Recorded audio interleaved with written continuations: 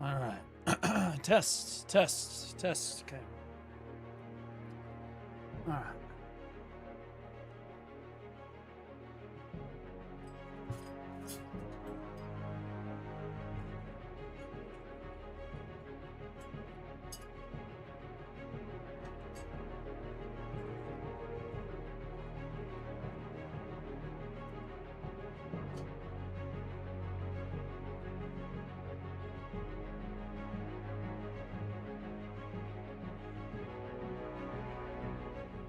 Yo, what up, Xanon FPS? How you doing? Titilis. How you doing, Black? Zava, Noctis. Finally, my BDO streamer's on. I am here. How you doing, Nimdork? Wolfie. Good to see you in chat, buddy. First time here. Alan Themis. Yeah, it was early this time. Well, this is my new time slot. Kick Gang. What up, Lawmatic? How you doing, man? Love you too, buddy. First over on Kick, buddy.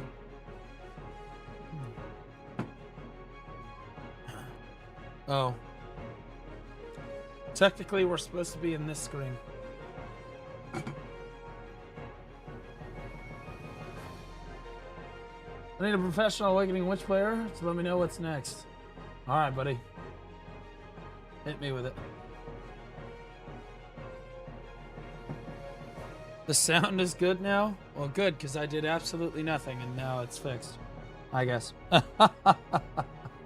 I suppose now it's fixed, I guess, because I've done literally nothing to it. I haven't had the time to mess with it yet. I hope it's fixed.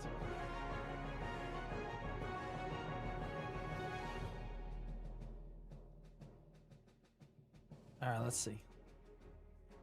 Alright, buddy, you need to get all your Reforged stones done on your Sovereigns if you haven't already. I only see one Reforged stone here. DP's coming along. Yeah, you need to definitely make sure you keep doing your fucking weekly.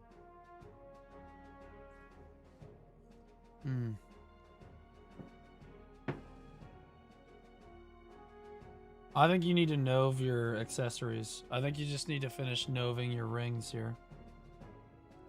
Once your rings are nove,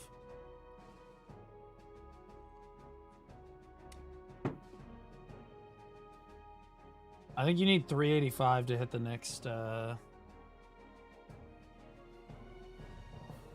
that's a problem.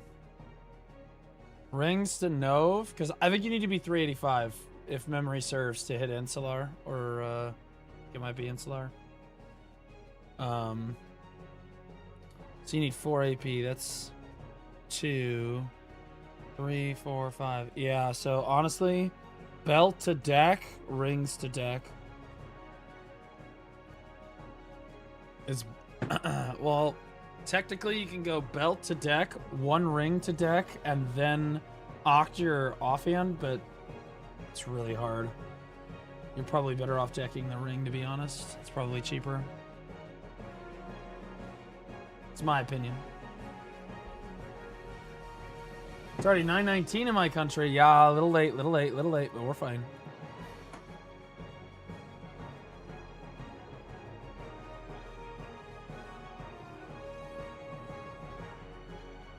We're not watching you even though I don't play BDO. Well, what game do you play? I'm curious.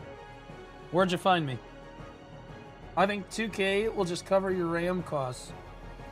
I'm buying a gaming PC on Black Friday. Recommendation budget is 2K. Yeah. I built 2 gaming PCs last year for under 2K a piece. Hopefully you already have a case and stuff. But if you don't have a case, I would recommend Fractal cases are the best, by far. I recommend going air-cooled. Everybody talks about, oh, liquid cool this, liquid cool that. No.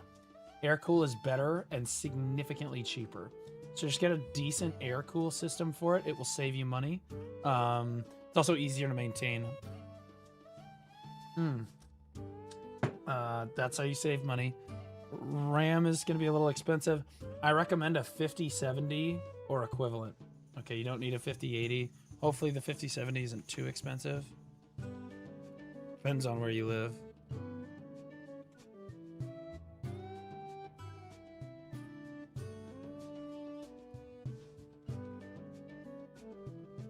Yeah, it's like $600, so that's a decent amount of the budget right there, plus the RAM.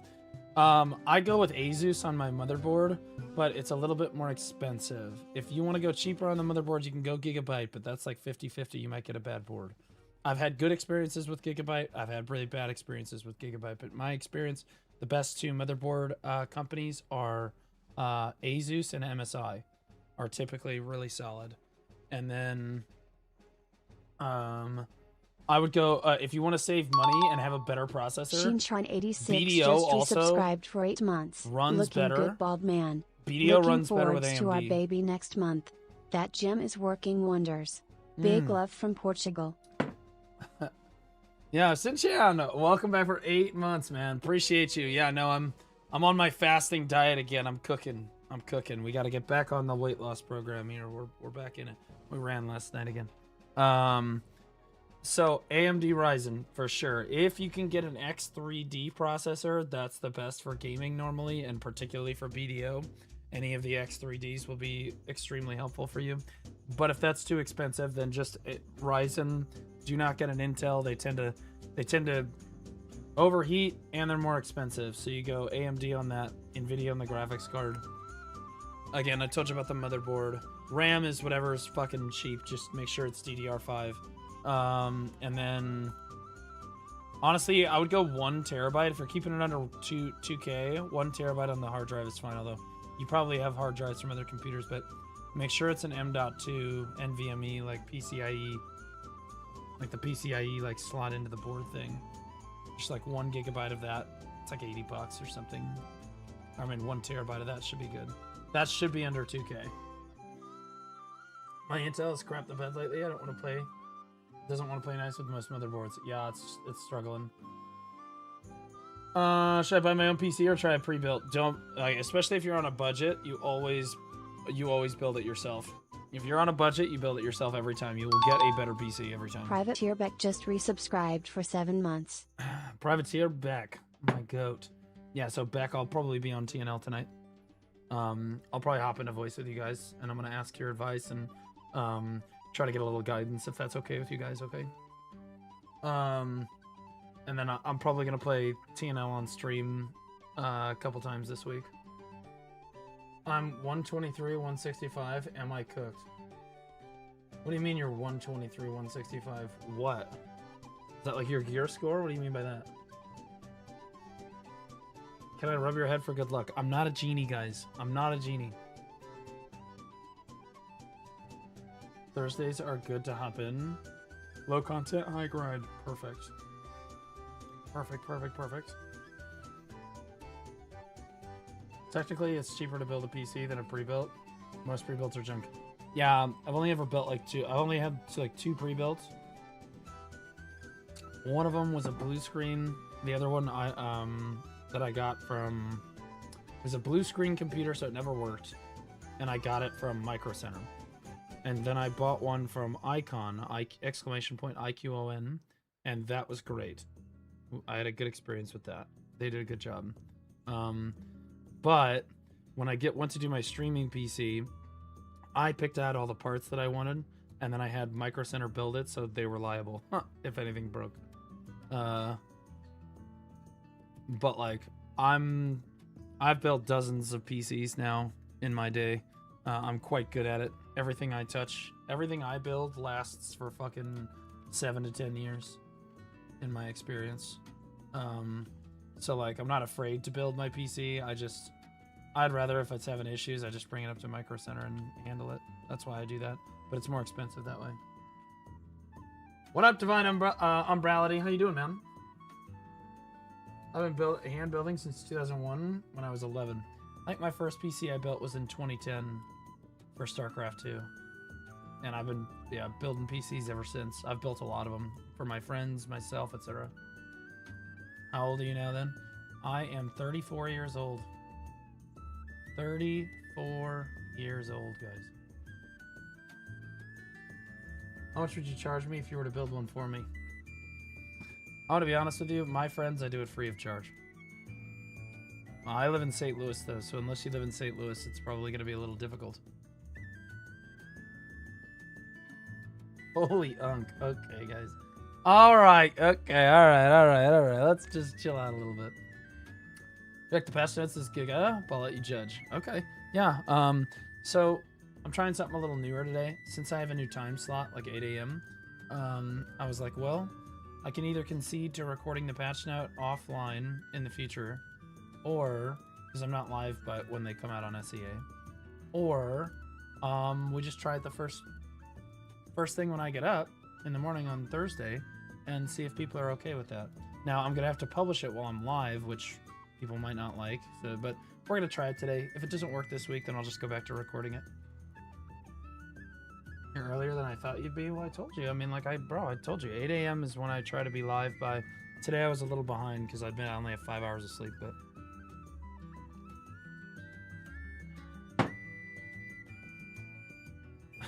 as an EU viewer, I like the new time. Right on. Damn, I'm in Virginia. Ripperino cappuccino. Well, I recommend that you learn how to build PCs yourself. You just YouTube videos that can help you. It's really not hard. Just be gentle. Watch Static Electricity. You'll be okay. Hours are nice for EU enjoyers. Yeah, I mean, especially if you're watching from EU, you can really only watch in the morning and then right as the sun's going down in EU because you're all dying of air conditioning. Not having air conditioning. So I totally understand. You know, third world countries are like that. You know, not everybody has air conditioning. You know, we're privileged here in America.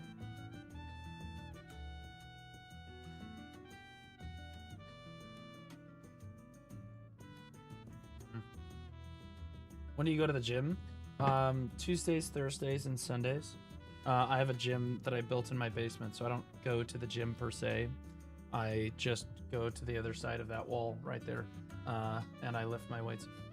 I got a whole cable machine. I got a bench. I've got free weights. I've got a punching bag, mats all over the ground, and then, yeah, squat rack, all of that. I've got everything. I live in the Midwest of the U. Still can't afford to fix my AC. Amen. I've been there. I have fucking been there. It sucks. Like, really sucks. Life can be a little rocky sometimes, you know. Like, fixing the AC is like, I don't know, a couple $1,000. Depends on what's wrong. It'd be like a couple $1,000. It'd be a little rocky. Not everybody's got $2,000 to throw around, you know. That's kind of a lot of money. So you kind of just live with it. You're like, okay, well, let's buy a couple fans. You know what I mean? Let's band-aid this shit. Gym to or when? I've thought about doing some gym content, but I feel like my own mental health is better than making the gym into content. I'd rather make like working on the car or my new garden I'm going to try to build out there into content. I might do a Blue Squadron IRL YouTube channel. It's something I'm strongly considering doing as a next year, like start of next year project. And like doing IRL content, like, hey guys, I'm trying to build a shed for the first time and I've never done shed building before, and then doing like a series on that.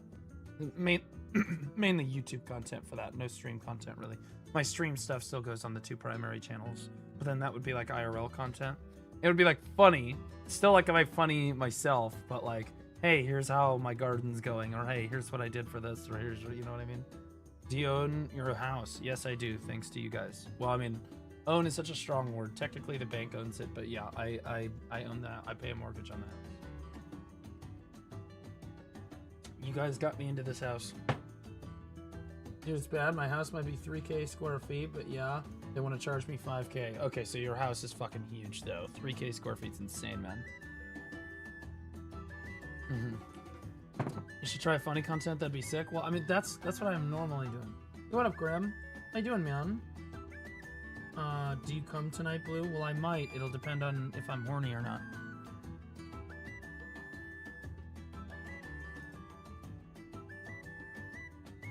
Still bald, always, brother. What's up? How's the morning going? Pretty well, I'm gonna be honest with you. What up, Almadine? Yeah, so I'm back, guys. I'm back on, like, my fasting diet, where, like, I try to eat as little as possible. And this time, though, the difference between this time and last time is last time I was eating, like, SpaghettiOs, ramen, and mac and cheese. And this time I'm eating, like, Like I'm using my griddle outside. I'm like a big griddle enjoyer now. Everything I eat is from the griddle. I'll eat like stir fry, chicken fried rice, all homemade from scratch. Stir fry, chicken fried rice, fried vegetables.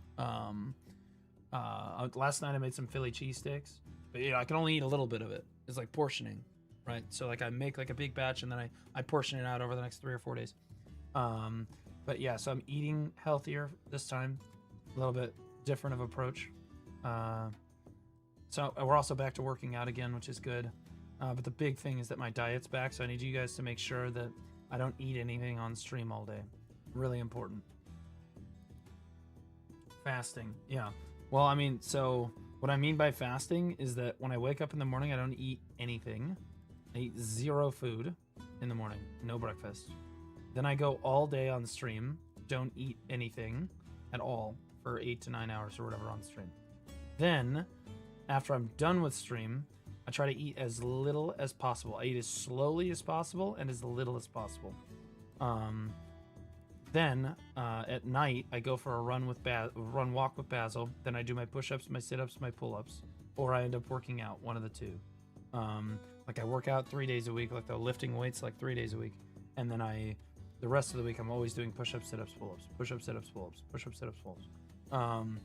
And then if I need to eat a little bit more, because I'm not trying to be unhealthy, if I need to eat a little bit more at that point, I'll eat like a yogurt or some shit. Is kind of the idea. I'd pass out. There's no way. Well, this is what I was doing last time, and I lost a lot of weight. So this time, I'm just gonna try to maintain this as much as I can within reason. I'm gonna be healthy, right? If I feel like I'm gonna die, I'm definitely just gonna eat, right? But the idea here is that I need to get used to being hungry, like I was before. I need to get used to just,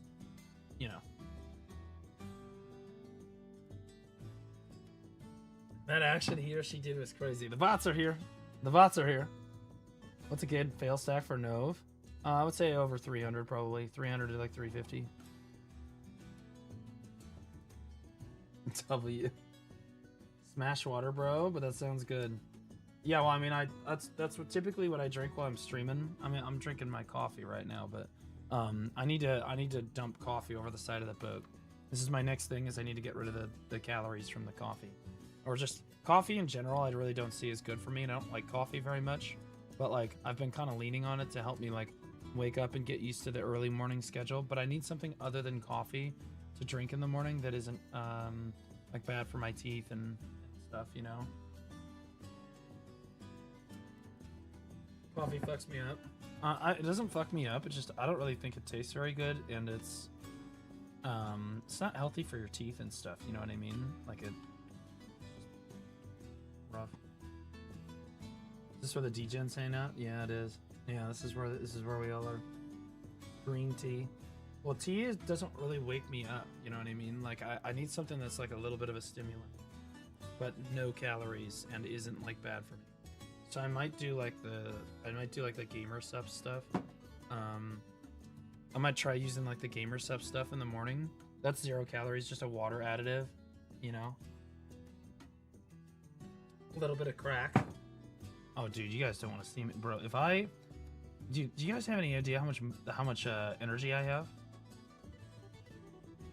You want me to do like cocaine too? What are we talking about? You guys can't handle that. You're not ready for that.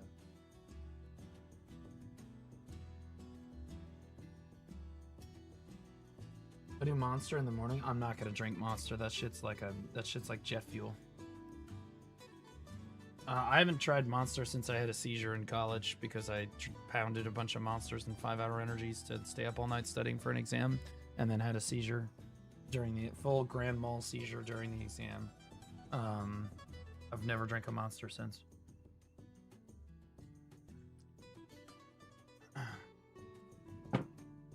Amexia. Isn't Amexia the IRL scholar?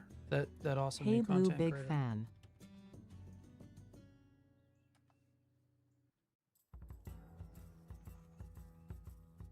It is. Yo, what's up, Queen? Good to see you, Queen. Hey, I love to see you being consistent with your content. I saw your first YouTube video. I'll probably react to that today, hopefully. So I haven't seen it yet, but like I saw that you sent it to me, so it's on the docket. It's on the schedule for today. It's not at some point, ideally. But my chat understands that. You know, I said that I was going to do the Worker Empire guide today for like 4 days, so I'm working.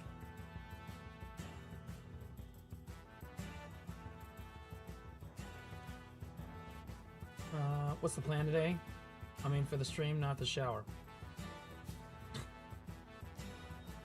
Well, I was thinking we were going to go with anime chicks today. So the stream today is Patch Note Rundown first. Probably some React stuff after that. We'll talk about the patch. We'll have the patch discussion. Some React stuff. After my BDO stuff's done, I will probably move to Where Winds Meet and do some Where Winds Meet stuff today. At least that's my goal.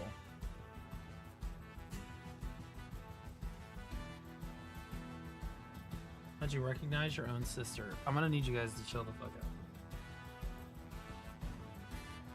I'm gonna need you guys to chill the fuck out. When's the Calpheon Ball? In December.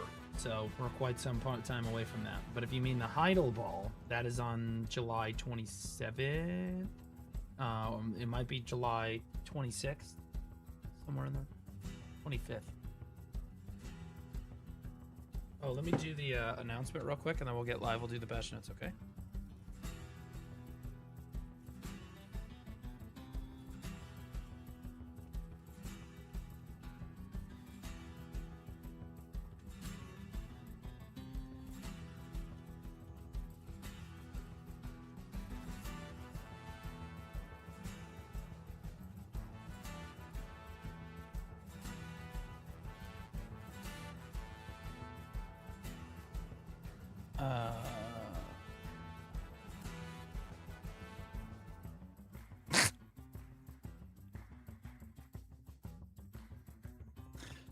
Okay, I forgot about that.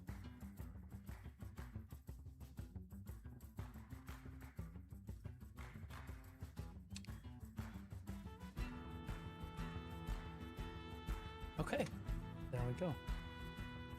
All right. Someone ruin it.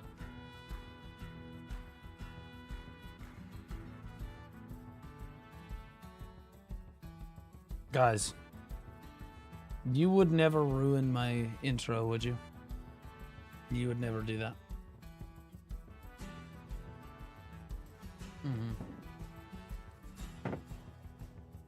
You guys wouldn't do me like that, would you?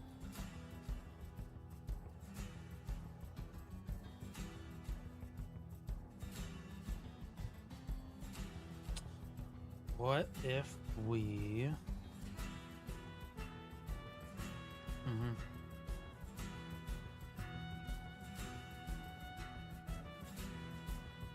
Just do it right now!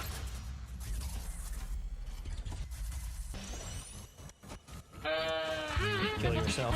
In Minecraft!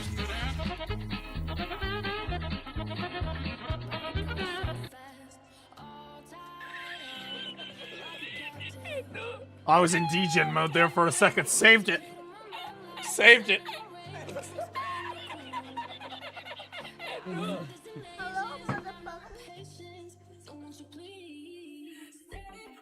Guys, is the rank 4 player on the entire server for PvP. I just want to tell you that I am way better than Armin. You see that? I'm better than literally all of you.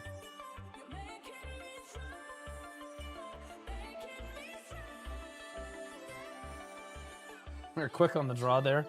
Yeah, that's chat. All right, so we're gonna do the NAEU patch notes this time.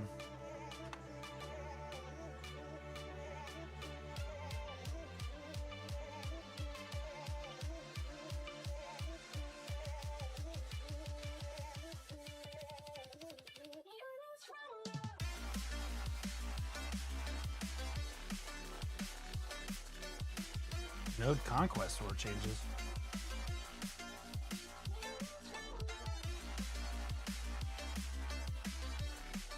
All right. Okay. So I know we were doing pumper music there, but we are actually going to do our normal BDO music for the patch notes. Okay. Vel's Heart pre-order will now fail, right? Right. What do you mean now? Is there an event or something? I don't know. We'll get to it in a second. Let me see which events are ending real quick. I like to include that. Nothing is ending. Yay. Okay. All right, let's do this. All right. What is up, guys? Welcome to the July 2nd, 2026 patch note rundown. Today we did something a little bit different since I have a morning time slot now and I start streaming in the morning. Normally, I do the patch note rundown at night because I was doing more of an evening streams. Now I decided to do it when I got up in the morning, first thing live on stream.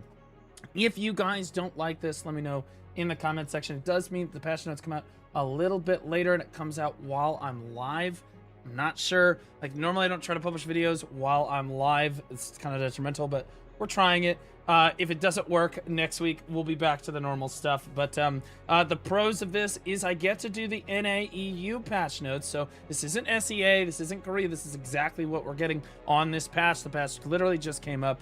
And so the events are exactly the same. All of the changes are obviously one for one, and we don't have to really worry about that. So this time, there are no events ending on this patch. Okay, so you don't have to worry about that. Our new events. Oh boy. This is a Giga event. This is a super event.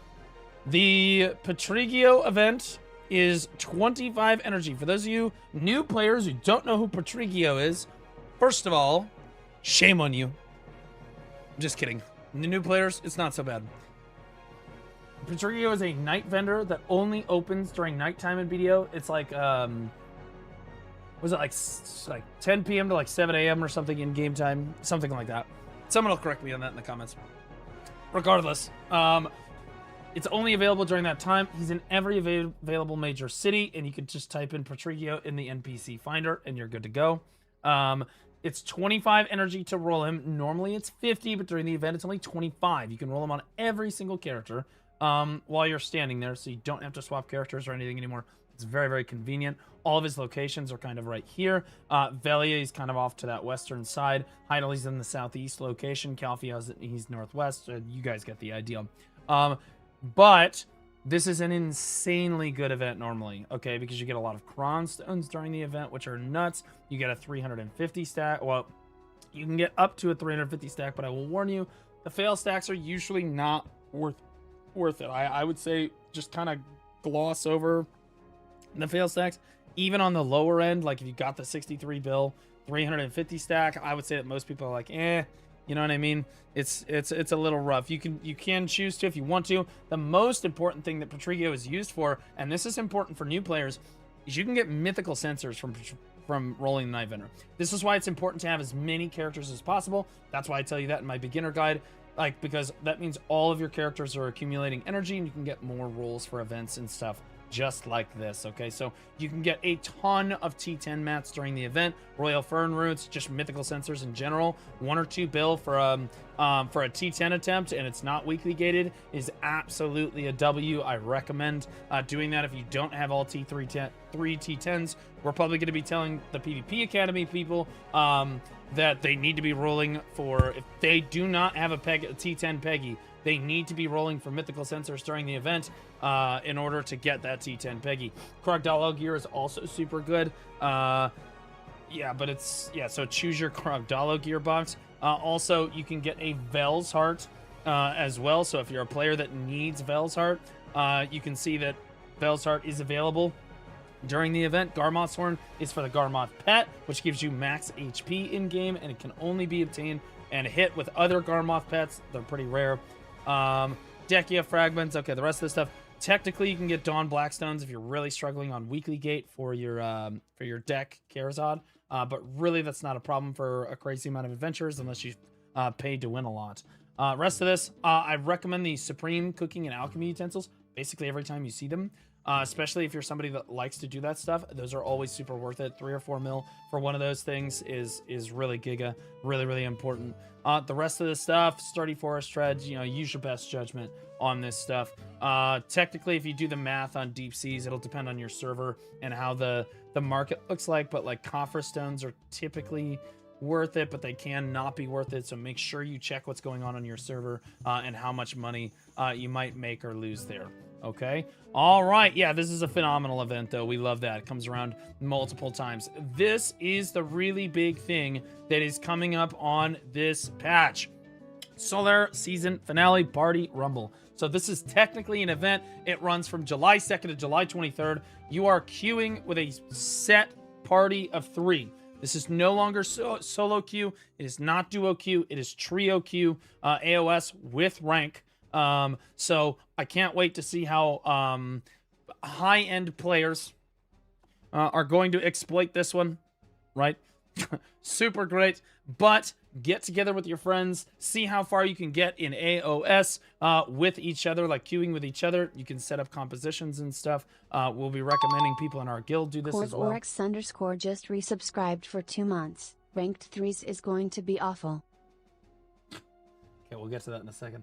Moriarso, the new Werewolves Meet Homestead feature is like a full-time job. It's crazy. You know what? I'll try it today. If we've got time, I'm going to try it today. I heard that from somebody already.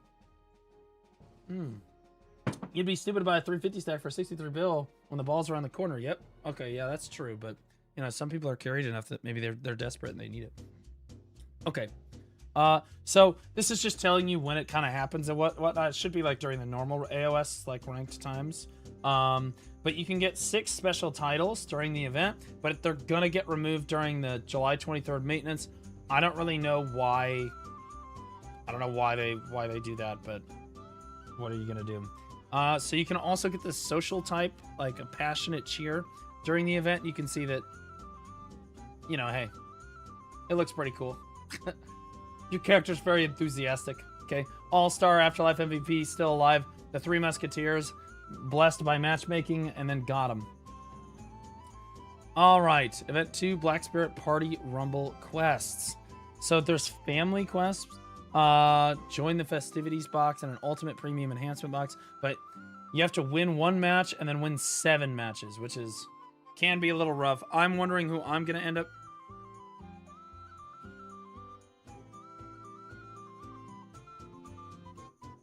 Hold on.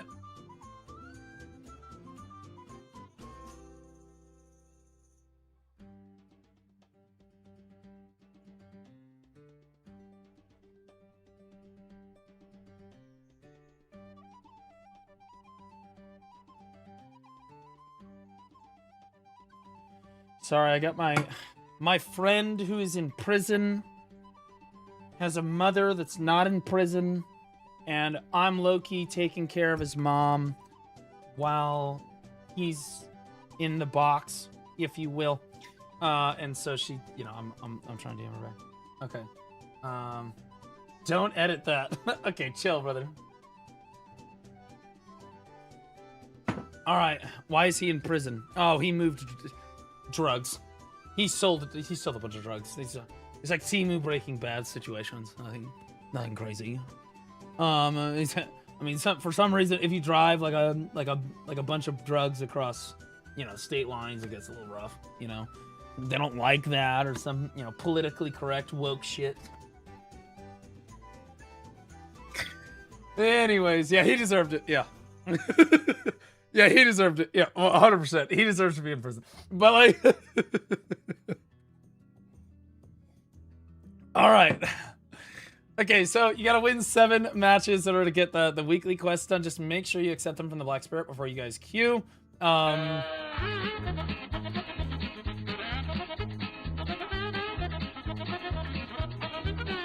If you win 3 matches, you will get the sweet premium enhancement box. I'm going to put out a ping right now to the people watching this. If you want to get into the PvP Academy, our waitlist is extremely short right now. It is probably the shortest it will ever be in the guild, because we don't have the ball in just probably about a week or 2 now. The wait list is probably going to go to over 100 people. It's going to be more difficult to get in if you don't try to get in right now. So if you want to get into the PvP Academy, you want to be part of the guild, you can do !recruit in my chat, or we'll link the Discord in the video description. Just go ahead and make a ticket and apply. If you've already made a ticket, you might want to make another one because we cycled through a lot of the tickets last night, and if you didn't respond, we got rid of them. Okay. Note, just go ahead and put the... go ahead and put that Discord link in the comment section for me, buddy. All right. I think I'll never stream again. We'll make a YouTube video or patch or anything. This is your first time here while I'm making a live video. Chat's actually been pretty civilized, right, chat? Chat's been pretty good today, so far. They only fucked over my intro, and they've been relatively reasonable since then. Not Blue cheating on his DK with an IRL person and a girl at that. I am not cheating on my DK with an IRL person. Okay, believe me. I think that you guys would know if I had a girlfriend, okay? I'm pretty sure that you guys would be aware. What are the new events? We're talking about them right now. So, again, from these premium enhancements boxes, you can get a lot of outfits and stuff. Ideally, you get Cron Stones. If you get Dim Origin of Dark Hungers, we're so sorry. Our thoughts and prayers are with you and your family. So just bear that in mind, okay? Big fan of your content, Blue Square. Yeah, thanks, Ronan. Appreciate you. Also, fuck you. I don't... I'll be honest, Ronan... Hold on. Hold on, I got something. Hold on.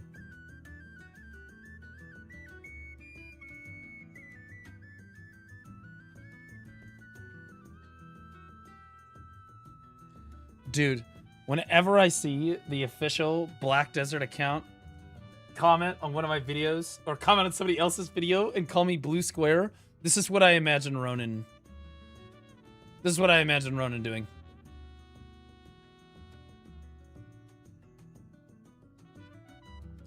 If you're a Game of Thrones fan, you'll understand. Okay? I'm pretty sure I can't prove it, but I know it's Ronan. I know it's Ronan. There's no way it's not Ronan. I hate you. Hold on, I'll put the !recruit in YouTube too if you guys want to join the PvP Academy. I think we're down to like 5 to 10 tickets right now. And again, we expected that.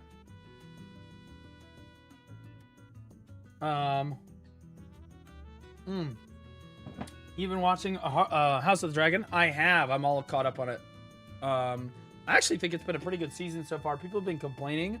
I've really enjoyed it. There's been a couple things here and there. I'm like, okay, I don't really like that very much, but like, I think it's been pretty solid. Okay. All right, Cronstone Vulnerables. Okay, so... Wait, this is not the right one.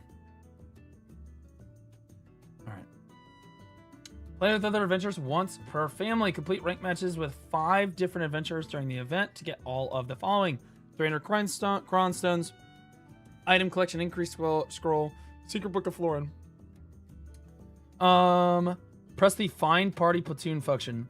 Bro, you must be some kind of fucking crazy to go into ranked 3v3 AOS with just fucking just for the love of the game with whoever the fuck just queues with you on the server. Maybe I'll have some fun with this. Maybe I'll just do it like random. Like maybe I'll just queue with it on stream with some randos. For the first 2 people that join, for the love of the game, baby. Love of the game.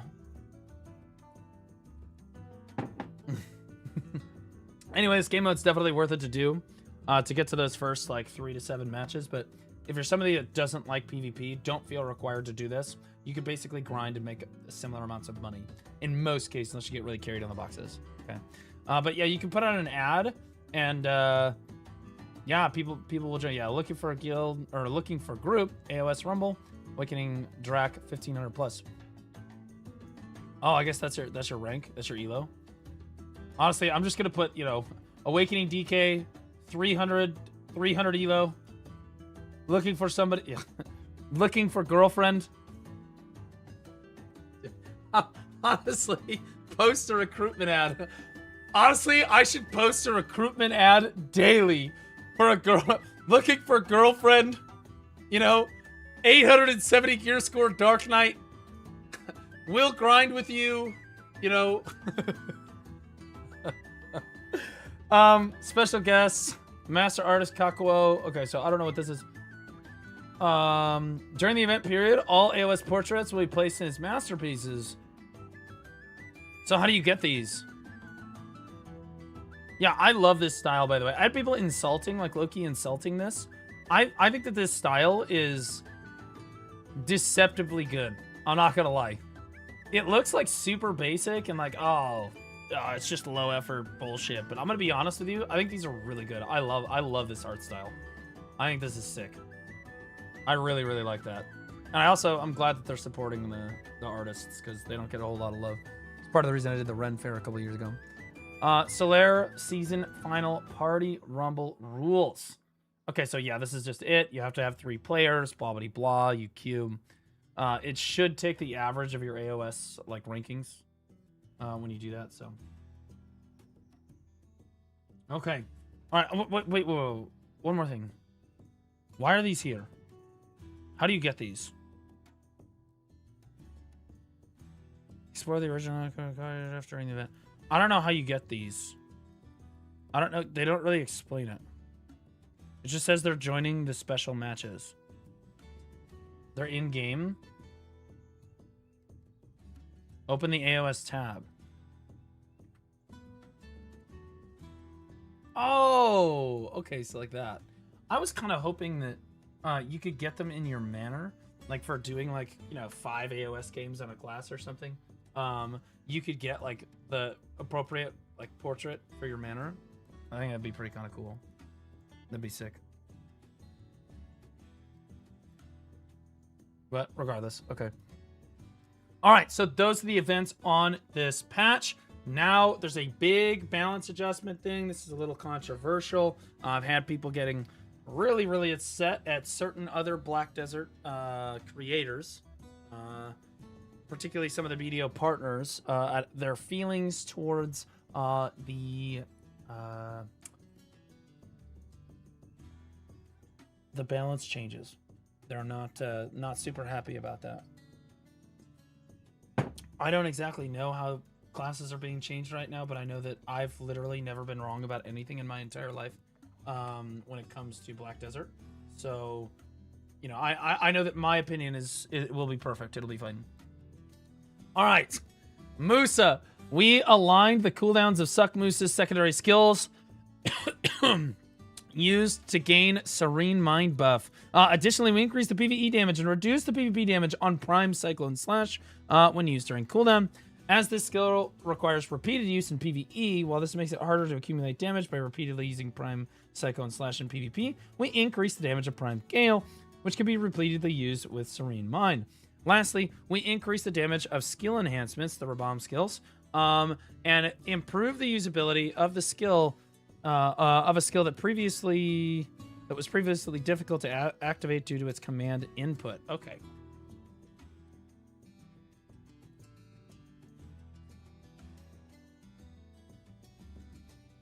Hello guys. Well, oh, this is 4 years. This is like 5 years ago. That's me. Oh my god. That's like 5 years ago, and if you think I'm gonna suffer through the whole fucking Chris Polly video, you're fucking nuts right now, brother. You have got the wrong guy, man.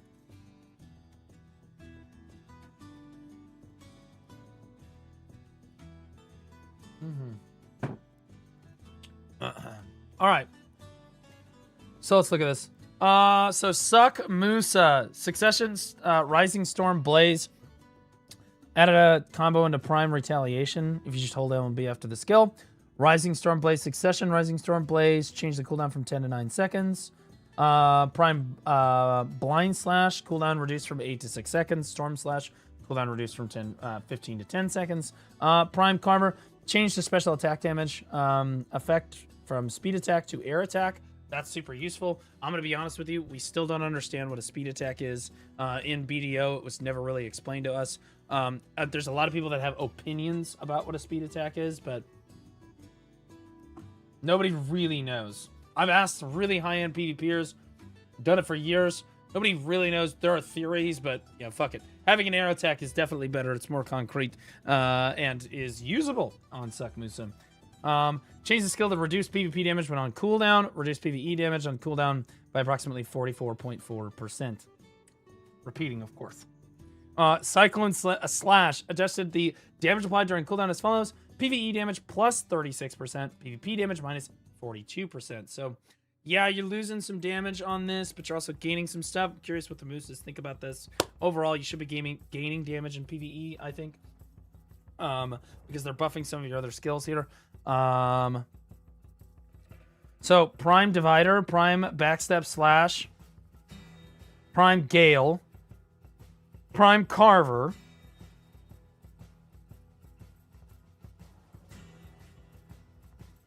Prime Retaliation, Pouncing Dragon, and Storm Slash are all getting PvE buffs. Cyclone Slash, change to match the damage of Prime Cyclone Slash 3 special attack. The PvP damage ratio is also applied this way. Not sure exactly if that's enough for a buff or nerf, but looks like overall you're getting PvE damage buffs.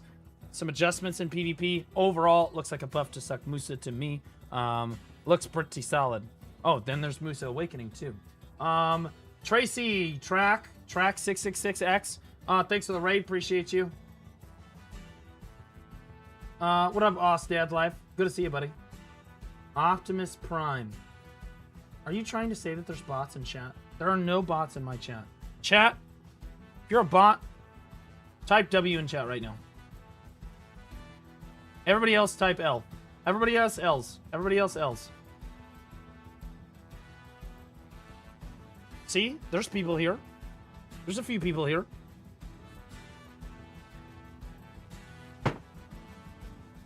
Why are there first-time chatters typing W? That's legitimately not helping my case, bro. Oh, fuck off, Laffy.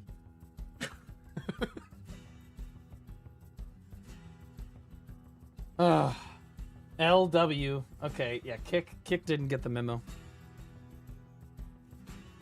You look like Jason Statham?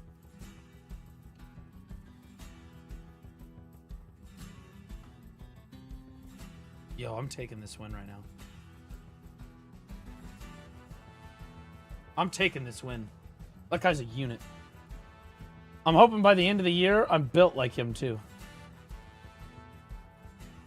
He looks like Jason Statham that didn't go to the gym in 10 years. Laffy, that was hurtful. Bro, what the fuck? Bro, I'm gonna... My head is a little rounder than his. Laffy woke up this morning and chose violence.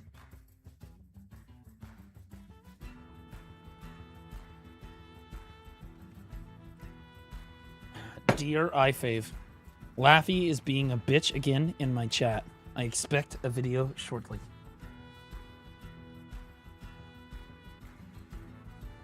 Alright. Musa Awakening. We reduce the attack interval of the blade effect so that all 4 hits land in most of the situations. Additionally, we improve projection and flow double down, which were underperforming in PvE, so that he could still deal high damage during skill combos while using Mountain Divide less frequently. Alright. Projection, flow, double down.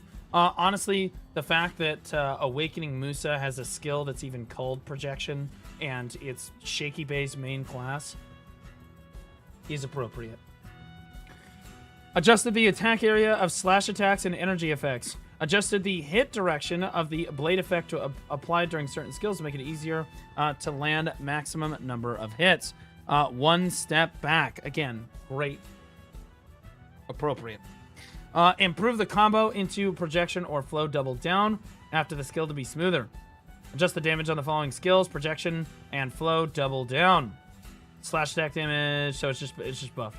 So some buffs for Awakening Musa, nothing crazy though. Now Mewa. We moved Suck Mewa's attack speed buff from Decapitating Dragon to Prime Blind Slash so it can be gained during skill combos. Additionally, we increased the damage of the red skills to improve her overall PvE performance. So sounds like buffs to Suck Mewa here. Prime Blind Slash Added attack speed plus 5%. Decapitating Dragon had it removed. Prime Whirlwind Cut improved a combo into Razor Blade Toyota Corolla. After the third hit, trigger immediately after Prime Whirlwind Cut hits land. Ultimate Whirlwind Cut lost a second on its cooldown, so 8 to 7 seconds. Blind Slash, 8 to 7 seconds as well. And then PvE damage buffs on Prime Carver, Divider, Red Moon, Decapitation, and Blooming. No PvP damage buffs though. So PvE damage or PvE buffs for Suck Mewa, and you could argue that these are PvP buffs up here a little bit. So hey, we'll take that. We'll take that. Corsair. Is it worth nowadays to start streaming as a BDO small BDO streamer? Okay, can you ask me that same question after I'm done with the patch notes? Just do that. Literally do the exact same thing after I'm done with the patch notes. I'll answer your question, I promise. Did you see the Naraka update? I did. Cinema. Can't wait to play. It's gonna be awesome. That's the first Suck Mewa buff I've seen in years. In fairness, Suck Mewa buffs are people that just suck at Mewa, so. For Corsair Awakening, we match the skill out on tier for close quarters suppress, and other skills frequently used with it, so it can be used in flexibility at the start of combat. Its cooldowns have also been adjusted accordingly. Additionally, we adjusted the cooldown of Captain's Orders Open Fire, so it can be used in each combo cycle. We also used the increased movement distance of Entangling Vortex, making it easier for her to get behind monsters. Well, I find it pretty easy to get behind a Corsair. Entangling Vortex increased the movement distance by approximately 60%, so that's buff. Close quarter suppress. Skill out on tier was moved from 1 to 2. Cooldown changed from 5 to 6 seconds. Changed the critical hit rate effect applied during the skill to be 40% for 10 seconds. That's really good.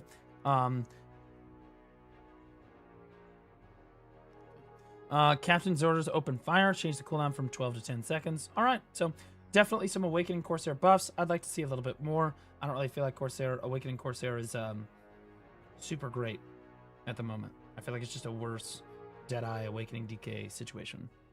Of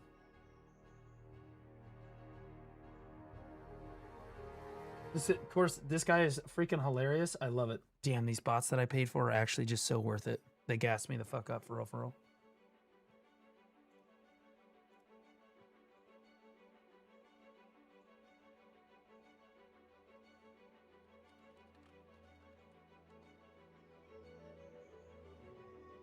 All right.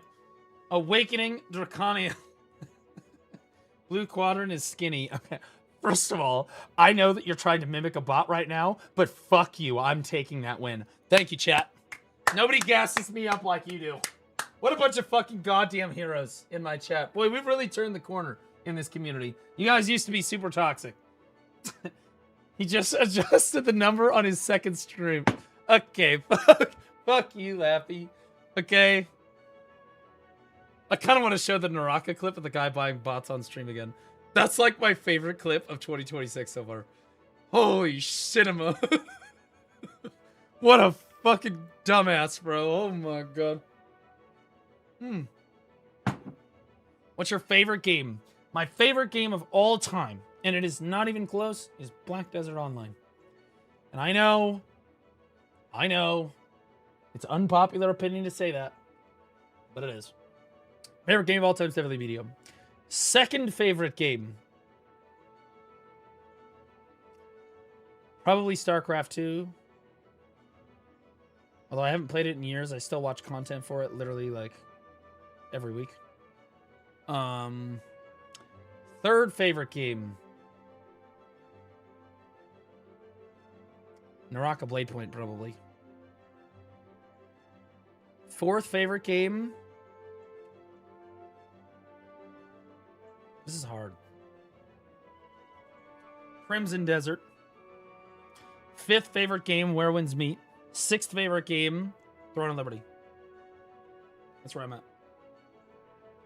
Seventh favorite game, League of Legends. That's where I'm at. Fourth is whatever dog shit gacha games sponsor you. No. I mean, I'm just telling you honest, guys. That's what I do.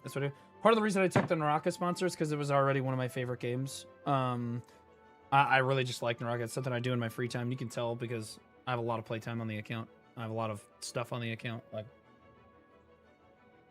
I love getting sponsored to play stuff that I already play. Have you ever not played an MMO? Yeah. In fact, you know what's funny? The majority of my career as a gamer, I hated MMOs. Hated them. And to be clear, BDO has ruined me for other MMOs. I know that a lot of the BDO community will back me up on this. Once you play BDO, you go to these fucking tab target MMOs and you're like, this is just some fucking slop. I'm rolling around in the fucking mud right now with the other pigs. You're like, oh god, this is disgusting. But you know what? We consume it anyway, right? Like when a new MMO comes out, I play it. Aeon 2, Throne of Liberty, etc. Odin. They're great and everything.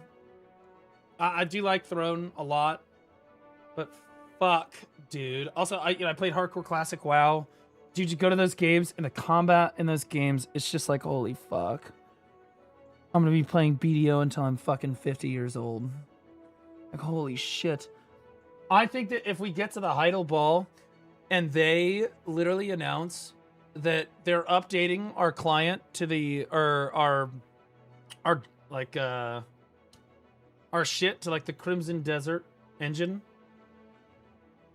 BDO makes it until I'm 50, I'm not gonna lie. We are so back. I am on the massive copium that happens someday for sure, guys. Massive copium. But in fairness, technically it could work because all the Crimson Desert, it's not a new engine. It is the exact same engine, but they updated it. It's literally just that simple. It is the same engine, but updated. If they brought that to BDO, we are Blue, so if back. You like Elden Ring stuff and ever enjoyed For Honor, I don't think they're look going into to. Mistfall Hunter. If you enjoy Elden Ring stuff, I hope you enjoy For Honor, look into Mistfall Hunter. The next Elden Ring style game I'm gonna play this year, or just Dark Souls game, is going to be Phantom Blade 0. That game looks really good. We're gonna play that game. They also asked me to play test their beta, but I haven't. They've now ghosted me, so it's possible they just don't like people that are.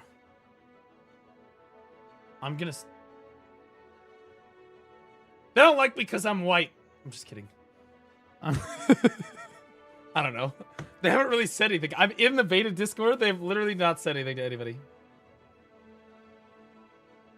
You're already 50 years old. Oh, fuck you. Thank you, PA, for buffing Draconia. She's S-class in late game spots, by the way. Dude, I had a content creator come into my DMs and was like unreasonably upset. Blue, I want you to remember that every time they do their financial report, Black Desert is never part of their growth strategies. We're never getting an updated client.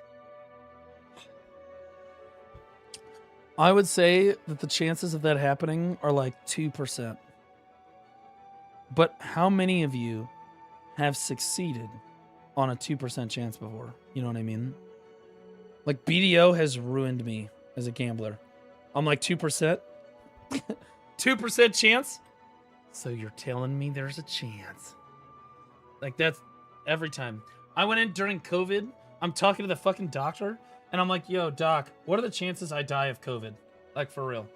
And the doc is like, dude, you're young. You're a strong guy. You're, like, you know, you're, like, it's maybe 2%. And I'm like thinking about my reblath. I'm like,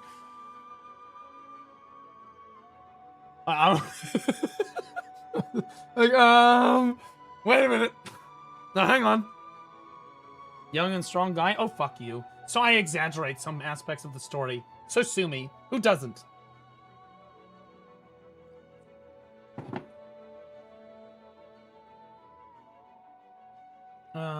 Alright.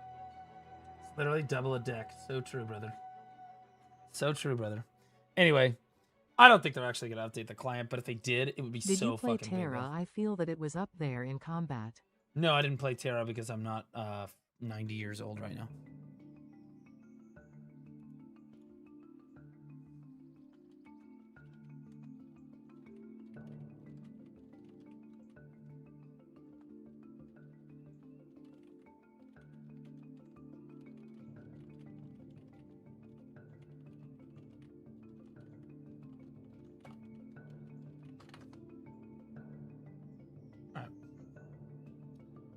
What is that new emote?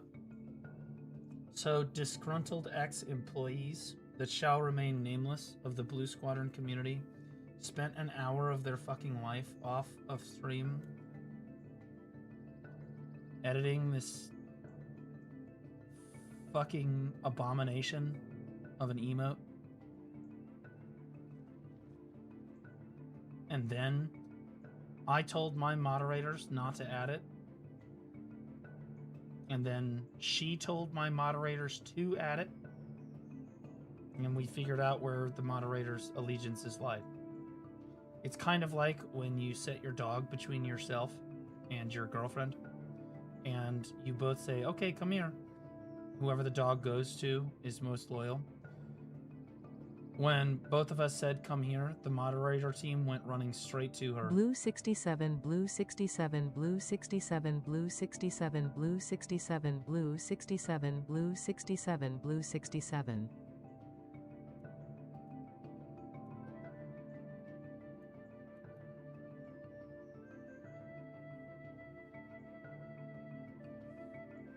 Chrono Odyssey went woke? Okay, that is an accusation that I would like to hear evidence for. If you've got evidence that Chrono Odyssey went DEI woke, I would like to see it. Until then, that's just a pile of pig's flop. Okay. Alright, so let's get back to the patch notes. Alright, so there are content creators that shall remain nameless that are mad at other content creators because of the Awakening Draconia changes on this patch. In fact, they are so angry that they called certain content creators...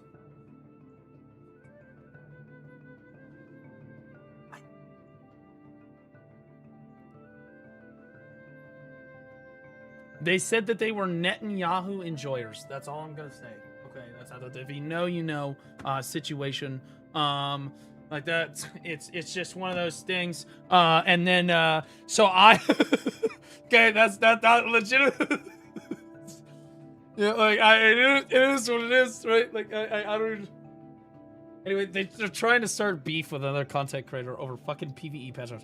That's how down bad the BDO community is that there's one big content creator trying to start beef with another big content creator. Like, both of these creators have over 200 average viewers. And it's over PvE balance changes. And one of them's trying to get me to cover it on stream. I'm like, guys, like, we really gotta stop doing that. Like, who the fuck cares? What, it's PvE change. Who gives a shit? What's happening? Like,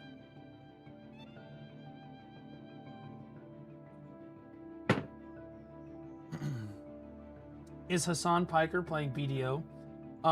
Well, I haven't nailed myself to a cross recently, so I don't think so. There's only 2 content creators that are considering playing BDO right now. One of them is a very large content creator and reached out to me on Twitter about the details of the game and thoughts about, you know, playing it, blah, blah, blah. I would say they have 8,000 to 10,000 average viewers typically. The other content creator is well, I'll just be honest, it's Lakari. And if Lakari comes back to play BDO,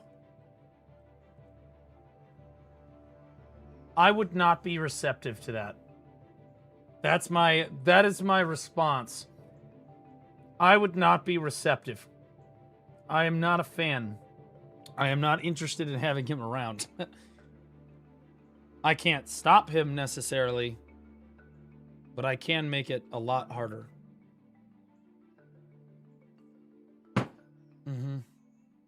Don't worry, brother, you're too old for him. Yeah, I know that he's DMing some of the other creators in the category. He's talking about potentially coming back.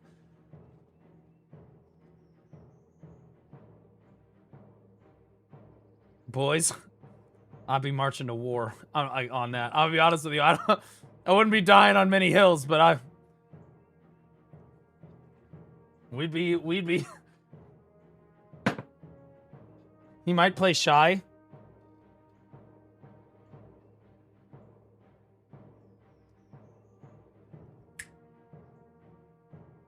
He's playing True. G. True. Very true. It's not a might. Well, I mean, like, he could technically play Tamer, but I think that she's a little too old. You know? Okay. Back to the patch notes. For real this time. Okay, hold on. We have the Chrono Odyssey thing. What is it?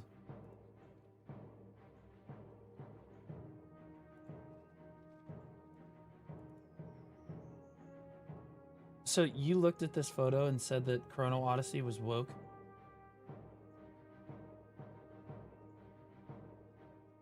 Dude, this is an NPC in the game. She was in the beta. She's the captain of the Vanguard. Yeah, I talked to her in the beta. That's not woke, dude. Okay, first of all, still would. Alright. Second of all, this person might have a penis, but you know what? Fuck it. Yeah, this doesn't mean that Chrono Odyssey's woke, man. I would relax on that. I'd relax on that. 2 out of 10 rage bait. Yeah, no, dude, that's silly. That's silly. Okay. Awakening Draconia is a class that combos various skills, switching from Dragon Blood to Hexblood in PvE. Considering the high number of skills and the difference between attack areas between these two states, we have made adjustments to make the class more appealing. As a result, we have slightly increased her damage and adjust the cooldown of Dragon Blood's Thundering Roar to make her combos flow a little bit better. So again, these are not even that big of changes, I'm gonna be honest. Thundering Roar, cooldown from 12 to 10 seconds. I think that's a good thing. And the rest of these are PvE buffs. Spiteful Soul, Savage Decree, Tectonic Slam, Storm Piercer, Cackling Flames, Thundering Roar, again. Concealed Claw, Storm Maw, and Extinction are all receiving PvE buffs. That's for Hexblood. Okay, then Dragon Blood, Doombringer, Tip of the Scale, Spiteful Soul, Savage Decree, Storm Piercer, Cackling Flame, Tectonic Slam, Thundering Roar again, Flow Cloud Strife, and Aerial Bursts are all getting PvE buffs. Only slight PvE buffs. It's not crazy, but Awakening Draconia has let me know what you think. I think that this is honestly fine. If I'm being honest, these numbers do not look crazy. I think that Awakening Draconia was already performing kind of in the B tier, lagging a little bit behind some of the other PvE classes, so I think giving her a little buff makes a little bit of sense. I think it brings her up to a little bit closer to the average. That's my opinion. I could be wrong completely, but that's my understanding of where Awakening Drac is in PvE right now. King Snake, thanks for the Prime sub, buddy. I appreciate you. Thanks for dropping in here, man. Yo, 4838 Goodoo. Thanks so much for the follow. I didn't know bots did that. That's crazy. All right, so central market price adjustment for central crafting items, or for certain crafting items. They're adjusting like the max price of bloods and stuff on the marketplace, guys. Meats, empty bottles, stuff like that. All right, nothing crazy. They're just making the max price higher. All right. Improve certain title, which by the way is an indirect buff to gathering. I guess not indirect. It's kind of like a direct buff to gathering. And so you'll make you should theoretically make more silver per hour. I don't think that it's gonna be max price, by the way. I don't think the crocodile meat is gonna be worth 500k a fucking piece. That's crazy. But hey, who knows? Honestly, crocodile meat might, because that's actually super rare. But snake meat getting up to 100k would be kind of crazy. It might. Cheese for the Valencia meal. People don't like gathering that stuff. I kind of like gathering it all myself, but hey, I'm kind of autistic. Improve certain titles to not display the correct color. Okay, whatever. Improvements to purified light stones. Okay, I'm gonna summarize this. So before, you could use simple alchemy to purify light stones. Now you just exchange them to acquire light stones. Okay.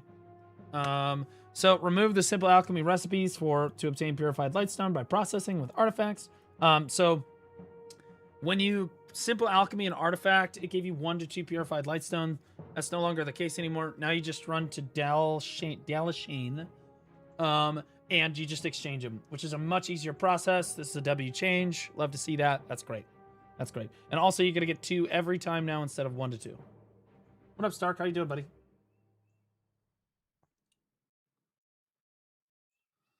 Yes, but it's funnier when Kendaya is angry. Kendaya is an Awakening Draconia main, and he probably was happy on this patch.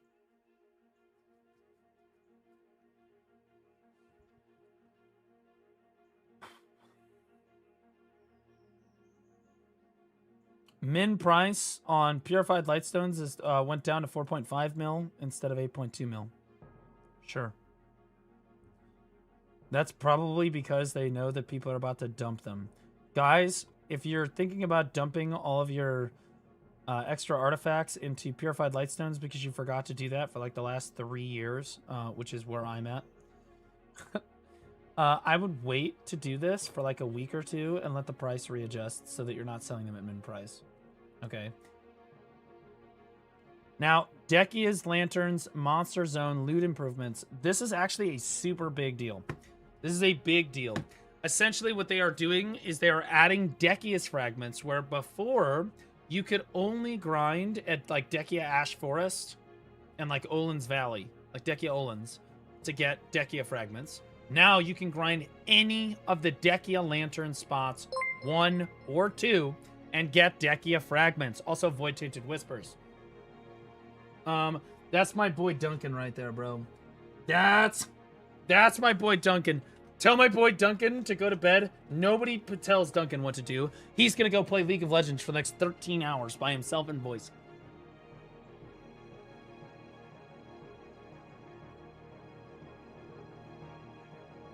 Who the fuck is this? I just had somebody text me. Dude, you guys ever had somebody text you from a... Oh my god. Dude, stop.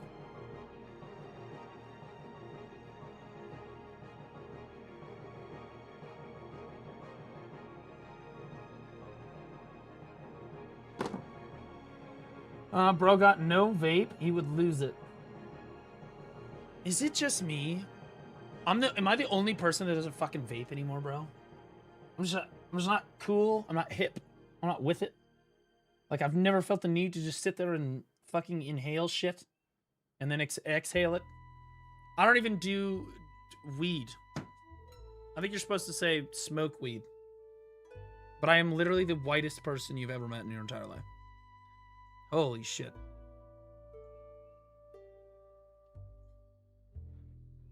You mean you're not actually gay? Why would you even, like, bring that up? It's not even part of this conversation.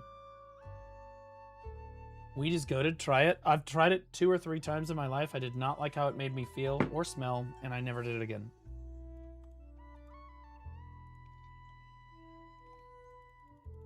I hate the smell of marijuana. In fact, I won't even let my friends smoke weed in my house. Because I don't want the smell in my house. I know. I'm kind of a fucking not nice person, but like fuck that. I don't want anything. It has nothing to do with like the smoke or anything like that. The smell is just fucking disgusting. Like, I just hate it. You have friends? I do. To each their own. True. Anyway, guys, Duncan is literally the greatest Naraka Blade Point streamer in the history of Naraka Blade Point streamers. Okay? Don't tell Hypernova I said that. But he's really good. Duncan's a super vibe. He's a super gamer.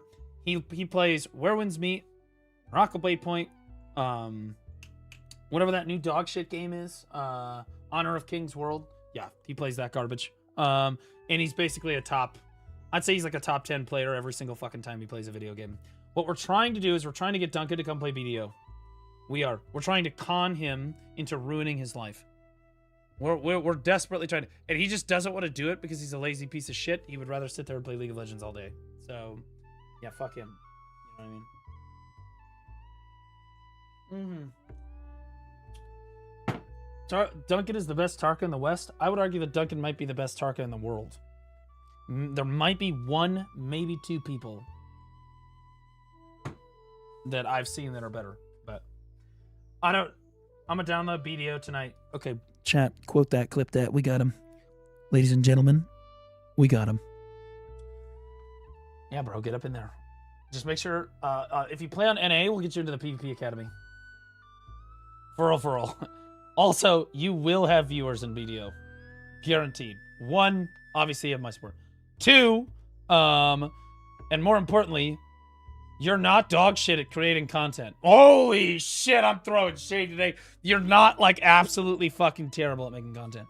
So, our standard for what is acceptable content at BDO is dirt floor. Way down there. Chat, back me up on this. Most of the BDO community are a bunch of complete degenerates. Their standards are impossibly low.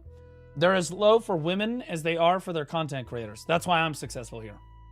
They'll literally watch somebody go around in circles for like 8 straight fucking hours. Or they'll watch somebody queue AOS for 8 fucking hours. Like, it's legitimately fucking crazy.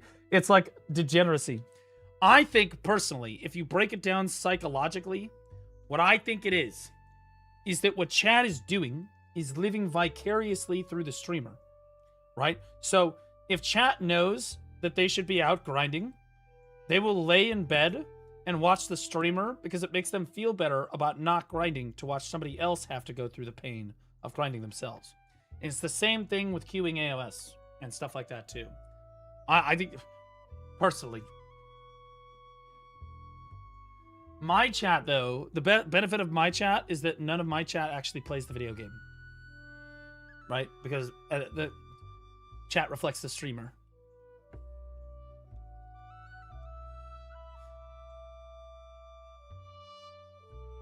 Able returning player after 2 years. Is there anything new to PvP wise? Dude, if you okay, if you are new to BDO or new as of 2 years ago, you like left PvP here. Dude, PvP went like this.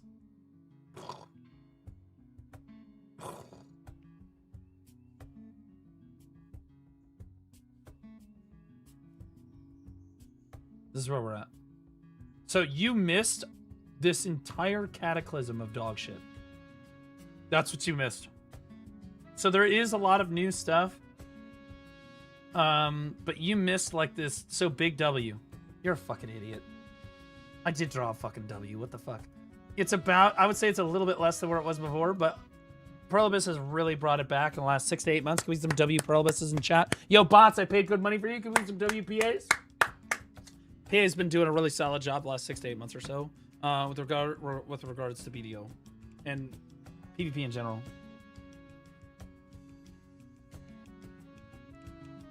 I'll have you know I'm fishing the finest sea eels around Velia. Fair enough. Fair enough. Anyway, guys, go give Duncan a follow. He's a unit. I love him to death. He's one of my favorite Naraka streamers. Honestly, I'm getting closer to him as a friend. I'm hoping to collab with him more in the future on certain games that aren't dog shit. But he keeps choosing to play dog shit games. Speaking of dog shit games, you playing TNL? LPA, give me a bigger boob slider. I think Perlibus's boob slider is good enough.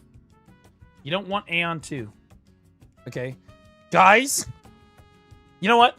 Let me finish the patch notes. Chat, remind me to show you the Gunnar Aeon 2 after this, okay? You will not regret it. Okay, because I have a hot take for Aeon 2.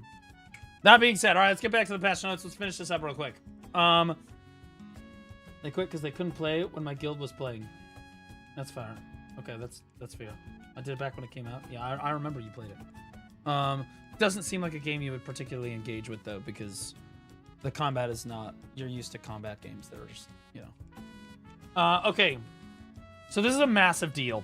Decia's fragments being added to the drop table effectively increases your silver per hour with these grind zones by a ton, and it means that you don't need to grind. You'll get your Decia like artifacts like way sooner, and you don't need to grind Decia Ash Forest, which is what most people do.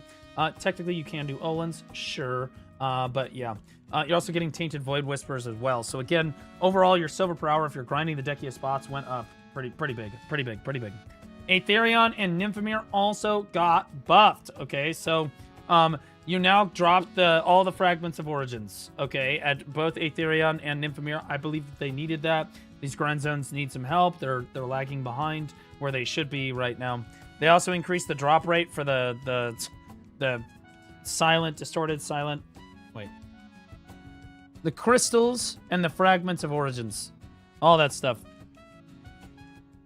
It's been increased at Nymphomere. Aetherion got it added because Nymphomere already had it. Yeah, that's what I meant to say. Node and Conquest War. I'm going to be honest. So they're changing Castle Siege. There is no way that Perlibus doesn't know that they ruined Castle Siege at this moment. I don't know what the fuck they're doing, but they're changing a little bit of how Castle Siege works. This is not going to help. Castle Siege is dead. They killed it at the last ball. Balanos and Serendia Siege are up huge. We love Balanos and Serendia Siege. It'd be a little bit better if it was 3 hours, but I'll take what I can get. Balanos Serendia Siege has been amazing. We love that they added Serendia Siege. That has been awesome. But as far as the Castle Sieges go, like Valencia and Medaya, the game is fucking dead for that game mode. Like nobody does Castle Siege anymore because they killed it on the last patch, on the last change. That being said, they are changing it slightly. None of this is relevant though, in my opinion. For offense and defense and whatnot, you're gonna make slightly more money overall if you participate in it, but there's not enough guilds to participate anyway. Guild Galley ram damage. Decrease the ram damage of the Guild Galley by 92.5%. They want you to have to do damage with more with the cannons with the Guild Galley. They don't want you to just run around ramming people to fucking death, I think. The Guild Galley was massively overperforming in the blue battlefield. Good to see that they're still updating for that, though, and like balancing that. NPC background sound, nobody gives a shit about, so let's take a look at the Pearl Shop. Where is the Pearl Shop? There it is. Oh boy. Oh boy. Alright, July starter pack. This is actually pretty good. 15-day Blessing of Old Moon. It's alright. If it ends up being like $60 though, I'm not interested in doing it. That's kind of bad. Alright, so more Gamba boxes. 10 plus 10 title chests, Gamba boxes. So, guys, the best way to pay to win a BDO is the Gamba boxes. It is not even close. As somebody that has done the pay to win before, it is not remotely close. You do not buy outfits. You do not buy outfits on sale. You simply buy Gamba boxes. It's Assidious just resubscribed for 8 months. Baby blue square soon. No new outfit on this patch because we just got one on the last one. Life Focus Pack, do not buy that. Fairy Focus Pack, if you need a new fairy as a new player, that's doable.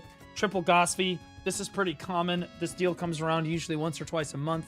But if you need Gosfy, sure. Triple Maids, this is the standard maid sale. It's usually buy 2, get 1 free. 33% off reflects that, so nothing crazy there. Inventory is 1+1 inventory. This is really good. Buying inventory as a new player is not a bad idea. It is a permanent addition to your account, so it's an okay thing to spend money on in the game. So there's a lot of inventory deals, and then there's the 51 family 50% off summer pack. Honestly, the biggest problem with this is that they have not brought back the Badaka set for the summer.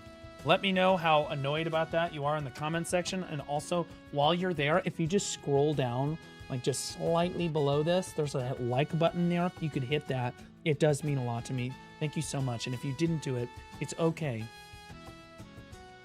Please. Okay. The summer outfit pack, yeah, whatever, great. I'm not gonna recommend that you buy this. I mean, unless you really want one of the summer outfits. Bundle of energy for fucking pearls is crazy when you can just buy energy potions off the market. Do not do that. That's stupid. Anyway, guys, that's gonna do it for the patch notes. Remember to hit that subscribe button if you really love that. I have a ton of BDO content on the channel and also other games as well. Shut up! I'm doing my outro. Blue Jean use. Anyway, remember to like, comment, subscribe. Appreciate you. Thanks so much. Remember, you can catch the patch notes live in some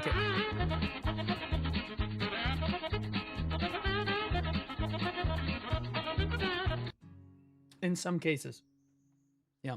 And let me know what you guys think about putting out the patch notes and doing the NAEU patch notes, but it comes out a little bit later.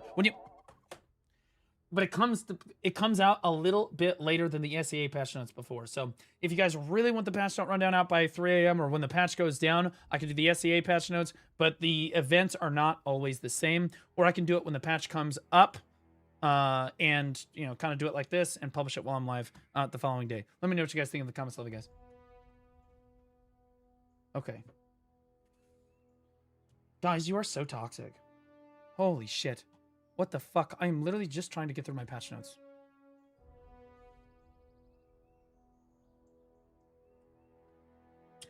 What's Blue, the new when summer does this outfit start? at the ball?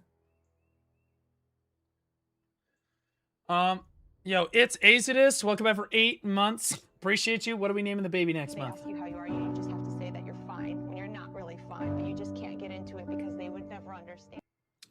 We'll name the baby Square because of the shape of his head. It will match. Okay, so there were 2 questions I was going to answer after I finished this. One was the Aeon 2 Coomer shit.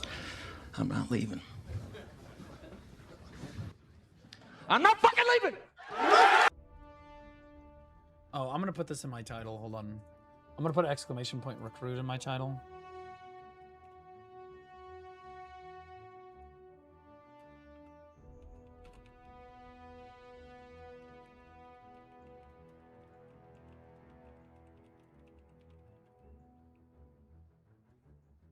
There we go.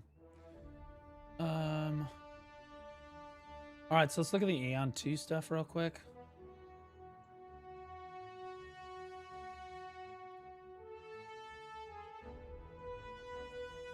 Guys, I'm going to have a super hot take.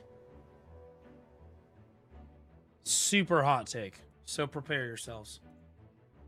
You guys all know that I am an Omega Gooner, right? You guys understand. I'm an advocate for skimpy, scantily clad, super hot female outfits.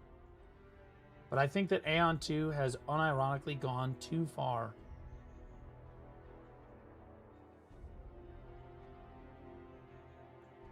You say there's no such thing. You say this is fine.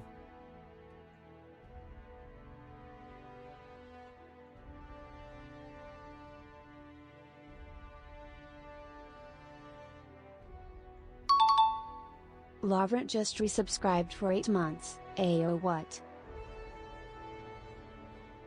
I'm just being honest. At a certain point, it's literally too Coomer. That's my opinion. This is honestly just like porn. This is porn. There's like a line between just like Coomer skins, right? And porn. And like, I think that if you lean, you do want to lean in. You should have massive boob slider, W, right? Thigh slider, hip slider, all that stuff. That's amazing. And Coomer outfits like bikinis and stuff are great. But I think that when you reach this point, it's kind of like you're almost just downloading a hentai game on Steam, right? It's just like too far. I personally think this is just like, this is fucked. You know what I mean?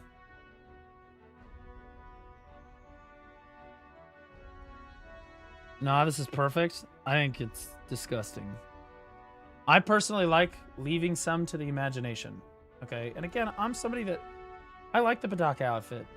Okay, but like Jesus, at a certain point, it's a video game character. I don't want to see her naked. I just want to imagine her naked. Is that crazy? Am I fucking crazy right now?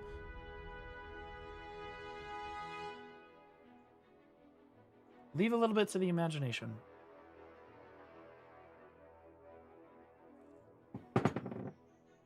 Those panties are so small, I'm pretty sure there's literally nothing under it. Dude, if a normal woman tried to put on those panties, the only reason they could wear them is for OnlyFans, number 1. Number 2, it's not covering anything, bro. It's going straight up. Never mind. Anyway, that's the new outfit there. Like, they've also got this one. I think this one's totally fine. I think that this one is totally fine. This is acceptable. No big deal. This is great. This is where we want to be. That being said, I do not like that the character is anorexic as fuck. I'm not sure what about seeing a rib cage is hot to people, but that's just fucking cooked, bro. I don't find that attractive at all. This is unattractive to me. This is unattractive to me. That's not good. Doesn't look healthy. They want the hourglass look. That's not an hourglass, dude. That's like a fucking... That's like a fucking 2x4 followed by a fucking... a thimble followed by another 2x4. Okay. The game's shit. What are you supposed to do? I actually think that Aeon 2 is probably going to be a fun PvE game to play for 1 to 2 months. And then everyone's going to dump it over the side of the boat because it's ass. That's my opinion on Aeon 2. I think that it's going to be a fun game to play for a month or two. People are going to have a lot of fun with it. And then you're just going to go back to whatever MMO or whatever you were playing before. It doesn't offer anything new. It's basically Coomer bait. I think that, like... I think any of the content creators that are, like Omega hyping it or just, like, riding that wave. And I'm going to ride the wave, too, but I'm just being realistic. Like, dude, that game is just not going to be successful long-term, just in my opinion.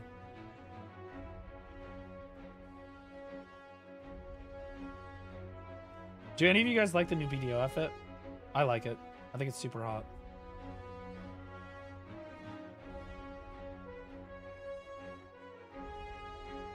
Yeah, I've heard conflicting reports. Some people really like it, and other people don't. I think that they need to stop making outfits like this, but I actually like this one. That's my opinion. I want to go back to...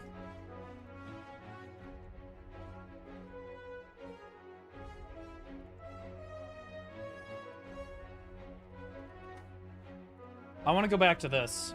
This is what I want to go back to right here. All right. I want to go back to this. I want to go back to like the normal Coomer, but also still like medieval fantasy, like fucking role-playing game outfits that were super cool back in the day. I would like to go back to this kind of stuff. You know what I mean? I'm a big fan. Also...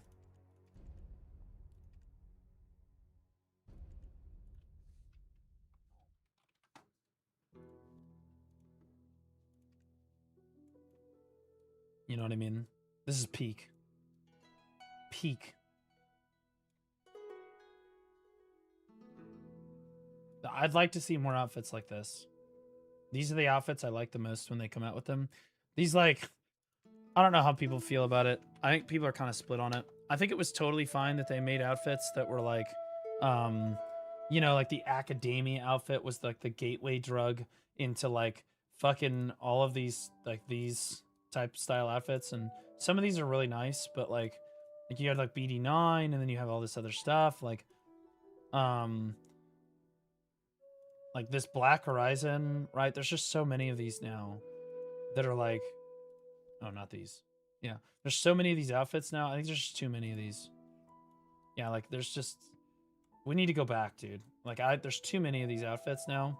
We need to go back to the normal shit, bro. We have enough of these now. We have enough of these. Please go back to the normal stuff. That would be my opinion, though.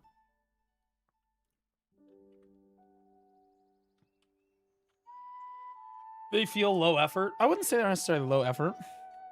Do you have Deadeyes in your guild or need to teach people? Oh, yes. Yes, we do, and we would love that.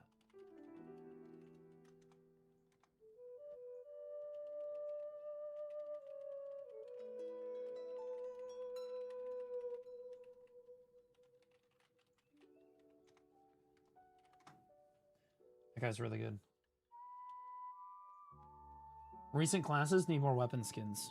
True. True. I'm low-key hoping that we get... Okay. Here's my big cosmetic ask for Perlibus. Okay. Let me tell you, Perlibus, you're gonna make like millions of dollars off of this idea, okay? Please do it. We will buy it. Weapon skins... Or just, yeah, like the weapon, like outfit skins that change the color of your skill effects. I know you're capable of doing it because you did it with the bat skills for the Halloween outfits the one year. If you sell something that changes like the Dark Knight skill effects from like purple to green or something, or like Awakening Witch, or I mean like Awakening Wizard from like red fire to blue fire or something, people would buy that shit. They would spend, I would argue people would spend $60 on a weapon skin like that. I'm not even joking. I think that people would, if it like sufficiently changed like the skill effects, people would fucking do it. Like it would, that wouldn't even be a thought in their head. Like, I don't meme. Love you, buddy. Okay, so now somebody had asked earlier about do I think it's good to build, I don't know what the fuck that even was. Do I think it's a good idea to be a Black Desert content creator right now, or to start Black Desert content. And this is my sincere opinion. It is my opinion, though. You need to understand that people like Choice or Biceptimus Prime or Zethian have been streaming probably 3 times as long as I have. I'm relatively new to the space as far as things go, as of like the last like 3 years as a full-time streamer. And my understanding of this industry has dramatically shifted from what it was before to what it is now. And I've developed my opinions based on my own analytics and what I've been through myself. So you can take it with a grain of salt, but this is what I have experienced. And this is my opinion. I think that Black Desert Online is one of the best categories on Twitch to be noticed as a small content creator. And it is not close. I think it is in probably the top 3 to 5. And part of the reason I was able to come out and be successful, despite the fact that I started content creation late compared to the other streamers, is for that reason. There's about 8 different reasons that BDO is a great category for this. I don't necessarily need to get into all the reasons, but I'll list a few for you so that you understand my reasoning on this. 1, most of our content creators fucking suck, and people are desperate for good content creators. 2, if you just work hard, there's almost no YouTube scene for Black Desert. Okay, so you can get, it's very easy to get noticed on YouTube. Okay, and our top YouTube channel on BDO, I have on good authority, reacts to videos all the time, so you can get extra visibility and get that boost. So YouTube for Black Desert is not a competitive space, and it also is easy to get noticed, which helps lean into your streaming career. 3, the top streamers of the category, typically, like Rapless, myself, Bicep, etc., we try to raid the smaller streamers. We try to help out the new streamers in the category a lot. We also have engines in place like Bistanity, where if you do have a really good clip, you get a lot of visibility off those channels. And I react to that too, which is good. Yeah, so there's a lot of options there. Also, it's also a drops category all the time, which will naturally increase your viewership, so that's really good. It's not a particularly popular game, which means that you can get into the category relatively easily and get into like the second row really quickly. So if I look at Twitch is all about your visibility based on how high Twitch's visibility is based on how high in the category you are. So I'm getting the most visibility right now. Rapless is the second most, Zethian's the third most, and so on. These are both phenomenal content creators, by the way, if you're new. That being said, the second row is 116 viewers. Okay, so like this is kind of the cutoff for trying to get reasonable amounts of follows per hour, and developing as a streamer is being in the first 2 rows. Okay, if you're down in the third row, you still get some visibility, but it drops off dramatically after that point. Okay, so and this is the daytime slot, so this is going to be the most competitive time slot. In most cases, there's a lot of big streamers that stream at this time slot, which is why I didn't do it in the past, but fuck it, we ball. That being said, you're like 116 is a lot of viewers. Well, believe it or not, you can fuck with this. This is totally doable. This is obtainable. Pinkley and Rinlati, thanks for the Prime subs, guys. I appreciate you guys dropping your Primes here. Thanks, guys. Where's Jinae? Well, very interestingly, guys, she chose to go ahead and take. She decided to go ahead and take a break from streaming. This just happened, and guys, this is completely by coincidence, okay? Streamers started getting... All right, I give up Blue. I submit to your good early content and will now be a daytime watcher. Thanks, Audrey. Appreciate you. This is completely by coincidence, guys. Streamers started getting bans or like getting their viewership restricted as view-botting streamers, okay? And Jinae just so happened, it's just bad timing to literally take a stream break right as that was happening. It could honestly happen to anyone, right? And the crazy thing is that this is actually the second time it's happened. So previously, when Twitch started like cracking down on view bots and doing all that, she also happened to take her only other stream break of the year right at that period of time. I mean, God, dude. I mean, how unlucky do you have to be? God damn. Unfortunate. What a coincidence. Anyway, also, most of our top end creators approach the category with good faith, and our community is more than helpful for newer creators. So that's my opinion. I do think that BDO is absolutely one of the best categories in the world. Of all the categories on Twitch, this is unironically one of the best ones. If you're asking me what the time slot, what the best time slot is for BDO, for a new person, about 7 p.m. to 2 a.m.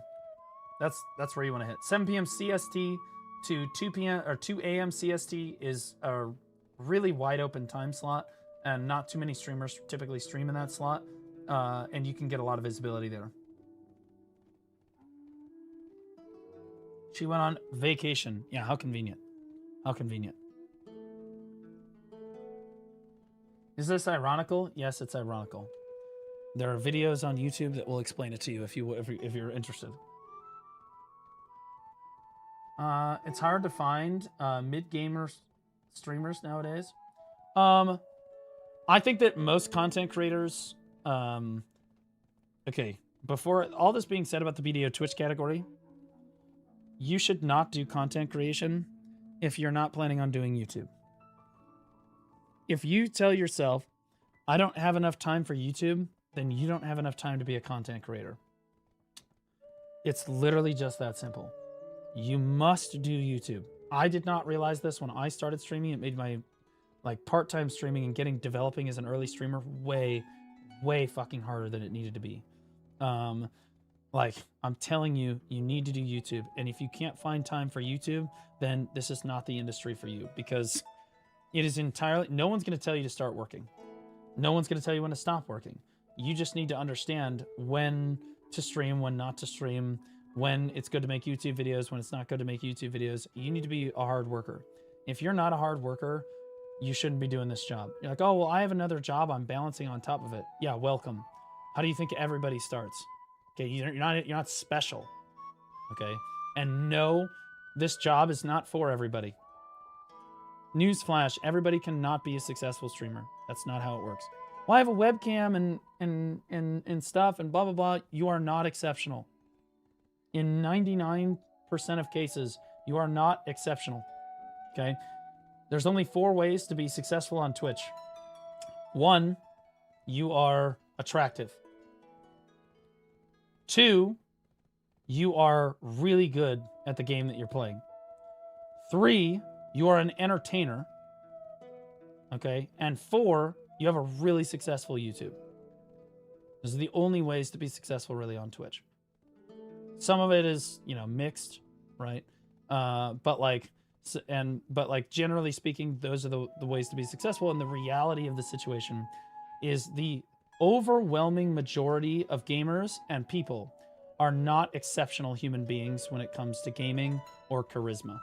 Most people are uninteresting normies that just kind of play video games. If you are not a complete charisma dump of a fucking human being, or you are not exceptionally fucking good at video games, it's really not an industry that you're going to do well with. And that's just the reality. Okay? I'm not trying to be a super doomer for people, but I am just trying to temper. Most people just do not understand. They think to themselves, I'm just going to hit go live every single day, and I'm going to stream my game, and I'm going to go from 3 viewers, and then I'm going to have 4 viewers, and then I'm going to have 5 viewers, and someday, You forgot 5. View botting. as long as I keep doing it every day and I'm consistent, I will be successful someday, like Blue or like Choice or like Biceptimus, and my follows will snowball. That is not how streaming works. It is a common misconception among streamers and newer content creators to think to yourself that you will continue to snowball follows over time and that those follows will always translate into new views. The reality of the situation is you're going to plateau at some point. It might be early on, it might be later on, but once you reach that plateau, that's when you have to innovate and try something different. And most people are not capable of doing that. And it requires a lot of hard work. It requires creativity. It requires innovation. And most people are either not talented enough or not hardworking enough to get the job done, or both. It is not a difficult job. It's not. But most people are too fucking lazy to do it anyway. It's inside. There's no heavy lifting. Like, it's a total fucking joke as far as like physical requirements. However, it is also a mental game, and people don't understand that. The difficulty of streaming is it's not physical. It's mental and emotional trauma. That's what you're taking. You get a lot of hate. You get a lot of people threatening to kill you. You get stalkers. You get fucking crazy shit. Dealing with crazy people on the internet. And you just need to be able to deal with all that shit. And there's a lot of content creators that, you know, they get like 200 viewers in or something, and they deal with their first round of haters, and they just have a mental fucking explosion. They literally just they're incapable of, what else? Good to see you, buddy. They just have a mental fucking explosion. They can't handle that somebody in the community doesn't like them. They knee jerk, they freak out, whatever. If you can't handle people not liking you, or you care a lot about other people's opinion, again, it's not the industry for you. Okay, but if you do want to do content creation, Black Desert is a phenomenal category to start with. You got a hot MILF stalking you? Honestly, I wouldn't say stalking, but I definitely have. I'm not getting into it. Emexia just resubscribed for 7 months. Meow. Speaking of newer content creators, Emexia is one of our new content creators. She just started streaming, and she did YouTube, which means that I'm going to react to her first YouTube video. I don't know what the fuck it is, but I'm going to react to her first YouTube. She's an IRL scholar, guys, for real, for real. Mods, can we get a shout out for her? Amexia, welcome back for 7 months, Queen. Appreciate you. Welcome to the category. She's definitely one of our best up-and-coming streamers in the category, for sure. I try to track the new creators. She's doing really well. Renlati, yeah, Mexi, if you have any questions or anything, you feel free to DM me. Renlati, a promo channel on your Discord for new streamers? No, because I don't like to... 1104 Chair Dex 100, can you watch this real quick please? This guy is so right. Don't talk yourself down, you're also an up-and-coming streamer, Blue. Well, I am. By many regards, you guys don't understand. You're trolling right now. You're trying to rage bait, but the reality is I actually am still an up-and-coming streamer as far as things go. There are plateaus that you reach in streaming. I'm at, like, everybody's at different phases of streaming. I'll explain this right after I get this Rift boss done here. Is Amexia your sister? Well, I hope not, because never mind. Never mind.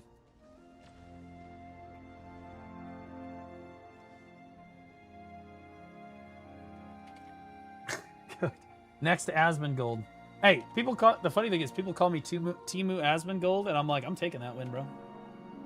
I'm taking that fucking win. All right, so there are plateaus in streaming. The first plateau that a lot of streamers reach is the I would call it the, so you ramp, right, and you play, you know, one game, and you start getting popular in that game, and I would say that the plateau happens between 60 and 120 viewers. That's usually the first plateau that streamers reach.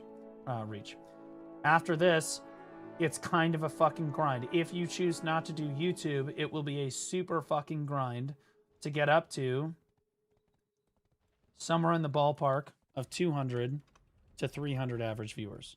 Okay, and this is kind of like this is the highest that you're really going to get, feasibly speaking, as a content creator within 4 to 5 years if you don't do YouTube. He's about peak, you're going to be about 200 to 300 viewers. That's usually how it works, barring some special event. And so at this point, in order to get larger as a content creator, you're going to have to do something YouTube. You're going to have to do fucking YouTube. Once you do YouTube, your viewership will increase again, and you will hit another plateau, depending on how successful your YouTube is. And I'm using mine as a benchmark because, respectfully, my YouTube is the most successful among the current content creators. Not trying to be ego, but like that's just where we're at. And I would say that at that point, you're going to reach 700 to 1,200 viewers. Okay. But the gap between 200 to 300 to 700 to 1,200 is pretty big, right? It's a pretty big gap, as you might expect, and that's how much room. That's why I tell you to do YouTube early on. That's why I'm telling you YouTube is so important, because you can use YouTube to help you get through these early thresholds much faster and much more cleanly. Okay. If you hit this 700 to 1200 threshold, which is typically where I sit, somewhere in there, sometimes, you know, if BDO is doing poorly or Whirlwind's Meat or Throne of Liberty's doing poorly, it's a little rougher, but the next threshold is trying to get 1200 plus. Okay, so and this is just strictly if you started in the BDO category. Okay, so the numbers are going to be a little bit different if you start in other categories, right? If you play League of Legends, these numbers are all going to be shifted, but the plateau levels will stay the same. The numbers will be much higher because it's a much popular category, so if you can get viewers in that category, you're a giga. Okay, but it makes this next phase much easier to do. The next phase, and this is the one where most streamers fail at, like, so I would say about the 60 to 120 mark, I would say 70% of streamers probably fail here. 200 to 300 viewers, well, honestly, this is more like 90%. I'm going to be real. Most 90% of streamers don't get beyond like the 60 to 120 mark in the Black Desert category specifically. 200 to 300 average viewers, I would say you're in the top 5% or so, 5 to 10% of streamers make it through this threshold.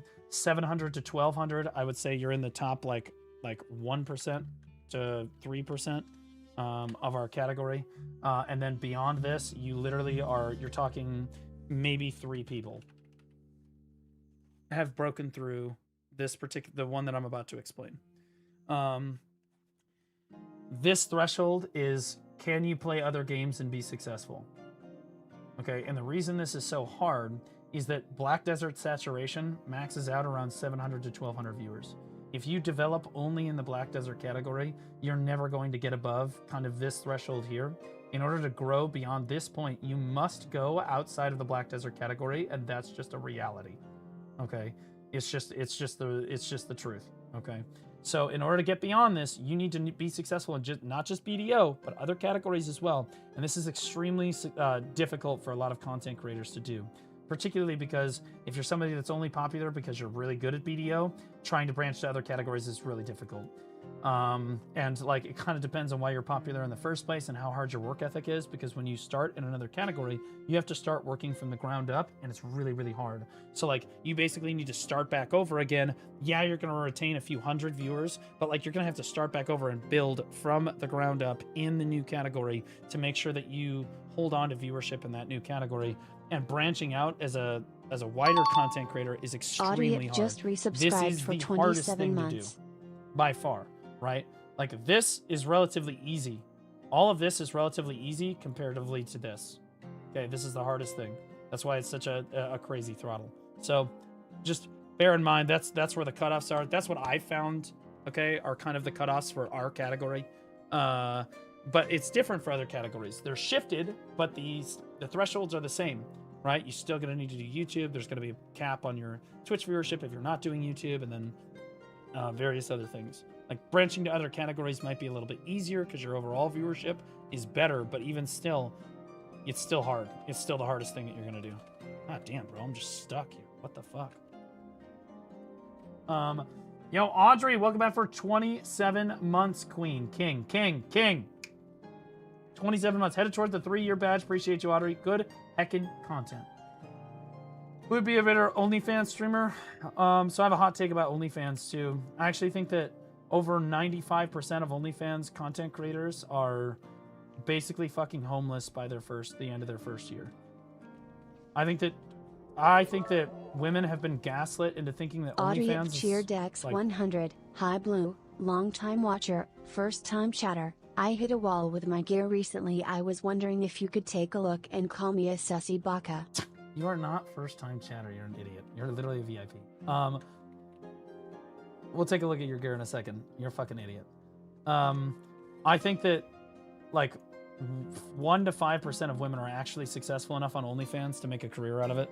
And I think that the other 95% of women start doing OnlyFans and all they end up doing is prostituting themselves and ruining some of the future of their life, and then wasting their youth on just useless garbage.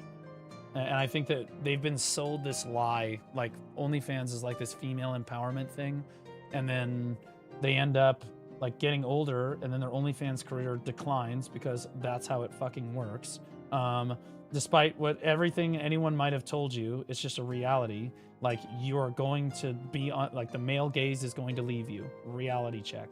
Like, once you're past about 30, sometimes 35 years old, it's a downhill slide. Look at Amurant's career and tell me that's not true even for the top end creators. Okay, it's just a reality, and most women are lied to about this, and I think it's a huge problem. I do. I think it's a terrible, terrible, terrible thing that they've done. I think it's really bad. I think that people lie to OnlyFans creators and women, like young women, just like they lie to content creators.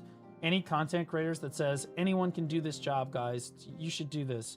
It's like a fucking Olympic athlete going, anyone can be a fucking Olympic track star. No, that's not how it fucking works. They're just trying to fucking gaslight you into fucking trying to do it. But the reality is, most people realize all on their own that no, you're never going to be a professional athlete. It's never going to happen. You're not talented enough. You're not hardworking enough, or both, right? Streaming is exactly the same way. So is, and OnlyFans is, it's not hardworking. It's talent. You need to be talented to do OnlyFans. And by talent, I just mean you need to be fucking wildly attractive, like top 1 to 5% attractive. Otherwise, you're just wasting your fucking time. You're wasting your youth. You could be developing, doing literally anything else. My talent is rage baiting. So fucking real right now, I'm gonna be honest. Anyway, that's my opinion on OF content creators. I think that it ruins. I think it's done a lot of damage to young women. But I think that overall, I think the messaging over the last 10 to 20 years has also done a lot of damage to young women. Just in general. It's not just OnlyFans, it's just part of the problem. But that's my opinion. I'm pretty sure OF creators are more often than not the best marketers. I wouldn't say they're very good marketers, no. I would, to be clear, like, I am better. If you're gonna sponsor an OnlyFans girl, would you rather sponsor, for any game in particular, would you rather sponsor an OnlyFans girl Twitch streamer or me? In 99.9% of sponsorships, you want to sponsor me over the OnlyFans creator. And the reason is, the reason people are watching the OnlyFans creator is Nuke95 just right? resubscribed for 2 months. Can you peep my gear too? So just came back after a long break and watched your 2026 guide. Okay, yeah, I'll take a look at it in a second. If you're watching an OnlyFans creator, you're watching it for gooning content. If you're trying to get advertisement for your game and like really trying to get people engaged with your game, which gets people to play your game, OnlyFans creators are terrible at this. Most OF like Twitch streamers and like ethoughts are legitimately, they have the charisma of a wet paper bag, right? So they're not very good salesmen when it comes to your game. Me, on the other hand, I'm an entertainer. So if I play your game, you have a much higher chance of somebody looking at the game and being like, yeah, that actually looks like it could be fun for one reason or another, which is better marketing. So you say marketing, I actually think that they're terrible marketers. Terrible. Like, if you're talking about like modeling, like putting them next to your product, right? Sex does sell, but like only to a certain degree. And when it comes to gaming, I'll be honest with you, it's difficult to just put hot girls on a stream or on a screen and sell 1348x photo. Gamers just are not going to engage with that. Yeah, there's a hot girl on the screen, but they're just not going to engage with that. Luke the Nuke, welcome back for 2 months, man. Appreciate you so much, buddy. Thank you. Okay, so Audrey, post your gear in chat real quick, and then Luke, you can post yours after I'm done with him. Thanks for replying on Discord yesterday. The advice, what to do next in your 2026 gear guide. No problem, Stark. My pleasure, buddy. Can I give you a fan art? Yes, if it's not against Twitch TOS. Depends on how they play it. Nobody cares. Literally nobody cares about how OnlyFans creators play video games. You can be the worst Overwatch content creator in the world. It's not going to matter. It legitimately does not matter. And you're kidding yourself if you think it does. Okay. I'm not actually doing gear advice here. You need to finish this. It takes like 5 minutes.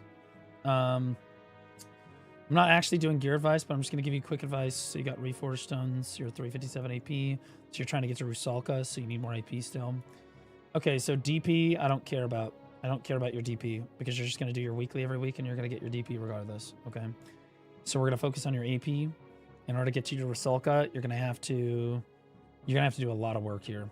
I think that you probably need to go Hex on your rings. And then you need to go Sept on your rings and belt. And then you need to go for Sept on your awakening, and then I think you're there. Okay, but either way, you need to get your awakening AP or your pre-awakening, depending on whether or not I assume you're awakening. But if you're succession, then I mean, like pre-awakening. You need to get your AP up to Rusalka levels. Okay, then after Rusalka, your DP will already be there because you're just doing Jordine every week. Okay, who's the other guy that I was gonna do?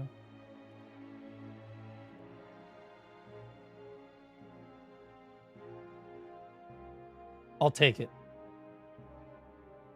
I look like I have a really big nose, but I'll take it.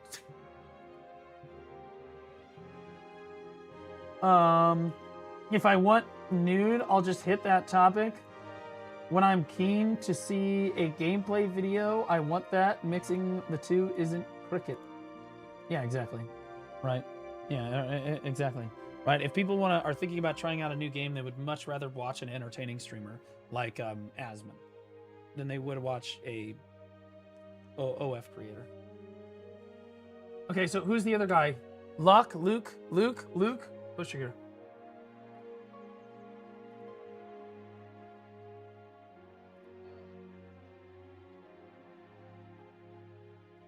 How come I can't hear it? I'm not gonna lie, bro. Like, Where Wins Me community, bro, we need to have a talk. Like, the community is a W. You know what I'm saying? It's a W, bro. We here with it. But we really need. Dude, I didn't even think you can make a fucking W with your fingers. Did you see that? I don't. He just kind of threw that out there. I was like, oh shit, you can make a W with your fingers. We need some rivalries, bro. Like, we need some toxicity. Like, I'm a toxic nigga.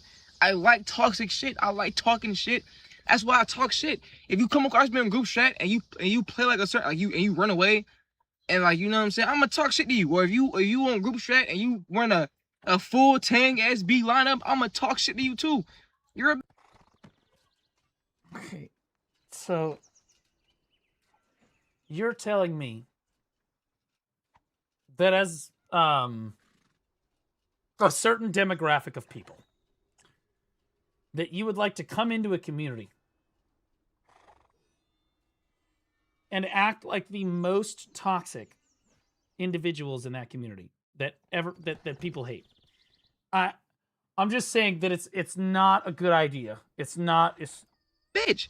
But I'm gonna be real though, bro. Like, we need toxicity in the game. Like, we need that shit, bro. We need real GVG rivalry game. Like, we need. You do not need toxicity in the fucking game. Like you got to be careful. Real shit. Where Wins Meet is a PvE game. You don't like to hear it, but like, it's a PvE game. It has PvP, and the PvP is really fun, and there's a PvP community. But ultimately, the reason people really like Where Wins Meet and they come back to play on a regular basis has a lot to do with the PvE. It's just the truth. Okay, the PvP community can they can beef with each other all they want. Okay, but most of them don't want to beef with each other, and the reason is they're PvEers at heart. Right? Yes, they might be PvPers, but like at the same time, they're not like super hardcore PvPers. Only really, really hardcore PvPers in these games really get toxic with each other. And I guarantee you that there is a certain amount of toxicity in the Where Wins Meet community, but there's just nothing for them to beef over. It has less to do with needing toxicity and more to do with needing competition. So he thinks it needs toxicity. I would amend that. It does need something. I think it needs competition. With the competition will bring some toxicity, and he's not wrong. That's not necessarily a bad thing, right? Now, there's a line for how much toxicity you should want in the game, but like, ultimately, you really are looking for competition more than anything because you need to pit the guilds against each other in order to create rivalries. So he is right. I think what he's saying at its core is actually correct. But I think that trying to advocate, you're like, we need toxicity. I haven't heard, nobody's called me the N-word in 3 days. Like, I mean, I haven't started a single hard R in over a week. You know, like, it doesn't look good. You know what I mean? Like, it's not a good idea to come out and say that. Like what are we doing here? Like, need that shit. We need it, bro. We need it. I'm gonna be real. Like, bro, any guild that wanted GVG, my guild was good because I'm on that with all y'all niggas, bro. I'm already on Vagabonds. Vagabonds, y'all was talking about this claw, I'm on y'all head. I'm on. He's not talking about. There's no way, right?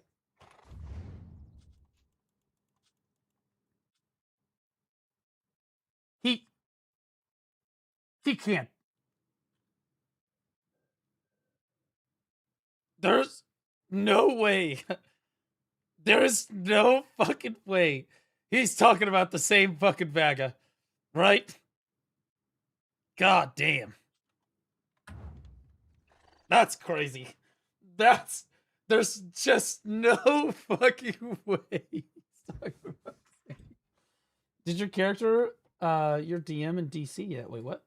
Did you check your DM in DC yet? I mean, I have most of my DMs answered. If you're the guy that DM'd me about the Wakayashi situation, I have this to tell you. Okay, because I didn't want to type it out because you typed me a novel. Your anger at Waka is completely misplaced. You became a hate watcher because he did not include some of your clips in his videos. So you submitted clips to his videos, and his editor kept your clips out of his videos, and you turned into a fucking hate watcher for him is fucking retarded and mentally deranged. That's stupid. Okay. It is. All right. If you submit me your clips, I'll watch it. I'll watch them. Okay. But Waka, there's a lot of hate out there for Waka. Some of it is absolutely warranted over the whole iFave incident and other things that he's behaved poorly about in the past. I totally understand that. But your hatred of him is, in my opinion, it's deranged. I don't know why you would hate somebody for that reason. It's like somebody hating me because I didn't watch one of their clips. That just doesn't make any sense. But did you read it? I mean, I read most of it. That's why you can see I'm educated on what he sent me. So he's got beef. Okay, long story short, he's got beef with one of Wakayashi's editors. So like Waka, I guess, watches clips on stream and then like makes them into YouTube videos, kind of like a German Timu Pistanity. And my understanding is that like people submit him clips and then his editor puts the clips he watches into a video and then he makes a YouTube video, something like that. And this guy submitted clips because he was a Wakayashi fan, and then the editor edited those clips out. And then Waka said that, well, no, he would never do that. And then then it came out that the editor was editing them out because the editor secretly hated this guy. And like it was like this whole conspiracy theory thing. And the reality of the situation is literally this is such an unemployed thing to hate somebody over. Like, dude, like if you want somebody else to watch your clip, I'll watch your clip, brother. It's fine. I can even put it alongside Pistanity if you really need to. But like, if I don't, are you gonna fucking hate me and want to kill me over it? I mean, you don't. Not that he wants to kill people, but like, are you gonna hate me over that? Like, what are we talking about? Like, I cut certain content creators out of my Pistanity reacts. Okay. There are certain content creators I will absolutely cut their clips out of my Pistanity reacts. 100% I will. Because they're psychos. But like, yes, okay. How dare you for not making people the center of your universe? So that's my opinion on what you told me. I did read it. I ignored it because I was like, oh my God. I don't agree. And you're not going to like what I have to say. And I guarantee you don't like what I have to say. But because you came in and talked to me about it again, I'm telling you now. So that I don't have to type it out because fuck it. All right. Anyway. I'm telling you, we on your head, bro. And we need that shit, bro. We need rivalries to the point that Niggas go to an open world, see a nigga from a different guild, like a op. He's like, yo, bro, you little Well, see, here's the problem, my brother. I was gonna. Oh my god! Oh my god! Holy shit! Here's the problem, man. There's really not an open world in Where Winds Meet. Okay, there's really not an open world in Where Winds Meet. Okay, I said brother. Okay, I didn't say anything. Look there. Oh god, I want to do it so bad, Duncan. I want to ask him if he eats the German candy, but I also don't want to get banned. But you know what? It would be cinema. The like, there's no open world in Where Winds Meet. It's the way you said it. Yeah. There's no open world really in Where Winds Meet, right? And so trying to beef with people in the open world doesn't make sense. And that's why I said it's not really a PvP game. You can do PvP in it, but it's more like 1v1 PvP, right? All of the PvP in Where Winds Meet is all 1v1 stuff. And so the PvP community for Where Winds Meet is very small scale focused. He is talking about GVGs and large scale PvP and guilds beefing with each other. It's just not the game for that. Like, you're better off playing something like Throne and Liberty or Black Desert Online or whatever. If you really want toxicity, I can get you into the Poly Discord. Super_Android just resubscribed for 30 months. I can get you into the Poly Discord for Black Desert Online, and I assure you that you will have all of the toxicity that you will need. Alternatively, you can join one of our more, the word I'm going to use is toxic communities, and really just join a PvP guild. And the majority of them, you get into voice, and their favorite grind zone is going to be Nagas, right? Right. It is what it is. Bitch, nigga, and talk shit, and we own that. Like, we need that shit, bro. And like, bro, if y'all want to Whispered Lorette cheer Dex 100. Why does this guy look like the Somali pirate from Captain Phillips? What about Nagas? Guys, we have Desert Nagas. We have Swamp Nagas. We've got Nymphomere Nagas. We've got, there's a lot of different Naga grind zones in BDO. I love my Nagas. I do. Like, and honestly, never mind. I don't know. And I'm not doing no regular GVG, bro. That laggy ass shit, I'm not doing that, nigga. I'm talking about 5v5 group strat. I'm on that. Get your best 5. I'm gonna get my best 5, bro. I'm on that with y'all niggas, bro. Come on, like, we need that shit, fam. Like, y'all niggas pussy. That car belongs to a fat white woman. The interior of that car, I don't know exactly what car that is. I have to see the exterior. But it does have a pink water bottle in the, or is it a vape or something right there? So you're probably right. That with me, bro. Come on, man. Like, come on, fam. Like, bro, we need that, and I need that. So if you want that smoke with Yox, bro, come on. We need that, bro. Again, especially vagabonds. If any vagabond nigga ain't watching this video right now, I'm on your neck, nigga. Know that.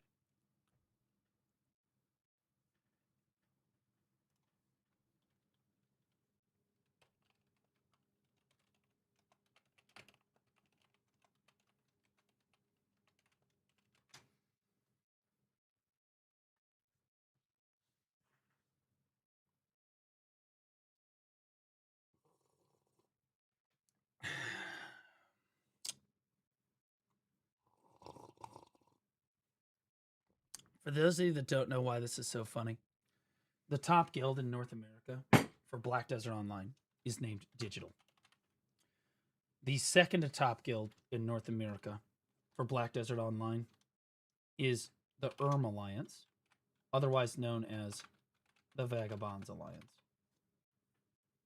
And Digital has an extremely difficult time trying to get to come fight them because they're shit compared to Digital.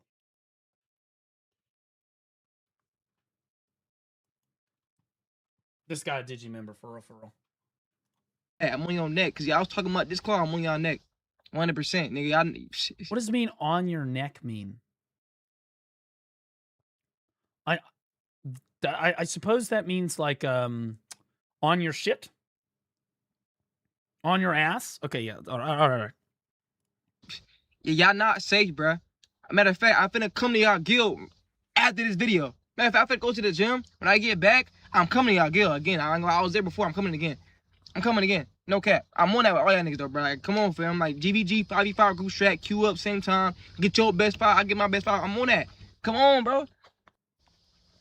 I'll be honest with you. I think that this is a really good TikTok, especially since he's speaking Chinese for most of it. For those of you that don't know, in China,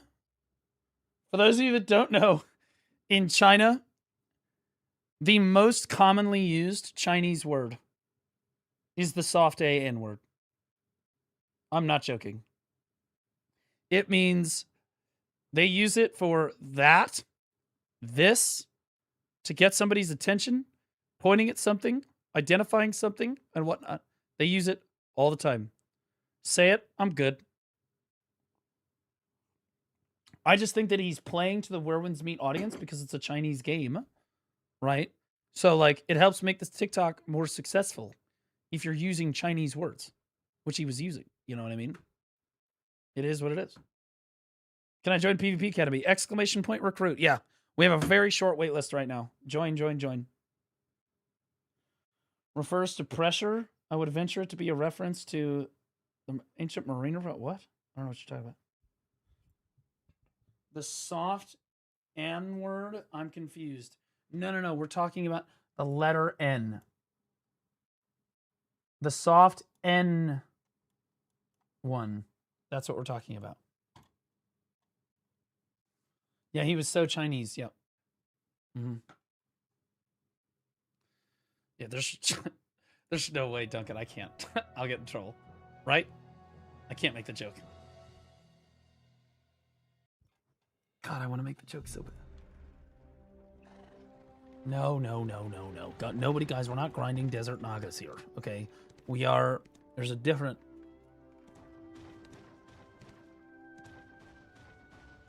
It's not that, guys. I'm not trying, dude, I don't want to say the N-word, guys. I'm just saying that I think that he might like certain types of German chocolate.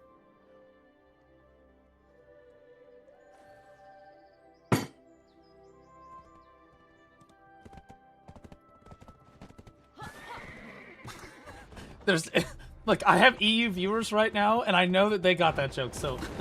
I know that they got that fucking joke, so I mean, it is what it is. If you got it, you got it. You didn't get it, you didn't get it, okay? Alright, is it possible for friend groups to get into the PvP Academy? Not sure how the rotations work. Yes, just all put in your ticket, and in the ticket description, just say, hey, I'm in a group with X amount of other people. We only have like 5 or 7 people on the wait list right now. Given what's the... And I kicked a few people last night, so not very long wait list at the moment. Definitely the best. Go kill the Nagas. Well, I already did my weekly.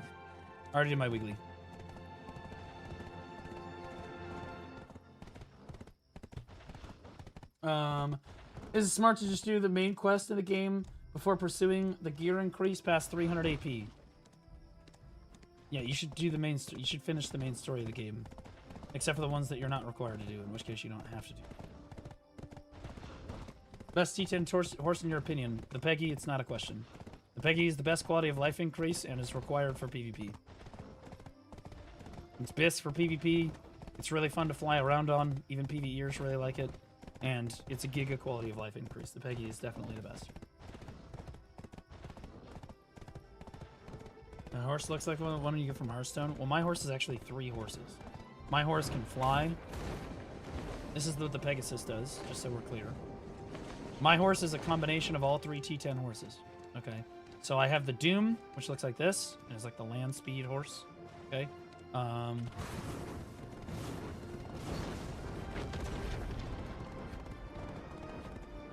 Okay.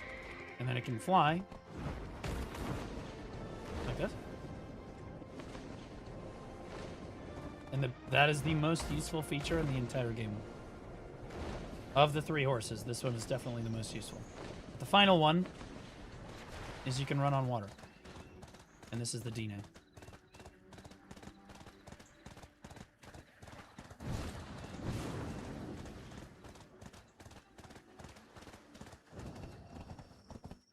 God horse.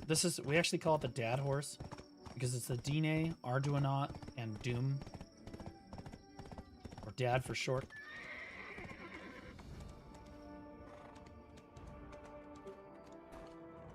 I hate that we call it the dad horse, by the way. But it fits. Is it worth to buy mount skill coupons for the Pegasus to get all the skills? Which peg? You mean the T10? It will give you all the skills for you anyway. You mean on a Peggy that you're making? I mean, like, for a T9, not really. Because you've got T10, right? The skills you use for the Peggy, I'll show you here in a second. Hold on.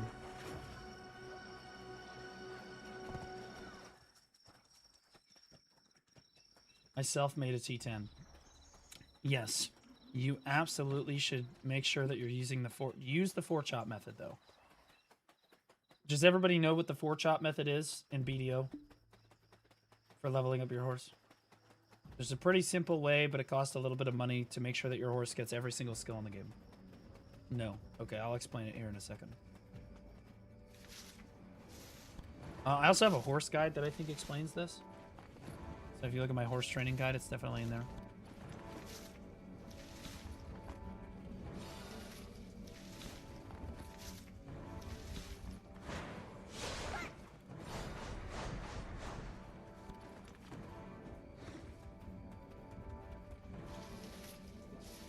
You have a horse training guide? Yeah, I have a guide for most of the active life skills in the game. I think there's maybe 1 or 2 that I don't have a guide for, but...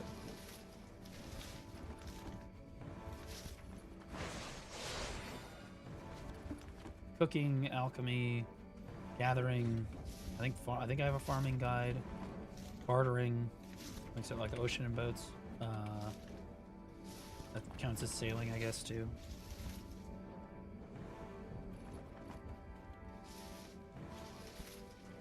Back when you made guides on time. Okay, that's cat. Whispered Lorette Cheer Dex 100. Best credit card for BDO guide when? I use my MasterCard because that's my business card, and so everything's a tax write-off on that card. So I know for my taxes, everything's tax write-off there because I needed it for the business.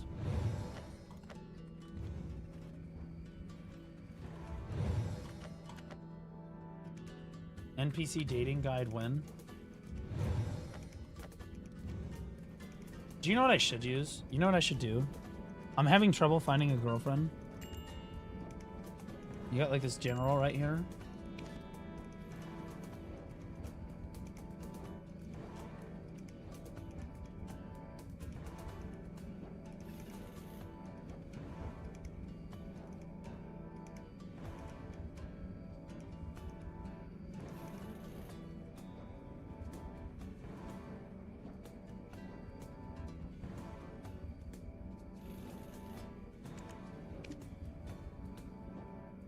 You know what I mean?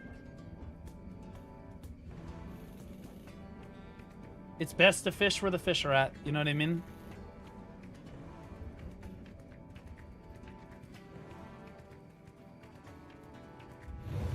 It's like one of those things.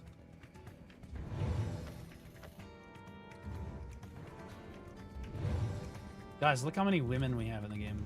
Wait, am I out of... Oh shit, I ran out of seeds. Penis. Okay, I fucked up. I'll breed more seeds next time.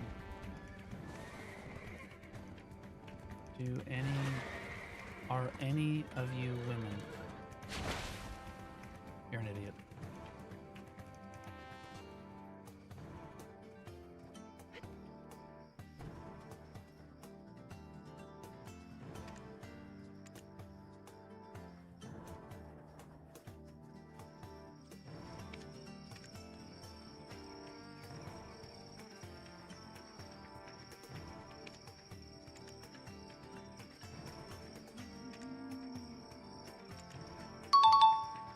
Scylla_07 just resubscribed for 14 months. Better ad would not capsize on normal sized rowboat. No continuous care or miraculous cheer. What do? I can't play the game. What is knowledge used for? Gives you energy. Your energy counter goes up. Your total energy goes up. Okay, so let's talk about 4-chop method real quick. I'll explain it to you guys. Night Vendor. Oh, true. I can do the Night Vendor real quick. Found my boyfriend in League of Legends. We've been together for 12 years. Sorry to hear that. If you ever break up with your boyfriend, though, I'm available.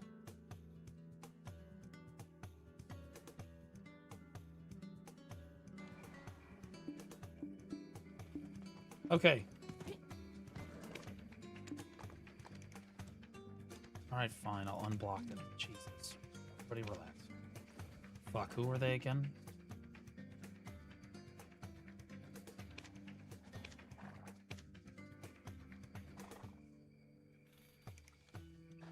There we go.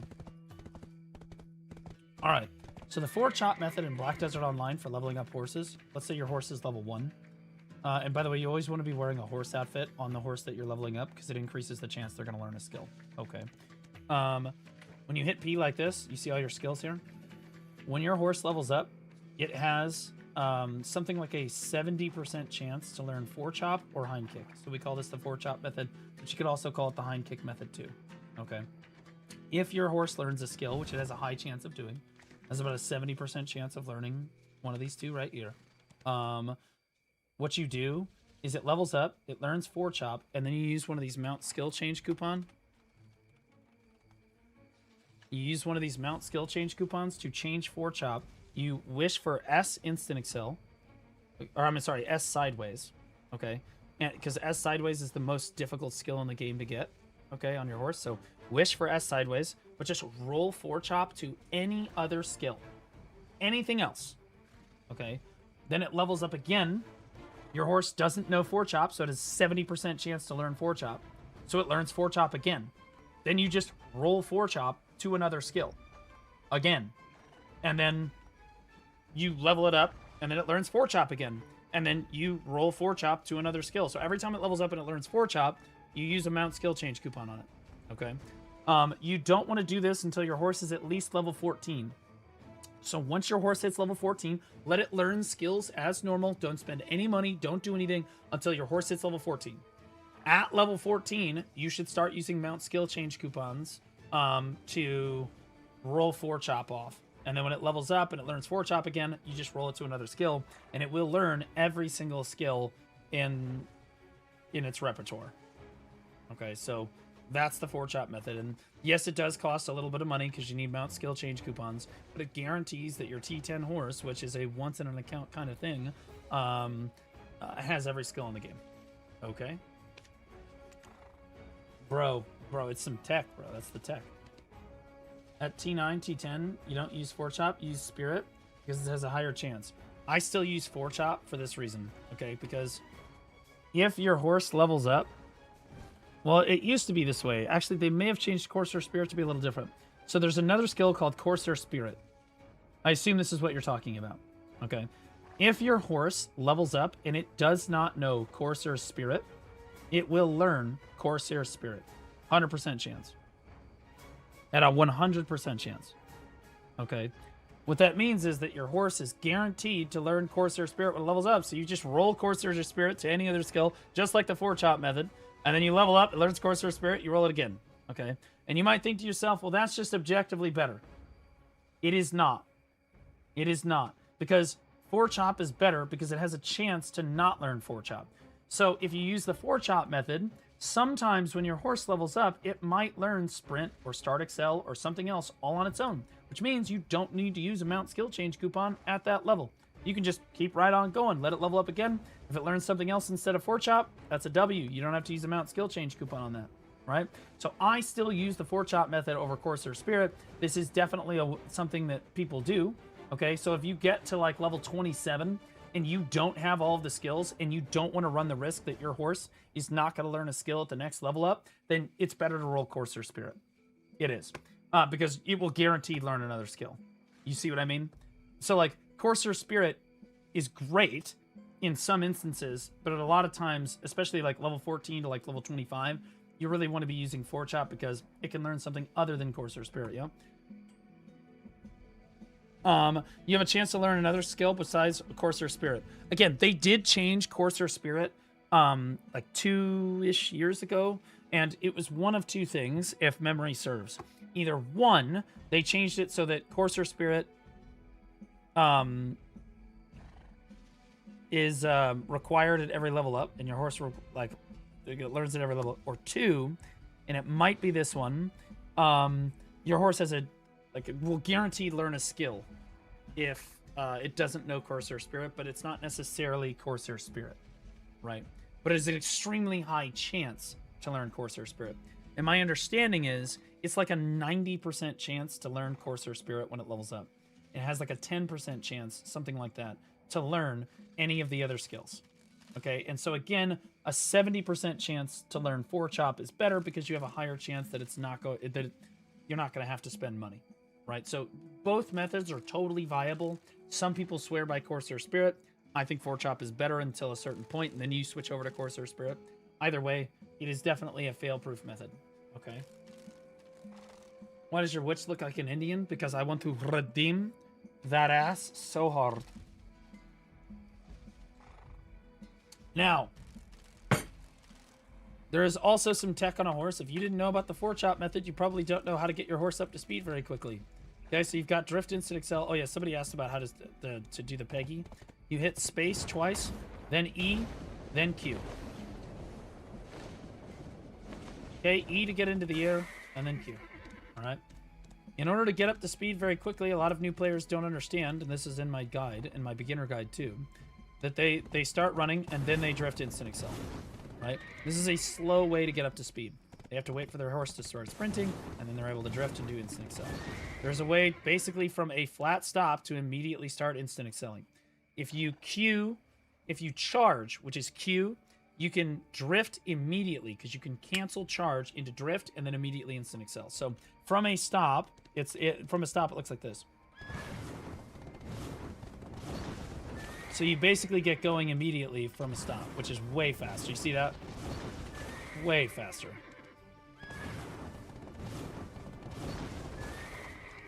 Saves you time. Saves you time. You have a chance to learn skills out of the spirit. Yeah, we talked about that. How do you make sure your horse learns all its skills regarding T9 and above? Oh, I just did that. I just talked about that. Oh, because somebody asked what are we talking about. This is why you don't do the 4-chop method for a bit, like level 15 plus, or 10 if the skill. Yeah, exactly. That's why I said you don't really want to do it until level 14 or 15. Dude, I haven't watched you in a while. You back up BDO now? Well, I'm always playing BDO to some extent. There's always some level of BDO that I'm playing. Alright. Are you dipping in the chocolate? Do you mean women? I don't even feel that my witch looks Indian. My witch is super hot, but I don't think that she looks like an Indian. I want to be honest. She's just got freckles. I don't know. Does this look like an Indian person to you? That doesn't look Indian to me.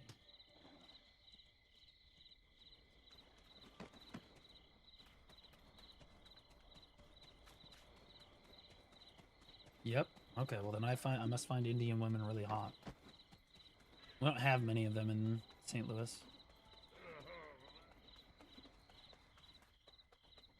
You mean my bell heart? You don't even know how to spell Vel's heart. Okay, so guys, I'm gonna roll the Night Vendor. This is where the Night Vendor is in Velia here.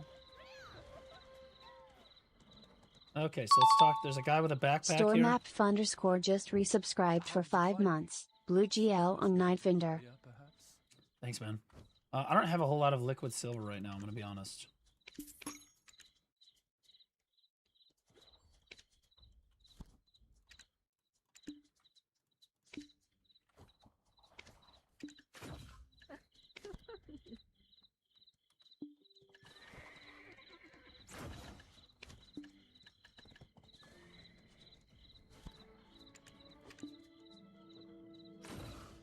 Yeah, I don't have a crazy amount of liquid silver to fuck with here, so...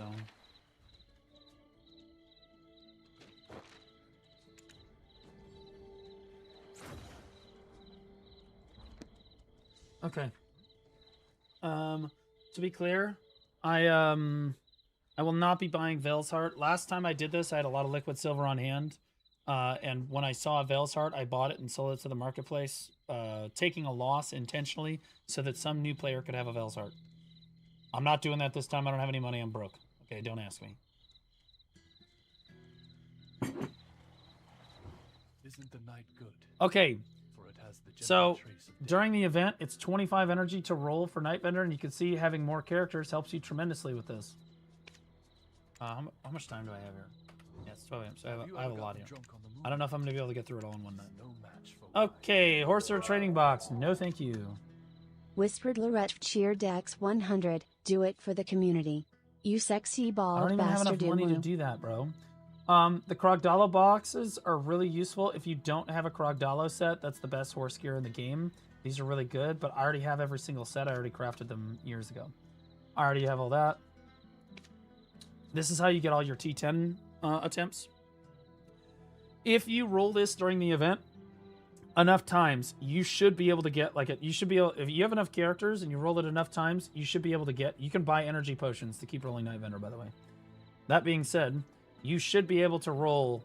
You should be able to pity a T10 during the Patrigio event. It effectively unweekly caps your T10 for a short period of time, assuming you have energy.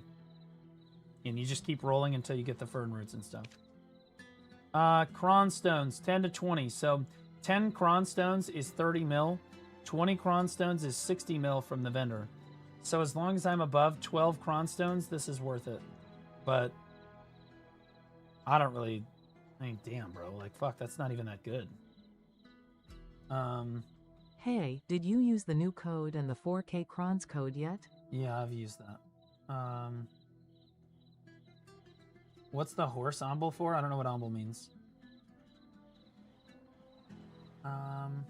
Roast out a hood ornament and went straight to India. What hood ornament? Oh my god, are you talking about her? Never mind. Nope. Yeah, see, this isn't worth it. Because 10 crown stones is 30 mil. Right? And so, like, this is only 24 mil. It's like, okay, it's 6 mil cheaper, so... Yeah, if you're specifically buying vendor crons, sure. But if you're just sniping outfits off the marketplace, that is cheaper than this. It's really not that great of a deal. I mean, it is worth it. But, like, it's like, for me, I'm like, I guess. I mean, like, whatever, I guess. Okay, so this is a little bit more worth it because 30 cron stones are 90 mil, and it's 30 to 50, so that's a lot better. Because I have a much higher chance of getting like a giga value out of it. This is like, I mean, sure, yeah. What is this? Oh, these are a scam. Don't ever buy these. These are an omega scam. I did these on stream last time. They're terrible. What is this?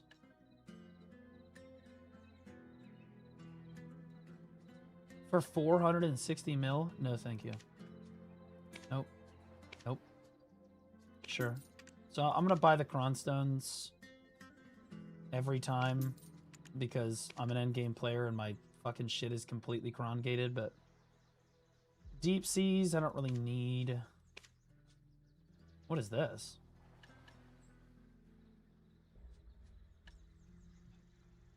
Wait. Holy shit. Wait, that's a gigabox. Wait, you just buy that every time. That's not even a question, right? It's like 300 crons is fucking... That's insane. You always buy that. Holy shit, that box is nuts. How many of these do I have?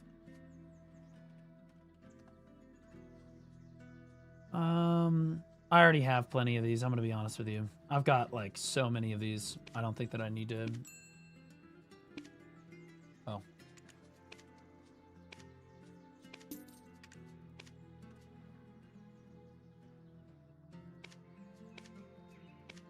Why am I... Stop. Oh. I still think that this is worth it. If you get 300 crons out of this, it's technically not worth it. But like, in most cases, this is going to be fucking worth, right? How much is 150 coffer stones worth? Wait, that's a fucking low roll as fuck. Wait, 150 coffers is only like... That's... Oh, dude, you can get fucked. Now that I'm looking at this, you can get fucked. I don't think... I'm not taking it if it's over... No. No. You can get fucked up. Because I'm Blue Squadron, guys. I'm going to be honest. If I was Rapolis, maybe I'd do it. That's probably worth it. Yeah.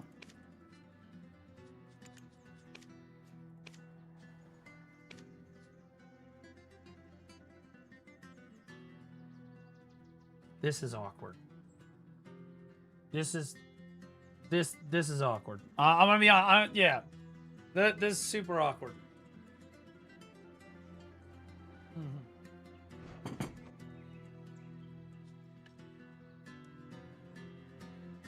It's literally market. I would lose money on the market tax. I would lose money on the market tax, bro. This is some bullshit. Keep yourself safe. Thanks, man.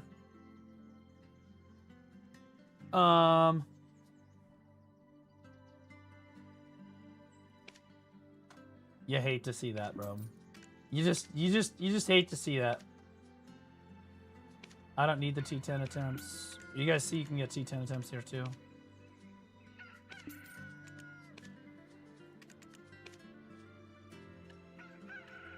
No.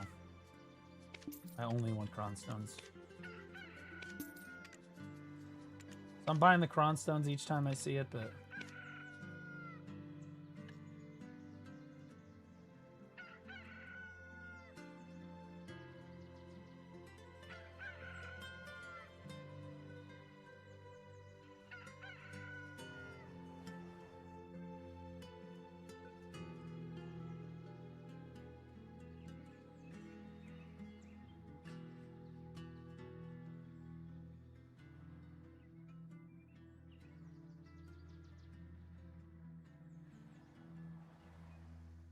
Clicking on secret shop, just press on the view item after you buy something.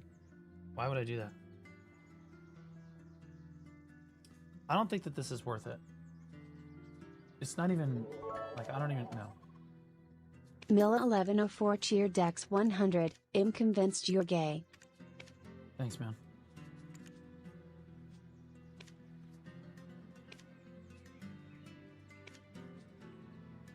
I don't think this is worth it for 900 mil, guys. I'm going to be honest. I think that you can get fucked on this really hard. Like, I think that if it's like 700 mil, it's worth it, but... All the Gamba boxes are worth it? No, they're not. The Patrigio's box is the worst fucking box I've ever opened in the fucking game. That is garbage. Like, total ass. So somebody said just click view item.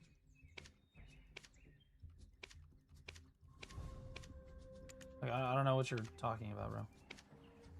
Okay, so 793 I think is probably worth it. Right? I think that's fine.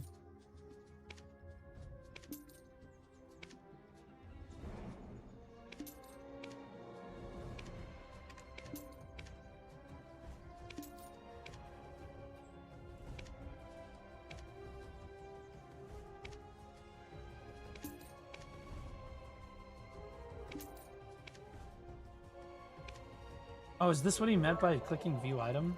Okay, I did it. Whisper I did it. I'm Direct not cheer retarded Dex anymore, I 100. promise. I did it. Redeem for Blue Squadron to buy a Vel's heart for the community less than 3. Nope. What? So let me get this straight. You gave me $3 US, and you're like, can you please waste 20 billion silver for these? I gave you $3 for 20 billion fucking silver. Nope, I'm good. Thank you for the $3, though. Appreciate you, brother. Somebody gives me 5 subs, and they're like, yo. Somebody gives me 5 subs, they're like, yo, can you raw tap your deck main hand?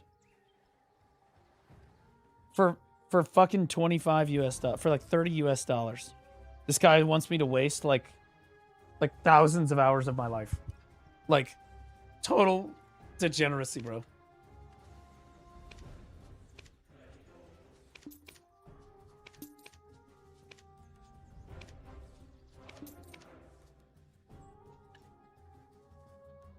How much are coffers right now, guys? Did somebody look at the market real quick? How much are coffer stones? Milla 1104 chair decks 100. There you go, you can do it now. Thanks, buddy. 2.1 mil. Okay, so we'll say 2 mil. So at its lowest, this is a 100 mil box. No. Well,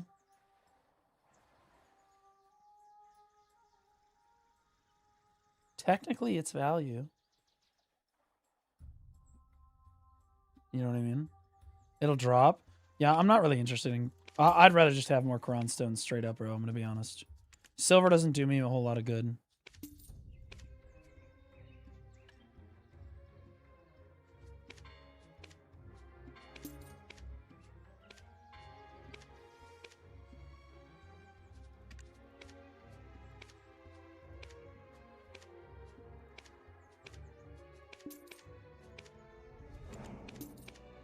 I'm going a little faster. I'm on a speed run.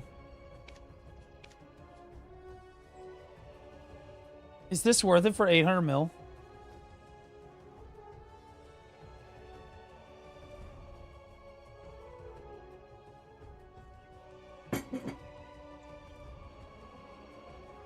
Because, like, if I get 100 magical shards for this, it's like total ass, right? How much are magical shards worth right now? Like 4 mil a piece, something like that? How much are sealed stones?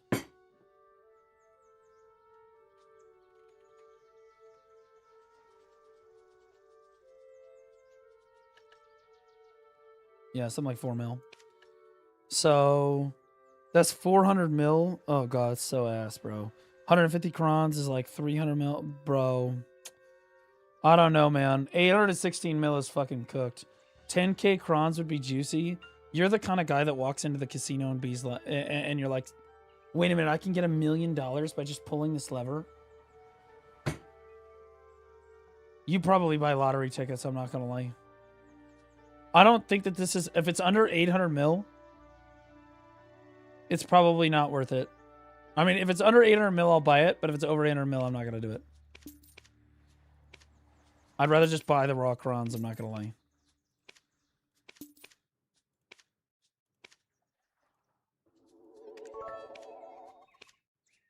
Did seem cheer decks 500. Hey Blue, on a completely unrelated note, do you recommend any good deals on Steam summer sale?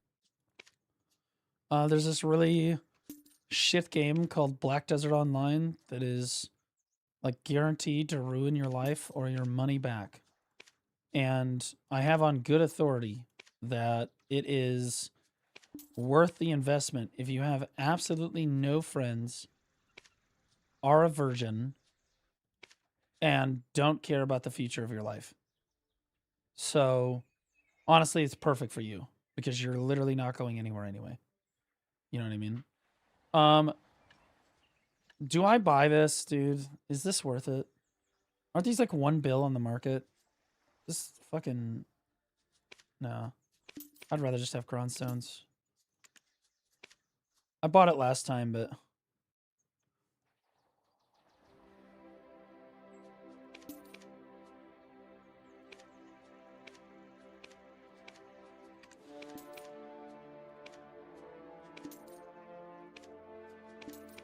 I think the crons are typically worth it. In my, now that I reconsider. I think the crons are super worth it every time, guys. I think you should get the crons every time. That's my opinion, though. Some people will beg to differ, but I only need cron stones to increase my gear score, so... And they're reasonably priced. They're not as cheap as outfits in a lot of cases.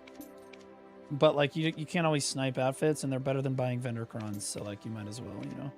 Now, if you get fucked on them, you know, if you have, like, a really low, like, bad RNG, it's cooked. It's completely chalked, but...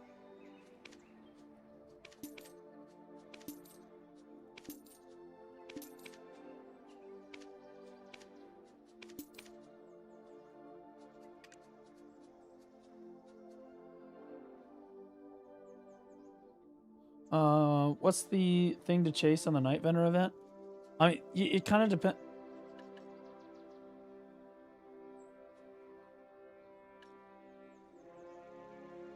That's Giga. That's really good. Holy shit. If you need a T10, you can pick the horse that you want in the gender that you want. Although I'll be honest with you, it's kind of bigoted because it doesn't offer the non-binary horse, you know what I mean?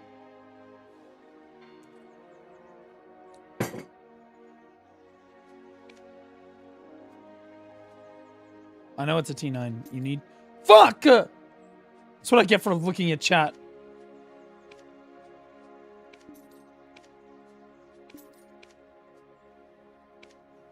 Fucking penis.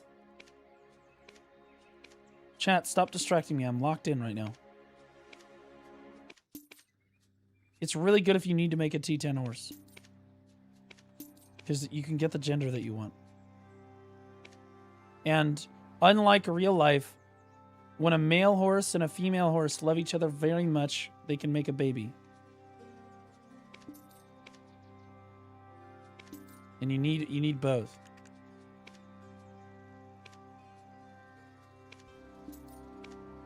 But in real life, two penises can make... Never mind. Who are we fucking kidding, bro? Holy fuck. Society's totally cooked.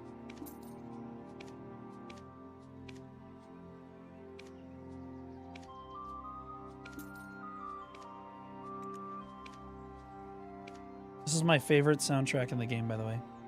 This is my favorite song in the whole game.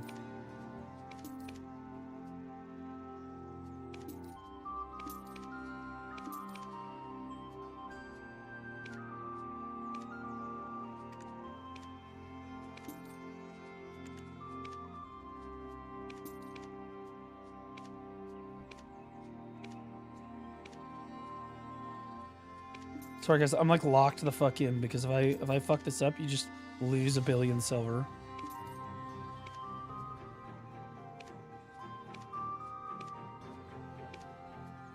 I love this event because no matter who you are or what player you are, it's a really good event for you. Some people need like 350 stacks or something really bad, and it's worth it for them to do that. Right? Or maybe you're looking to try to get your T10. Maybe you're trying to look in like Corsair training box. You know what I mean? Like for somebody like me, super endgame player, it's got Cronstones. Maybe you're gated on your Dawn Blackstones. The reason this event is so good is it effectively unweekly gates all of your fucking content. Where like T10 is weekly gated, your Dawn Blackstones, your Karazad are weekly gated. They're not weekly gated anymore because if you roll during the event, as long as you have energy and silver, you're fine.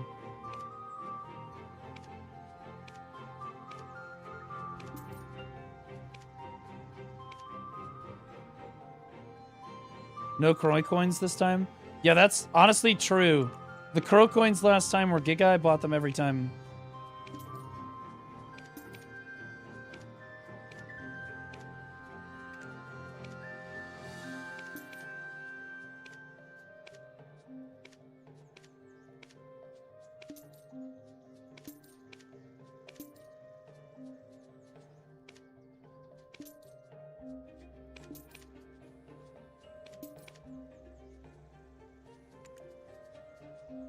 Dude, I'm gonna run out of money, guys.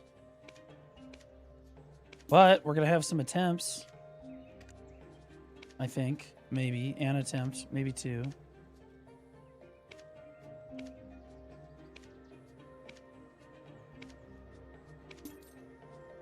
Yeah, I think that the Cronstones are basically almost guaranteed to be more value. Well, that's not necessarily true. Those pink boxes I'm kind of on the fence with. I'm kind of on the fence with the pink boxes, guys.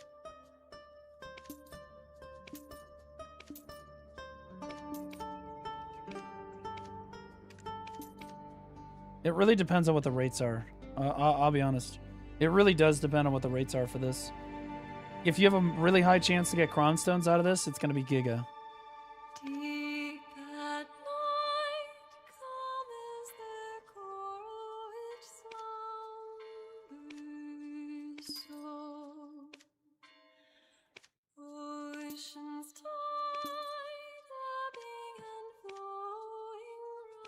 For those wondering, this is Rusalka's Lullaby. It's part of the soundtrack for the game.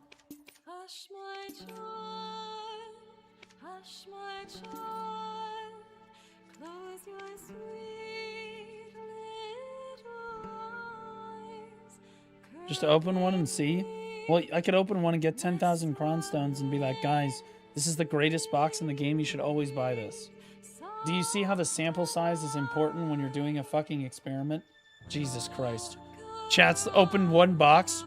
It's worth it. Buy 50 more boxes. Totally, like, a complete, gets a bunch of fucking copper stones. Totally burned.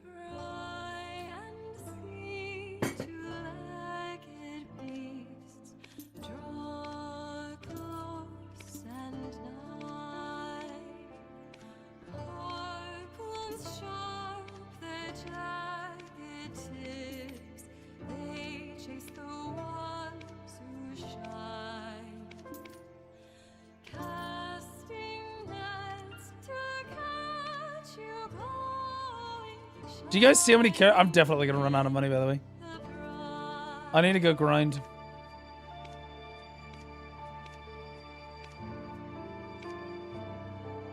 The event goes on for a while, so you really do want to roll all of your character's energy as quickly as you can so you can roll it again during the event. Here's what I should do. Wait, here's the tech. Chat. Here's the tech. Before I run out of money, I'm gonna get each character down to like 400 energy.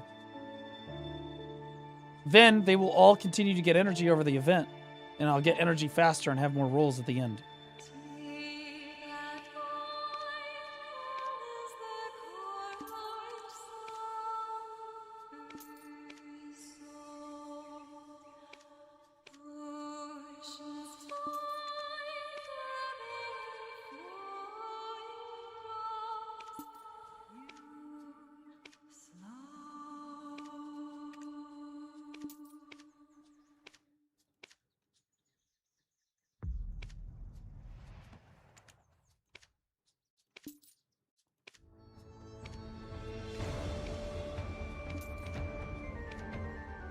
This is the Adonia soundtrack. This music plays when you're running through Adonia.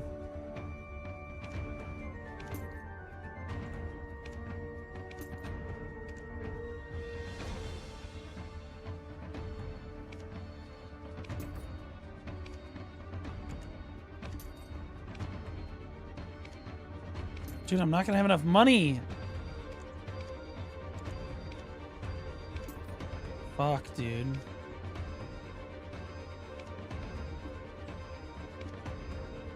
Hold on. Chat, I have to find money.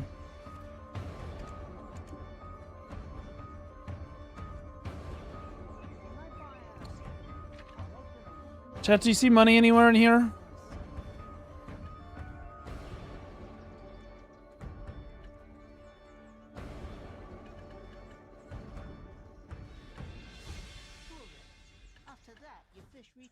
Wait, I have an idea.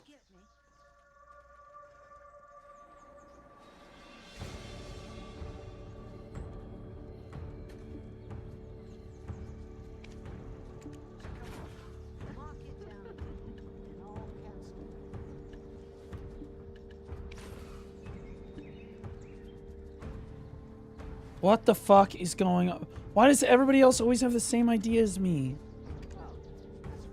What the fuck, dude? If you're a broke boy, just say that. Dude, I'm broke as fuck.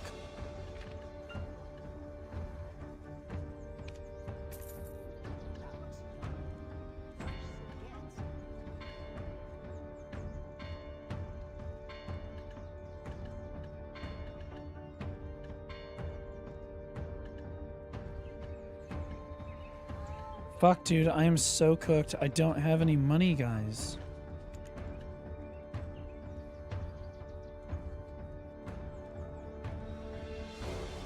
Sell your perfumes? What a great idea. Really intelligent, thank you.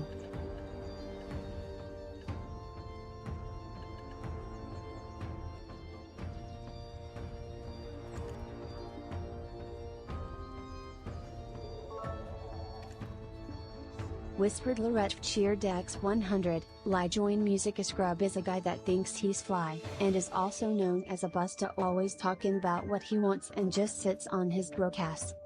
Who are you? What? Are you okay? Okay, I found some money, guys.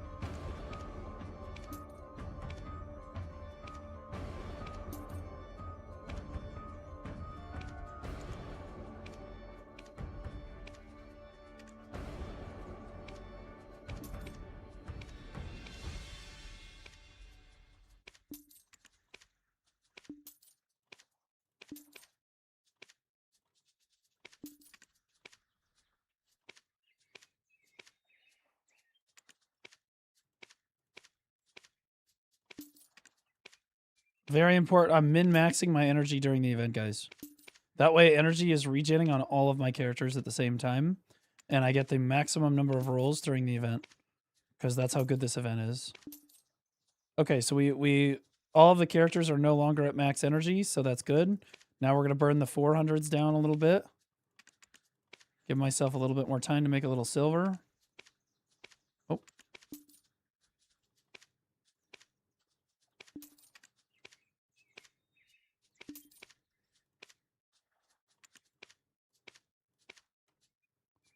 Okay. Oh, my... Whoops.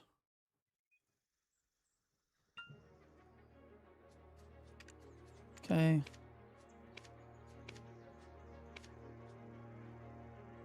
Old man APM? This is not old man APM, bro. What do you mean? This is like Giga APM right now. Oh. Okay, we go with that.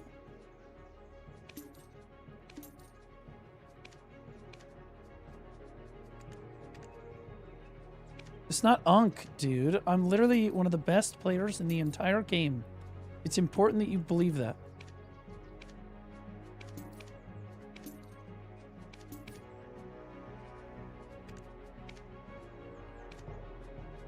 Otherwise, why would you guys be here? You guys watch me because I'm good at the game. That's the reason you guys are here. Okay, don't lie to me.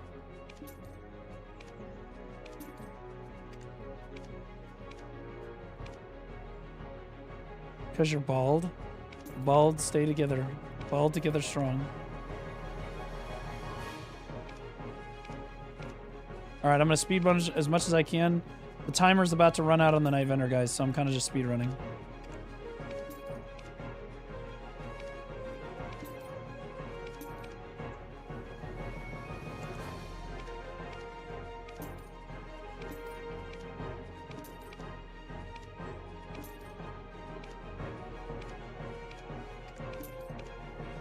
No!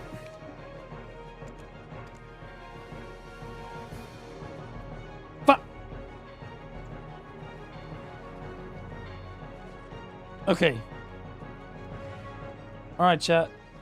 We got a bunch of cron stones. How many cron stones do we get? We have 1,300 crons right now, and we got...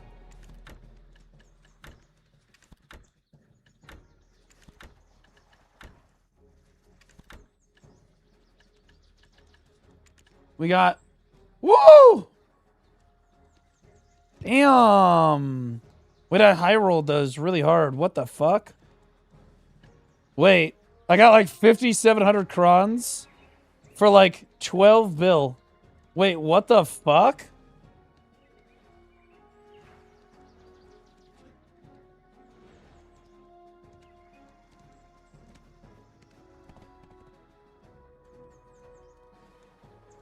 Yeah, that's pretty good. Yeah, that's pretty good. That's pretty good. Oh, I have more money. Look at that. Chat, like I found more money. Boom, 1.9 bill. Sweet. Okay, so we're gonna see if these are worth it. Chat, here's your experiment. I have 3 of these boxes. If we don't get cron stones out of this box, it's completely fucked. Okay? We want Cron Stones. Big. Huge ups. 400 crons. Giga. Giga. Okay, let's see this one.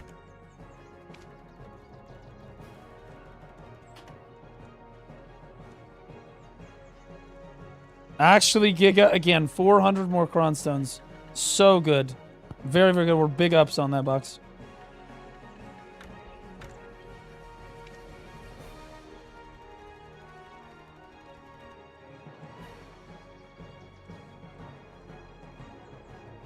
Okay, yeah, so we got 400 crons every time. That box is probably worth it if it's under...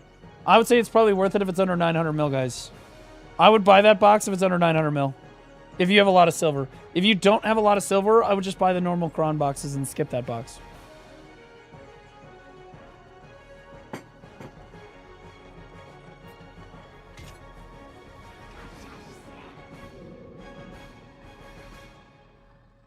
What's the average on finding a Vel's Heart? Well, I saw one. So both times I've rolled this on all my characters, I've seen one in all of my characters. And I have... Hold on.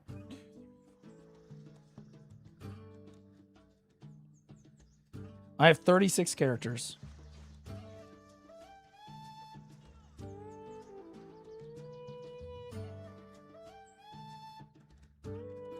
Times 500. So I have 19,440 energy. So you're seeing one Vel's Heart every 20,000 energy.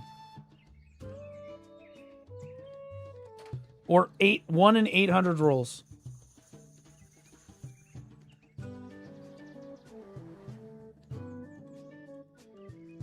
But if you need a Vel's Heart, guys, if you need a Vel's Heart, you should put orders down on it right now. And normally in my guides, I tell you to put orders on this one, the Concentrated Magic. If you don't have enough money to put it on both during the event, take it off of this and put it on this.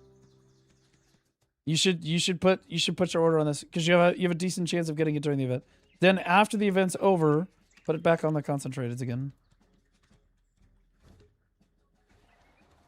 I can't count too good, so thank you for doing the 3 maths for me. I got you. Okay, so chat. Lock the fuck in. Chat, remember, we pitied Sept. Okay, so I have now effectively failed a 5% chance. Like, I don't know how many times. I'll be honest, I don't know how many times we're over, but I deserve this oct because I pitied Sept. Okay? I deserve this. All right, we've got to we got to get around this.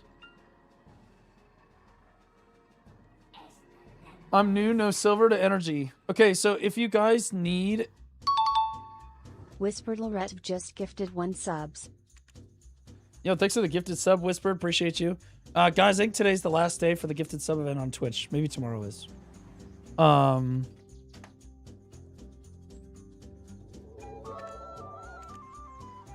Whispered Lorette cheer Dex 100. Good luck on your tap.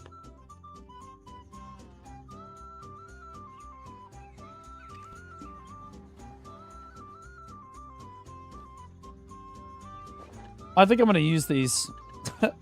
I'll sell them. Fuck it, I don't care. Selling these at max price is Giga. You can get more energy during the event by just buying energy potions, guys.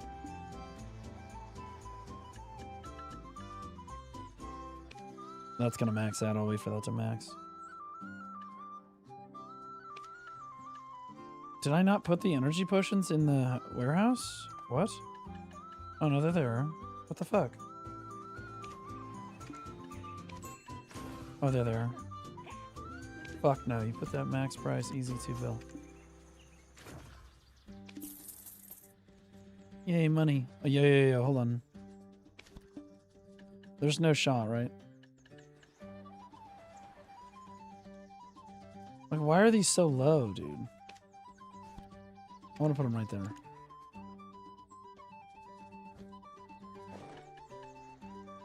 The fuck am I supposed to do with my 244k crons? I haven't really played any in a while. Okay, you just need to watch my gear guide and just follow my gear guide exactly. I don't know what your situation exactly is, but my gear guide covers it. Okay, so we pitied our Sept. Guys, this has to go. It goes so much faster.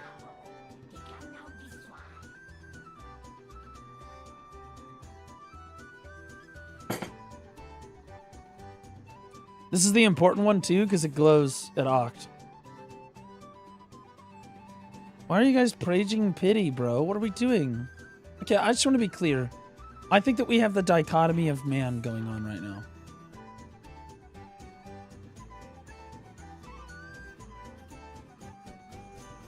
We have the one of the least carried streamers, like the devil, streaming next to literally Jesus Christ. Okay, so if you want to watch somebody succeed, you go to this guy right here.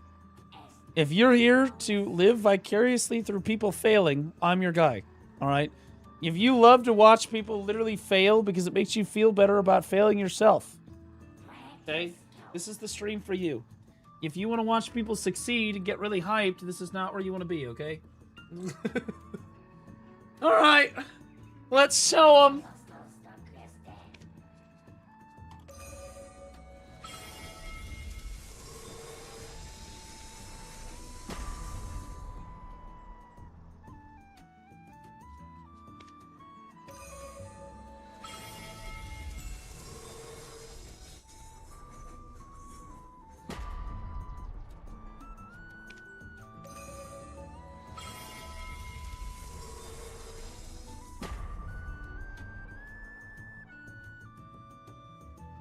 I hate being the president of this club.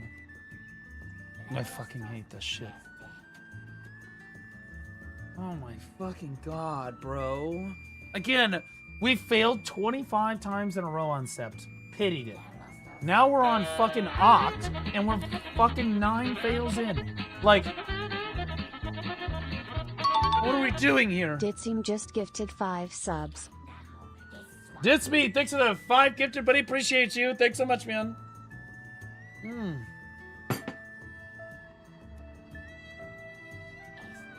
Just raw tap it. Just feel it harder. No, I'm good, really.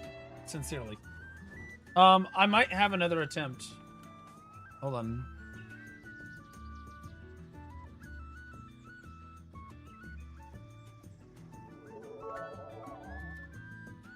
Ditseem cheer Dex 100. OHH yay baby, I needed that. I failed my 5 Edenia taps, keep it up. Yeah, where's my Corsair? Where's my Corsair? So, guys, I buy the Corsair outfit because it sucks, and nobody cares about Corsair's lives or whether or not they survive in life, so it's better for me to do that so that nobody gets mad while watching my stream.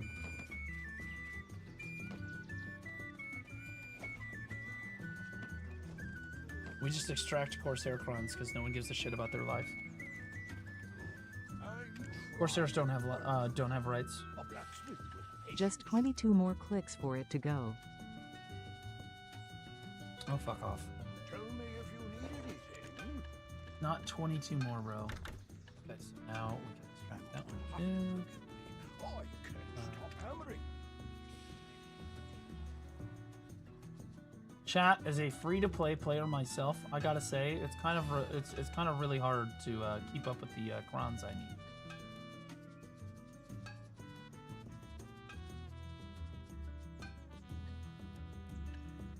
I have this.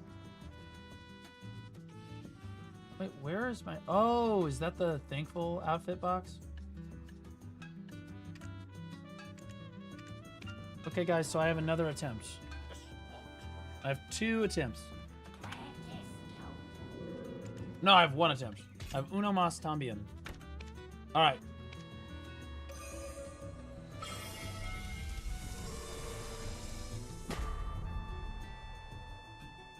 I don't know why I bother. Honestly, at a certain point, I'd rather it just be a certain... Just assume you're gonna pity and just...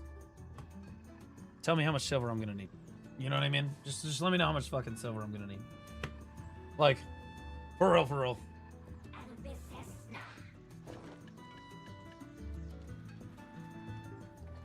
The Kron Queen? Oh, fuck off. Oh, that's your weapon.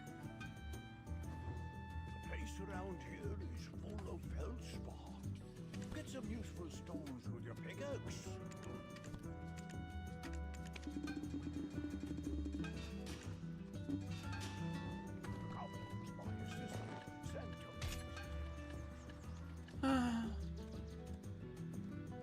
So, this was like 134 attempts, 133, 134 attempts. This was 196 attempts. We pitied Sept, and now we're 10 attempts into Oct. This is at 35. We're struggling, guys. We're out here struggling. We're out here kind of struggling, I'm not gonna lie.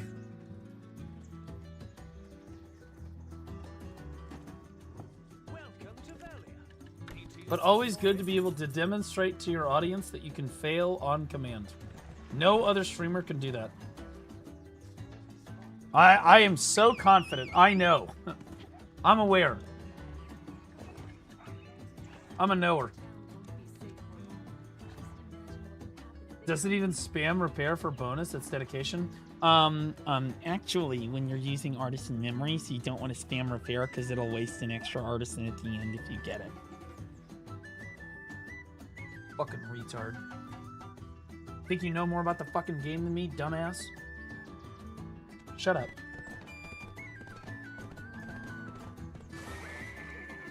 What the fuck is that Vel? Exalted Splendid Vel's heart.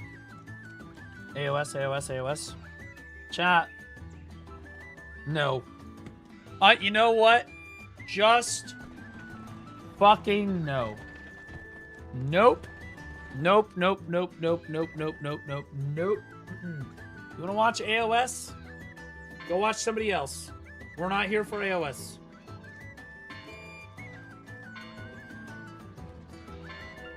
AOS with your officers. Okay, I'm gonna choose officers at random to do a pre-made 3 with.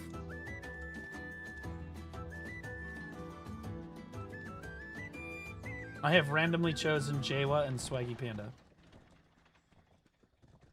I spun a wheel in my head, and those are the names that came up.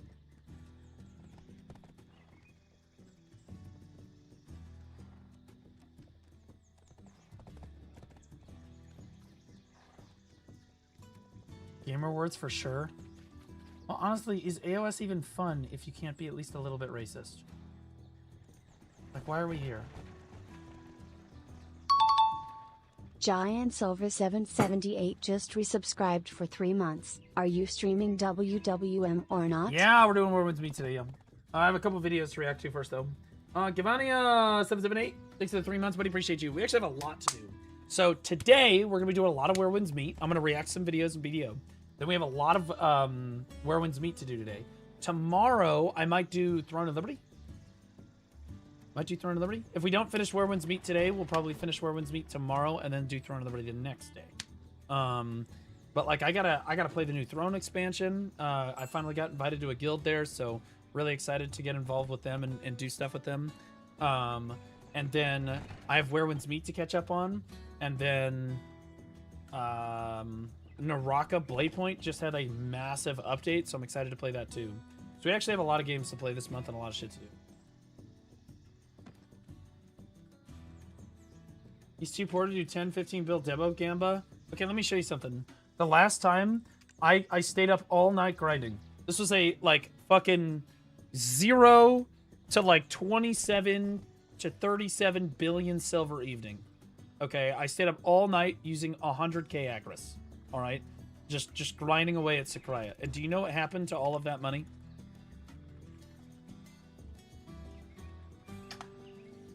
I was fucking feeling it, okay?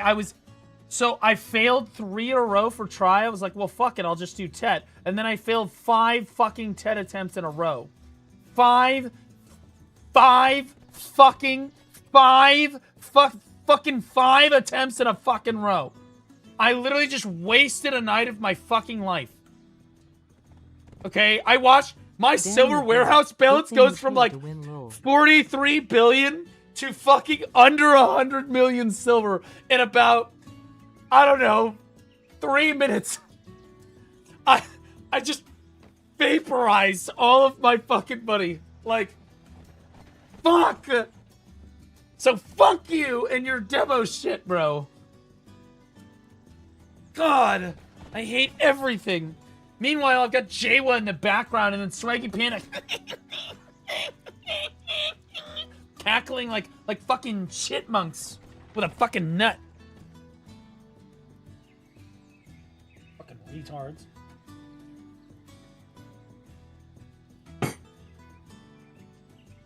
Anyway, that's why I'm always broke. Start it, try.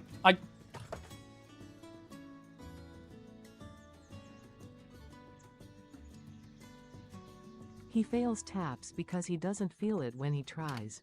On God, also he's extremely I am starting it try, dumbass. I'll just buy the try and then I'll tap it to tet. It doesn't work. Okay? Then I was like, well, fuck it. I'll buy a couple duos and one tap some tries. Failed 3 times in a row on a 62% chance.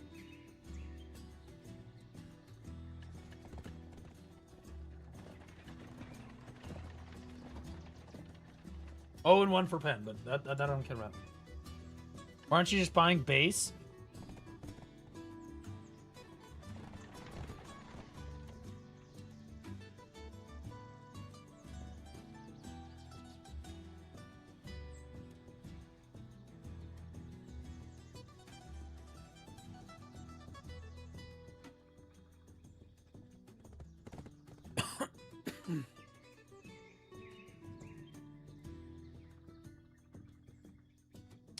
All right, we have some videos to react to. Hey, wanted. Okay, so we have a new content creator in the category that started making BDO content. She sent me this video, so I was like, okay, I'm gonna just feel it. Chad, I will literally fuck you.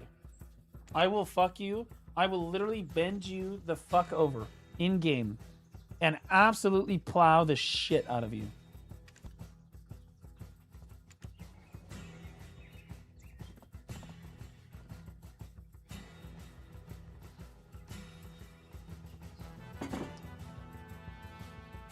You can't fit on 2 cheeks. It is crazy comms. Crazy fucking comms, dude. Cheeked up is nuts. That's...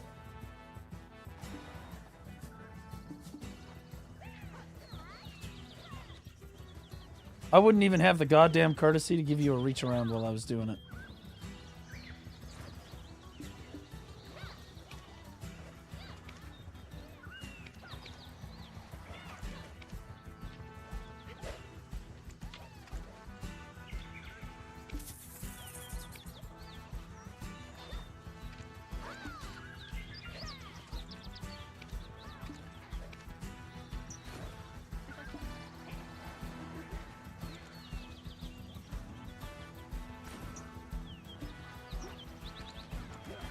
For those wondering why I have my order on the Desperada, it's because, honestly, I just picked an outfit and stayed with it. I'm not about, like, trying to move my pre-order around. I just don't fucking care anymore.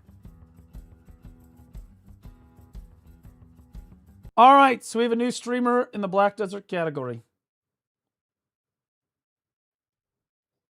Her name is Amixia, and she's a scholar IRL.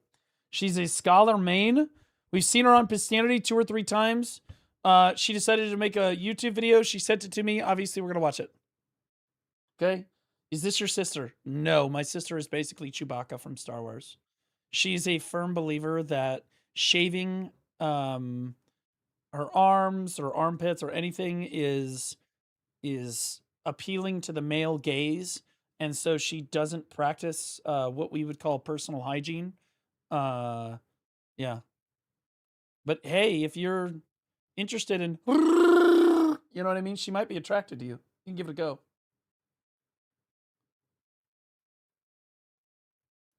To do a little introduction. My name is Amexia, and I'm a new streamer in the BDO category. I've been streaming for about 2 months now, and I've had a lot of fun doing that. Let's see how she's doing. I think she's doing pretty well, but I haven't actually been watching her analytics at all. Oh, that's really good. That's insane. Yeah, what the fuck? Yep. This is good as shit. This is 2 months like this, dude. My first 2 months, not this good. My first 2 months were a little cooked. 12, 17.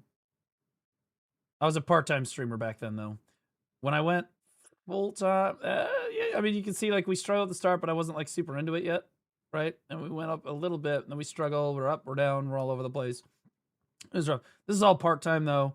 This is when I went full time here. We've got W. Asman, by the way. some gains. We've had some good moments on stream, and I want Yeah, all about to say 47 fucking average viewers in 2 months is fucking crazy. to share with you some highlights from the past 2 months. Enjoy. Full time. Do not full time LO bullshit. It's not funny, guys. No, fuck penis. Hey. I don't want to brag, but I have almost 44 hours in the last 7 days. Shut your fucking mouths. Look at the month long. No, I'm good. Okay, first one. Okay, hold on.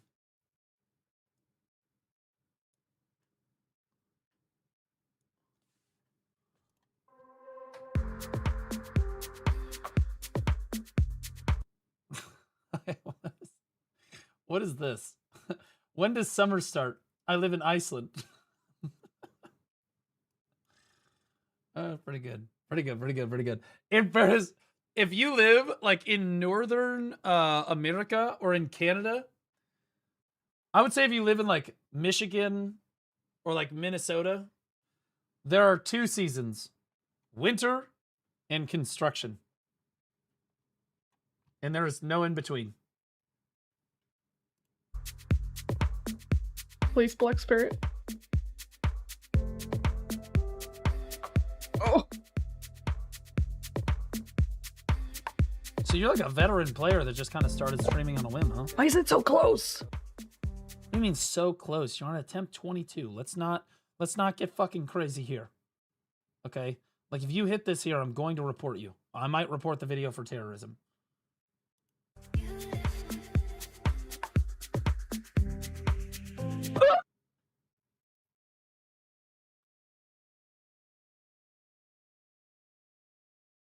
At least she had the same reaction that I did, which was to fucking vomit. Yeah, I gagged too. Fucking disgusting is what it is.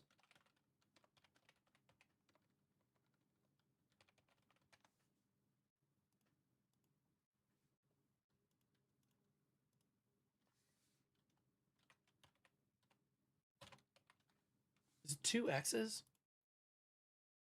No, it's 2 I's.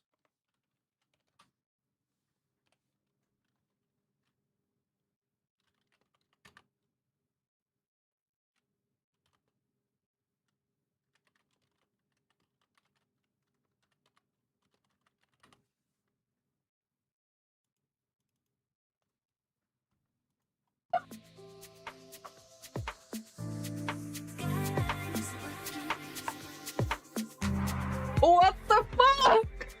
Some bullshit. What the fuck? This is some bullshit. I've said this like 3 times now, but I'm gonna say it again because I don't fucking care. These people, these fucking people. Elrix underscore 89 just resubscribed for 14 months. You don't read my DMs anymore. However, here you go. Hashtag bald maxing. Who are you? Alrex89, welcome back for 14 months. I read DMs. I read all my DMs. Well, not necessarily all, but I try to read all my DMs. These people that get super carried with their enhancements. Initially, they're like, yeah, I'm so carried. Oh my God, it's so crazy. And then like fucking 2 months goes by, and then they literally are sitting there, and you're like, damn, I'm really struggling to meet the AP cap for like Star's End or something. And they're like, well, honestly, if you just grinded more, you'd have your deck already. Like, yeah, I know I got carried, but like, honestly, I don't know why you don't have it yet. You're like fucking 280 attempts in, and this stupid fucking bitch is like, oh my God, I just, like, I mean, if you just like worked hard, I mean, yeah, I understand that I got carried, but like, honestly, I just have more gear score than you because I just play the game more.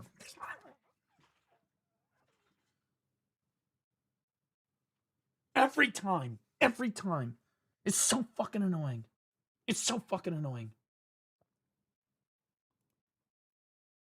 Like me, I got 7 clicks, I got 10 armors, And under 3 clicks each. That's my point. Like, she's feeling it. I'm feeling my nuts in your mouth. Sadly, I never get what I want.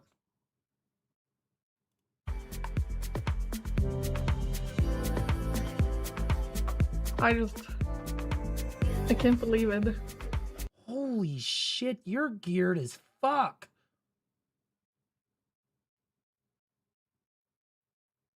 Oh my god. She's more geared than I am. What the fuck? That's like impressive. I'm not gonna lie. That's fucking crazy. Have you ever PvP'd before? Have you thought about the PvP Academy? Have you heard of our Lord and Savior? Have you heard the good news? Seriously. You don't have anything left to do in the game. You're enhancing this and nothing else. You should try PvP. Do the PvP Academy. It would be fun. It's also really good content for you. Also, when I started playing BDO, this guy joined the PvP Academy. This guy's doing really well. He joined the PvP Academy. He's just farming videos on it. We're watching that one next. Please 1v1 blue and kick his ass. Honestly, I farmer, to be honest. I'm an Awakening Witch. For real. I just can't believe this, guys. Or DK. I'm in shock. I can't believe it still, man. Thank you, Tree. I'm also just...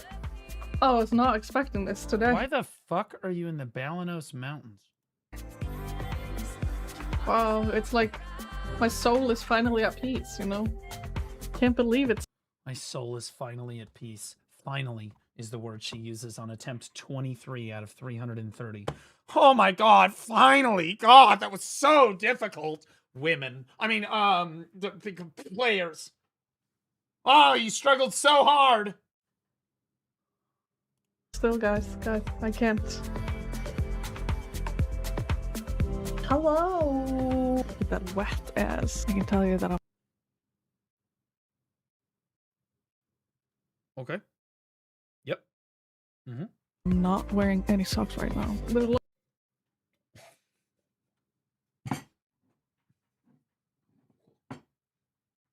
What? You're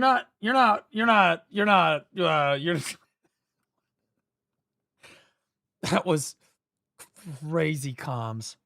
That was absolutely insane comms, dude. I actually think that most men hate feet. I think that it's kind of a meme to be like, holy foot licka or sniffa or some dumb shit. I think that men joke about it, but there's actually like 1% of guys actually like feet. I think that most men, if you think about sucking on somebody's toe, are probably completely disgusted. Because I'm completely disgusted. It's disgusting. Blue loves feet? No, I don't. little under boob here. I like see. What is she about to say? Is she about to say some fucking demonic shit? Is she about... Because she's looking at the camera like she a crazy ex-girlfriend right now.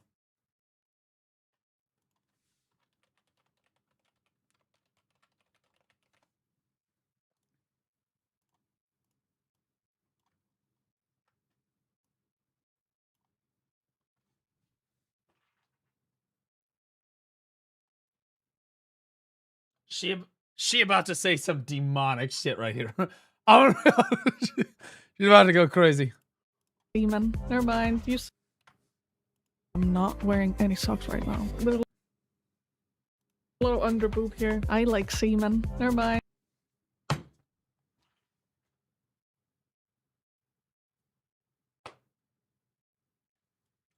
What are we doing? She's got like 4 follows. You suck. Please help. I'm stuff that make you feel. Well, you didn't stay step bro, so you need to step up your game. Feel any type of way? Yeah, I like to What? Okay, is this Twitch DOS? I like to what? I don't. I'm stuff that make you feel any type of way. Yeah, I like to unload my balls on big semen, but it looks like a turd.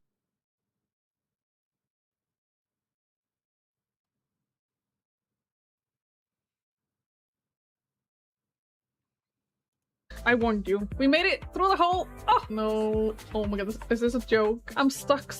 When you get stuck like this, you can mouse move your horse off of this.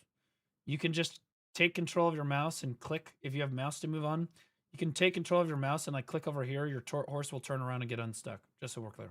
Joke. I'm stuck, bro. Come on, just die. Get your fat ass up off the ground. Oh, I'm so fast. Horse. That's fine. Whatever the fuck that means. Don't enable my naughty side, please. I don't know. Poor guy. No! That's so cringe. Like gripping a cucumber with my feet or something. Bro, what are these comms?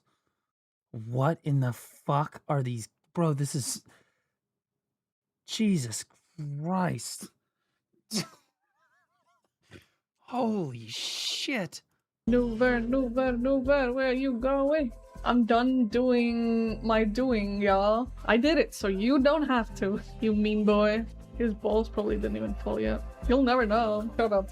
I'm gonna have to show my knees. Of course he choked on it. He's got a small mouth. What was that last one? What? On it. He's got a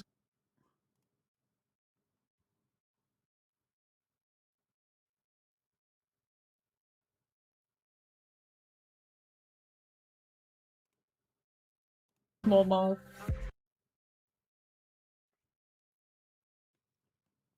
It's crazy. It's wild. Wild comms. Wild comms. It's the fucking Wild West in here.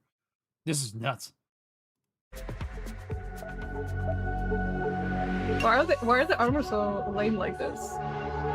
This is why I'm not looking forward to this shit.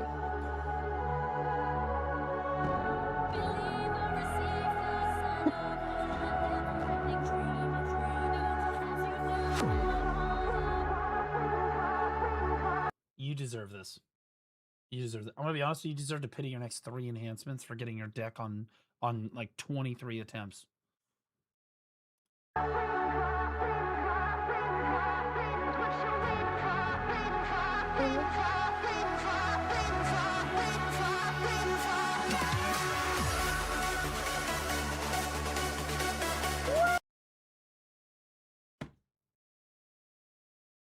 Some people literally just never struggle. They've never struggled in their entire life. It's just actually just crazy, bro.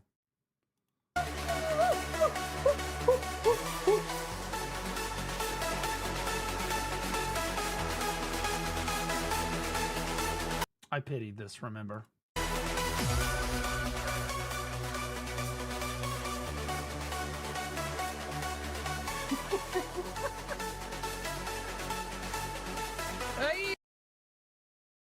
My god, the game is just so easy. I love BDO. Oh my god, that's such a fun Korean MMO. It's so good. I mean, the enhancing is just so much fun.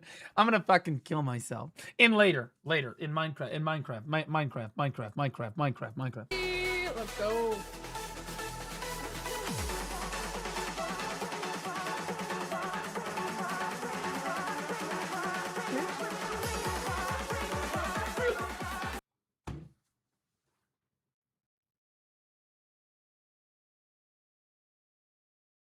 Blue, why does she have more gear than you? Blue, why has she more gear than you? Because I had to spend like fucking $12,000 to get to 2 decks. Okay, that's what I needed to do. And she has spent probably $0 and has all 3 in less time. Okay. Then her armor is like not even weekly gated because she's like, I don't even know why people are complaining about the weekly gate. If you just succeed, you have your armor in like 4 weeks. Like it's not even that hard, you know?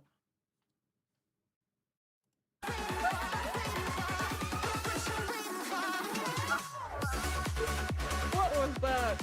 That's crazy. That's fucking nuts.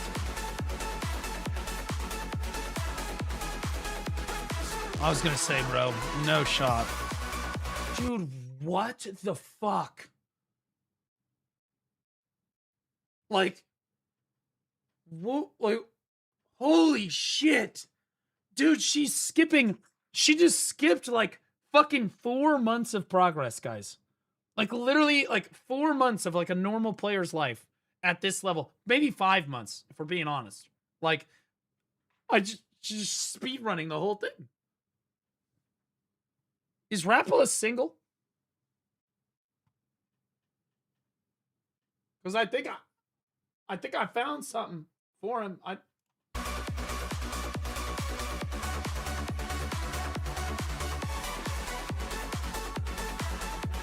No way you do it again?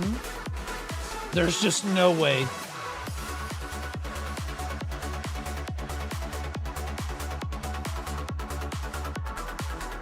Come on. Pity it, pity it, pity it, pity it, pity it, pity it, pity it, pity it, pity it. It's so close. It's so close. I love it. It's so close. This is the mind of a carried streamer. This is the mind of a carried. It's so close. No, sweetie. It's the same percent chance it was last time. Maybe 0.001% closer, okay? It's 5%, all right? It's no closer than the previous fucking 95% chance to fail. But it hung so long. I can feel it. It's close.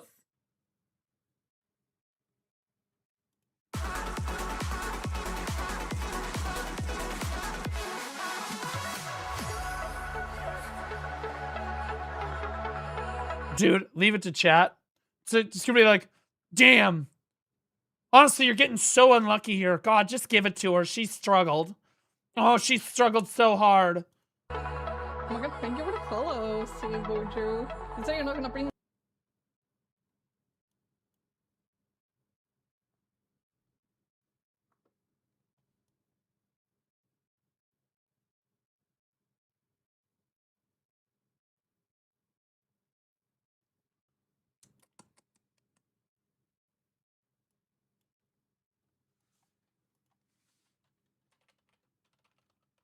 Is this Moadib's sister that is not born yet?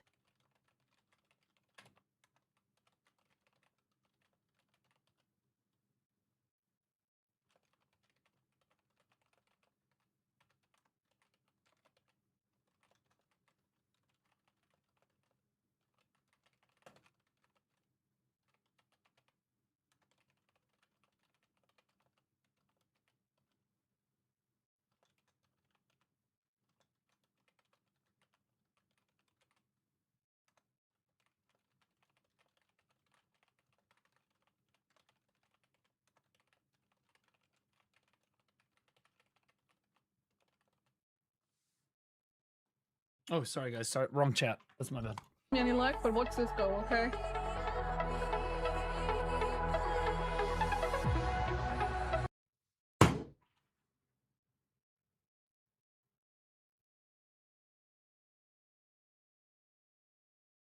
So let me get this straight. The sequence of events is that Siamuju comes into your chat, throws a heart.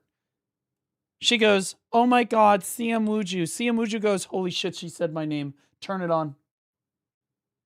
Immediately fucking goes on the next attempt.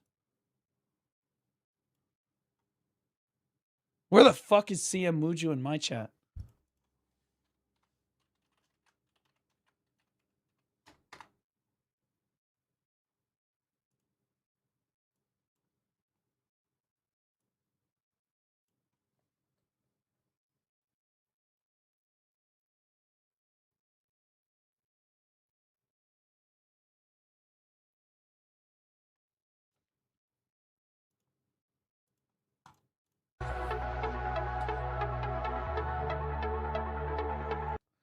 Look at that. Already more chats than my chat, by the way.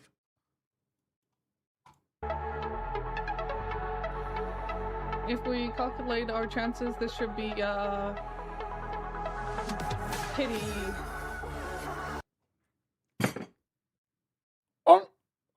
What? What? should be, if we calculate our chances, this should be, pity. You're on attempt 3! It's a 6% chance! What country are you from? What? Like, what is... Like, what... I'm just upset that the public school system failed you so badly. Like, I don't understand. Guys, I think we're on pity right now. I think this is it right here. We're on attempt 4.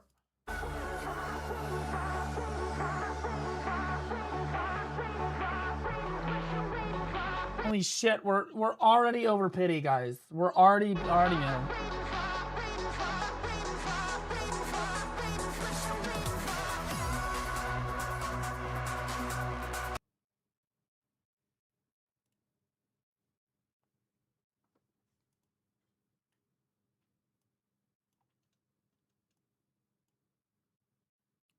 See, a lot of women have what we call resting bitch face. You don't have resting bitch face. But you do have this resting smugness. You're so carried. You are so confident that this is going to go that you already know it. I can see it in your face. Look at that. I can literally see it. I hate these people. I hate it. There's no way you got...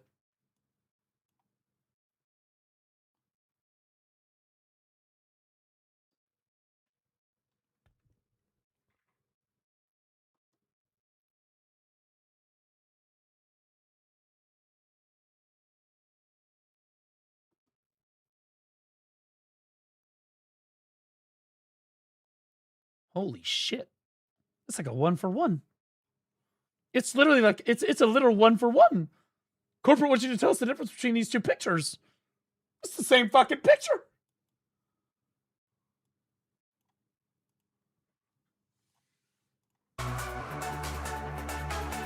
Oh, for fuck's sake, dude. What are we doing?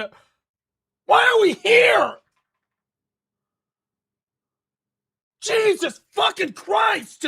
Every single fucking enhancement that this woman has fucking clicked is massively above the average. We're talking like fucking every one of them is like top 10% of fucking getting carried. Every single one.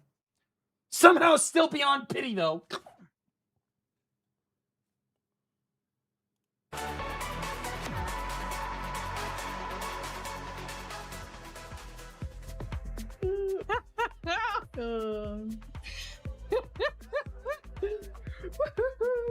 Oh my god, This isn't weird sounds. This is just you laughing about getting your enhancements like a fucking... You're like cackling like a witch. What do you mean? What am I doing? What do you mean? What am I doing? No, go. Doing? Damn it. What do you mean? W. Still, you deserve to pity the next fucking 9 of these. With how as carried as you've been. Literally the next 9 enhancements. What am I doing? Not justice. Not justice. Okay? This is like somebody goes in and kills 5 people. You know what?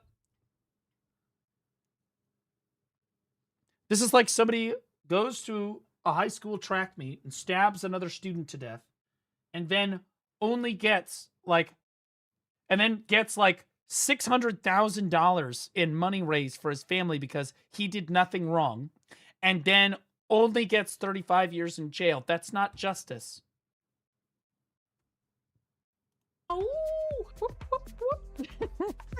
Yeah. Such an oddly specific example. Yes. Holy hell. Let's go. Oh, yeah. Okay. Oh my god. Ooh. Holy smoly. Oh. What is holy smoly?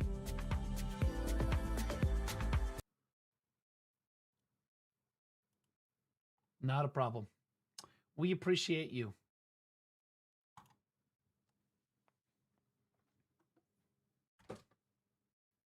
I want you to know it was me.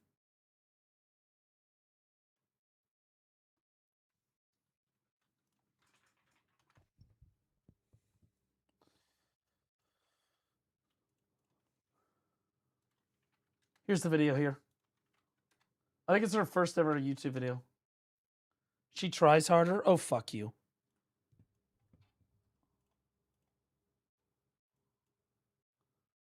It is her first YouTube video. We're going to set aside for a moment that she used an AI thumbnail. Totally fine.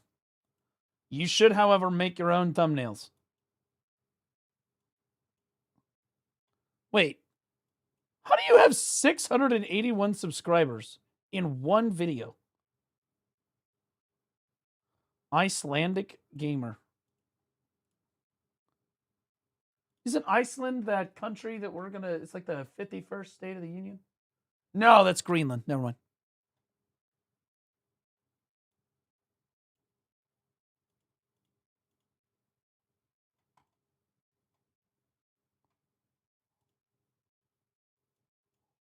When I started playing BDO. Okay, so now we have another retard to watch. No problem, Maxie. I appreciate you. We'll get a shout out here too. Also, you're kind of a freak. But that's okay. Most of us are. All right, so this is Sealy. This is the guy that went like 3-29 in AOS. Like, if you guys had to play over 30 games to get to 5 wins, you might just be like Sealy. Okay? Also, Sealy has never spoken with another NPC in his entire life. This guy did the entire main story. Doesn't speak with any fucking NPCs at all. Doesn't give a fuck about his energy. Does not give a fuck. Literally insane. He's so he's so dedicated to being antisocial and not talking to anyone or making friends. He won't even talk to NPCs in a fucking video game. But he's a brand new player. He started playing BDO not too long ago. Super hooked. We got him into the PvP Academy, and this video is about him joining the PvP Academy. I didn't really think much about the PvP scene. I was more focused on what I could grind out in PvE and the different bosses I could throw myself at for loot. Of course you were focused on PvE. You're a fucking Guardian main. What I didn't realize is that eventually I would make a YouTube video that will blow up and get me invited into a guild entirely based on PvP, where I'll suddenly expected to fight another human being. Now, it's very true. There are 2 types of Guardian mains. New Guardian mains and Guardian mains that are unethically fucking geared. Okay, so let me show you what one of my Guardian mains did in guild. Let me show you something.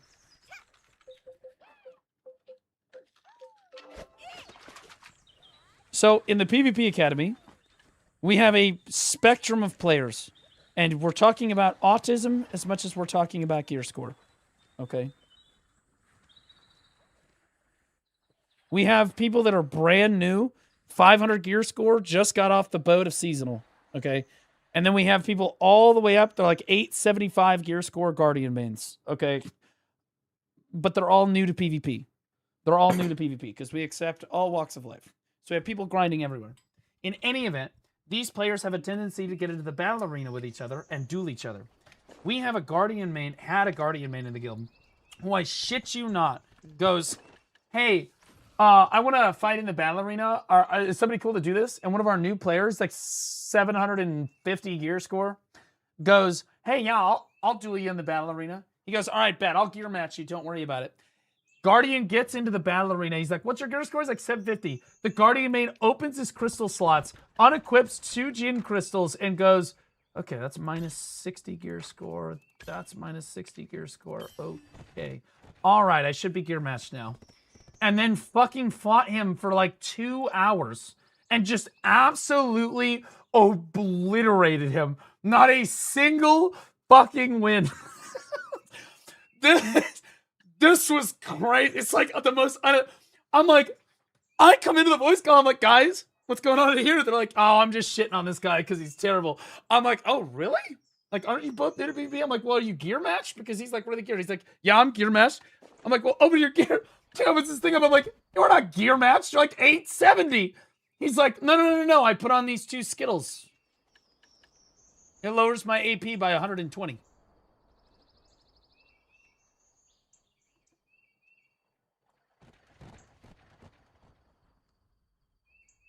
God damn it. He's technically right. Like, he just sat there and fucking obliterated the guy for, I shit you not, like 2 hours before I came in, and I'm like, dude, you can't, that's not what gear matching means. Like, deserve, gotta teach him to die first. Actually, just insane. Literally wild. Anyway, Guardian mains tend not to be PvP endies, even though Guardian's actually a great PvP class. And then they do come to PvP and they're like, damn, I'm so good at this game. I'm so much better than everybody else. They outgear them all by like 300 gear score. It's a perfect class for somebody that's terrible, but, you know, you've played the game for longer, so you just want to flex that on people.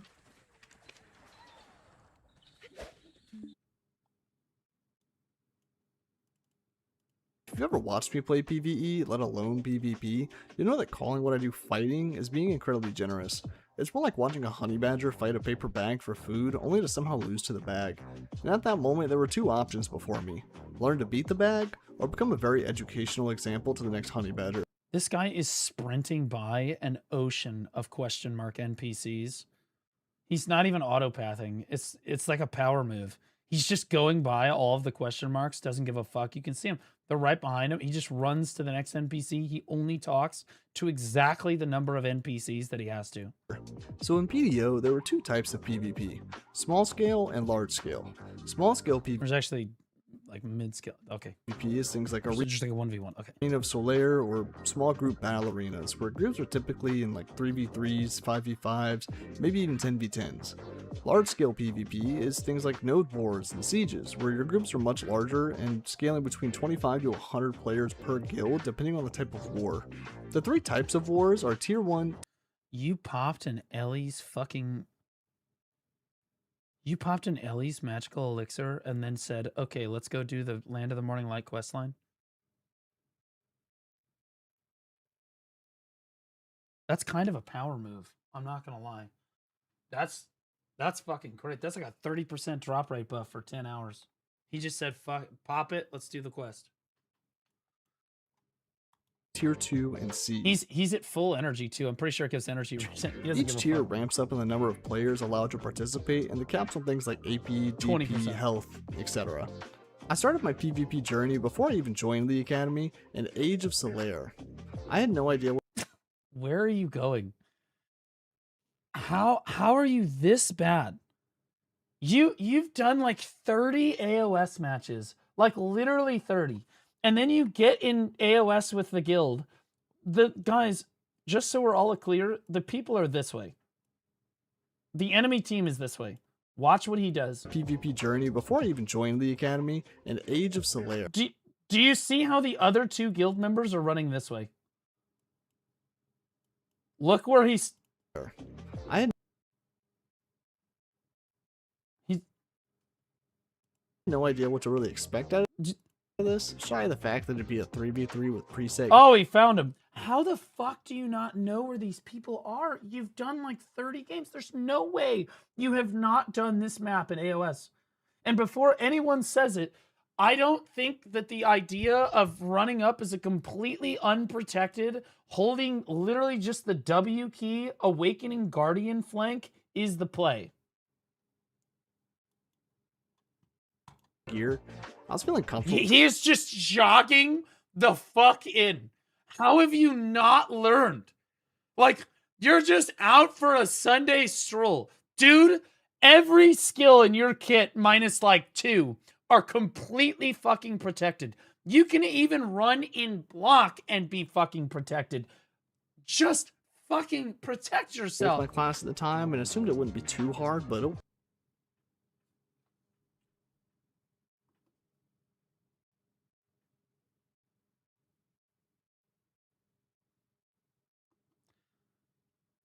I fucking hate that all this did was he was like, son of a bitch, I'm getting better. Because, like, it just like happened to work because somehow, as bad as he is, the buff bird crew, who is also in my guild, by the way, is fucking worse. Ran at him completely unprotected and just hit E. Boy, was I wrong. I got skill diff 6 ways to Sunday. You might as well have put me on the casting couch the way I kept getting absolutely fucked. Dude, how is your AoE the entire screen and you're still missing your abilities? 6 ways to Sunday. Watch this shit. Watch this shit. You might as well have put me on the You step too far. casting couch Completely with that fucking skill. He's over here. Okay. the way I kept getting absolutely Missed again. Like literally this entire arc. Minus this pie slice right here. He's able to be hit by your AoE and you fucking missed him. fucked. I was making a name for Nah, myself fuck it. Too tanky. Let's go fight somebody else. and not in the good way. This is where I hit my 12 game loss streak I showed off my last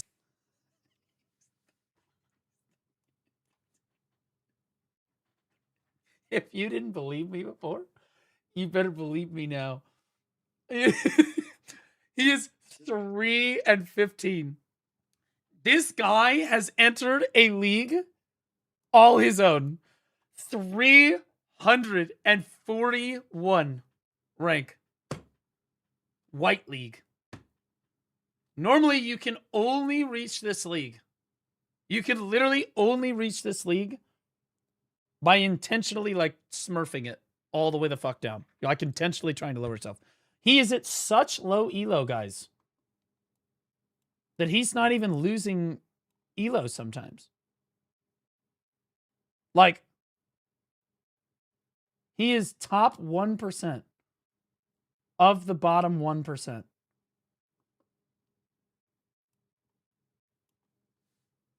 It's impressive. That was placements? No, I don't think so, because again, he's 3-15. That's 18. This is only 1, 2, 3, 4, 5, 6, 7 matches. Okay, which means that his placements would have ended 2 matches prior. It's only 10 placement matches, right? Maybe it is placements. Maybe he was running customs. It's possible he's running customs. PvE update. It was a rough learning moment where I realized that I was not prepared for this, as there were many things I had left to learn before I dipped my toe in that proverbial pool. I didn't touch PvP again until I posted my first video where I got invited Look at that. Look at that, bro. He's going the right way. Only took him 2 rounds. to join the PvP Academy. For those that don't know, the PvP Dude, stop jogging around like this. It's actually just embarrassing. A wizard has to do this. A suck wizard must do this. You? Academy is a guild set up to teach new players how to participate in PvP matches go. from AOS to Siege. Roll your Black Spirit adventure, you fucking communist. I was pretty excited for this, as there would be a wealth of knowledge at my fingertips that I could take advantage of when diving in. Blue Squadron, the leader of the guild, got Why? Wait. knowledge at my fingertips that I could take advantage of when diving in. Blue Squadron, Why is this your top recommended video?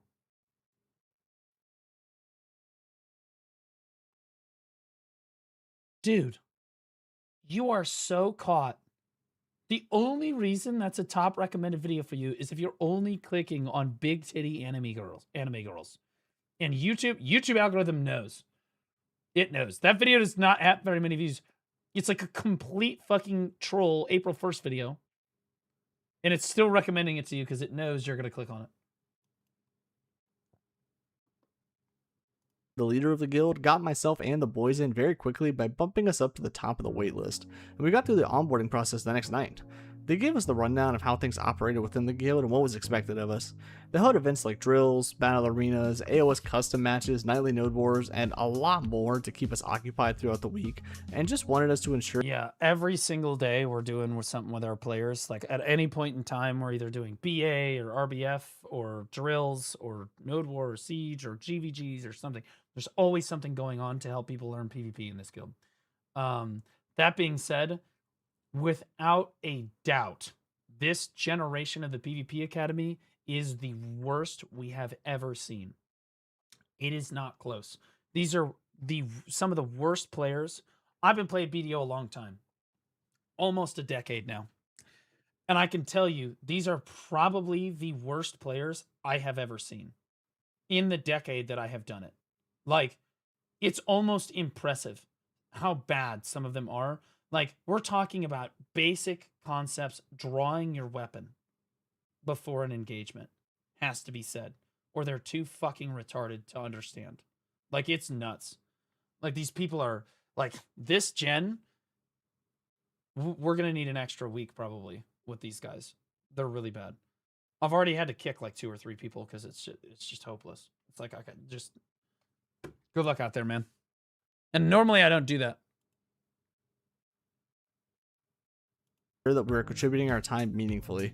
My first week was basically a masterclass in getting farmed. I participated in events like battle arenas and GVGs with little to no idea of what I was doing. There were some matches in battle arena where I would do alright in a team, and others in GVGs where I couldn't live for more than 3 seconds. I ended up just becoming bait instead of a threat, and oh was I a master at it. One mighty. What did you just do? Oh my god. No. No, no, no, no, no, no, no, no, no, no, no, no, no, no. No. Stop. No. I ended up just becoming bait instead of a threat, and oh was I a master at it.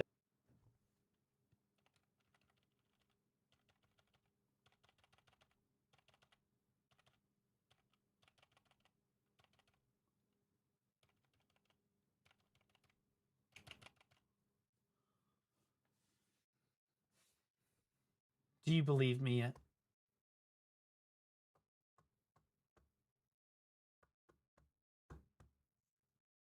This is what I'm talking about.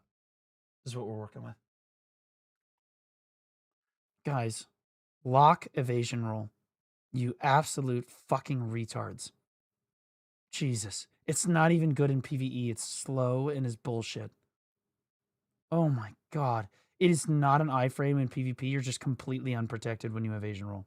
The only time evasion roll should ever get unlocked is like during boss blitz. If you're trying to do some tech.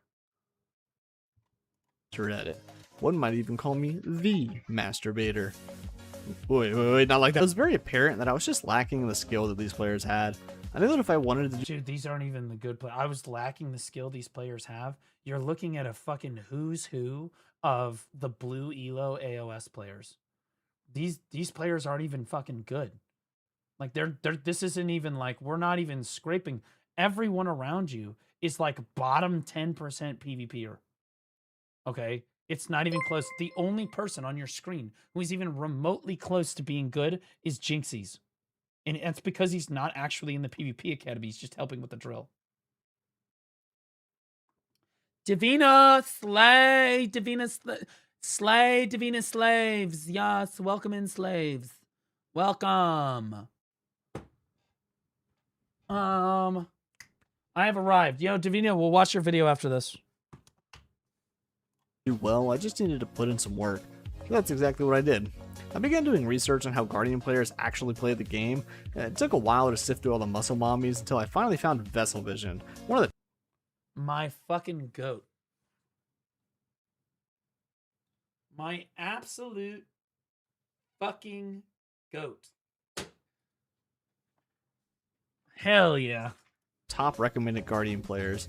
After about 20 minutes of deep analytical research, I finally stopped staring at all. Did you just fucking evasion roll again? This is an insult to Vessel. Because I know that motherfucker told you not to evasion roll. Recommended Guardian players. After about 20 minutes of deep analytical research, he didn't. Okay. I finally stopped staring at all the screenshots and hit play on the video. I paid attention to how he moved around the arena and the skills he used and prioritized. From his video, I made note of 3 things I clearly was lacking in: movement, combos, protection. Blue Squadron is actually a good PvPer. He just needs to work on his APM, movement, protection, mechanics, combos, super armors, frontal guards, and experience. But aside from those things, really good. The first area I wanted to tackle was movement, as all I was doing now was just standing directly in front of someone and... How are you the first one CC'd and you're standing in the back as a guardian? praying to whatever deity was currently listening. Learning movement wasn't all too difficult, it's just a lot to keep in mind at once.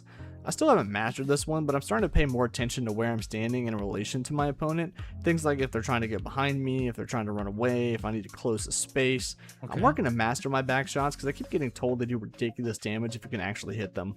As for combos, mine started off as whatever random buttons my hands happen to hit first. Learning combos was even easier as I really just need... I always recommend when people start PvP, literally just do your PvE combo. Literally just do your PvE combo, and then over time you will, like, you need to, like, experiment with what does damage and what is actually better for PvP, but when very first starting out, fuck it, just do what you know, bro. To remember one for now.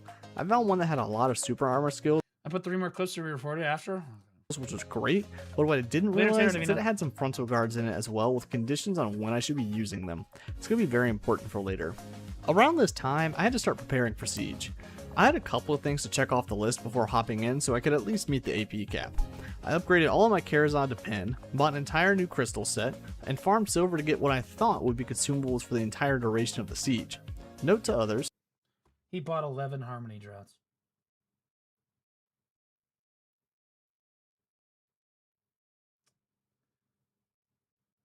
Which, in fairness, Harmony Droughts do last for 15 minutes. You know what I mean?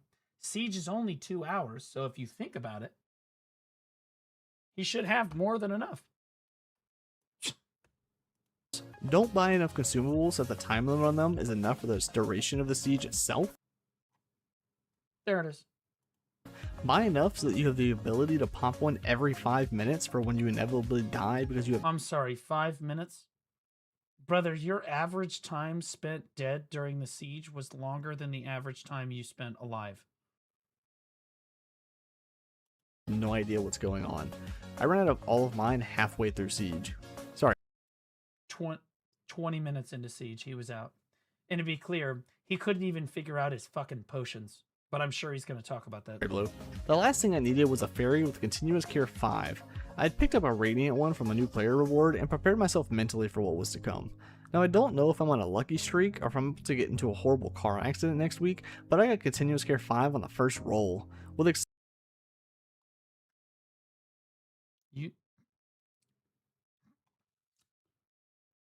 That's not the...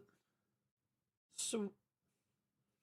Wait, you thought to yourself, you got your fairy, and one of the fairy skills is will automatically pop your potions every 2 seconds. And you thought to yourself, no. And then you saw the fairy skill, and you were like, yeah, so it'll auto pop my consumables for me every time I die. And you were like, that's the one I need. excitement, I leveled it up again, only to then get Miraculous Cheer 4. Oh no, he's retarded. No. Oh no. Oh no, he's retarded. No, sweetie. Miraculous Cheer 4 is for mentally retarded people. No, you have to have 5. You don't, like, MC4 is worthless, dude. I debated whether I should use the few Thea's orbs I had to re-roll, or if I should just keep it, as I was told it was already pretty good as is, but... Who told you that? Names. Hey, name them. Nobody in our guild told you that MC4 was okay. I guarantee you, nobody in our guild told you MC4 was okay. In fact, your fairy is complete trash. It's total garbage. Unless you have Miraculous Cheer 5, your fairy, doesn't matter what the other skills are, your fairy is dog shit. It is worthless, just like you are. It is somehow more of a disappointment than you, and that impresses your mother. Okay? MC5 is absolutely fundamentally required for PvP. Fundamentally required. MC4 and below is out of the question. You know what? I'm nothing if not a gambling addict, so I let that shit ride. And guess what? I need to go buy a lottery ticket, because that's right, Miraculous Cheer. Never mind, just fucking report him. You got MC5 on the first fucking reroll? 5, baby! Woo! What do you mean? The worst part about this entire thing is that the people that never struggle in this game are the completely mentally retarded new players. Buy a lottery ticket, because that's right, Because this guy gets MC5 and then during siege, he has it equipped with the wrong potions, and so he's just not using potions for like 40 minutes during siege, despite having MC5. Doesn't even know what the fuck he's doing. Miraculous Cheer 5, baby! Woo! They may be thinking, chat, ban this guy, he's hacking. But I haven't even gotten to the good bit yet. You know what came next?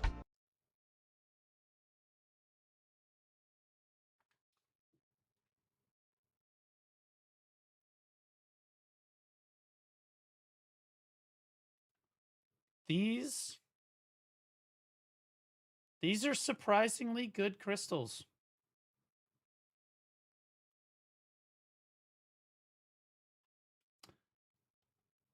This is for Siege, guys. This is not for PvE. This is for Siege specifically.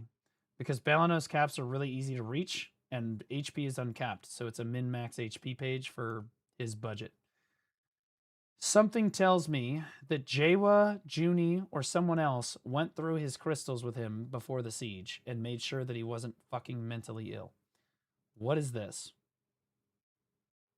I don't know what this is. I'm going to assume it's not a resistance crystal and you're not retarded. Feathery 5. Also, but I haven't even gotten to the good bit. Where are your corrupted crystals, dude? What the fuck are we doing? What is happening? You must have 2 corrupted crystals on. Yet. You know what came next? Feathery 5. Alright, well, chat's just gonna fuck you. This guy, MC5 second roll, Feathery Steps 5 first roll, fucking Continuous Care 5 first roll. Holy shit. Now you can ban me. Now that I had everything mostly in order, it was time for the siege. If you want to watch the entire VOD, I've posted the video on my channel already, but I'm just going to briefly talk about my experience here to give an idea of what I was thinking. That's it. Yeah, so I did a VOD review of this as well. I don't know if it's out on YouTube yet, but prepare yourself. I didn't talk at all during the siege itself. Leading up to it, I was pretty nervous. We were walking to a pretty big match, and I had no idea what to expect. I watched a couple of Blues VOD reviews before, but I never paid attention to the actual siege itself, just the roast on whoever it was he was watching. I didn't think it was— Well, have you thought about, and this is going to sound crazy, when you watch one of my VOD reviews, actually learning something? So you watched all of my previous, or a bunch of my previous VOD reviews, and you were like, oh my god, he's so funny. Oh my god, look at him roasting these people. Okay, skip over all this fucking unimportant educational stuff. Okay, oh my god, look, he's roasting him again.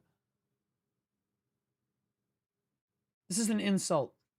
I was going to do amazing, but at the very minimum, I figured I could continue my streak as the masturbator and set up some kills for my teammates. He did not, in fact. I would argue that Sealy was actually more beneficial to the enemy guilds because he gave them BSR faster. I have bots. I have played with bots in Throne and Liberty that unironically play better. It only took me about 10 minutes of playing to see that I was utterly useless in these fights, but overall, I want to say that it was a blast. I got very confused at times as I had no idea where I was going, and even actually ended up away from my grouping and lost in the middle of our allies at one point. I also had a couple of deaths that I just didn't know what to do about, and couldn't figure out why I kept exploding. It was very clear that these were skill related though, so I wasn't too upset about it. I played in the main ball, so it was a lot of walk here, fight, die, respawn, and repeat. I want to try out some of the— No. Normally for main ball, it is go here, fight, die, okay, and then you just repeat the process. Okay, for you, it was go here, die, and then repeat the process. All right, so you honestly min-maxing, he's like speed running the gameplay loop cycle. You know what I mean? the other positions as well, but for now I'm good with sticking to main ball as I learn Guardian. There's still— No. What did you just— No. I want to try out some of the other positions as well, but for now I'm good with sticking to main ball as I learn Guardian. Don't even, flex doesn't even exist to you. No. That's the dark place, Simba. You're not going there. You, defense, honestly, and I mean this sincerely, that's probably a place that you could go. That's where we put a lot of the women, the less good PvPers, and it might be a good spot for you. This still felt like I didn't know what I was doing, and not to flex, but I actually ended up placing on the leaderboard, which sounds impressive until you learn the category I placed top end. Hint, it rhymes with Schmeths. Moving on. It was the highest stats.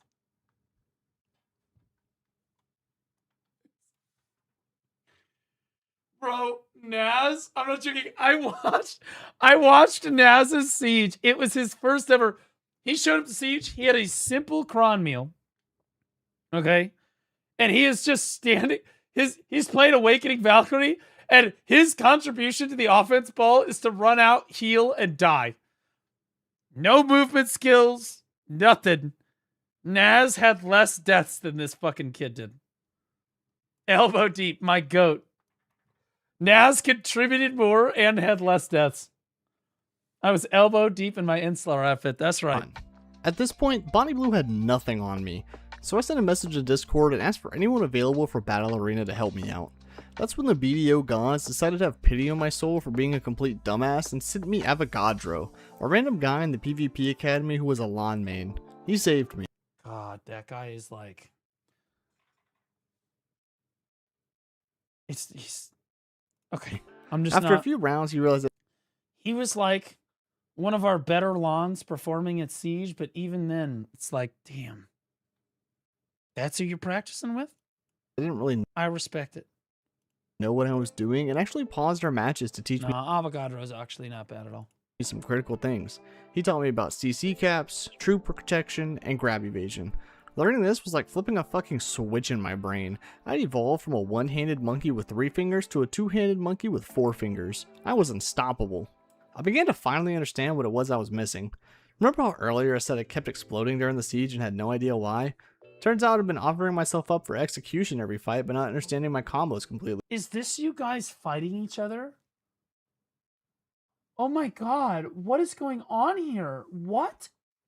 Finally understand what it was I was missing. Are you guys just like Remember how earlier I said he's just walking around. Oh my god, somebody needs to get with Dirty. That guy's so bad. I kept exploding during the siege and had no idea why? He throws a skill. Turns out I've been offering myself up for execution every fight, but now it's your turn. Now you throw a skill. not understanding my combos completely. Okay, let me I run had away. no Okay, idea so that my now you CCs go. had caps, that I wasn't utilizing my protection to its full potential, and that No, grabs no, were my go biggest ahead. op if I wasn't careful. With this information in mind, I had some more training to do, and this time, I was going to take it to the max. I'm a Barbie girl in a Barbie world. I'm made of plastic. It's fantastic. Okay, but seriously, it felt like I was finally making some major progress. One fire at a time. Sadly, this realization came after Siege. Okay, dude, when you're fighting in the battle arena, you need to have a simple cron meal. I mean, not a simple, exquisite cron meal, villa, and church buff. Okay? You have no buffs running. So there's no large-scale video to show you, but it kind of works. Which is somehow better than Dirty, who is running a simple cron meal. Dude, what in the fuck am I looking at? He is running a simple cron meal with a life skill book.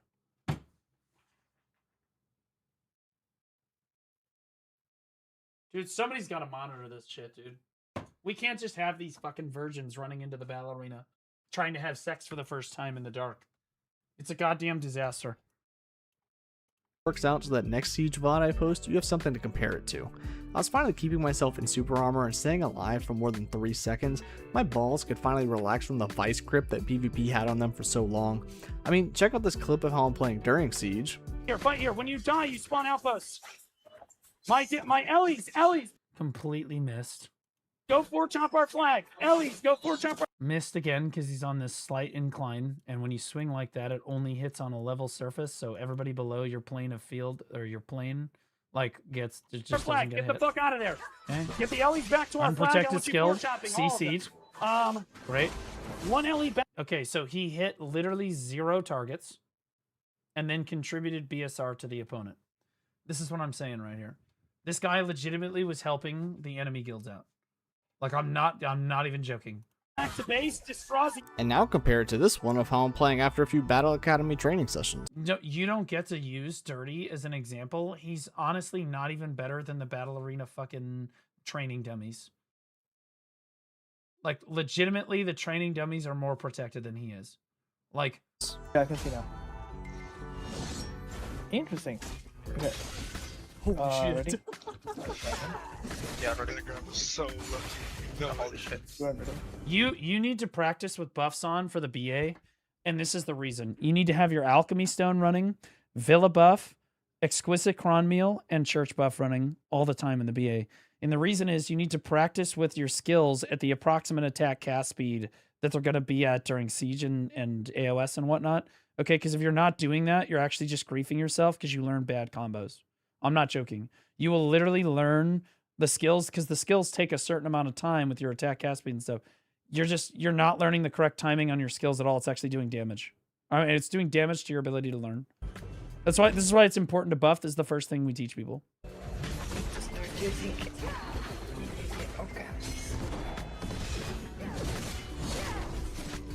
Dude, stop using that skill. It's completely unprotected and you're lingering it. Yeah, that grab was lucky, dude. I aimed it. I'm still getting my ass beat. Don't get me wrong. We need to get with Dirty. That guy is somehow worse than Sealy is. This is what I'm talking about, guys. This is one of the worst players we've ever had in the guild, and this guy is worse. This is where we're at. But the good news is that I think I'm steadily improving. That or... He is steadily improving. That is true. He started down here, and I know what you're thinking, Blue, I can't see that line. I'm aware. And now he is here.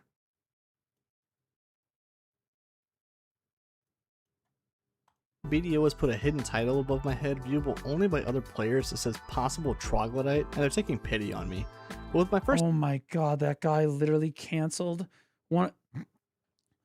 I can't... What am I watching? Siege under my belt, I'm excited for what's to come. I've been practicing my combos nightly and even met another Guardian to run ones with. My progress has slowly been ramping up. He's like trying to... And I can't wait to show you guys what I can do by the next Siege. If you guys put a join up in PvP Academy and check it out, I'll leave a link to their Discord down below as well. As for now, I hope you guys enjoyed the video. Yeah, our waitlist is really low right now because we're not quite hitting the ramp for the Heidel Ball right now, so we have a very low number of applicants. You should absolutely apply for the PvP Academy if you want to get in. And it is the best new and returning player experience that BDO has ever had. Number one, it is the best PvP learning guild that you will ever experience or ever will be in BDO. Okay. And number three, it goes away in early September, late August. So it's gone. Once it's gone, it's gone. So you better get in the door now. Like and subscribe, and I'll see you guys in the next one. Peace.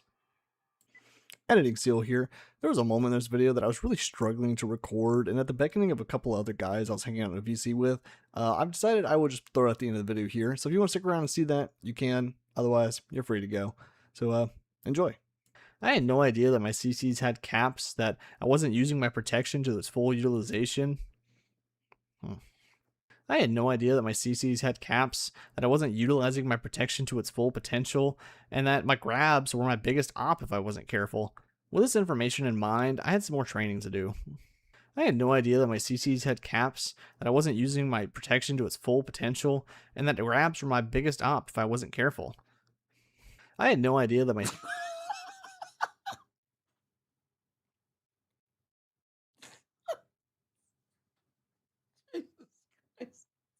It's a 10-minute video. Took him 4 hours to record it.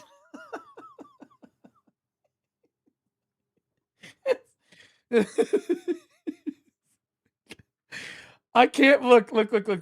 As a fellow YouTuber, we've all been there. Okay? We've all been there. CCs had caps. My protection was lacking majorly in a class where I heavily relied. Motherfucker, I didn't just... Dude, just open Notepad and read from the Notepad. like, brother, like at a certain point, it's like fool me once. You know what I mean? Nobody fools Sealy 7 times in a row and gets away with it. You know what I'm saying? Like, Fucking rewrite it at this point. God damn. I mean, there are comment how many times do you think Blue paused this?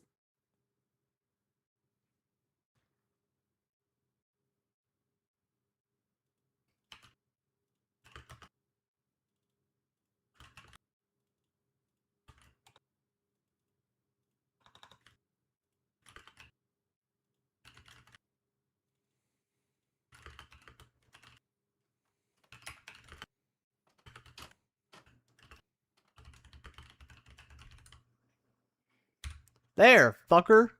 Now read it right.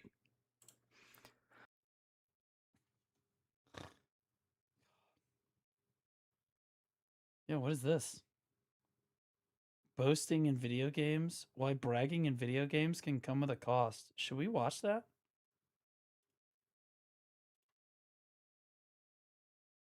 Dude, what the... Dude, what is that? What are we... Dude!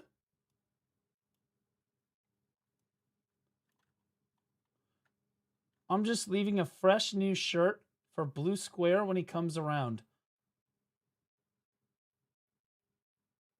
I can't prove it. Note, can you please add a blue pausing counter in post? No. Thanks, I Blue can't Squad prove it. Love. But I know this is Ronan. There's no way it's not Ronan.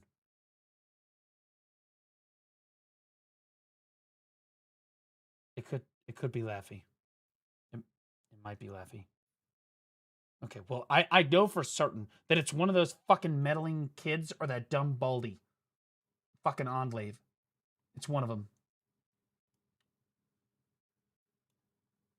Yeah, there's my boy Vessel, bro.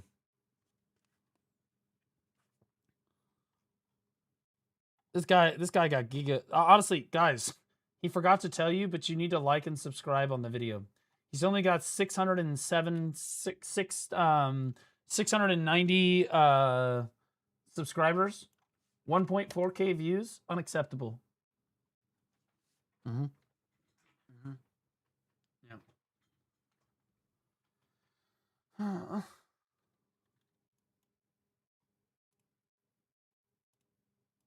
Hi everyone, it's Weister here. Today, This is a very questionable outfit to be wearing on a tamer. I'm going to talk about why do some people take their virtual achievements so seriously. Why do they think that others really care about their achievements in games? I can't fucking tell what this mumbling retard is saying.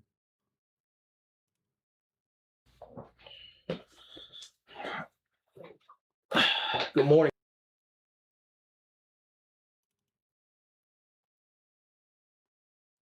I could make a joke right now. I could do it. I'm gonna refrain.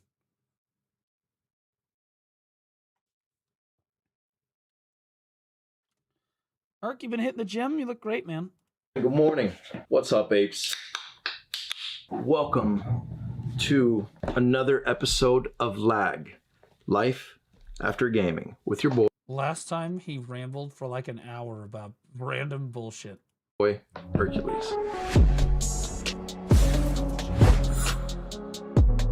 We're gonna start our day with the little green monster. You'll find episode 2. This should have really been the first episode, but we're gonna go ahead and leave it as it is because I want this to be an accurate representation of what it's like to suddenly quit gaming after all.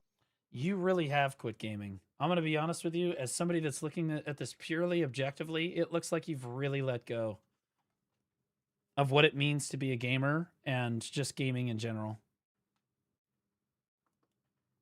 Almost 30 years of doing this. The first video, my mind was all jumbled. I was all over the place. I didn't know what I was gonna do. There was a lot going on in my life, as some of you already know, business issues, financial issues, and other things like that. But now, new outlook on life. I'm gonna let you guys know what I've been up to, show you a couple clips of that, and then we are going to go ahead and go over some of the projects that I'm trying to build up right now. It's concerning to me that he has new projects.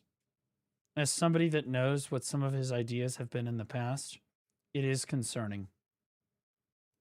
Give you guys some insight on it, get some of you guys' takes on it, and hopefully you find some of it interesting. This time, however, I came prepared. I have some notes. This notebook is specifically dedicated to the lag series. It has 1 page written in it. This guy is like $200,000 in debt and bought a fucking $3 notebook off Amazon because he needed it to write down his thoughts for a video. Fuck it. Just pile it on top. So that I have some talking points and some notes, and it's not just a giant jumbled mess. I'd like to start this episode first and foremost with a little bit of gratitude. And since it is Life After Gaming, I want to give a big shout out, man, and an 07 to Pearl Abyss. This is Holy fucking shit. Okay, go ahead. Yep. just my personal views, my personal views. No community, bar none, has ever shown me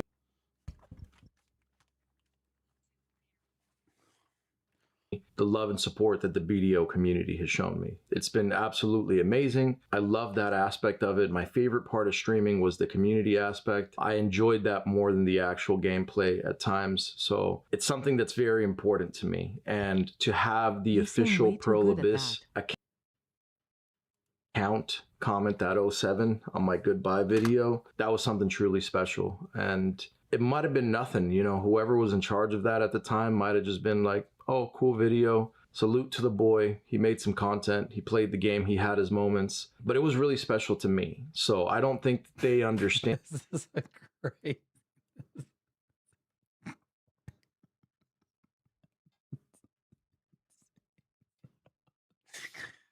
Yeah, that's fucking crazy. That's fucking crazy right there.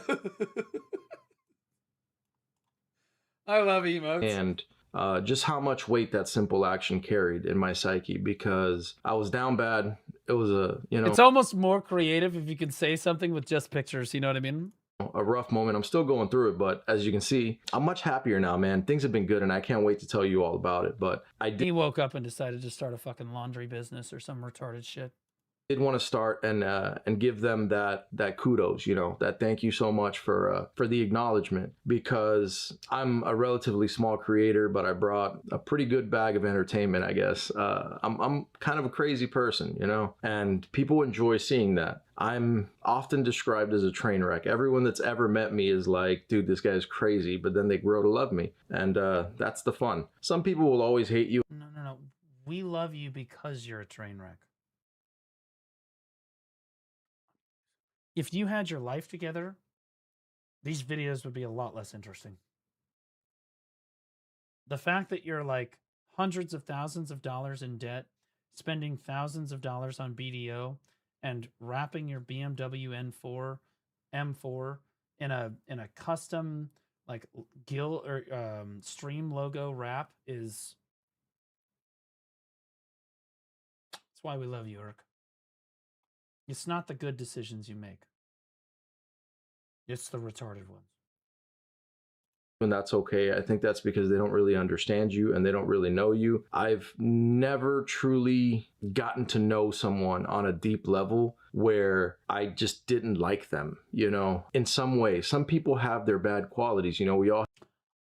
I can name a few people that I dislike. I've got a list. I've got a short list. Have friends that are a little bit too sharp on a certain edge, and if you know you rub against that edge, you're going to get a little cut. You might bleed a little bit, but it's safe to say that those are things that are native to all of us. You know, we have friends that, you know, have a certain political stance that doesn't rub well with people that have a certain religious. Yeah. Oh yeah, I gotta watch Davina's video. I keep forgetting. It's like I have short-term memory loss. stance, that have a certain cultural stance, things that are being pushed, agendas that they don't stand behind, that a lot of people are standing behind, or whatever the case may be. But I think it's important to note that if you get to know those people, you find out that yes, they have their ups and downs, and at the end of the day, they're people just like you and me. So without further ado, another thing I wanted to say was I entirely apologize for that first video, even though I feel like I shouldn't, because it's what it is. It did exactly what it was supposed to do. You know, it was a Chat, I apologize for nothing with my content. I never do anything wrong, so. raw video. I was all over the place. My good vibe video was almost slightly more structured because I knew what the video was about. I knew what I wanted to talk about. And my first episode of Lag, I was all over the place. My head was a jumbled mess. I had no direction. I made this decision to take this huge part of my life away so that I can focus on surviving the storm that I was weathering in life. And that was, again, an alphabet soup where no words could be made with the letters. That's as good as I can describe it, whether that works for me, at least until I can dive into other things and create other things. And I don't know what the future holds, but I'll definitely never stop being interested in a lot of really cool things and want to take part in them. All right, so I want to show you guys what I believe is really dank apparel, like really gangster apparel, and I can't wait to rock that stuff. I want to wear it. That's why I built it the way that I built it, because I built it for myself first with the hope that someone else might think it's really interesting, a cool piece, or something that they want to rock. And then Dude, Irk, you are hundreds of thousands of dollars in debt. Your business is going under. You're wearing an N64 t-shirt from like 1995. You have no money. What apparel? we're going to talk about the supplement brand whose formula has changed several times. He hasn't even launched it yet.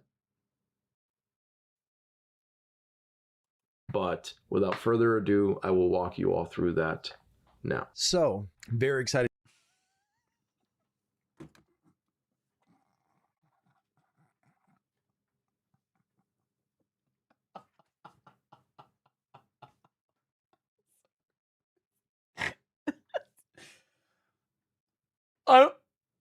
I'm just gonna take a white t-shirt, a Sharpie, and I'm just gonna draw a G at the top and be like, guys, I'm thinking of starting my new brand.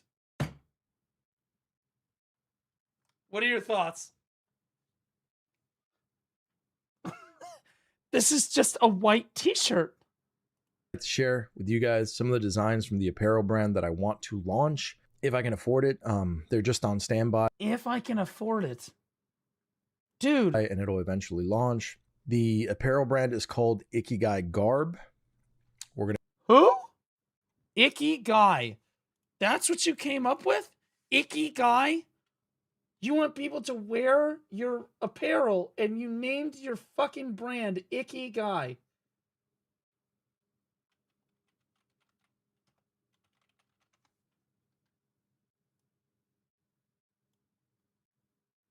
It's a Japanese concept that translates roughly to a reason for being.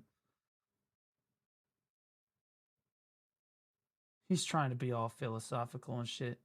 He Googled Japanese phrases that were like super deep and was like, I'm going to do that one. Without even thinking to himself what Ikigai actually meant in English. I go over what that exactly means.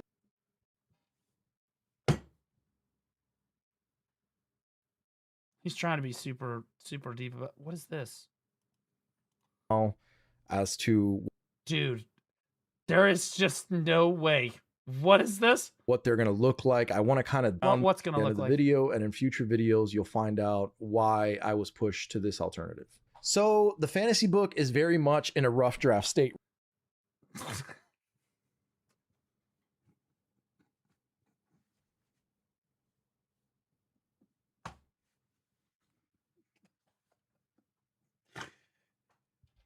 You don't say. I'm pretty sure that I have a fantasy draft book that's on the exact same level as yours. And I just thought of it 4 seconds ago. In fairness, I might be a little further along. Right now, we're just playing around with some character models right now as to what they're going to look like. I want to kind of dial things in. The character that has more work done to it is Zaru, which will be the main character of the story. It's going to be a really cool fantasy world. There's going to be 7 kingdoms. And again, 7 is just a very special number. Lucky 7. Have you thought about 6 kingdoms? 7s. It's been around forever. There's a lot of I guess maybe you could do 6 or 7. Religious symbolism around that number in different religions across the planet. And it's I'm a in, number I'm in the religion of mental retardation. that I really have a strong connection with. So I wanted to go with that, not like the 7 kingdoms of King's Landing or something. It's fucking Game of Thrones 100%. Gotten from somewhere else. Obviously, like all creators, manga panelists and fantasy book writers and everything, you take things that have already been created and you modify them in your own way, and then you make up some of your own things and you smash all that pie together and something delicious comes out of the oven. So the same is going to be for my story, and here's what we'll do. I have talked it over with some people, and alongside my weekly videos, I don't know what day this is going to post on, but alongside my lag series, which we're currently watching, Life After Gaming, where a lot of these projects will be showcased or little bits of it, I have to name one. So if you have some names, please comment below.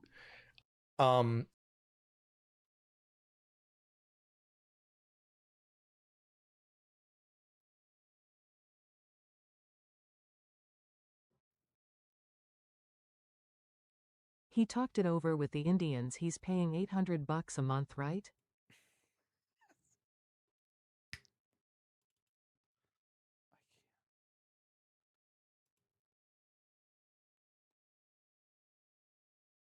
Oh my god.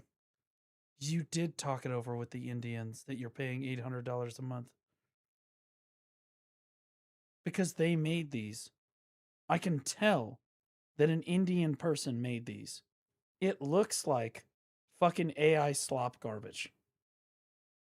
It's like they put it into ChatGPT and they've got like one prompt that they use specifically for your brand. I don't want to give a lot away, but there's going to be exciting things that happen there. Spirit and innocence. And then here you see him start to get armor. Really good, really friendly, very childlike, and they never lose that childhood spirit and innocence. And then he's a fucking furry. Crazy. He's trying to make money and failing. And here you watching see his him fail, you make more money than his successes. Shush!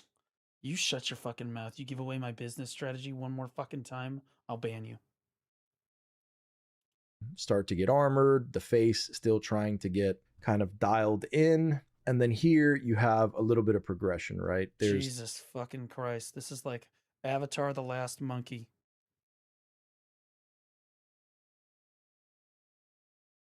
There's something that happens here, right? This does not look like the same character, but it is the same character. This is Zaru after he fights the wars, gets scarred up a little bit, and really starts to develop into the king that he is to become. And you'll see the evolution. And so this is what he starts as a kid, and then he progresses into the warrior and gets scarred up, and then he comes back from war, has a gender transition, cuts off his penis and becomes a woman, and then he gets old and realizes that that was retarded, and then it's just an old man without a penis. Honestly, it's a pretty good character arc if you think about it. Nobody's ever done it before. Process throughout. Everybody always talks about their transition. Nobody talks about the transition back. The lore as he starts to develop. Here are some really cool armor designs. Again, this is MMO inspired, so No, it's just... Are you kidding me? They just added a scar to his face. They're like, look at this unique photo I just made. That'll be $50. Irk. I mean this sincerely, and I'm not trying to be racist or anything when I say this. I think that these Indian scammers that you're paying $800 a month to do this shit literally just put your face into ChatGPT and they told them to monkify it, and then they fucking came out with this. I'm not joking.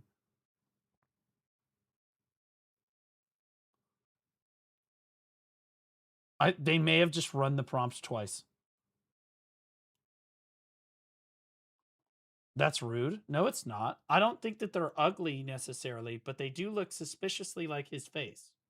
You know what I mean? With the most excruciating training from the greatest martial. Like, I'm just.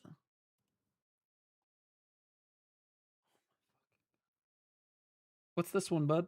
On the things that he has done already in scale and proportion to the other characters in the IP. So I want to. The IP is fucking crazy, comms. There is no way you just called it the IP, and this is where you're at with the IP. Fantastic that they can just love. I want them to be like, man, this is my character, and he has his moment now. He's really that dude, you know? He becomes a Roman general.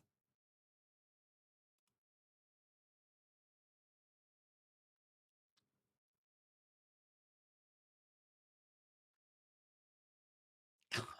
Irk. I mean this sincerely. Go get a fucking job, man. You need to go get a fucking job. This is like, you know, Street Fighter get like up. Not you're the boss. Somebody else needs to be telling you what to do. Not everybody gets to be the boss. Up kind of bandaged, you know, shins, and just really. Give me Bruce Lee, but a monkey.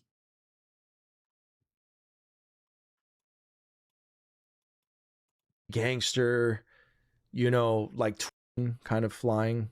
These are all just AI generated monsters that the fucking dudes just put in a prompt for, and they were like, look what we drew. We drew this. I remember when Blue said he was gonna have new merch 5 years ago. Look, I had a Basil plushie. Nobody bought it, so I haven't done merch since. The only thing I'm thinking about doing for merch is before the Calpheon Ball this year, and I've started talking about it with the companies, is doing a Make BDO Great Again hat. People might buy that. Want the all black bodysuit, black fur. This is kind of a play on the black armor in old school RuneScape, like, you know, black trimmed or black gold trimmed. Dude, your character is one dark mode, like fucking, like light swap away from a certain racial face that is not good. Like trimmed was always some of the absolute flyest looking armor in the game to me. So Hawaiian Maori tattoos for certain tribal races. I don't know, guys. I mean, I don't even think that people would buy my merch. Would they? I don't know. Maybe I'll do like a hoodie. If I can get like a cool design on a hoodie.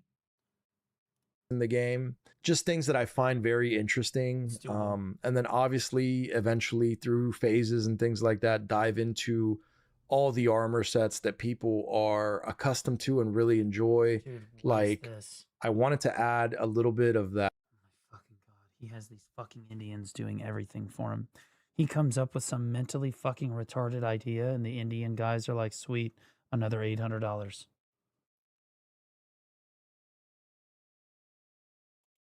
Kind of Donkey Kong flair with the barrels and the fruits in it. We're going to be launching this as a. This is the most Fiverr, generic Fiverr fucking AI, like I do 3D graphics bullshit I have ever seen. I get DM'd like 3 times a day by fucking artists that are like, hey, will you buy my art? And I always do the same thing. I'm like, send me your portfolio. They send me a bunch of photos that look more or less exactly like this. And then I tell them, no, I'm good. I'm happy with where I'm at. And then they tell me that their mother is dying of cancer and that they really need my help. And then I tell them, God, I hope that she dies quickly, so you have to stop paying for it. I'm just going to be honest. I have no sympathy for people that try to guilt trip you into fucking scamming you over the internet. I have zero sympathy. Okay? If somebody's parents are actually dying of cancer, you should be sympathetic to them, to be very clear. But these people, they're here to scam you. Okay? Their entire culture is just built around fucking, like, can we scam them and how? Okay? Like, I hate this. I hate it. Oh my God, you have a website. What is the name of your...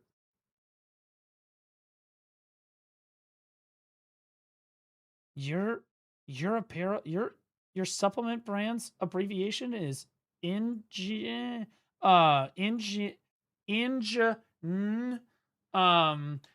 bro, that's almost a racial slur. Like, you got to be careful. Like, if you could call a fucking like a Native American tribe, it's like a slur almost. Like, What's do different you about think about anything before you launch it? Like, literally anything? our pre-workout than what a lot of other people were doing is that they're going to come in a bag, and those bags are going to be having individual servings inside that are also going to have a barcode, all the warnings, everything. Damn, no one's ever fucking done that before.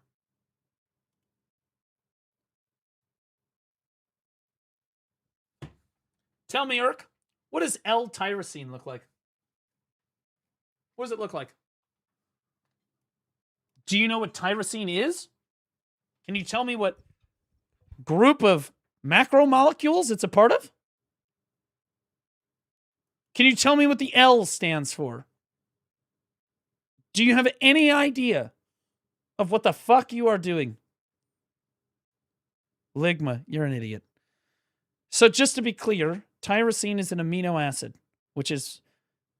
An amino acid is something that you link together. When you link up a bunch of amino acids, they become a peptide, otherwise known as a protein. So it would be, the correct answer to the macromolecule question is protein. All right? That being said, the L in L-tyrosine refers to the chirality of one of the chiral centers. It's organic chemistry. The molecule is oriented one specific way around a chiral center with 4 individual separate subcomponents.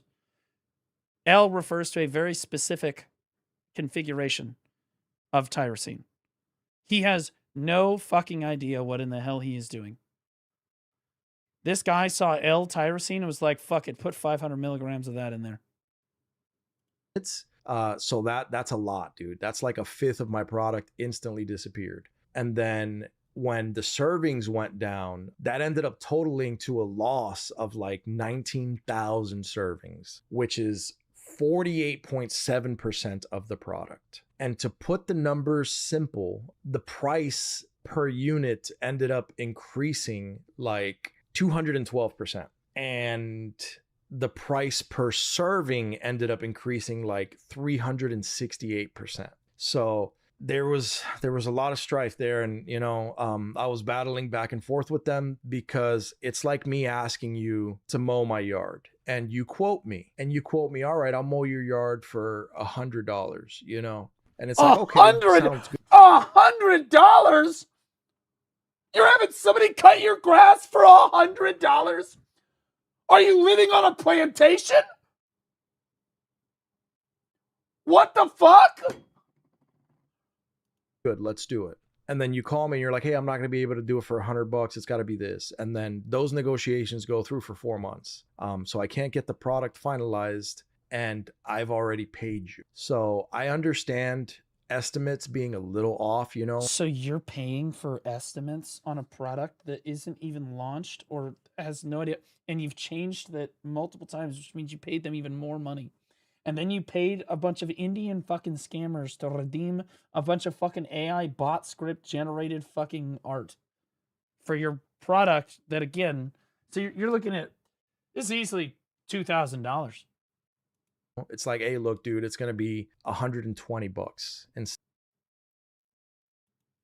because your grass is too high or you have too many weeds or like we have to trim these trees.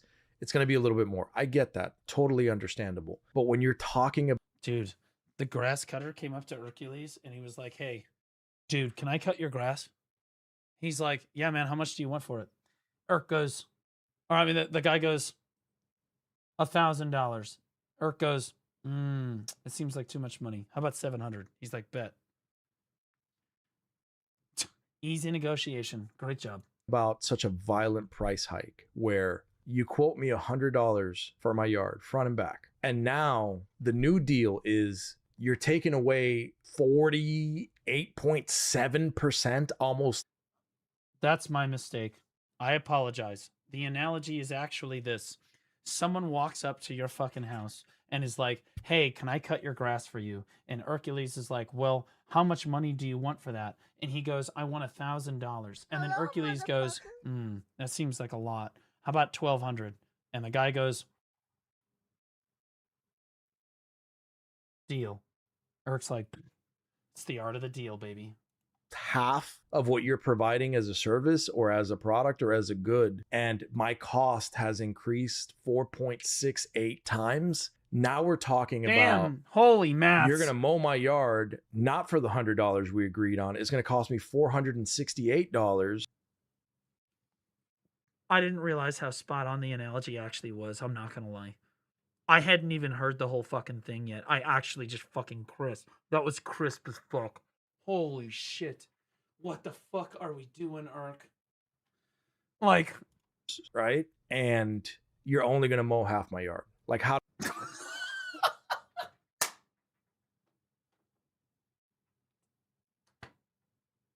1,000 seems like too much. I'll pay you 1,200 for the first half. How does that happen? You see what I'm saying? Professionalism needs to be brought into question when things like that happen. But I'm still really, really trying to get this deal done. Really trying to go through with this. So I will hear later today from Urk, I told you when you pitched this to me that this was a terrible fucking idea and that you would end up more in debt than when you started. Mill 1104 cheer Dex 100. That's One of what I the told him. Indians must have told him sorry this took a few extra prompts, so it's gonna cost 300 more bucks. Urk says how about 250? Top tier negotiation right there. Yeah, but don't worry, he's got them on retainer. Manufacturing. Hopefully by next week I have an update for you guys and I can let you know what's going on with that. And then once everything's settled and ready to go, it's going to take about 2 to 3 weeks for me to actually receive the product. And in that time, I'll be hashing out the website, the socials, scripting some things, getting some people together. I think that some of the most retarded things that you can say, and I know when you say these things, it's never going to happen. Has anyone ever heard somebody talking about a project that they're working on and they say, I'm hashing it out? I just need to hash a couple things out. Has that project ever gotten done? Because that's like code for, yeah, I'm like thinking about this and I'm actually just going to bed rot for the next 3 weeks and not do it. Kind of project, and some of you may be here for the supplement aspect of it, and some of you may be here for the apparel fashion aspect of it, but I feel... Don't worry, Urk, I'm here to support all of them. But at the same time, none of them. Out of it. And now I'm dedicating my Saturdays and Sundays where I'd normally be in here working, or I'd... Define working. I'm going to need you to define it. Be trying to make content to keep the channel flowing or whatever. There it is. See, because working involves making money, right? And if you spend 9 hours on a Saturday recording this fucking YouTube video and you make $0 on the YouTube video, it's almost like you could literally be working at fucking McDonald's and making more money. I'm like, F all of that, bro. If the world burns, let it burn down. I don't care anymore. I want to be more present for my kids. I'm always around my kids. But in a much realer sense, you're not around them right now. Always spending time with them. but I'm making an effort to be even more present in their lives, go to all their, you know, sporting events, go to all their school events, Well, go that's to great. everything, and spend Saturdays taking care of my home, like grooming myself, grooming my home. What do you mean grooming? What? Why would you use that word? What do you mean grooming yourself? What the fuck do you need to groom? What, dude? Working in the yard, having everything look nice. Like, man, I fucking work so hard to have all this shit, and it's all going to shit, dude. Like, Show me a picture of your yard. You say you're working in the yard. I'll show you my yard and what I've been doing because I've been actually working in my yard. And then we'll show me your yard. Let me see what yours looks like. And we'll compare who's been working harder. And by the way, I am actually spending time on content creation that is netting money at the same time that I am also working on my yard. the house was looking like shit. Shit was fucking.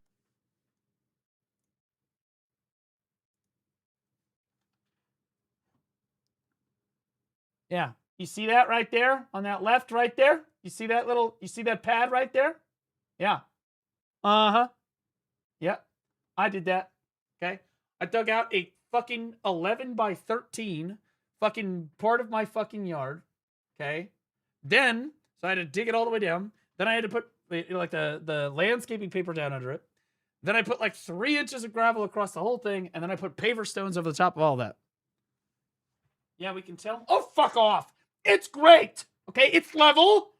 All right? It's a pad for a new shed that's going to go out in my yard. Why does it look like the Sahara Desert? Because I just cut the grass yesterday. Or 2 days. Yeah, yesterday. 2 days ago. 3 days ago. I don't fucking know. Needing to be touched up, repaired, maintenanced, and I wasn't. Like, dude, like you just talked about how hard of a time you're having. He's taking care of my home. Like grooming myself, grooming my home, working in the yard, having everything look nice. Like, man, I fucking work so hard to have all this shit, and it's all going to shit, dude. That's because every fucking idea you have is retarded. Irk, you cannot make your own decisions. You cannot be your own boss. The American dream has failed you. You are hundreds of thousands of dollars in debt, and now you're working on a new apparel brand which is costing you money that you will never make back. Never. Ever. You will not have any sales other than your own family buying it and trying to support you. You are fucking working on a fantasy novel whose fucking progress looks like a goddamn sketch from the first day of art class in fucking high school. Okay, and you're paying Indian motherfucking you cut your scammers. grass like you cut your hair. And you're paying Indian scammers to design these fucking characters for you, which are obviously just your face with long hair, and then your face but old, and then your face but like it's the same fucking. By your face I mean your logo's face but long hair, your logo's face but short hair, your logo's face but old. Like, it's not a unique character. They also don't even have fucking feet. Do you find that odd, Irk? Are you wondering why one of them has feet, but the other two don't? It's because they're AI prompts, Irk. It's not because they're sketches. It's because they're AI prompts, and the AI didn't fucking pop out 2 extra little footsies. Okay? Like, dude, you're being fucking scammed. All right? You're paying for this fucking scam. Then you've got your fucking apparel brand, which I shit you not, is a fucking white t-shirt with a G on it that says, I'm an icky guy. All right, and you're trying to be all deep, and you've got your fucking Japanese logo and shit on it, okay? This is not deep. No one knows what the fuck this means. Even Japanese people are looking at you going, what did he just say? You don't even know how to fucking say it. You said icky guy. It's actually ikigai fuku. You're not even saying your own fucking apparel brand correctly. Like, holy shit. If I type this in,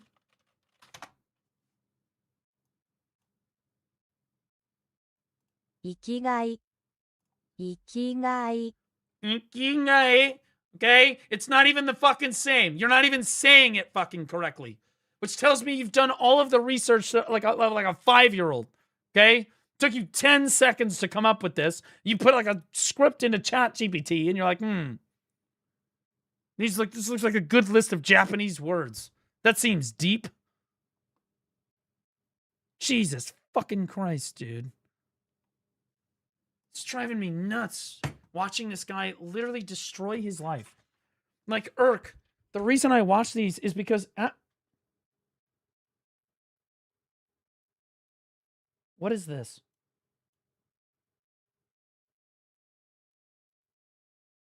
Did you...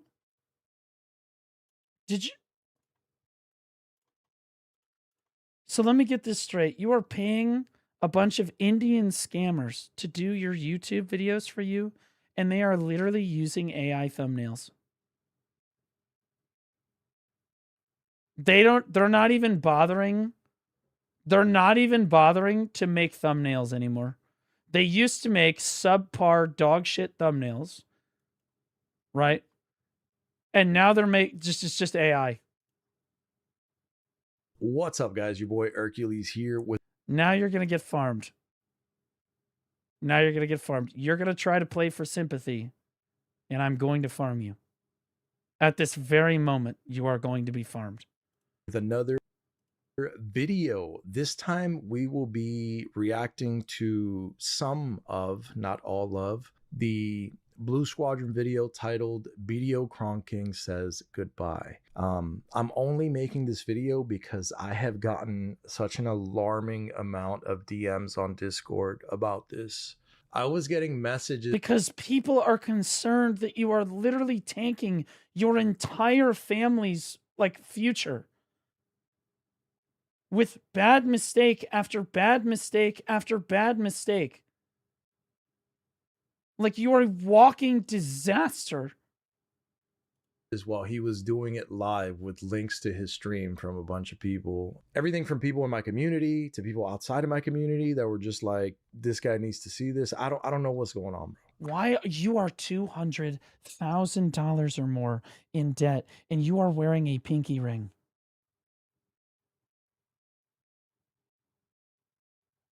You're wearing a Hurley hat. You've got new felt fucking headphones on. Buddy, you're wearing a gold chain.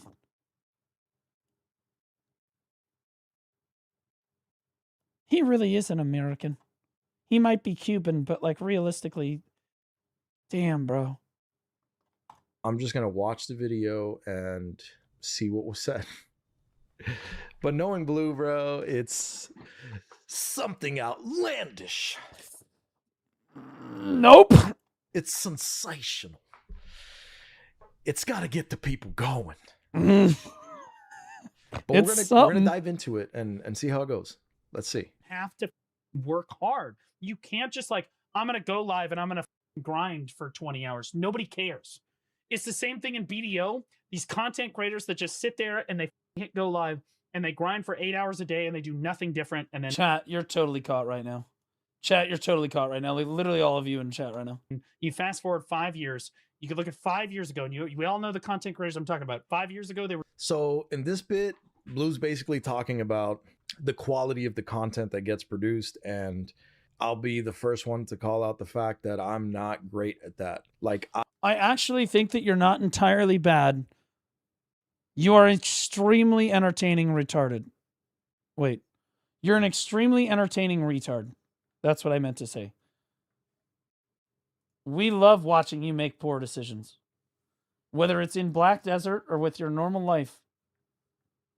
I don't know how to masterfully make structured videos and guides for certain but your Indian scammers do, so it's okay. Things, especially a game like BDO that I never really mastered or understood to any kind of degree near being able to create guidance for anyone within the game.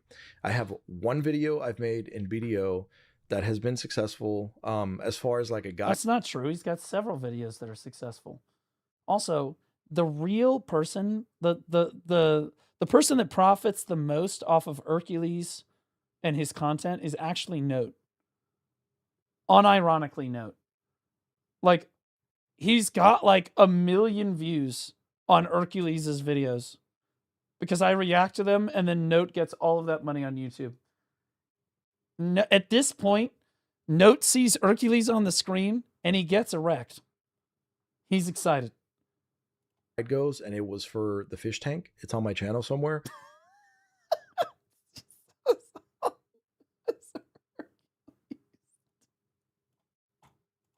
The comments are overwhelmingly positive, and people were like, dude, I couldn't figure this out. I'm so glad I found your video on this thing. And I was happy about that. I was like, yeah, I did it. I did it. Who in the fuck is looking at Hercules' video and going, that's how I do that system in the game?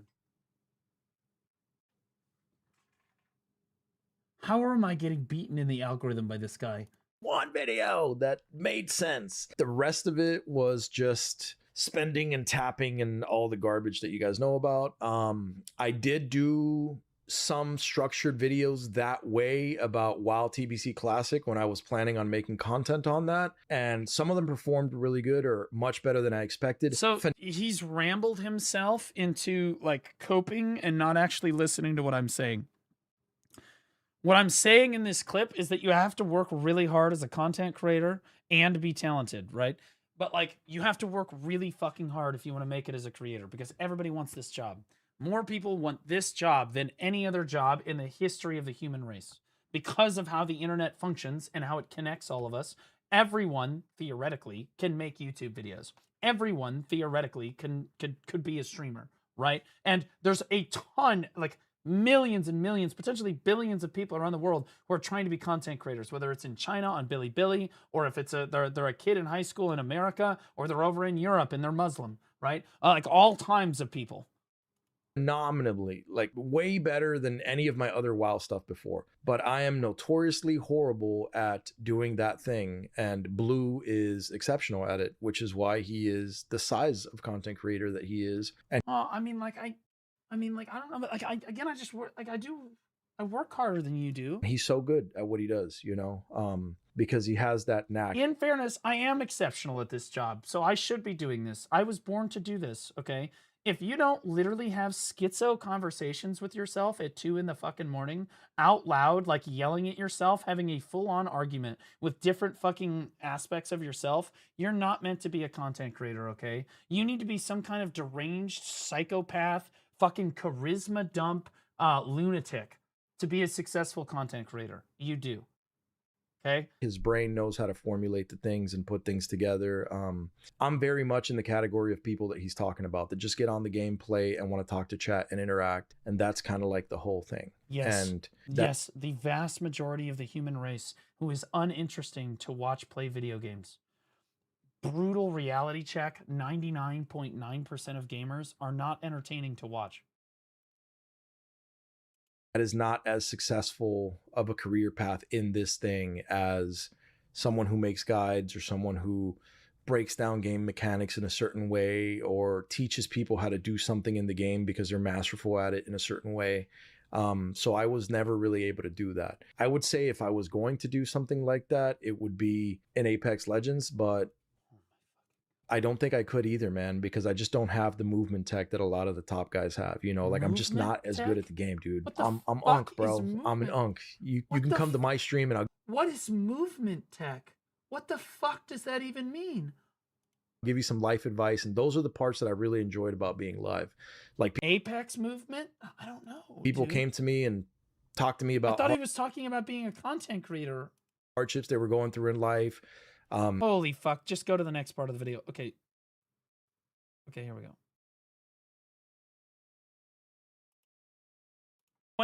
When your kids like a look realistic with your entertaining content. I'm not so good at that. You got to be realistic with your dreams, brother. Like it's when your kids like a they're getting B's on their report card in first grade and they're like, I'm going to be an astronaut. You're like, no, you're not. Okay. All right.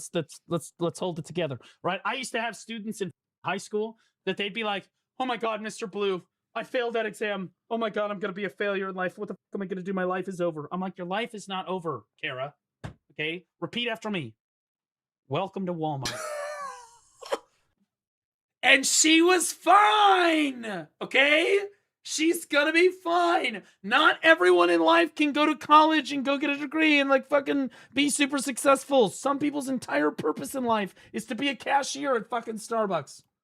See, you're gonna do great. But time will tell. You need to be realistic with your expectations. It's great to have goals. It's phenomenal to have goals, but you need to be realistic with them. This is why Blue's the man, bro. It's funny, man. It's just funny, dude, but it's also really messed up. So Blue is someone who is very logically minded, obviously. It is good to be logical when it comes to approaching your business and your dreams. I agree. Definitely a lot better. Very mathematical about his approach to life and philosophy. No math. Haven't said any numbers. Just logic. Philosophy of living. I am the complete opposite. I just fly off the handle and do everything emotionally, like certain genders.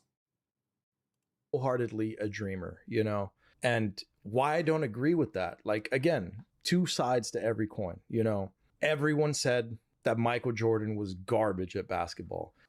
Nobody said that Michael Jordan was bad at basketball. Shit, I think Nobody I am fucking said hallucinating, that. chat. He I was see a two fucking bald guy prodigy and from two the are Kalani. goddamn get-go. Okay? No one said that. They looked one look at him and they were like, that guy's gonna be the best fucking basketball player of all time. And then he went on to become the best basketball player of all time. Okay? Nobody looks at okay. Like, holy shit. You're comparing yourself to fucking Michael Jordan. That he would never be a basketball player. That he Nobody said that, bro. was just absolute trash at the sport. To date, widely considered the best player to have ever touched a basketball in the history of human beings touching basketballs, bro. You miss 100% of the shots you don't take. Some shots should not be taken. So I don't think you should crush a child, bro. Just being completely honest. Like if a teacher said that to my child, I would ape out, bro. I know you would. Oh, I'm aware. Because you look exactly like some of the completely delulu parents who, I swear to God, I get to parent-teacher conferences and I'm like, so Clara is sniffing glue so much in the back of class that I thought that your family had stock in Elmer's. We're going to need to address this situation. I would literally, it would be a chimpathon, bro. I would lose it, bro. I would ape the fuck out. What? Because someone's being honest with your kid? You don't want people to be honest? This is the problem with parents in today's society. They're so fucking dishonest about everything. Right? It's the same parents who get really mad. It's the same parents that got me fired from my job as a teacher. Who were like, yeah, no, he shouldn't be cussing on the internet on his own time. My kid should not be watching that teacher cuss on the internet on his own time under a different alias that is completely unassociated with the school. Okay? They never think to themselves, God, should I hold myself accountable for allowing my fucking child to be watching 18 plus content on the internet? Whose fault is it really that your kids saw that? Do a better job as a fucking parent. Not talking about Hercules necessarily, but out on a teacher for saying some stupid ass shit like that to my kid. Blue Squadron would have had to shoot me, bro. Like I would have showed up and just let him. That could be arranged. If you break into my house, that could be arranged. I do own a lot of fucking guns. But I don't know why you would say that. The solution to not being shot is to just not break into my house. It's really simple. Just don't do that and I won't shoot you for any reason. No, like you don't have to shoot me, big dog. Like this is crazy that you said this to my baby. So I told your kid that they're going to have to work at Walmart because they keep failing all of their fucking exams and they have the work ethic of their father. And you took that personally. bro. You know what I'm saying? Whether he's right or wrong, it does. In fairness, I would never say that to a parent. I would, however, joke around with a student that they failed an exam, right? And they're pretending it's the end of the world, right? And you just tell them, it's fine, you'll just work at Walmart because it's a joke and it will make them laugh, okay? And because it's a joke at the hilarity of pretending that your life is over because you took an exam. How many of you guys in chat took exams in high school and you did really poorly on them and then you thought it was literally the end of the universe? Oh my fucking God, I'm gonna fucking die. I'm not gonna go to college. My entire life is gonna be a fucking disaster, everything, right? Kids have mental meltdowns like that all the time. They do. And in order to help them get through that, you get morbidly realistic with the fact that like one, it's obvious. Obviously, you're probably not going to end up working at Walmart. Okay, number one. Number two, it gets you to laugh it off a little bit so that you can realize that it's really just not the end of the world. You failed an exam, that sucks. You just pick up and then you fucking do better on the next one. Or if you don't pick up and start doing better on the next one, maybe you will end up fucking working at Walmart. Doesn't matter. Sincerely, we have a massive. I think that kids were raised better when we could hit our children. Okay, I'm not asking for abuse, but I think every once in a while, smacking your kid on the head or spanking them is warranted because they're retarded sometimes. It's the way that it goes. I got hit when I was a kid. I was never abused. Never abused. But I got hit any number of fucking times because I was being retarded. And it made me a better person. At that point. And that's the duality between me and Blue. Like, we're very different people who have a different outlook on life. And I'm always going to be the guy that tells the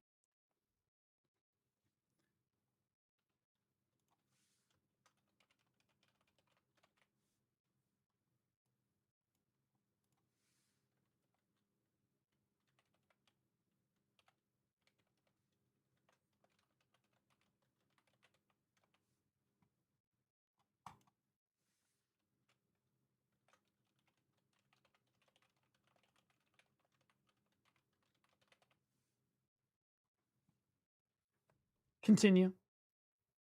kid he can be an astronaut, whether I believe that or not. And honestly, it's because I believe that, because I think that I had a high school teacher that joked with us in like 2007 that if we failed his class he wanted a large fry from McDonald's when he came through the drive-thru. We thought it was hilarious. Exactly. Exactly. The fact that you threatened to kill me, right? Which is, I mean, he's joking, but that's literally what he just did. He's like, you'd have to shoot me because I'm gonna come fucking kill you. Like, basically, that's the implication, right? You're threatening to fucking kill me because I told your kid that they're gonna work at Walmart is the exact problem with society and parenting. Everybody gets so fucking offended at literally everything that is said nowadays. You're so offended that your kid was called stupid. You're offended that your kid was called some fucking transgender. You're offended that your kid was called retarded. You're offended that you were called retarded. You were offended that you were misgendered or mispronounced. You're offended that this, and you're homophobic that, Nazi this, transphobia that, everything. Racist this, racist that. Life was better when kids beat the shit out of each other on the playground because they were bullying each other. Okay, back when kids used to be able to bully other kids, we actually had better, it created stronger men. But because we didn't bully people enough, we ended up with an entire generation of feet-loving femboy freaks. Bullying can be healthy. Okay, men get stronger by bullying each other. Women also get stronger by bullying each other. And before you say anything, women are way worse bullies than men are.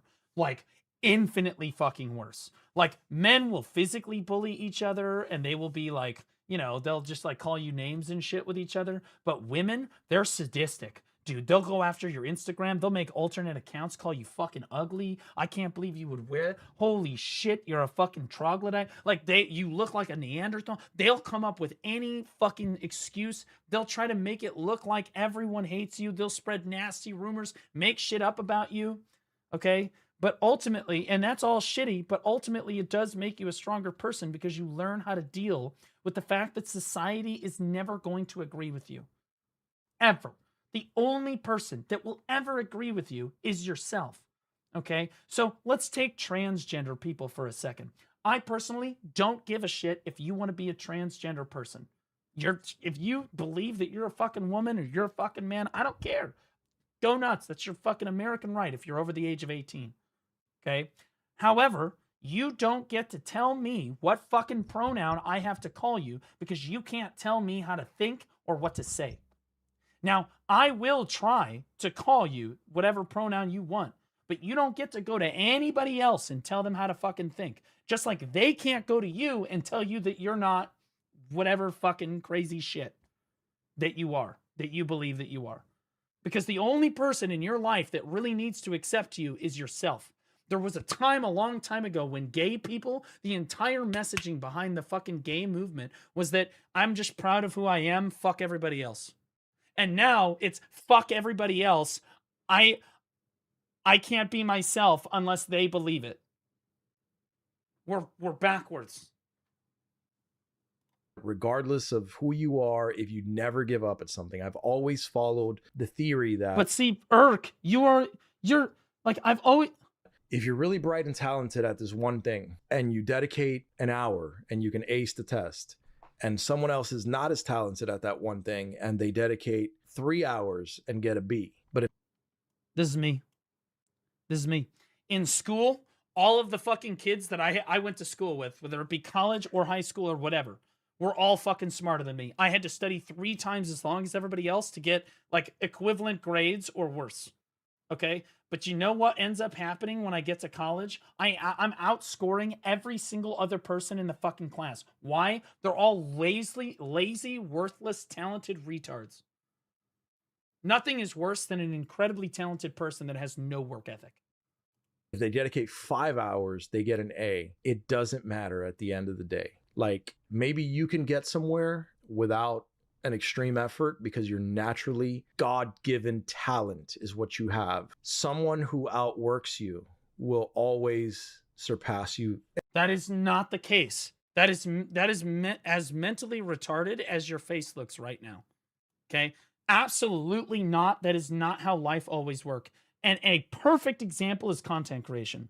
Most human beings, if they try to be a content creator, could work. They could fucking stream 400 hours in a fucking month.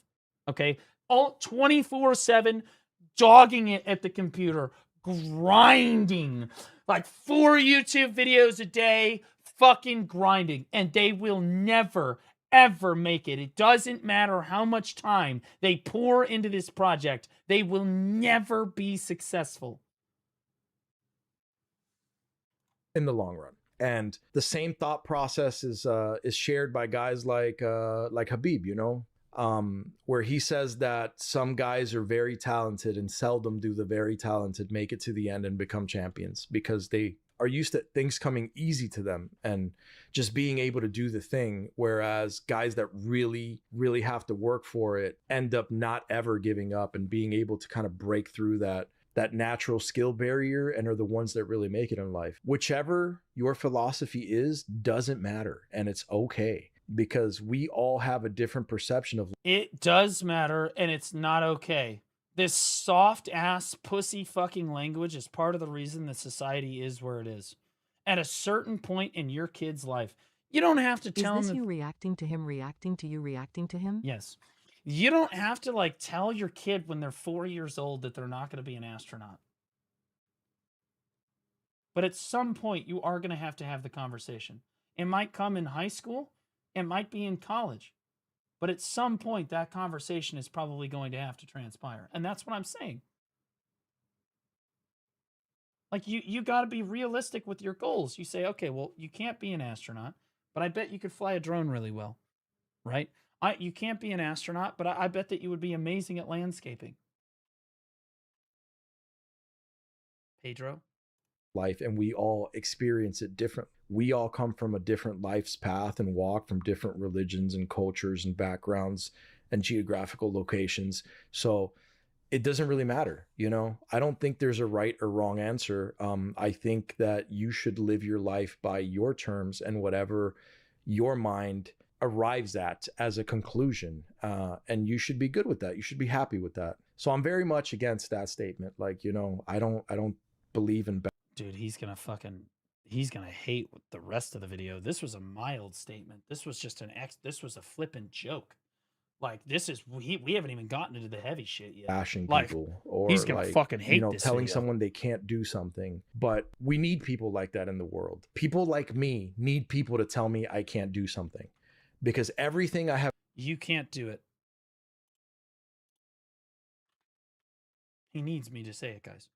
I've achieved in my life until this point has been because someone said I couldn't do it. You know, the first time I got in shape, I lost 100 pounds in 3 months, like 90 days, and they told me I couldn't do it. I told them I need to change my life. I need to fix my life. I need to go into the military. I lost all that weight. From what I had been told till date, in that recruiting station, there's still photos of me and the amazing transformation that I made in such a short period of time to be able to get out of Miami and to go somewhere and do something that would help me build a life and a future for myself. Because if I stayed in that city, it was going to consume me. And his BMW M4, and I mean this in the sincerest way possible, with Hercules, it's always about optics.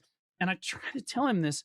It's always optics. He's always super concerned about how he is watching this video wearing fucking not 1, not 2, but 3 bracelets with his tattooed fucking arm, drinking a Red Bull, wearing a Hurley hat with felt fucking headphones, and a gold chain around his neck. God damn, I've never been so right in my entire life. How people view him. It's always like, dude. And the pinky ring on the other hand. Right, chat, remember that. Dude, they need to see that I'm wealthy. They need to see that it's status, power, wealth, all of this shit. Again, I drive a 2011 Mazda 3. Still do, baby. It's got bird shit all over the hood. The hood's all fucked up because I didn't clean the bird shit off enough when I was at the apartment. And so now it's just bird shit stained hood. Also, the speakers don't work. I use a JBL fucking Bluetooth speaker. It's just like there's just a massive difference in how I look at like a chain. Like, I used to be super poor. Now I am definitely not poor. Okay. Not poor. And I have not at any point been like, I'm going to buy a $100,000 M4. And I've definitely not. Hold on. I hate to do this to him. But like, there's a reason Irk is struggling. Okay, because here is this is going to be before good. I lose my train of thought, making a quick point on this.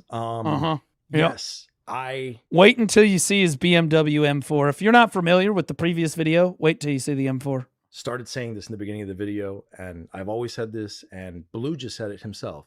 There is a huge difference in how I view the world and how Blue Squadron views the world. That's correct. And one of us is massively in crippling debt, and the other is not, and is doing very well. He just said he was broke too. I don't know what his story is. I'm not. I didn't say I was broke. I mean, like, I am kind of like low key broke, but like, I'm not broke. Like, I'm like rich people broke. Like, like, I don't want to spend $4,000 on BDO right now.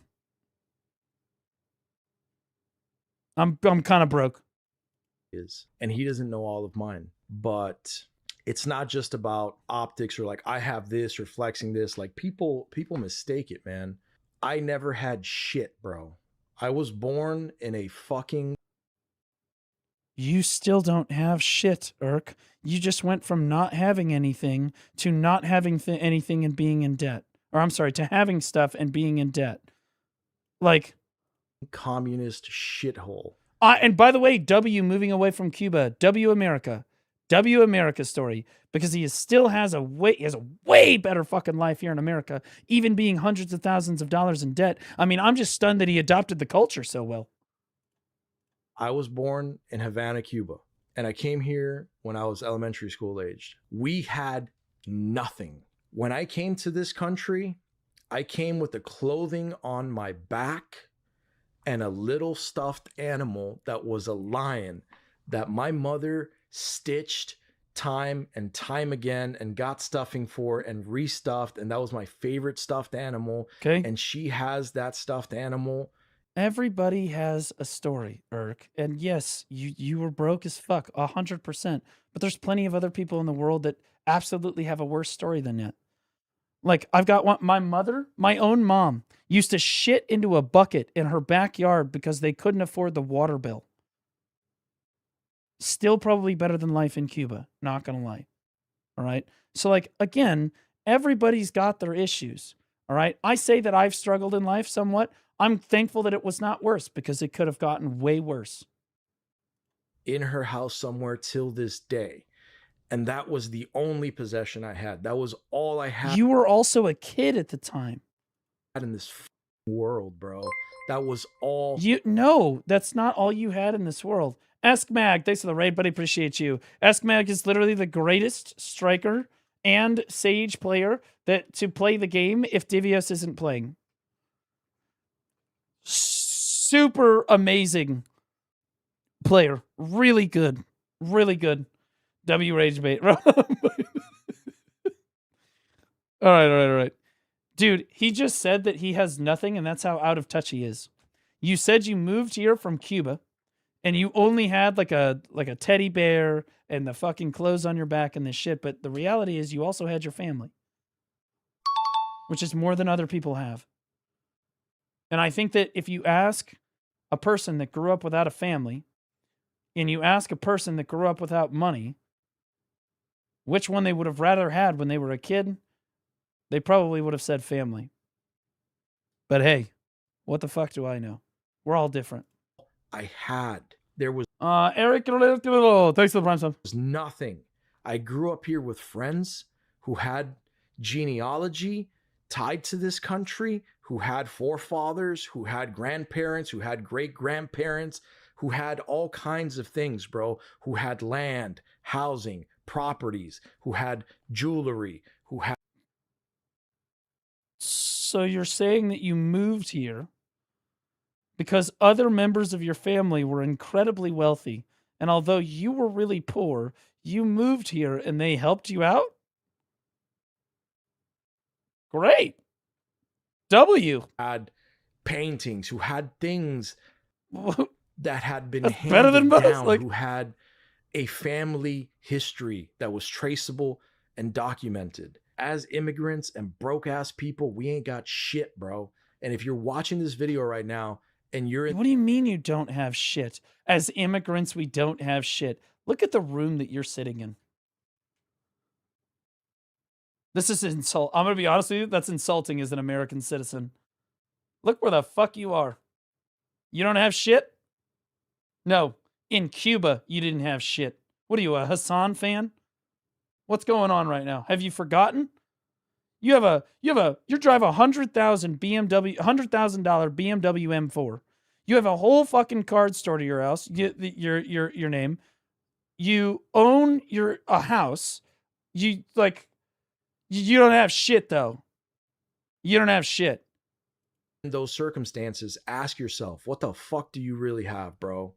You don't have nothing, dog. Your fucking daddy didn't give you a chain, didn't give you a bracelet, didn't give you a watch, didn't give you a ring. That's right.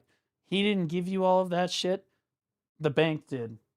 And I say the bank did because you had to take out loans to buy all of that shit because you don't technically own it either. Didn't give you a car, didn't give you a motorcycle, didn't give you a dirt. He's referring to when he was a kid.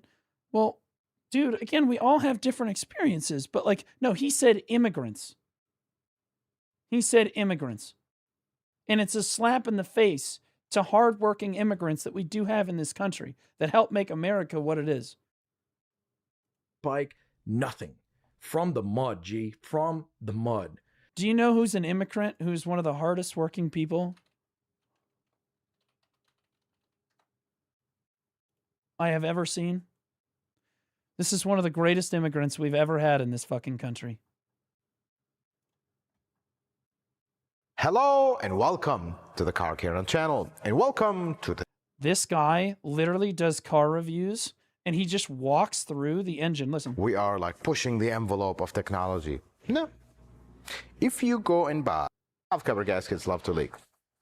That's one thing we're noticing, but not because of the valve cover. Something's going on with the gasket. But I am noticing one thing about this particular car. This cover is different. So again, he goes through every piece of the fucking car. His reviews are different than everybody else's.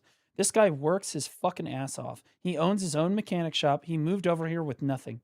He owns his own mechanic shop. He started a fucking YouTube channel. Now he's got 2 or 3 YouTube channels. And all he does is he reviews cars in like the most unique way fucking possible. And he tells you about the shit. It's not like, oh, here's the color of the interior. Oh, we love the suede, whatever. No, he tells you whether the engine's going to make it 200,000 miles based on his opinion.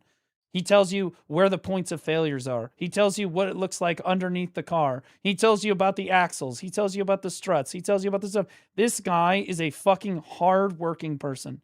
This is one of the hardest working immigrants in the entire fucking country. Okay? Like, and he says in some of his videos, he's like, I'm so thankful to be an American. God fucking bless him too. That's Car Nut. So naturally, that's my go-to guy for car reviews, by the way. I recommend that guy. The psychology is different, and consumer marketing targets people that are obsessed with consumption, like niggas that grow. Are you allowed to say that? Are you? I don't know. I don't know. Do you? Are you allowed to? All right. Open the hood, bro. Straight the f up, dog. There's nothing else to be said about that. You know what I'm saying? You blow your. Did you just say N-words that grow up in the hood? Dude, I don't think that you're black enough to say that. I'm just gonna keep it a buck. Bread on the Scat Pack, on the Hellcat, on some jewelry, bro. Whole time you're living in the hood, bro. You ain't got shit. You blow it on some Jordans, and it's like, I get it, bro. I get it that that's not a good thing, and that you don't want that thing for other people, and you don't want that to be. It's not that we don't want other people to succeed. It's that some people are just not meant, are not going to succeed like that. A thing, but for the world to be a world, right? For the like, dude, look at his fucking watch, dude. Look at this. Like the yin to be a thing, but for the look at this. He's got a gold watch on. He's wearing a gold chain necklace. He's got a pinky ring. He's got a Hurley hat on, felt headphones, nice gamer chair, good lighting, all of this fucking shit. And again, he's broker than all of you. He's broker than every single one of you. Okay, so here's his BMW, by the way. Hold on. Work on that every day, and I've been, you know, lightly successful at that. Okay, because here is the M4 that he's talking about. That's a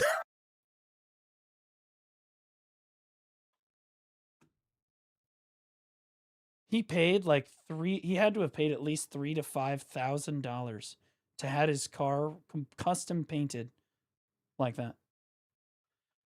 In fairness to Irk, there is no doubting that you can write this off on your taxes to the IRS as a business expense. Pros. Cons, when your business goes bankrupt, and it is going bankrupt, you lose the car because you defaulted on it. So there is that. Okay. Yo, that shit's fire, bro. Look. I think that we have different definitions of that.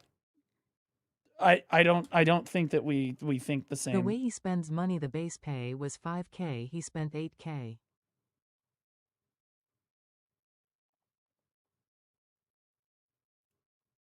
Oh, Hollywood actress complaining about rich people. Yeah. Look at that shit, bro. He told me that he did this to his. Yo, by the way, the whole side of it is a big ass mural in the shop. I forgot to. It gets worse. Record that, but I'm gonna record it, and then it's gonna be on the video that comes before this one. So he's so fucking proud of himself, dude. He took this picture while he was trying to showcase his card store. I don't know what you think. you're doing, Irk, but when a Magic the Gathering player walks up to your fucking table or your booth at a Magic the Gathering event and they have to walk around your $100,000 fucking Indian made fucking like logo for your car to get to the Magic shop, I don't think that it does any good for their ability to like, hey, yeah, I want to purchase cards from this guy. I don't think it genuinely holds any sway in a standard Magic the Gathering or Pokemon person's like Pokemon player, Yu-Gi-Oh players fucking sway or whether or not they're going to spend money on your store. Also, when you're going to showcase your car, take the box off of the back. Check it out. That's my Rising Sun mirror. Also, yeah, you're just parked like an asshole. That's a great point, chat. I didn't even think about that. The whole front console. Honestly, standard BMW M4 owner. For real. Concept and the side, like, bro, I designed this, sized it, everything perfect. Like, I'm so happy with it, bro. I love it. Look at it, bro. It's just, bro, I love it, bro. And everybody else. It's too bad you're going to have to fucking sell it when the business goes tits up and tomorrow. Does too, bro. Because he's like, yeah, I saw these guys and they were like super pimped out and shit. And they were making Instagram reels that were getting like millions of views. And it's just like a super basic, like, here's my M4, blah, blah, blah. And like they just paid for the car with their Instagram reel or whatever. And honestly, I don't know why I doubted him. This guy bought a $100,000 BMW M4, but he got 20 likes on his Instagram post. So W business expense, to be honest. Whatever the and he was like, yeah, I just decided to do that for mine. And I go, Irk, even if I had a $100,000 M4, do you think I'm going to put Blue Squadron on the hood and said, point the gun here and shoot? Okay. I don't want people knowing who the fuck I am when I'm driving around town. All right. It's just that. No, I said, like, do you think that Asmongold or Tectone drives around with their logo on their fucking hood of their car? Do you think that Asmongold? Okay. Yeah. At least I'm consistent. Or Tectone or Hassan has their gaming logo on their car. Are you crazy? Hell no. We don't want people to know who the we are. Asmon spends zero money. Asmon does drive like a $120,000 BMW now. That's one of the nice things that he has in his life. But aside from that, you're right. He lives like a fucking homeless person. Okay? Successful creators don't do that. But you know what? He can afford that because he probably bought the car with cash because he's a multi-millionaire.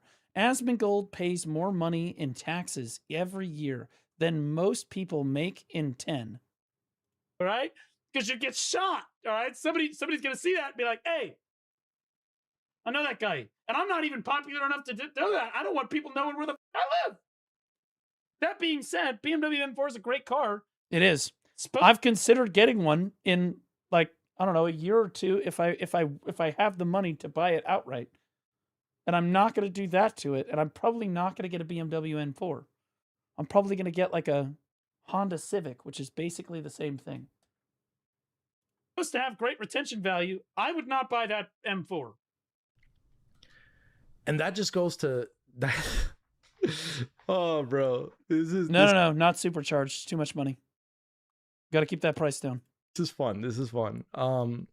But basically, bro, that goes back to like a different life experience. You know, like I don't see a problem with it, bro. I am not someone who makes a habit of bashing people on the internet or getting into serious beefs.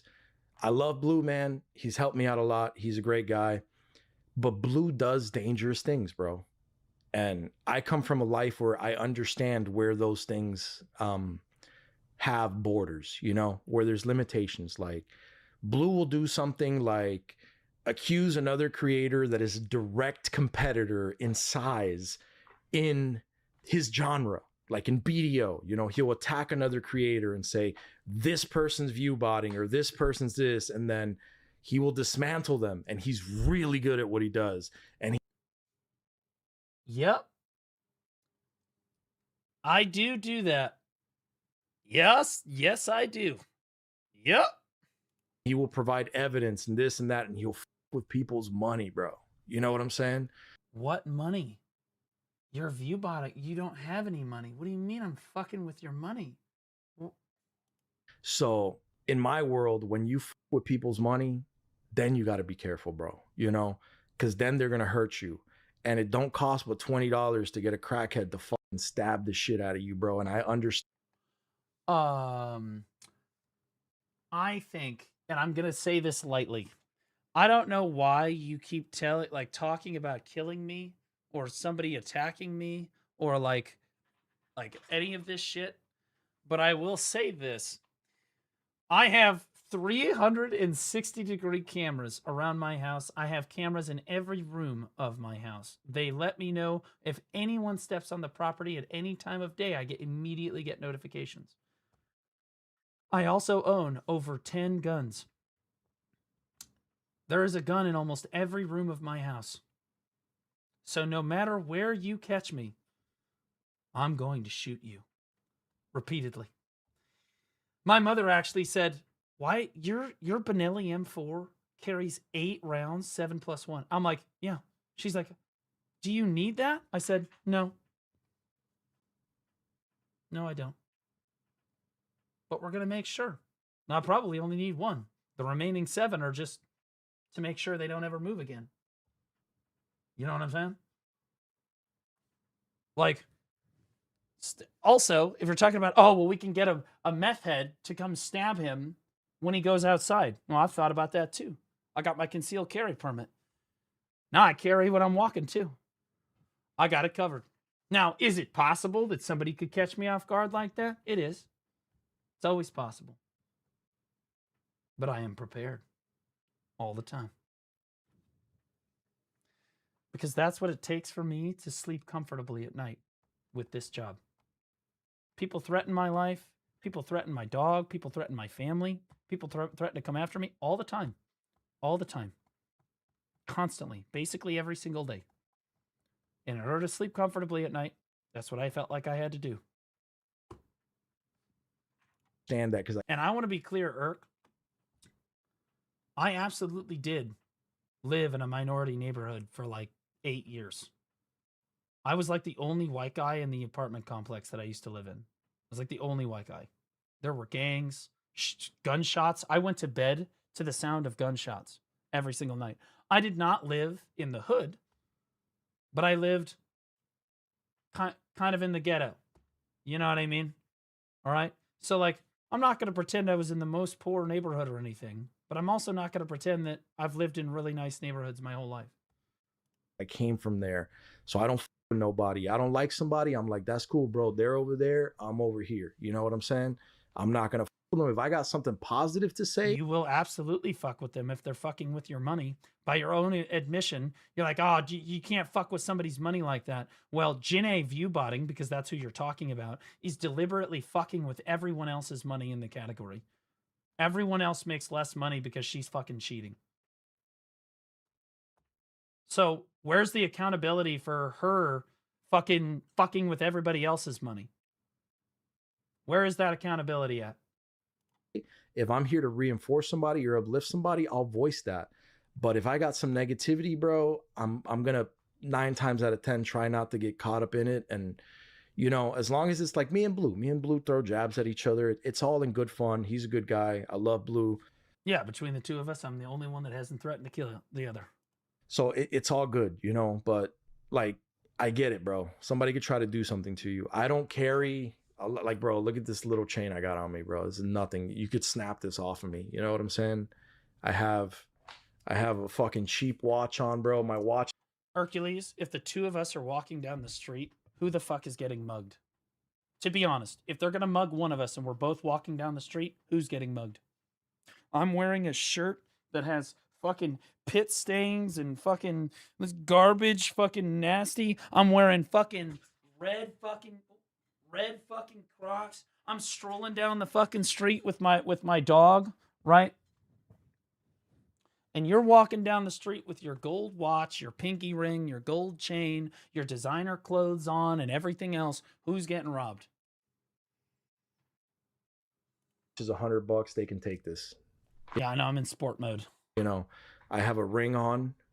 Probably you, because you're a way easier looking target.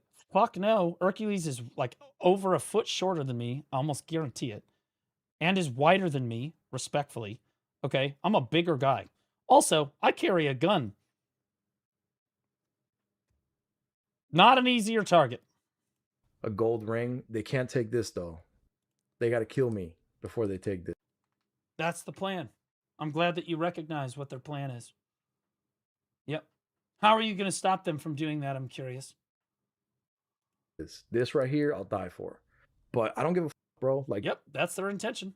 Live another day, dog. Oh, hey, you caught me lacking, bro. Gun to the head. Take what you want, dog. I'll run it back up tomorrow. It's no big deal. You want to take the car? It's insured. Take the car. I don't go. You know what I'm saying? But I don't go out of my way making enemies because I come from a city where you don't use the horn. You beep at somebody in certain areas that I grew up in, and you're gonna get shot for using the fuck. I live in St. Louis, Missouri. We have the highest murder rate in the United States in this city. You gonna brag to me about how unsafe your city is? We gonna play games? That's not true.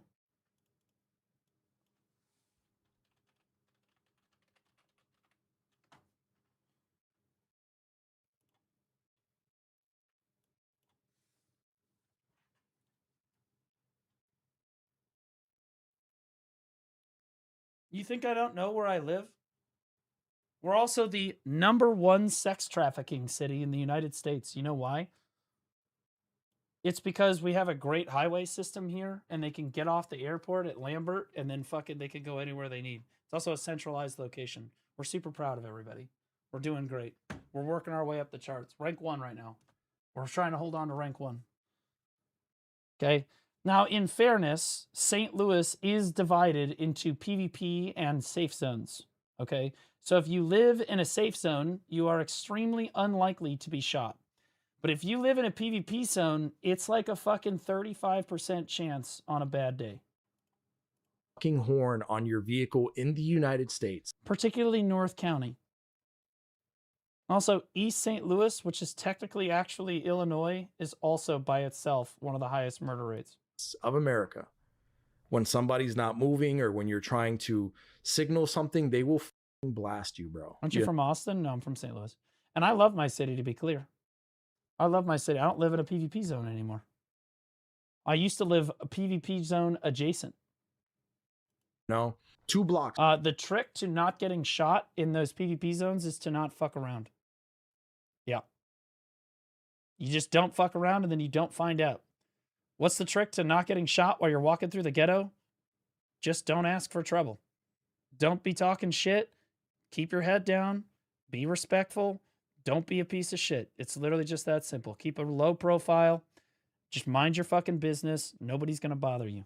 The people that get fucking shot are the people that go running their fucking mouths. From where I grew up, there was dudes. I'm 6'3" tall. At the time, you know, I'm 34 now. When I was like 16, 17, there was dudes adjust for... that's 190.5 centimeters. For inflation. But there was dudes selling fully automatic banana clipped AK-47s out of trunks for $800, bro. That's not bad. That's not bad. Yeah. It's illegal to have a fully automatic weapon in the United States as far as...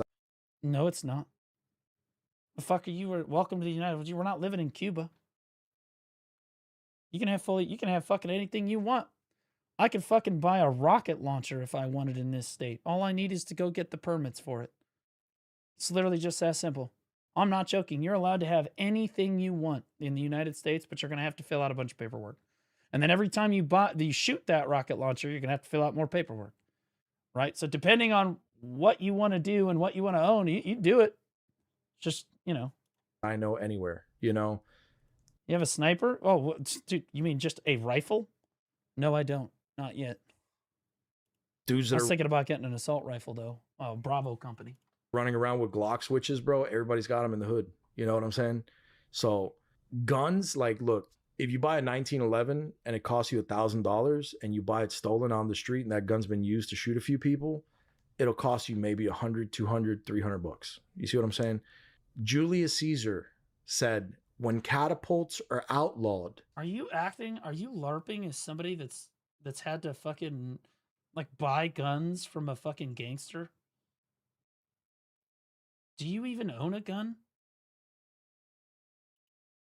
Like, what is the chances that this is all just a huge fucking LARP? Only outlaws will have catapults. Because you make something illegal doesn't mean the criminals are not going to use it. That being said, there's an understanding that everybody's out there like the Wild Wild West, bro. So when it's your day, bro. You know? No, that's not how it works at all. The way you had the first half right, but the second half is completely wrong. The reason why everybody can own guns in the United States is because the idea is that like he said at the first part, is that if somebody wants to do something illegal and go to try to shoot up a school or something, they're going to do that. They're going to find the gun. They're going to find the weapon. They're going to do what they're going to do. The reason why everyone's allowed to own guns is so that the people that they try to do it to can defend themselves. But no one is just going to go outside and shoot you. Like, I carry a gun in my neighborhood when I'm walking, right? But at no point do I ever intend on drawing it for any reason unless my life is in imminent danger, because I never want to shoot a gun in a residential area. It's completely irresponsible and it's unsafe as fuck. And everyone that carries a gun should understand that. You don't just go around pulling your gun on people and shooting. It's the Wild West. No, it's not. If you're doing it right, no one even knows that you're carrying a gun. That's the whole point of concealed carry. And it is what it is, man. There were stories of people when I was in high school that got killed for their rims. You know, like, hey, get the fuck out of the car. Nah, bet. Plop, dump the body, get in the car, steal that shit, strip the car. Nobody gives a fuck, bro. Shit wouldn't even make the news, you know? So I understand that to be. Where is that not making the news? Like, your reality, bro, but I can't hide inside my house for the rest of my life. I can't deprive myself of having something nice out of fear. I refuse to let fear control my life. I'm someone who has almost died, bro. Several times in my life, I have been.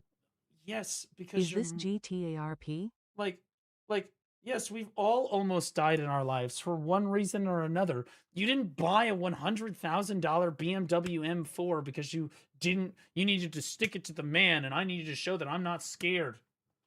I'm unafraid. You bought it because of the status it gives you. Because when people look at your BMW, you think like, damn, that guy looks cool. Fighting for my life. And when you get out of that, like when I had the car accident, I never wanted to drive again. And my pops But you did, though. Made me sit in one of his friend's cars that was the exact same car. Dude, I guarantee you that somebody watching this video who was actually poor when they were growing up heard you say that and went, you guys got to drive cars? Okay? Poor people did not have cars in high school, all right? Like, what are we talking about? Maybe your parents had a car, but if you were really poor, and I mean really poor, you didn't get to have a car as a teenager. That's not how it worked. In blue. I totaled a silver one. He made me sit in a dark blue, like a navy blue one, right as I got out of the hospital, bro. And was like, now you're gonna top it off. And I was like, what do you mean? And he's like, you can't be afraid. You'll be anything, but you won't be afraid. You're gonna take this car and you're gonna take it all the way till it hits the. What kind of car? Out of sheer morbid curiosity, what car were you driving in high school? Limiter, and it can't go any faster anymore. Chat, what car did you guys drive in high school? I drove a 1995 Ford Escort that I hit. The water pump broke like 4 times. Fucking ridiculous. Car broke down on me more times than any other car in my life. Kia Picanto, a public bus, a bicycle, a 91 Civic. Yeah, a bicycle. Well, hey man, that's what you got. I was happy to have my 95 Escort. Even though I had to work on it like crazy, I had more than the other kids did. Legs. See, my goats. You see how many people have it worse than you, Irk? Stop fucking complaining like you've got it hard, man. And that's exactly what I did. And as soon as I hit 40 miles per hour, I was terrified, bro. I was getting the shakes. I didn't know how to overcome it. I'm glad he did that. Same thing happened when I had my motorcycle accident. You could afford a motorcycle? Got up and I got back on that horse and I was like, phoom. Like on the way home, bro, I picked up my gas tank was dented on the R6. It was, I picked up pieces of fairing and shit, and I got on the bike, and I told myself, as soon as I hit the gear on this thing, I'm bolting, bro, because if you don't get that fear out of you, you'll never do it again. So I don't mind letting people know where I'm at, bro. I see. So you had an accident when you were young in a car that was bought for you. And that made it okay for you to buy a $100,000 BMW M4 at the age of 34 and then custom wrap it. I'm tracking now. Bro, I invite everybody on my stream, my people. Like, I don't mess with anybody. I don't bring bad energy toward anybody. I don't hurt anybody. So I very much invite people to come see me, man, because I love you guys and I want to see you guys, you know. People know where I'm at, bro. I'm at Eric's Card Bazaar in Orange Park, Florida, right? The address is 155 Blanding Boulevard, Suite 6 Alpha, Orange Park, Florida, 32073. Come see me. Come say. Are you doing a shout out for your card shop right now?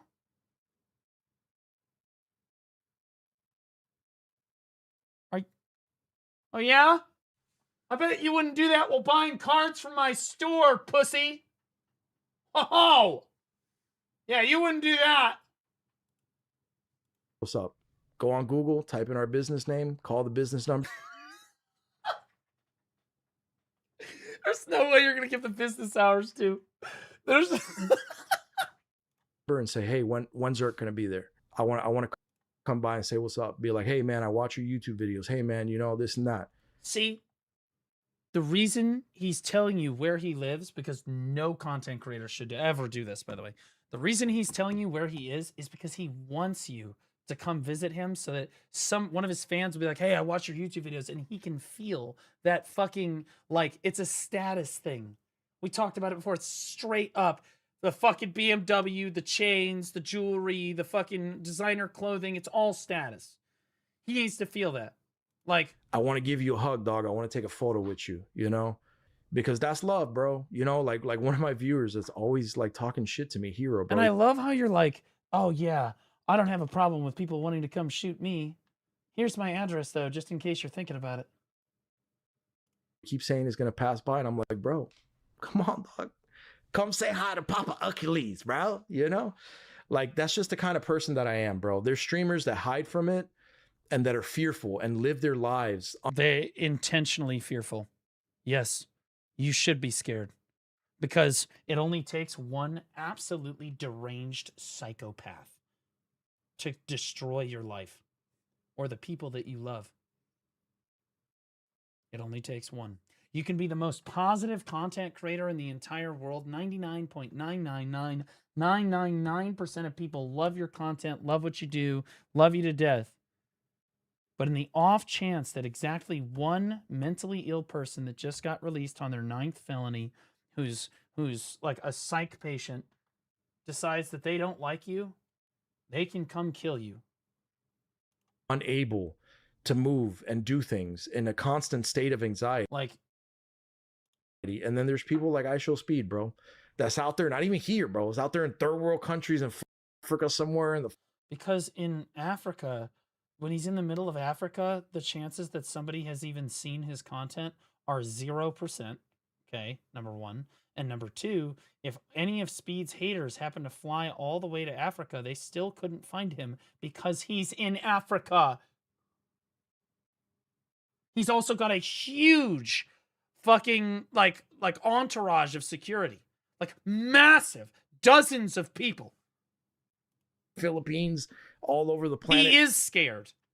Hugging people and, you know, and sitting down and eating food with people. And that's how I've always been, bro. When I've been all over the world, I've been internationally all over the world, bro. I've been to the slums of the Philippines, bro.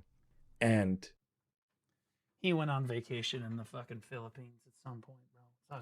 Sat down and ate with poor people, bro.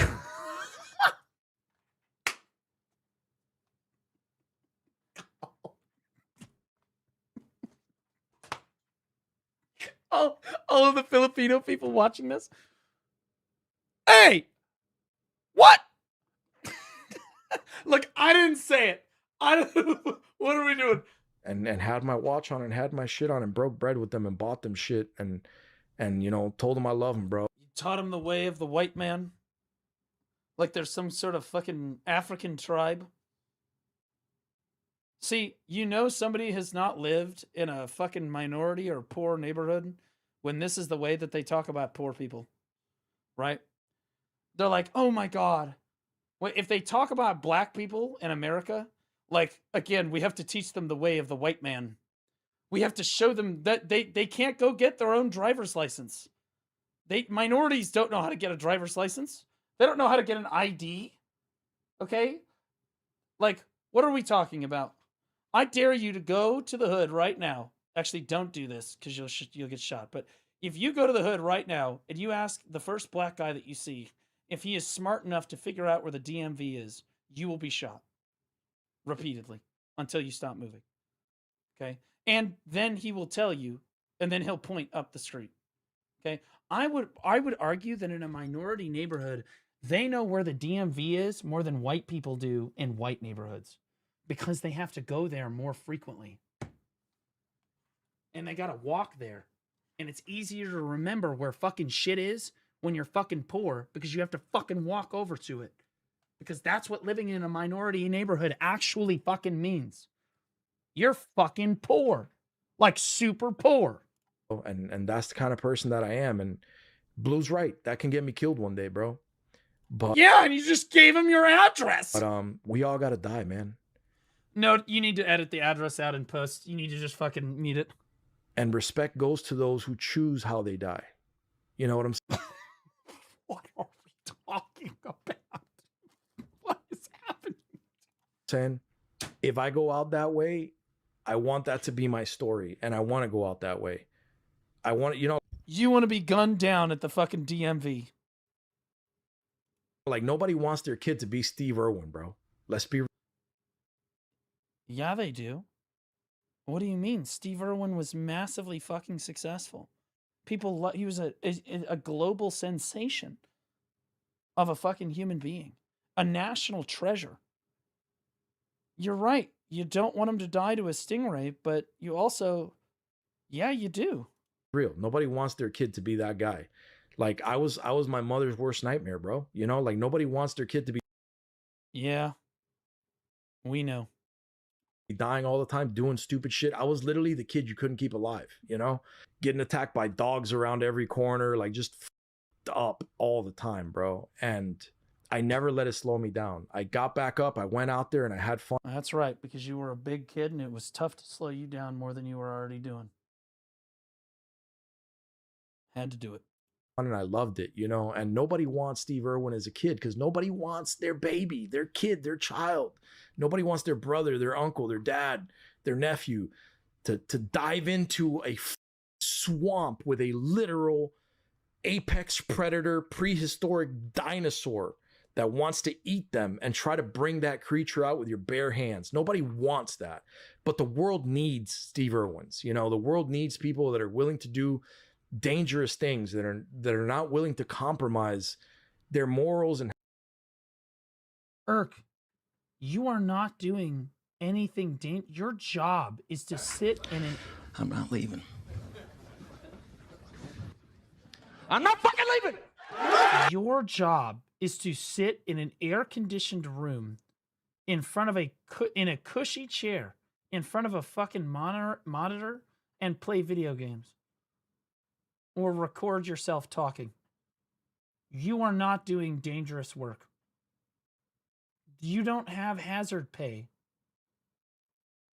And how they, you know, carry themselves or go about life, bro, that want to achieve amazing things. So that's another thing that me and Blue are super different at, bro. And you know, has to be different. And there has to be different outlooks in people. And I'm just going to go to the next clip. I think that's perfectly fine. That's okay. That's not $100,000. You spent like $3 or $4 grand on a custom paint job. No way that the guys at the body shop. 10. It was.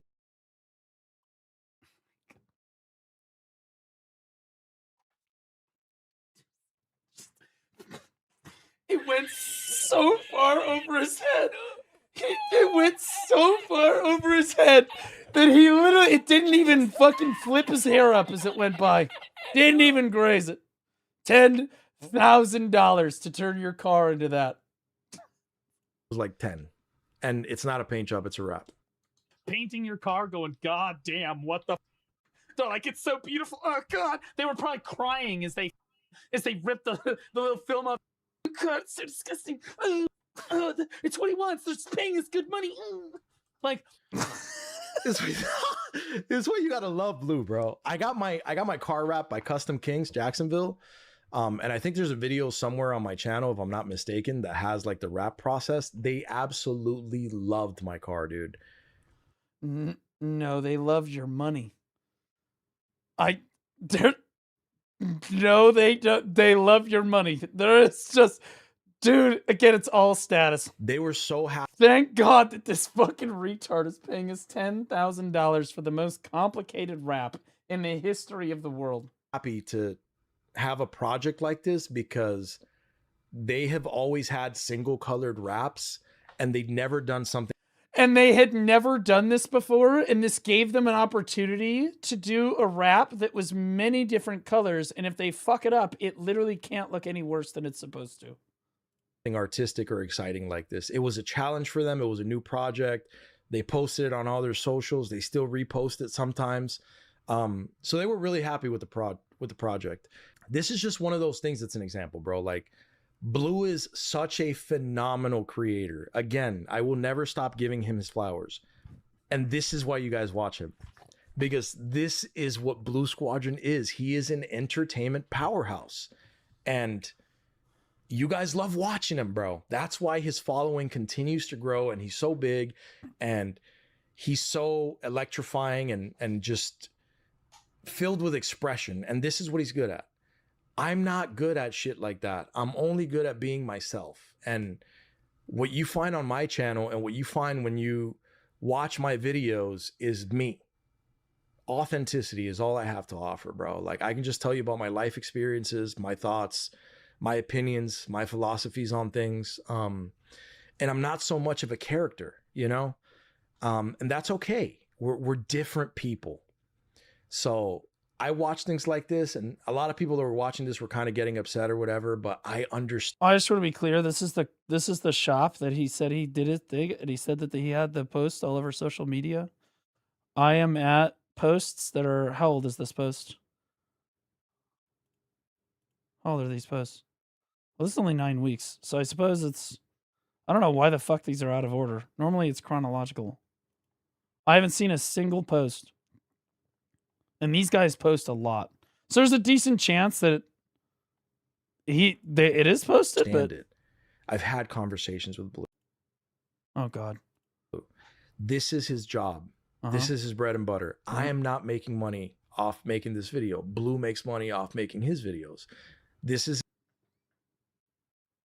dude, don't give away my business model. What are you doing right now? I'm like, bro, you're giving me I'm like a literally walking COD emote right now. Like, what are we doing?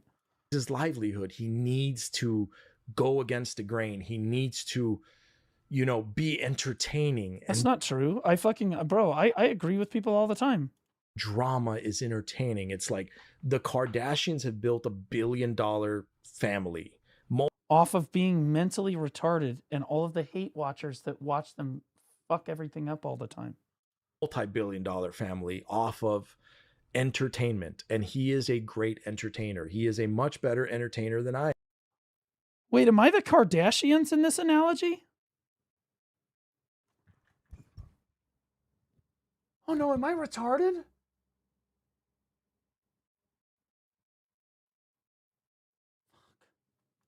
I am, and no, am I a whore?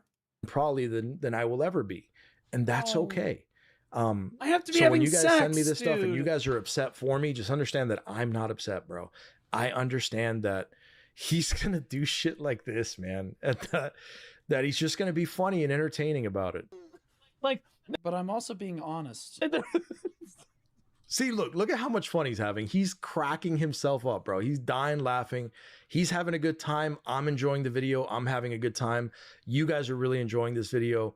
So Remember to give it I a just like. wanted to make this video to clarify and to clear the air that I'm not upset, nor will I be upset at Blue Squadron for anything he says, and that we're good. We're always going to be good. We are, well, good is such a relative term.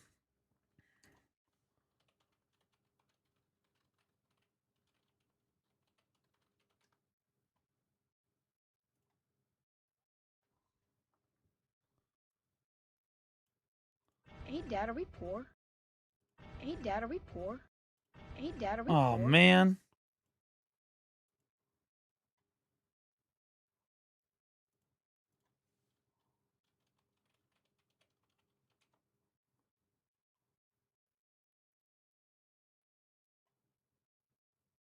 Okay, well, it's a Robin Williams movie, and he says, "Hey, Dad, are we poor?" And then Robin Williams goes, "Well, son, there's a lot of ways to measure there's a lot of ways to measure a family's wealth." And he's like, "Well, I'm talking about money." Oh, we're dirt poor.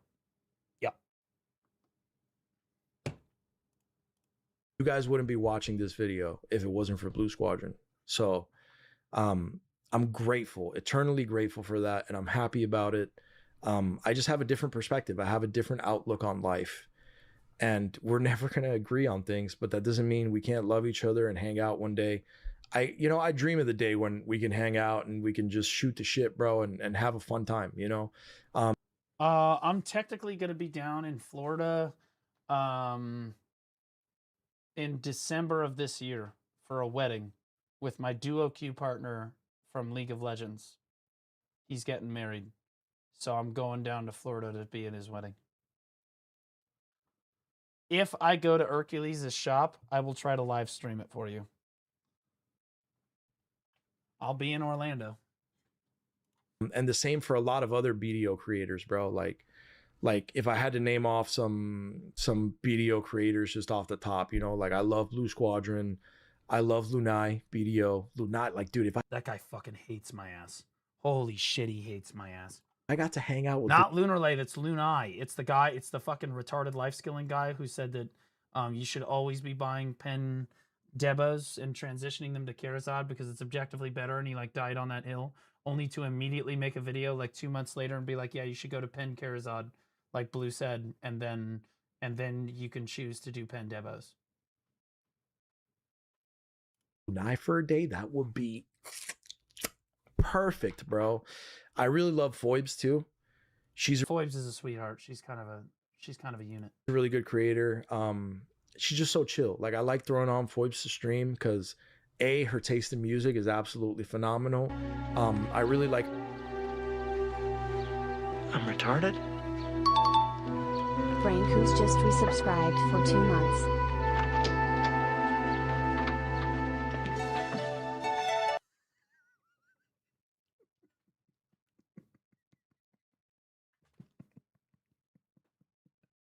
That's cold. That's cold right there. Her takes on life, like she's someone who has a lot of wisdom and who's very gentle with the way she says things to people, and that resonates with me. It's more like on my avenue, you know, where I have a lot of similar takes in life. I'll continue, shall we? What's a vacation, bro? Since I became a content creator, there is no vacation. There are days in which I am like bed rotting, trying to recover my mental so that I can come back to streaming, but I've not gone to Hawaii. That's crazy. That's like thousands of dollars. What the fuck are we talking about? Even when I went to China and Europe, that was not a ask Note if that was a fucking vacation. His answer would probably be yes and no. Yeah, there were aspects of it that felt like vacation, but it was a work trip. We were doing work. That's the whole point. I've gone on trips for the business. Okay. The trip to Europe, to the Heidelball, I'm nothing but consistent. Trip to China, the business. You could technically call them vacation, but I'm gonna be honest with you, we're filming, doing all this crazy shit the whole time. Okay. Also, note, I know you're watching this either right now or in post. When the fuck are the China videos coming out? What is wrong with you? We literally spent this like fucking like 100 hours filming a bunch of footage while we're in fucking China. And I'm like, dude, let me know if you need any help with like putting it together. Nothing. Where the fuck are my China videos? Mr. Full-Time Streamer, off. With this guy, it's awesome that, you know, a larger creator found me, and stuff like that. That's where I notoriously called him Blue Dragon for the first time, and then. And now you just brought it back. Honestly, Blue Dragon is still better than Blue Square. I'm taking that W.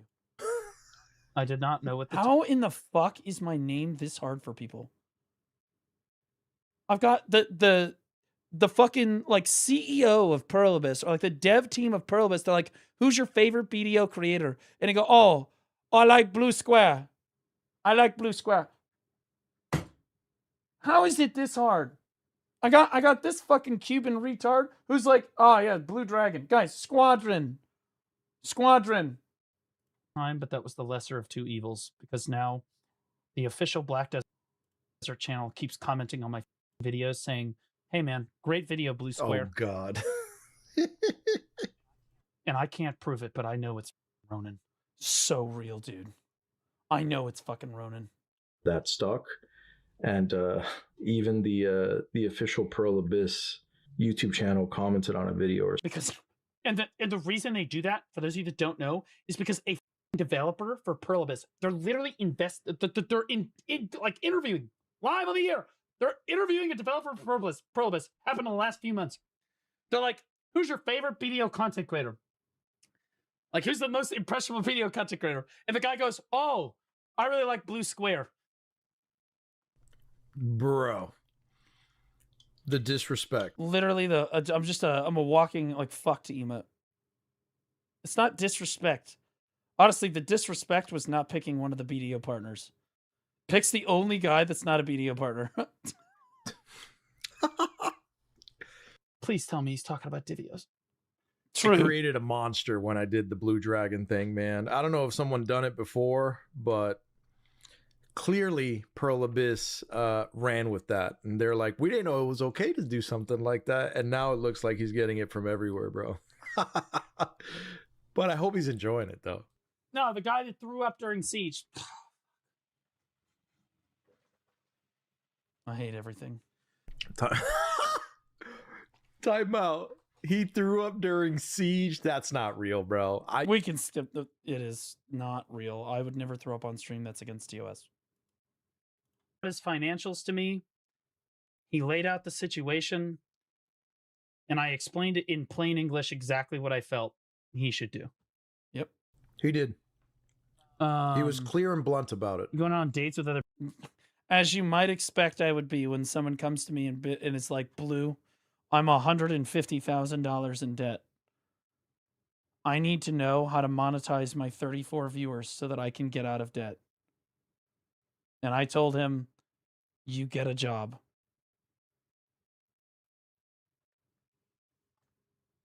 And he said, "What if I just charge each of them $25,000?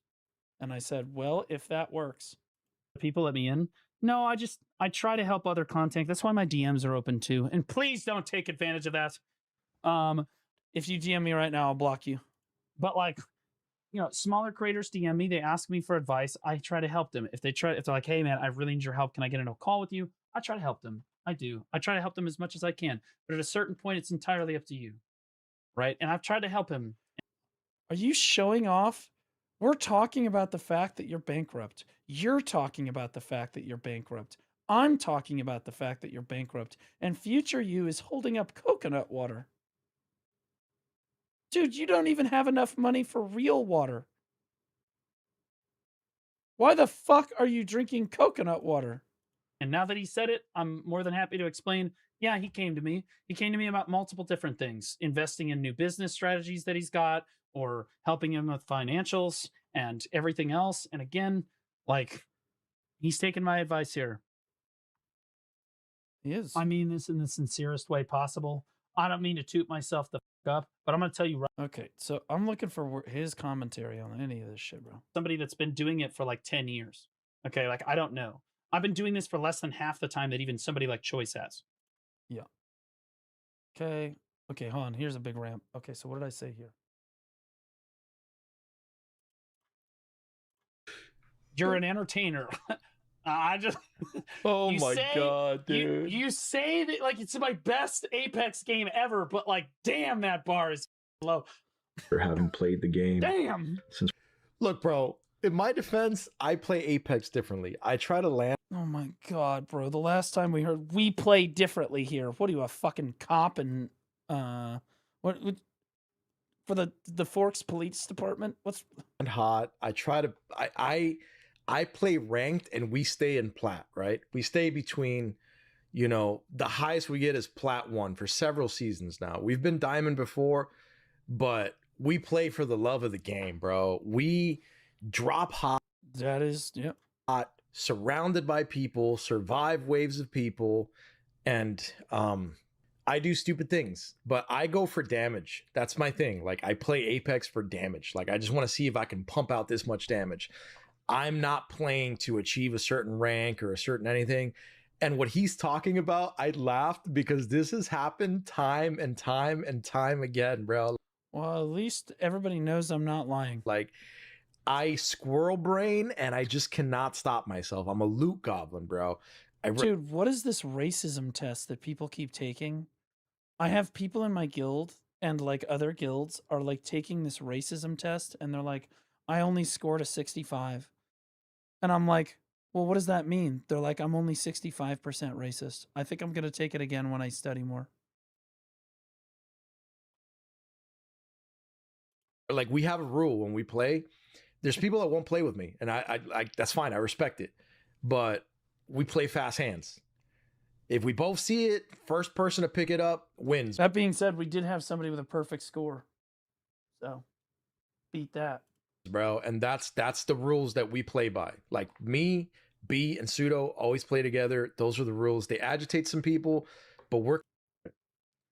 I don't think that you like BDO. I think that you like the popularity that you get from BDO, the status that you get from BDO. The it's all about looks. That's my opinion. People that like BDO leave Velia. Exactly. Everyone else does, you know. I agree with him there. Okay. All right. Yeah, people that like BDO leave Velia. Like, it's a bad example. I thought that I was standing and idle. That's my bad. It's no secret. I'm a very transparent person, and I let everybody know that I chat GPT'd it, and I was like, I'm not linking you a test to for racism in my Twitch chat. Guys, I know this is going to come as a shock to all of you and honestly be a disappointment, but guys, I'm not racist. I'm not like completely racist. I'm only like a little bit racist. what game can I get ahead doing pay to win so I don't have to invest as much time? I'm more sexist than. Started playing BDO, yada yada. Now ask me about Muslims. My plan, you guys know the story. With the popularity that I got, or the wave that I was riding off of Blue reacting to my stuff, then I was like, okay, I need to lock in with this game.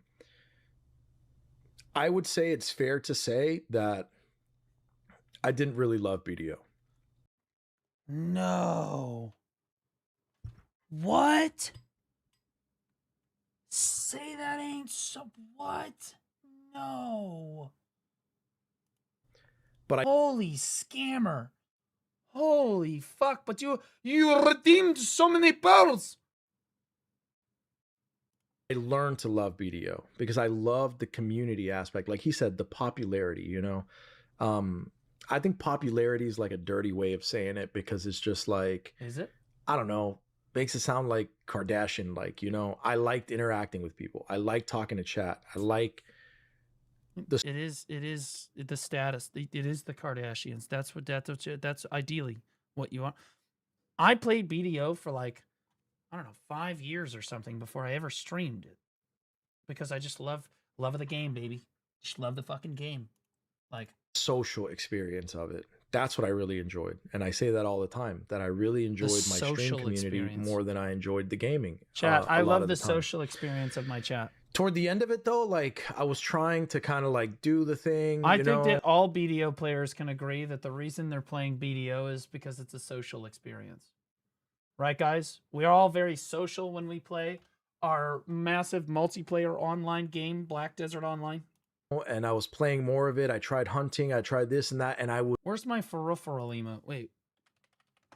Oh, never mind. Okay, we're good. was learning. Oh, I thought for a second my peripheral emote was gone. I was like, bro, we got to go back. Okay, we're trying to appeal to a younger audience. We need that emote. To like the game. I was learning to be able to play it for longer periods of time, having fun, finding different things. There was a lot left that I wanted to do in BDO that I didn't get the chance to. So I agree that I played it because On God, peripheral type shit, 6-7. that's where my audience was. That having not been the case, I would have probably not spent anywhere near as much money. I wouldn't have kept dumping into it. And I would have probably just stuck to WoW Classic and Apex Legends. But I tried that. Whoa! You know, streaming. And that's what I get for fucking. I'm sorry, guys. I'm just I'm answering some DMs on the other screen. That's my bad. my numbers would cripple, dude. Like I could have 175 people watching me play BDO. 4 or 5 hours later, swap to Apex, 6 viewers. Swap to World of Warcraft, 8 to 12 viewers, you know? So it's kind of like if I wanted that community experience and I wanted to have conversations with people and I wanted to have an interactive chat and not just sit there and play the game talking to people in my party, then I would have most definitely played another game. But Okay, well, I'm glad you were willing to admit it at least. Okay, here we go. All right, next statement. I'm not letting him ramble this whole time, guys. Gamers is because we actually just love gaming more than we love women and only. Oh, baby. Are you guys ready for the based alert? Are you guys ready for the. This is about. Bro, I can tell you right now, I made some people really fucking mad when I said this. in the driver's seat of the Lambo, just bloop. 100 bands, you know? I want to be able to do that for somebody, bro. I want to work. I work to have an increase heard. It may, and that's what I'd like to do. Say gaming. I'm going to have, okay, I need everybody that's super politically correct and loves women to go ahead and mute the stream right now. I'll give you I'm warning you, yeah. Thumbs up when you can come back. The reason that bitches say that they hate men that are gamers is because we actually just love gaming more than we love women in almost every case. Okay. Pause. We do. We? Who? Yes. Who's we? Not me. The vast majority of men would rather stay home and play video games than go to a bar and try to meet a woman. Chat, how many of you would rather do that? The overwhelming majority of men would rather, even women, they don't want to fucking do it either, right? Like, all of us would rather stay home for like 8 different reasons. One, we're too poor to go to the bar anyway. Do you know how every drink at the bar is like $8 to $15? Right? Then I got to pay for her drinks too. That's a pain in the fucking ass. Right? Like, you stay home, you just play BDO, so we're chilling, bro. You just chill out in Discord. Honestly, maybe you're lucky you get a Discord e-kitten, join the call. Maybe you get some e-pussy. Sure, they've got a penis, but you know what? You can imagine that they don't. It's online anyway. Who gives a shit? No way, bro. Like, there is no shot that I would turn down some time with someone for some gaming, bro. I have done it. I bet I've done it. I've done it in the last 24 hours. I would almost always rather just be gaming. Like, I had meetings all Monday. I would rather have been gaming. I'm going to be honest. There was one time I was laying in bed with one of my first girlfriends in college. I was a StarCraft 2 gamer back then. StarCraft 2 was huge. And she's laying in bed and she goes, "Hey," I've told this story before. "Hey, if you were in the middle of a StarCraft 2 match, if you were in the middle of a StarCraft 2 match and I wanted to have sex with you, would you come have sex with me?" I'm like, "Honey, is it ranked or normals?" She's like, "What do you mean? Is it ranked or normals?" I'm like, "The ladder is not going to climb itself. You can wait the extra like 10 minutes it's going to take me. I'll cheese him. I will. I'll cheese him. But you can wait."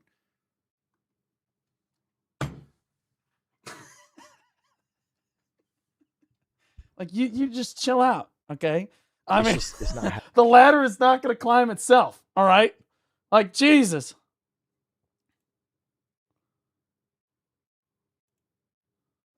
Do not open. Our final night alive as the earth burns to League of Legends. the ground. Oh boy, League of Legends. it's you. Knew it. So real right there. Happening, bro. You know what I'm saying? That's just me. This is why you're single. I hope that someday I have a wife that understands why I need to finish my ranked match before I can come have sex with her and plow her into the next universe. God willing. I am of the mindset that there is nothing on God's green earth that mankind loves more than women. In fairness, if I get like what I'm really doing is I'm saving her the trouble. Because if I stop in the middle of my fucking rank queue or in the middle of what I'm doing from gaming, I'm going to be fucking you and I'm going to try to make it quick because I need to get back to the computer. But if I wait and I finish up just a few more minutes, then I can turn my attention completely to what I'm doing with you. So it's better for both of us. I'm sorry, bro. Look at Tiger Woods. Look at Jeff Bezos. Do you think that Tiger Woods is going to stop in the middle of a fucking golf tournament to go have sex with his wife? Look at Drake. Also, aren't they all divorced? Yeah. Wait a minute. Hold on. What? All the millions he gave his baby mama, paying her $700K a month in child support. Well, do you think he wants to do that? You just gave a great fucking narrative for why men hate fucking women. What are we talking about? I'm not even talking about that, bro. Like, yeah, look at him. Yeah, he has to spend $700K in child support every month because he had sex one time. Like, men chase power and fortune to facilitate the acquisition of women. Not necessarily wrong. But in the last, that is thousands of years old, but in the last 10 years, men have realized that women don't want anything to do with us, and women hate us. So we still love women, but in order to protect ourselves from the constant barrage of fuck men, we hate men, men are the worst, men are the problem, we just play video games because at a certain point, we can just jack off. We would love to be in a relationship with women. We would love to have a wife. We would love to take care of our families. We would love to have kids. We'd love to protect them, provide for them. Women don't want anything to do with us anymore. That's why we game. So you're right. We do game because of women. But ironically enough, it's because they fucking hate us. And so we just choose to game because they don't want anything to do with us. So what are we supposed to do about it? Nurko, thanks for the brand new T1. Nothing makes me wetter than a brand new T1 sub. Lord knows there's not going to be any women around here to make the floor wet. In large part. Most women don't need us, so we stop trying. When you say don't need us, they're in the fucking around phase of finding out. Okay, they're not quite at finding out, but they do. If all of the men in the world stopped working tomorrow, millions of people around the world, just for one day, millions of people around the world would die. You would not have running water. You would not have electricity. There's no fucking internet. There's no fucking AC. There's nothing. Okay? Millions and millions of people would die. You need men. Women absolutely need men. You do. And men absolutely need women. We complement each other. We used to understand this most basic fact that men are required for certain things like physical strength and protection, and women are required for other things like nurturing, loving, teaching, and raising a family. Both things together are required for a functioning society. When you take away one or you devalue what one of them is doing, it makes one of them upset. It's just the truth. We need each other, but only one gender seems to understand that right now. We're all just waiting for women to come back to the table and be reasonable. We're going to die alone. We're going to die alone. There's always some kind of factor that's there, bro. That's in the back of the mind. You know what I'm saying? So it's not the case for me, bro. I've been blessed to always had like really, really good luck with women. I've never had issues, you know, with partners, like finding partners. It's always been natural. Good for you, man. That's great. What does this have to do with anything? To me, but there's no scenario where gaming supersedes women. That's just impossible in my life, bro.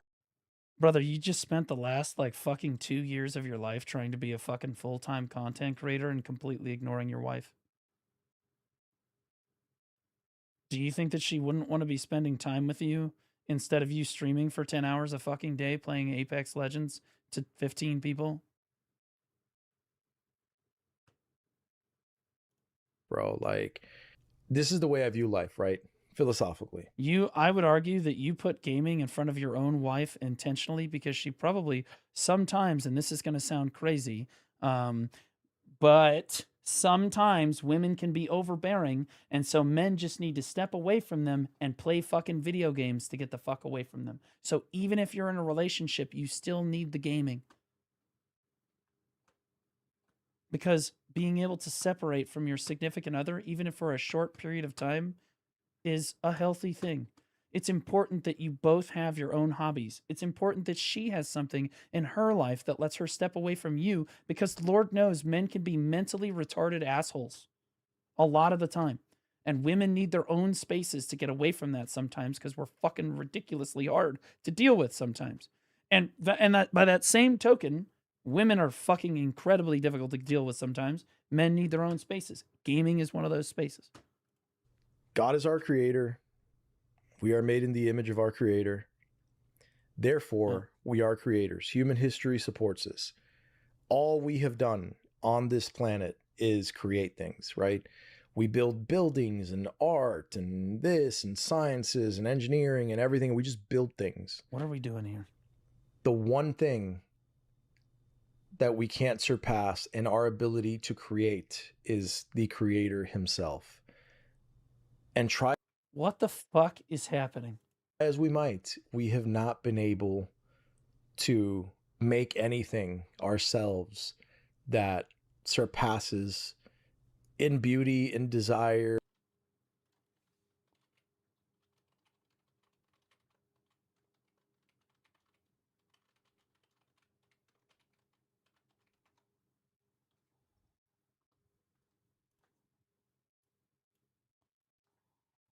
Sometimes I'll start a sentence and I don't even know where it's going. I just hope I find it along the way. Like an improv conversation.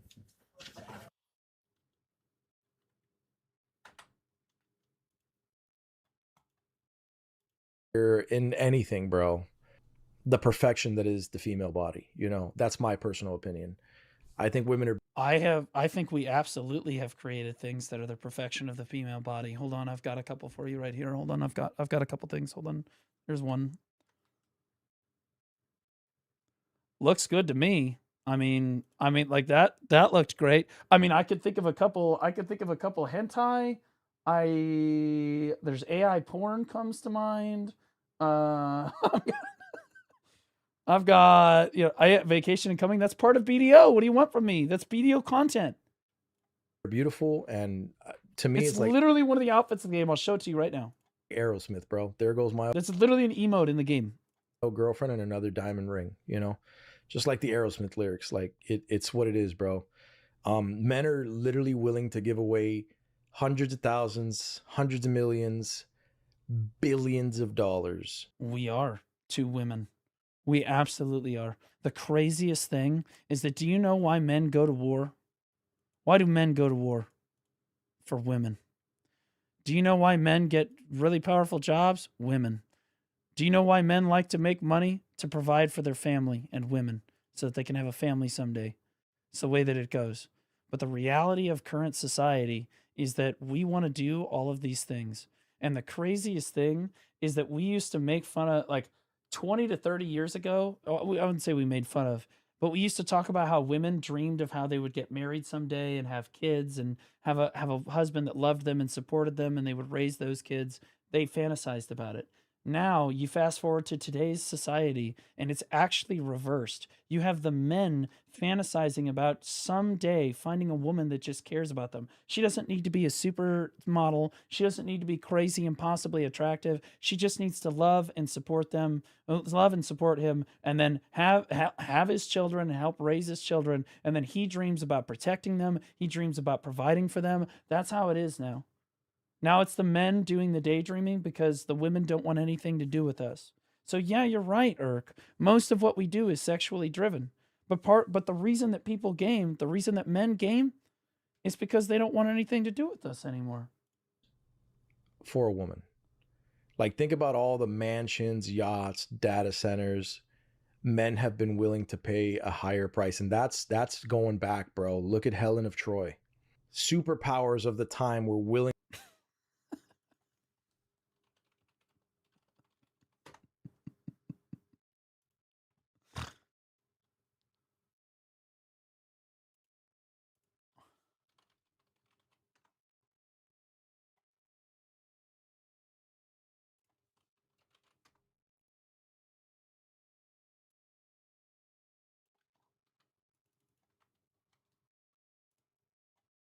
Oh, you must mean, you mean this person.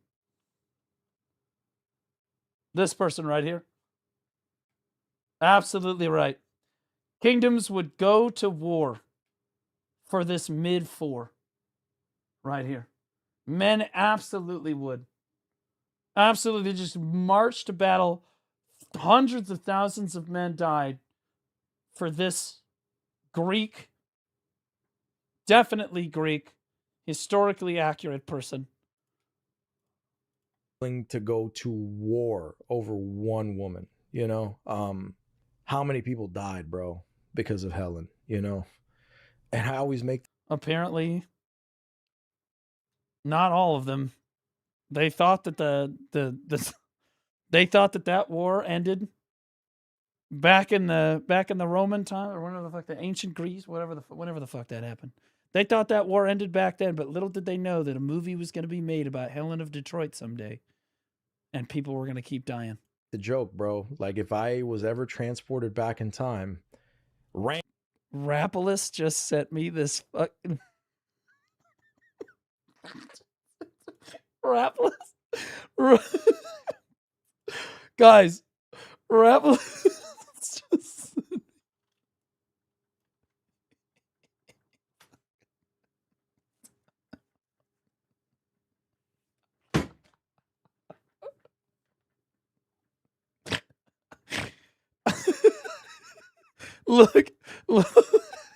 Look, one of us is in the top slot for a reason. Haters gonna hate. rank 1 goal, bro. I need to see Helen, bro. I need to see what that was about. I gotta know, bro. I gotta know what everybody threw down and sling swords for, bro. Like, it's got to, you know what I'm saying? Like, there's specific moments in time. The funny thing is, technically Helen of Troy couldn't have been attractive. It's possible that she was not attractive. It doesn't really matter, though. It's very likely that she was probably one of the most attractive women of that age. But men will go to war for women, even if their woman is like a 5 or a 6 on like the physicality scale. It means everything to them. And to the right man, they will absolutely march to war for you. Time, dog. And every woman should be looking for the guy that would march to war for them. That's the reality. Like, in her prime, you know, like Angelina Jolie was like a modern day Helen. What the fuck are we doing right now? You're talking about gooning to Angelina Jolie. We're lost. We've lost the plot. Dude, he's talked about this forever. What the fuck?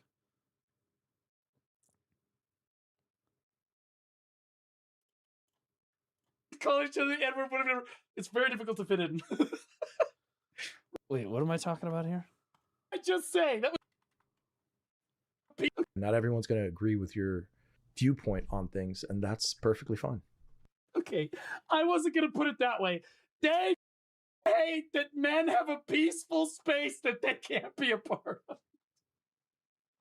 That's what he said that. He said that. He said that, not me. He said that. It was true, but he's the one that said it. Don't look at me. Very okay. Is a better, more concise way of putting it? That's a married man right there. That guy gets it. I told what did I just say? That was a much more concise way of saying it. They can't get involved in our gaming space because, bro, you get in a voice with the boys, you're calling them F slurs. Everybody's calling each other the N-word, whatever. It's very difficult to fit in.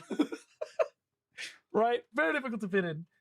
Gaming, I mean, like cars and shit. Yeah, bro, they get involved in that. MTG, oh yeah, they pull guys away from that. Religion, yeah, they can pull guys away from that. Gaming's tough. Gaming's tough for women to compete with. But in fairness, if you're a woman watching this, which by my analytics, at least 2% of you are. 2%. W2%. W2%. Can we get some W's in chat for the women? W's in chat, women. You shouldn't want to try to compete with the male-dominated space. It's good that your man actually has hobbies that don't involve you.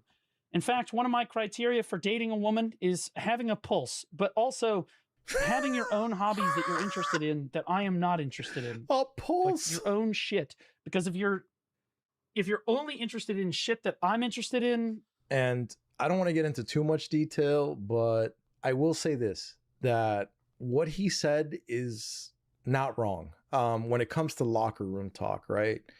It's just something. Yeah, and guild, I'm going to be honest with you, guild voice, when you're in Discord with your boys, it's basically the locker room.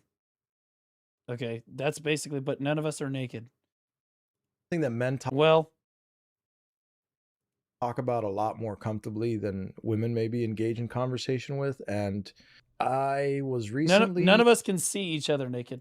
A part of a group where, without giving too much information, message exchanges were happening, and it was like all the boys were on board and with the shits, and like we're all just gonna have fun and do this thing. And then immediately,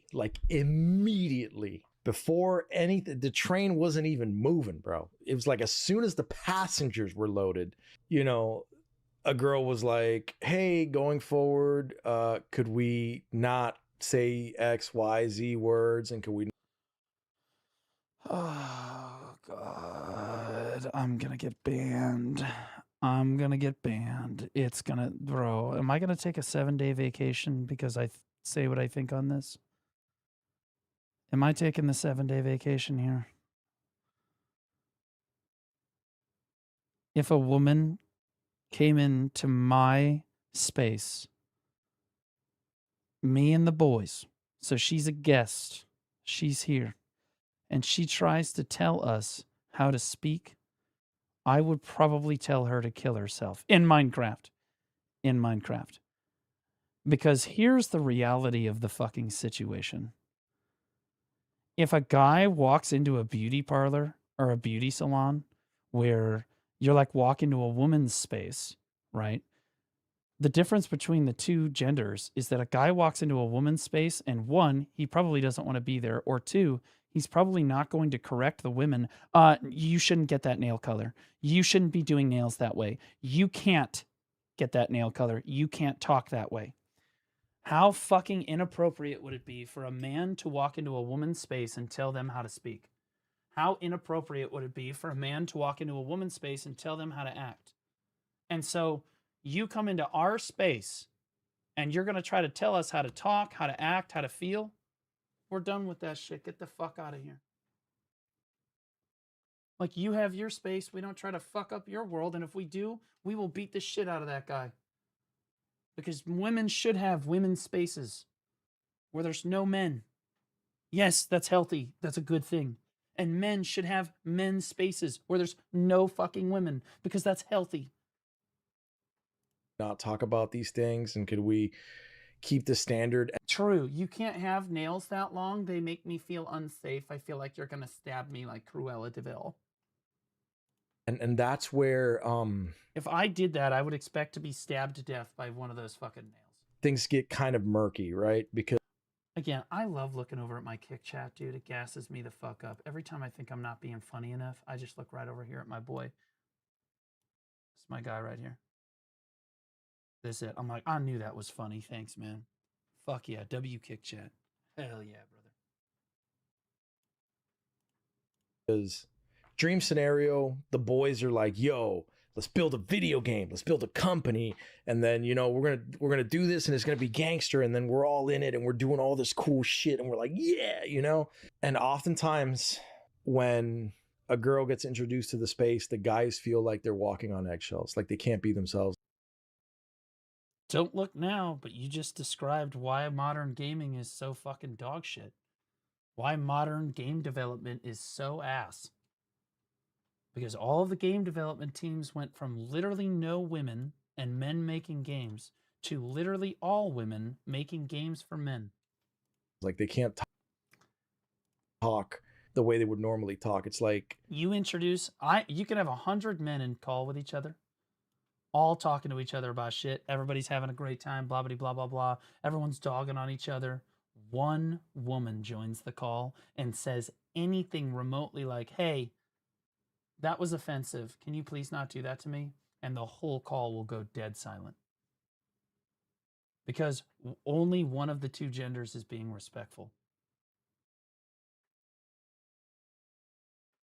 And it's not the woman there. It's not our job to make our space inclusive for you.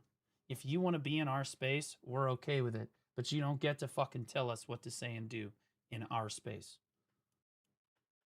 We would normally be having this conversation in a certain way, so now we have to have it, even though there's 20 of us. If this other one person is here that is uncomfortable by any of this, then we can no longer have this conversation in this way. And then everyone, because of that one person, everyone has to show up and feel like they're walking on eggshells and not be themselves. And the authenticity dies, the passion for projects die, and things get a little complex. So that's something that's never going to go away. And as men, we should always... It absolutely can go away. But you're not going to like how we get that to go away. You're not going to like it. You have to remove women from the equation in order to bring the creativity back. You're not supposed to say that. Obviously respect spaces with women in them, and, you know, just keep things kosher, bro. Why do we need to respect spaces with women in them when it's our space? They don't fucking respect us in their space, as they shouldn't. We go into their space and start fucking telling them how to do everything that I expect them to run us down like dogs. We deserve it. And the vice versa is also true. That's a thing that I've noticed a lot in life, that the things that are acceptable around men that we don't find offensive or whatever, like we have thick skin when it comes to shit. You know, we poke fun at each other, we make fun of each other and all these things. And girls are accustomed to growing up with a barrier or more of a shield from those things. And when those things happen, then they're made uncomfortable. But boys grow up that way our whole life. And we just... Because men are more logical creatures and women are more emotional.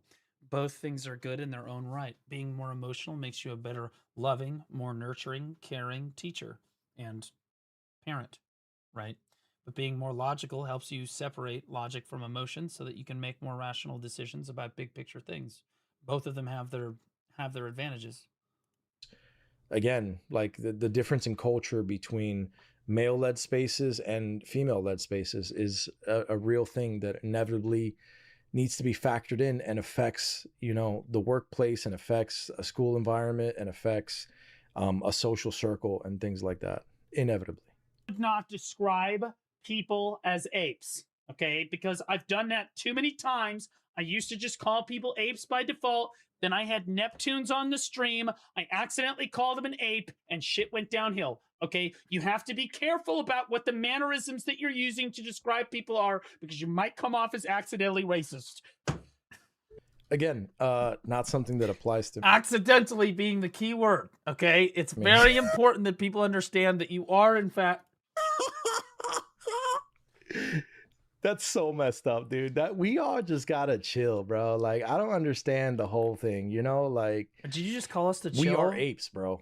We are one of the great ape species. Like, you know, Walk into a minority neighborhood and say, "We are apes." You might want to call 911 preemptively, though. He's like, "Oh, I met them on Fiverr." I'm like, "Oh, here comes Not like this. Here comes the Indian Oh, that's fucking hilarious. editing team. Are they redeeming?" He's like, "Yeah, they're from India." I'm like, "Oh my god." They are not from India. Do not redeem. Irk, do not redeem. Do not redeem the card, Irk. Like, seriously, man. Like, I told the first thing I told him, I go, "Dude, cut the editing team." He goes, "But I like having them like on retainer, $800 a month, but they just do whatever I want. They do whatever the I tell them to do when I tell them to do it." I'm like, "Okay, well, what do you tell them to do?" They're like, "They post on Instagram." So, yeah, we had these conversations. Some of the facts are skewed here. It was a while ago. Are they? But they're not from India. Even It doesn't matter where they're from. though that's what he's been saying the whole time. He's like, you need He told me that he was like, "I'm pretty sure they're from India." That's what he told me. to fire these Indian people immediately after I told them they're not Indian. Well, if it makes you feel any better, I don't care that they're Indian. They're scamming you. But it is what it is, bro. You're the I one get that what told he's me they were saying. from India. Like, I understand. But my editing team is very much involved in everything I do, man. Like, And you don't do very much, and that's the problem. You're not really what we would describe as a doer. they're helping me build brands. They're helping me with everything, bro. And sure, they may be overpaid right now. They may be underpaid. Who knows? You know? But my word is worth a lot. And I am paying them till this day. They know that I'm struggling. That's right. That's right. They Noah know he's 1104 struggling. Chair Dex They 100. know. The scam is what makes them Indian, not their ethnicity. They know that you're $100,000 in debt, and they're taking your money anyway. W scammer, as a scammer would. That's right. If my editing team knew that I was financially struggling and I wasn't making money on the business, do you know what they do? They don't get to make money either. That's part of running a business. I have to be making money. And if I'm making money, we make money. But if I'm not making any money, we're not making any money. That is how it works. Till this day, they've reached out and told me, hey, we get it, bro. You know, like, you got to know when to let go, you know, like, they have reached out to me and told me, like, you know, no harm, no foul, bro. Dude, even the scammers feel bad about fucking scamming him. That's how bad this is. Like, did this for years. You're going through right now, you know, we understand. You can lower our salaries, or, you know, they've gone. Oh my God, you can lower our salary. So what they're saying is, well, you could pay us like $600 a month instead of $800. Like, as far as to tell me, like, look, bro, if you got to let us go, you got to let us go. We understand. But if you need anything, we will still work for you. We'll still. Because they're fucking Fiverr. Because they work on fucking Fiverr. And if you need something commissioned, they will do it for money. Yeah. It's nothing special with you. I could go find some other random ass person on Fiverr. They'll do the same fucking thing. Do things for you, even if you can't pay us. Because they understand the love I got for them. And, you know, they got love for me. And like I tell them, bro, I'm like, you guys are like my brothers, bro, you know, so I'll help keep food on your plate as long as I can. And that's a part of what, you know, what destroys me, that I have a good heart and I want to help people. That's why I do what I do. His editing team has more money than he does. Like a lot more. Like a positive amount of money. I want to help people and I want to be successful so that I can help people. And I tell them all the time, I'm like, I want you guys to be millionaires one day. You know, I want to make it so. Even if that means I'm an anti-millionaire. Even if that means that I am negative $2 million in debt, as long as you guys are millionaires, that's what really matters to me. Like, you guys can make it. I want to give you guys a life that you could never have imagined or dreamed of, you know, because I think you guys deserve it and you're hardworking, you know. And ultimately, man, I'm loyal to a fault. Loyalty is something that I've had almost none of in my life, even with my own family members. You have a wife. What do you mean you don't have loyalty? a lot of people have been What the disloyal to me through life. What the fuck what is going on? And loyalty is a virtue that I weigh so much heavier than a lot of the others, you know. And I've explained that to them. I'm like, loyalty to me is everything, and I try my best to be a man of my word, and if I say I'm going to do something, I will fight tooth and nail to do that thing that I said I was going to do.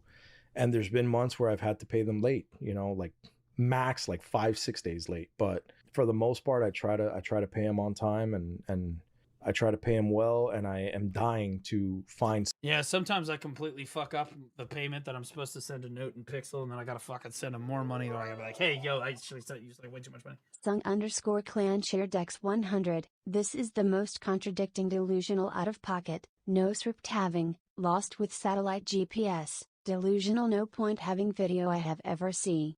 This guy is the embodiment of ADHD on a never ending tangent. Yeah, I know, but if you're watching this on YouTube in post, you're having a great time. It's a great day for the unemployed today. We're watching me react to Hercules, who is then reacting to himself and me at the same time, and then I am reacting to myself, and then Hercules, but also Hercules again. Sure, I'll be worse. Maybe I'll be better. It doesn't matter, but I've already made it this far, and I'm grateful and thankful for that. Extremely. Okay, I don't want to get into the specifics of this.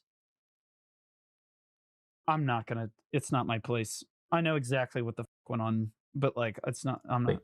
Now, he made some galactically stupid financial decisions, if you can believe it. I know that doesn't sound like Hercules, but he did make some galactically stupid decisions. He's right. Beyond what I would consider like normal stupid. Like, now we're suddenly getting $10 to $20. And I agree with him. I'm not someone who tends to make healthy financial decisions because I have no. That is a super kind way of saying it. Financial literacy, and I'm just a guy that's doing the best he can with the hand he's dealt. You know, I don't know finances the way I should, and luckily I married someone who's way better, like way better than. What do you mean she's way better? You're $200,000 in debt. What the fuck do you mean she's better? Y'all need to go on that fucking Caleb Hammer podcast thing. Me at it, and she's really who grounds us and who holds us down, bro, because without her I'd be absolutely fucking lost in the ocean, you know. So again, bro, through it all, your boy is blessed, bro, to have, you know, the few good characters in my life that I have as friends and family, that the ones that throw down and are really here, you know, for it. So he's not wrong, bro. I'm not the smartest, you know. I'm a buffoon, dude. I'm a doofus, you know, and it doesn't mean that because I don't have certain skill sets that other people have that I don't deserve a chance at life, you know. But I will. Nobody is telling you that you need to go kill yourself. We're just telling you that you need to dream reasonably. Pay for my mistakes. Like, I will be punished for them as I currently am, and I will learn from them. And I may learn a lot slower than other people, but I'm still going to go through it, you know, and I'm going to try my best. Again, immediately following this video, he made a video about his new apparel brand and then his new like supplement brand that definitely is going to be super successful. I told you this. You have got to take accountability. Jesus Christ. It was And he kind of did right there. In your control. 100%. It was within your control. You f***ed up on like 100 different levels, and they stopped sending you product because of it. That's wrong. It's not. He's absolutely wrong about that. I can wholeheartedly say that Blue Squadron has no clue what he's talking about.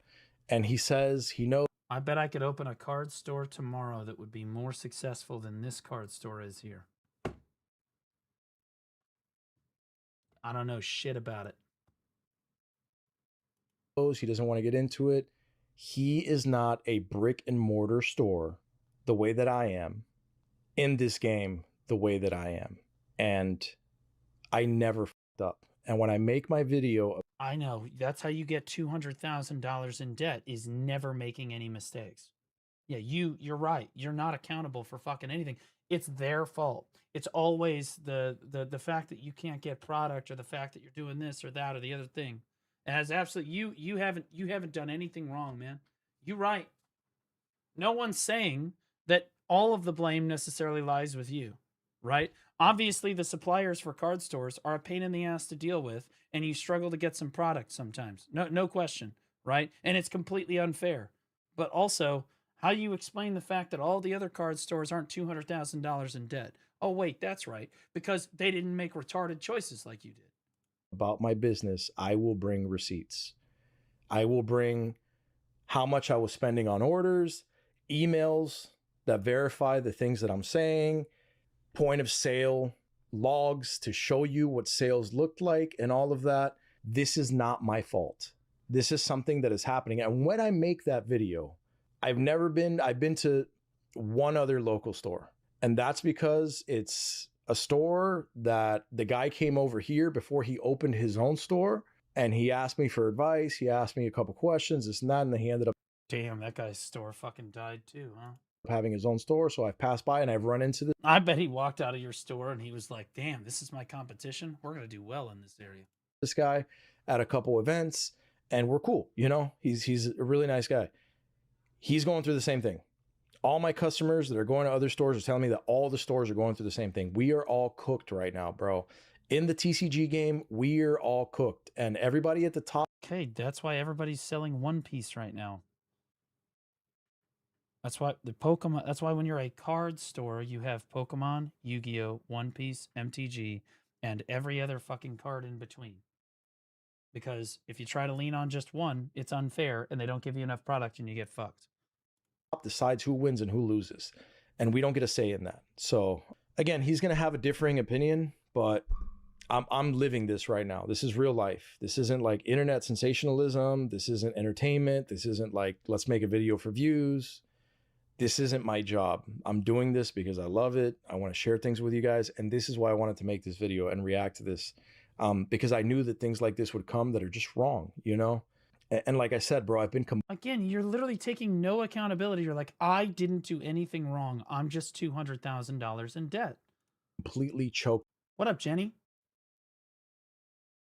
That's the guys. Before anybody starts Jenny swinging, just resubscribed for 4 months. Slay. guys, this is a different Jenny. This is not the same. Everybody, put your gun down. Okay, this is the Korean girl that is definitely not dating Canon.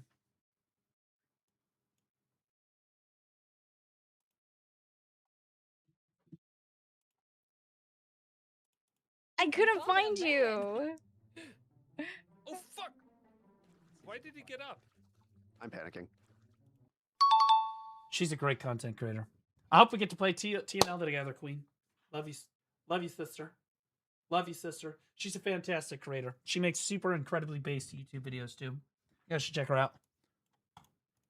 Out of We're watching a retard talk about how the fact that his business is failing and everything's going to shit, pretend that he hasn't done anything wrong. Of product and supply, and I will make that video, but it's going to take me a time to make it, and I want to make it right. I want to make it well, because it's going to be for my community and anyone else out there that is thinking about opening a store in this way or going into business where they sell anything that anyone else is making. My understanding was that his card shop couldn't open right away, so he ordered a bunch of product for Magic the Gathering. If you guys know about Magic the Gathering, I'm sure there's a few of you, at least a decent amount of you, that play MTG and are familiar-ish with the popular sets. This was going on right around the time that Final Fantasy had come out, which was a massive, massive set for Magic the Gathering. Well, he couldn't open up his store, so he couldn't sell any of his product for Final Fantasy. Well, when he was able to open up his store, like 6 months to a year later, all of that Final Fantasy product was worth fucking like a fucking fortune. Like a massive amount of fucking money. We're talking about collector booster boxes, fucking normal box, all that shit. Just all the product stuff, right? And so he was able to sell it at an incredible fucking markup, which was a great thing. And then he wasted all of that fucking money. He pissed away all of the fucking money when the times were good. And now the times aren't so good anymore. You're going through Spider-Man, you're going through all this fucking other shit, right? It's not as good, and so you don't perform as well. And so they don't send you as much product, which is not fair, because it's honestly their fault because the set sucks, right? And like, it's not fair because they're judging you poorly based on performance that, you know, blah, blah, blah, blah, blah. No one said it was fair, but it does mean that you did make a bunch of mistakes. And I just want them to be aware that there is a chance that that was how he described it to me. To be clear, that's what he told me. I don't know if any of that is true, but that's what he explained to me. That's my understanding of like the whole first part of the business. Product dries up and your business fails. Like your business model, buy, resell, buy, resell. You can no longer buy. You no longer have something to resell. You're locked into a lease for this many years. It's in the lease agreement, in the contract, that if you forfeit on this lease, you owe these people all of that remaining time and rent. That's what a lease means. Yeah, that's what happens. And it's hard, bro. It's like I've gone through so much with this business and learned so much and taken so many L's, bro, that have been out of my control. Like when I was closed down by the city for 10 months while I was paying rent here, atrocious things that have happened to me here, bro. And there is far more that goes into a fucking running a successful card shop than just buying product and then reselling the product. The fact that he doesn't understand the nuance of running a card shop is part of the reason your business has failed. I'm not an expert, so take my advice with a grain of salt. I am a customer in this particular industry because I buy MTG cards. The stores that I most like going to are the ones that cultivate a community that brings me into the store. The ones that make me want to go to their commander nights, the ones that make me want to go to their pre-releases, that's the stores that get my business. The ones that cultivate that community is the reason that I go in. And that's so if I was approaching this business, right, and I was trying to get into this field, I would be focused on trying to cultivate an environment in which people could feel safe and fun coming into play. Every single photo or video of your shop, there's not a single person sitting down and playing games. There's not a single person playing Commander or Pokemon or Yu-Gi-Oh! Nothing. You have nothing going on. So why in the fuck would they choose your card store over the one that they could play with their friends at? I've endured and survived it all, and I don't know how much more I can take, but it's been hit after hit after hit, bro. Very much a victim of time, and that... Sell your fucking BMW, dude. There's your lease money. You're saved. Will all be clearly displayed when I make this specific video about my business, its shortcomings, and the things that happened. But respectfully, Blue doesn't know what he's talking about when he says it was fully in my control, because it was fully in his control. I do know what I'm fucking talking about. Because this is a nationwide... Nope. I don't need to know all the specifics. I know that, again, I got a few problems right off the bat. You bought a $100,000 fucking BMW you couldn't afford. You fucking streamed all goddamn day instead of cultivating your fucking business out front. And then you squandered all of the money when the times were good, so you didn't have any money for the time when the times were bad. There's 3 fucking problems off the top of my head. As a matter of fact, it is an international issue right now. Because, again, I was in the military. I have friends that are in Japan right now. Stores over there are having the same printing and allocation issues that we're having in the US. Because these companies are manipulating stock price. They're manipulating the amount of product that is being pushed out. There's a lot of big... No contest. The game is rigged. 100%. It's rigged. Deep pocket power players that are eating up and taking over the game and crushing us small mom and pop stores in the process. It's a very complex thing that's happening. And more, sell them, and you're making $5 off each box. That starts to compound. Business was good. I was making a lot of money. And okay, let's just be clear. Okay, so 400 boxes at $5 a box. What? We're cooking with gas now. That's big shit. I bet that might even cover half the rent for the month. And this is what I'm talking about, guys. When I say that it's sensationalism, Sensationalism. I just did the math. You said 400 boxes. You're making $5 off each box. I just did some quick maths at $2,000. Completely either didn't hear or skipped over what you guys just heard me say, which is like, I could order 400 boxes and sell them, and then 4 days later order 400 or 500 more, etc. Right? That is how the business used to operate. I used to make $5 off each box, right? So to put it into perspective, My understanding that the profit margin off of boxes is significantly higher than that, depending on what boxes we're actually talking about here. But like in the MTG industry, and like not just Magic, but Pokemon and stuff, there's no way they're selling the Pokemon cards for only making $5 a box. There is just no fucking way that you're selling these Pokemon boxes that scalpers are coming to buy from you for $5 over MSRP. It's just, there's just no shot. this last set for Pokemon, I was completely skipped over. My allocation was reduced to 0. I got no product, right? I sold between 400 and 600 boxes. I forget. Yeah, 20 to 30% on top. Yeah, see, that sounds more realistic. Friday and Saturday for like Black Friday, right? When I was getting product.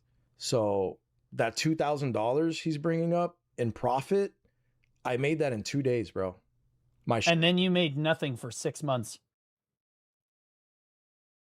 Shop was closed 1 day a week, right? And I could sell 400 or 500 boxes, reorder them on Friday, and they would be at my door. So you're implying that you're selling 400 to 500 boxes a day. You're selling 400 to 500 boxes a day for MTG. That's what you're implying here. Okay? Or you're selling 400 to 500 boxes a week. So you have so many people coming through your card shop that you're selling 400 to 500 boxes of cards a week, and you can't stay in business? You're losing money? Step on Monday. I could sell them again, reorder them, sell them again, reorder them an infinite amount of times. And that 2,000 is not for a month or 3 months. It's like every time I flip it, bro. So it was a lot of money coming in, you know, tens of thousands of dollars in. Yeah. I don't know the facts of the case, but you know he's lying. You know there is a misrepresentation here. So if you're making tens of thousands of dollars every week to every 2 weeks, how are you $200,000 in debt? How is your business going under? How is it possible? How is that fucking possible? Sales when there was all invested in BDO, maximum he spent like $6,000, maybe $7,000 in BDO. That's less than a week's income based on what he just said. Volume. I call it the Walmart theory. You know, Walmart can stand to profit $1 off of an item. But if they can move 100 million units of that item, they profit $100 million.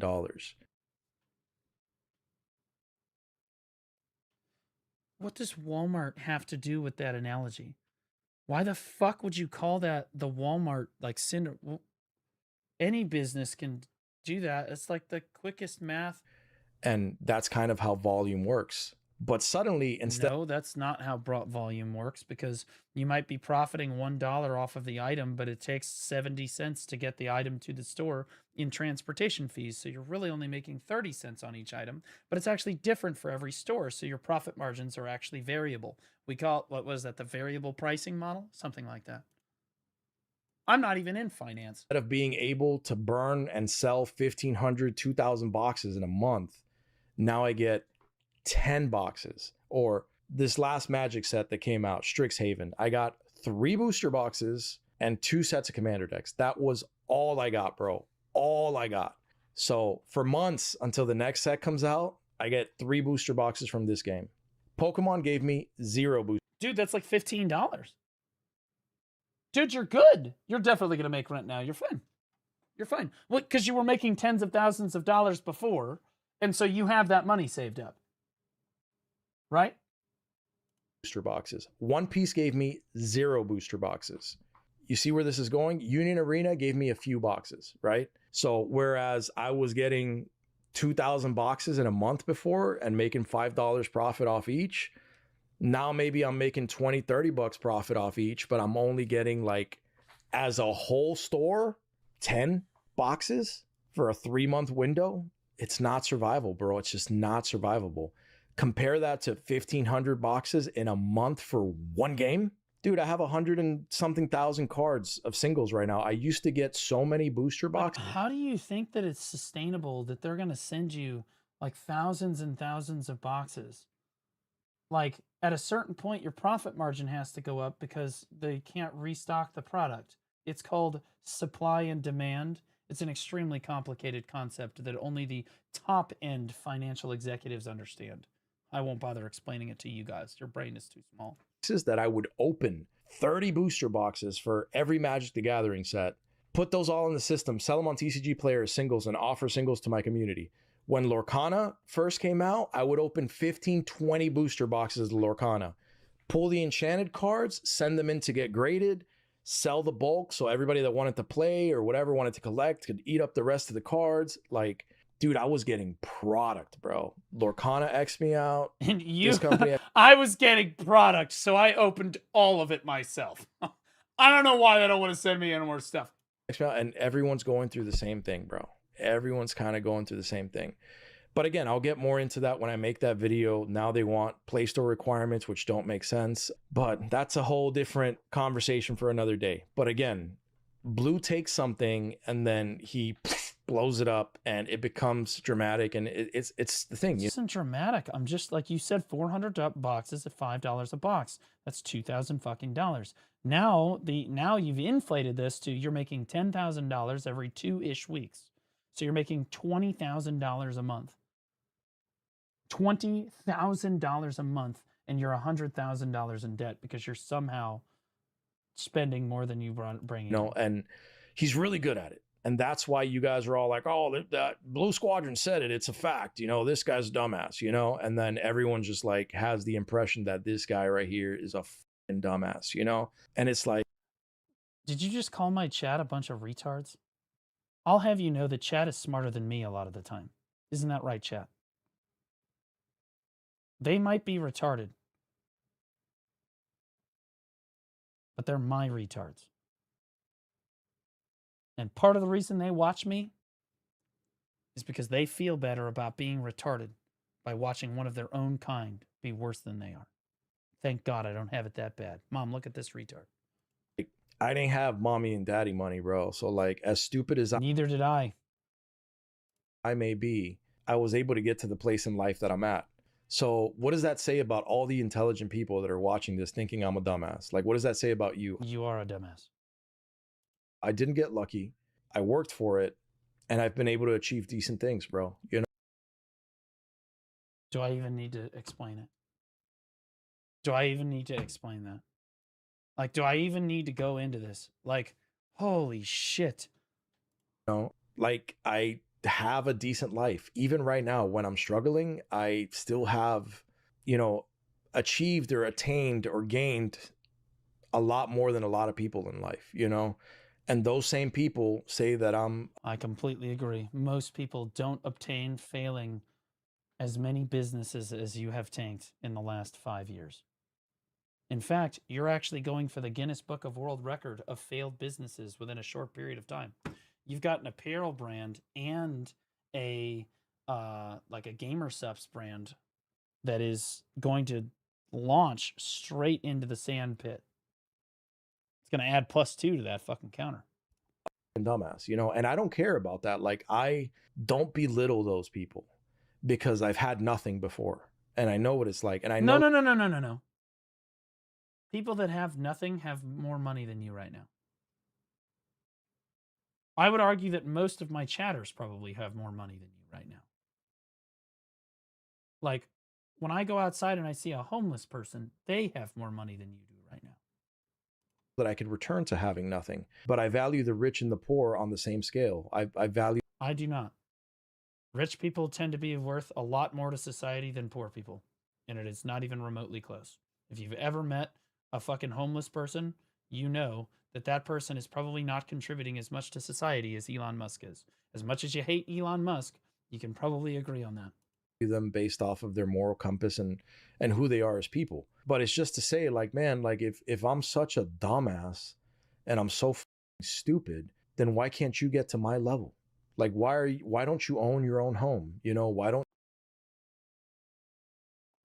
Yeah, chat. You can't get down to his level. He has dug himself so deep and so greedily that this motherfucker's gonna find the Balrog of fucking crippling financial debt. All right, and you guys, you can't even come close to that level. You're nowhere fucking near it. You understand? I'll have you know you don't even own your own house because neither does he, because the bank's about to take it. you, you know, have your own new car, your nice car? Like, I have more than one I do not own a new car. Yep. car, bro. You I'm hoping to have one soon though. know, like I'm making By soon, I mean in the next 8 months. payments on 2 cars right now because I bought my So you don't own 2 cars. So you don't own a new car because you're making payments on the fucking car. So wait, whoa, back up. You don't own the BMW?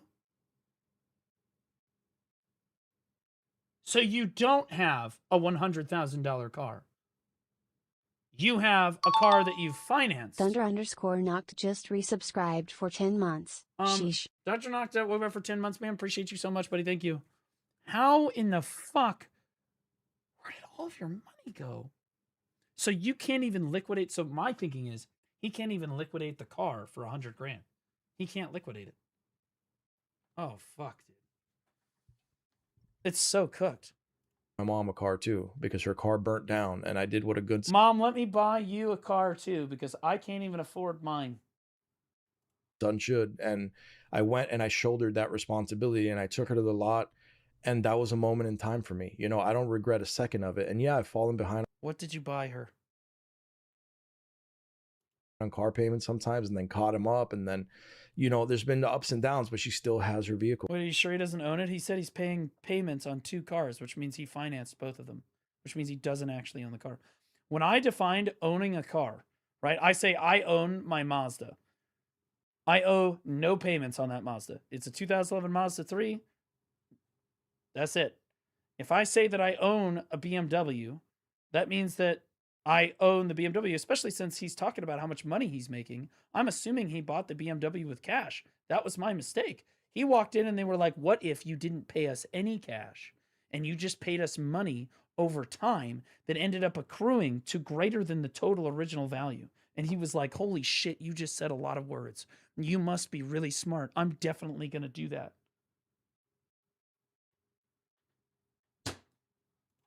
And it's brand new. She's got a full maintenance plan. You know, she gets free oil changes, So free you bought your mom a brand new fucking car because she didn't have a car. It's admirable that you bought your parents a car. That's sick. But you got to be, bro, like, you got to be realistic.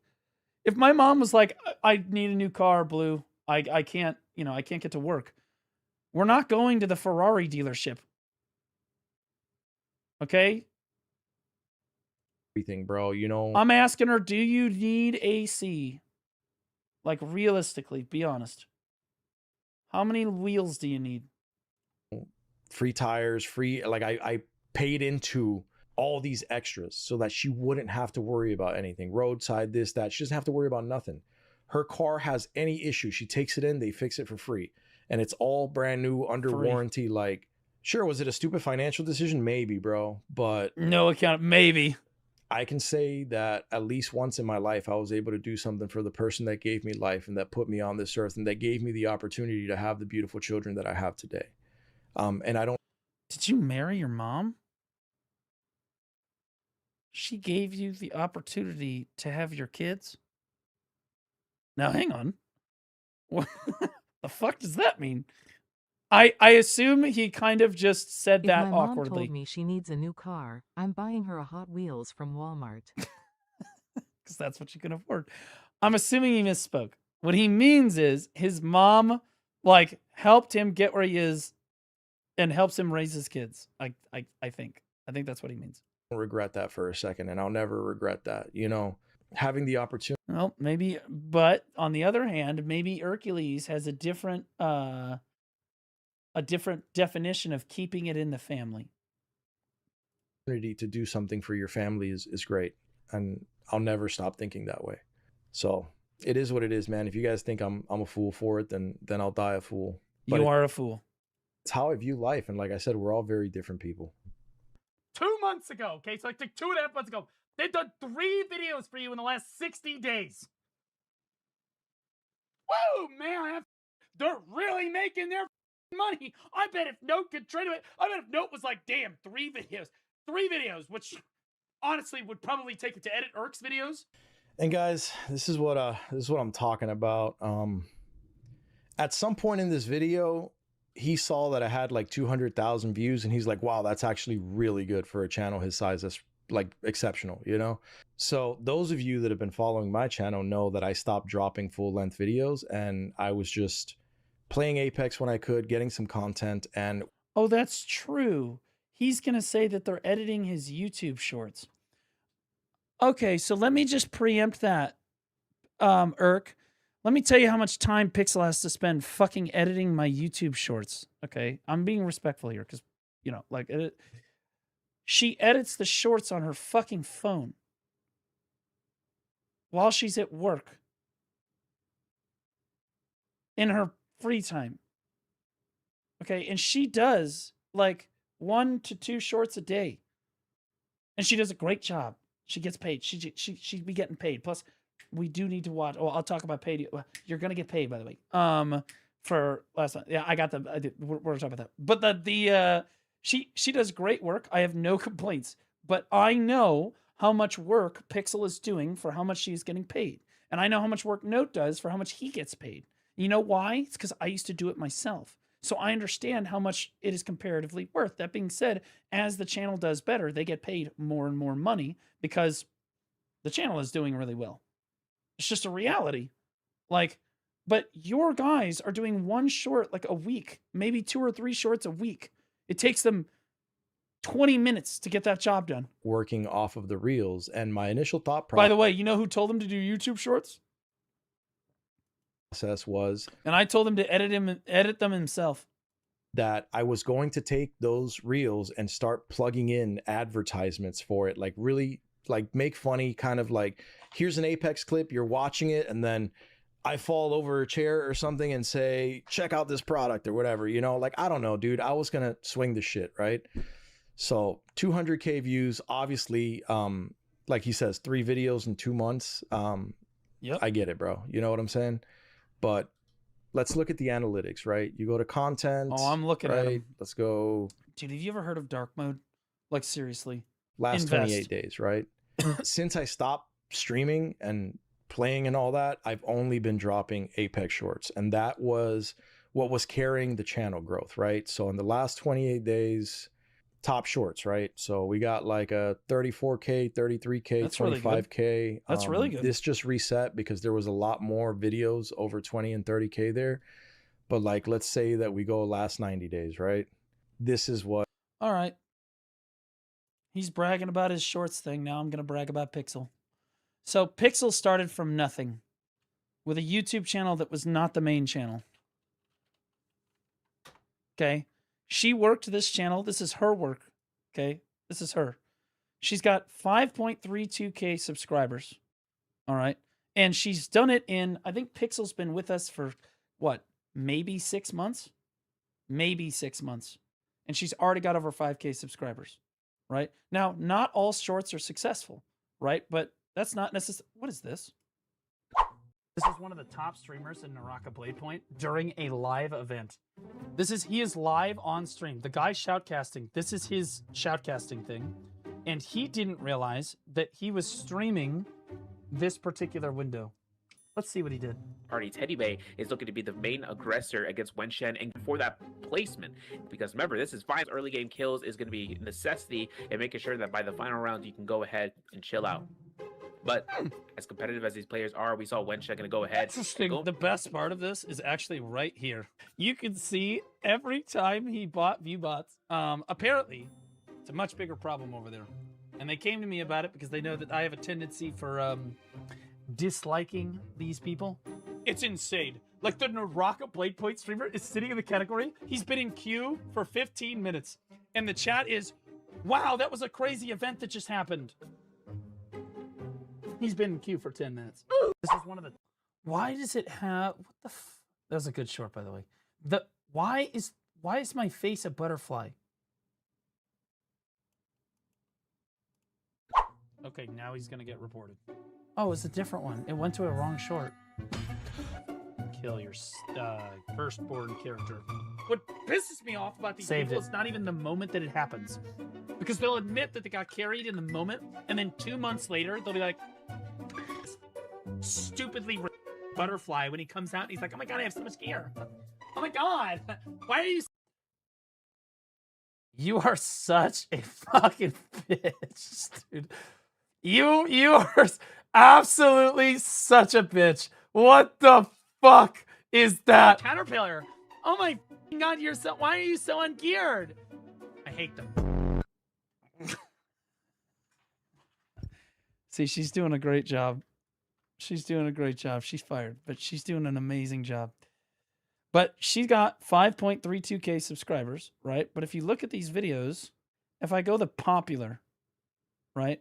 Actually, these are the short form videos. I got a shorts, I got a popular, right? Some of these shorts kind of fuck. Some of these shorts go absolutely super hard.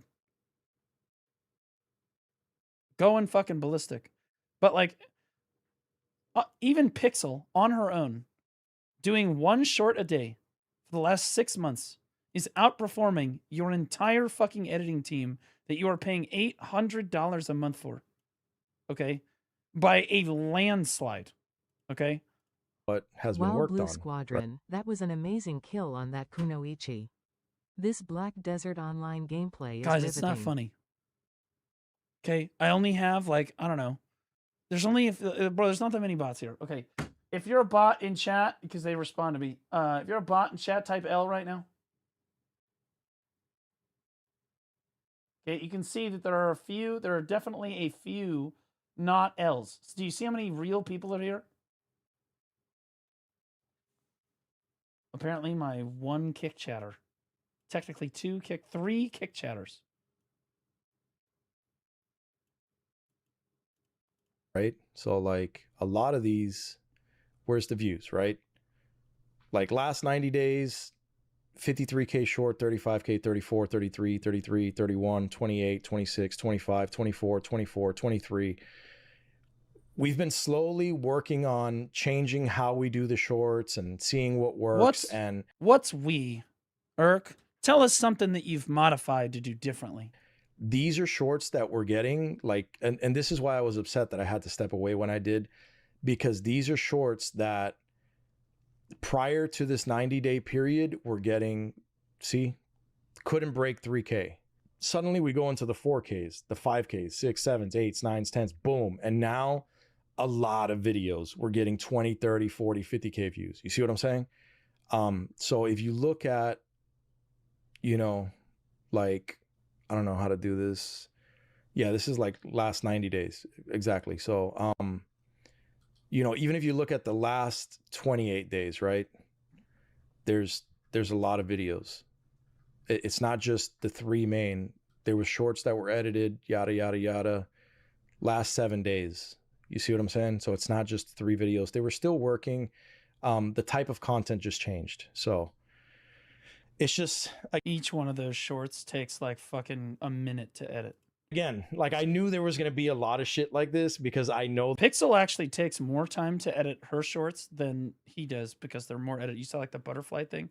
That takes a second. The type of creator that Blue is, which is why I wanted to provide a response to add clarity, because anyone that goes anywhere, and if I ever get big and you knew me while I wasn't big, and you want to do a thing or launch a thing or whatever, and you need help promoting it or whatever, in the Irk, you are not big as a creator. You are never going to be big as a creator. Please, again, go get a fucking job, man.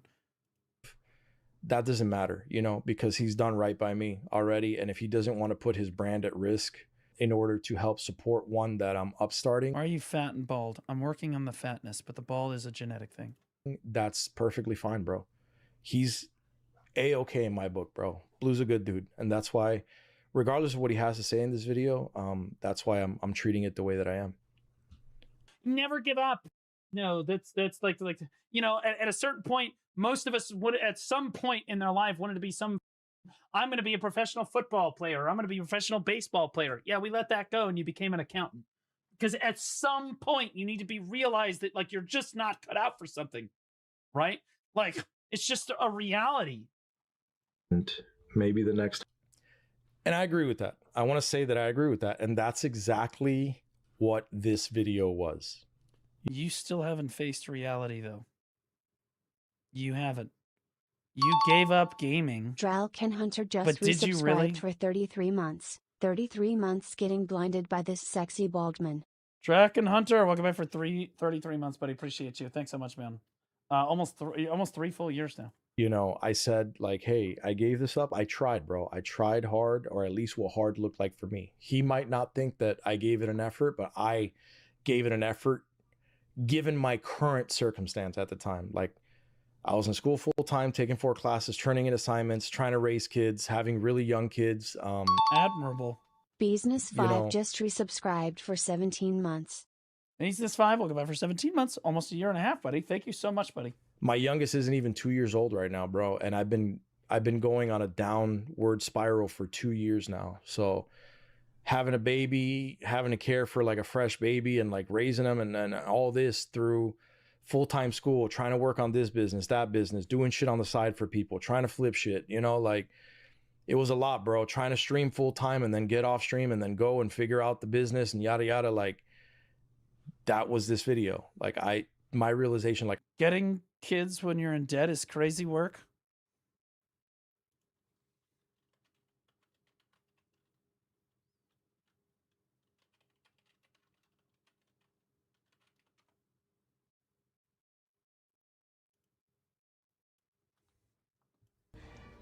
Having kids is such an important decision. We're just waiting for the right time. Shit! I'm pregnant again! I got too many damn kids. Thought you was on the pill or some shit. Hell no! Must have been thinking of Brittany. Well, we finally decided to have children, and I'm not pointing fingers, but it's not going well. And this is helping. So. I'm just saying that before I have in vitro, maybe you should be willing to... It's always me, right? Well, it's not my sperm count. Yeah! I'm gonna fuck all y'all! That's my boy!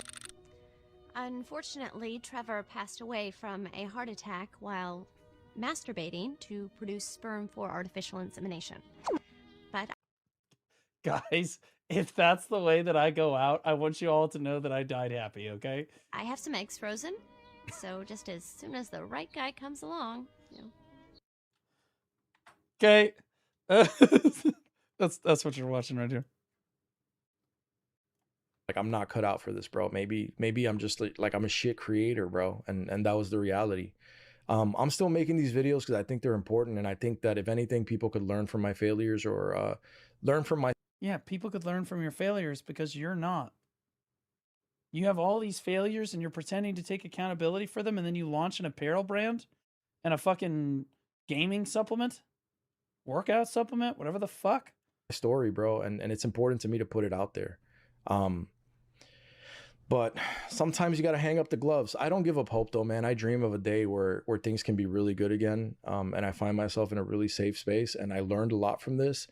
And next time I will debt mitigate, like I'll pay off my cars, pay off all my debt, make sure that I'm like in a place where I'm unbotherable, bro. You know, like even if everything goes to shit, I'm still going to be fine before I ever attempt to go into gaming or streaming again. So.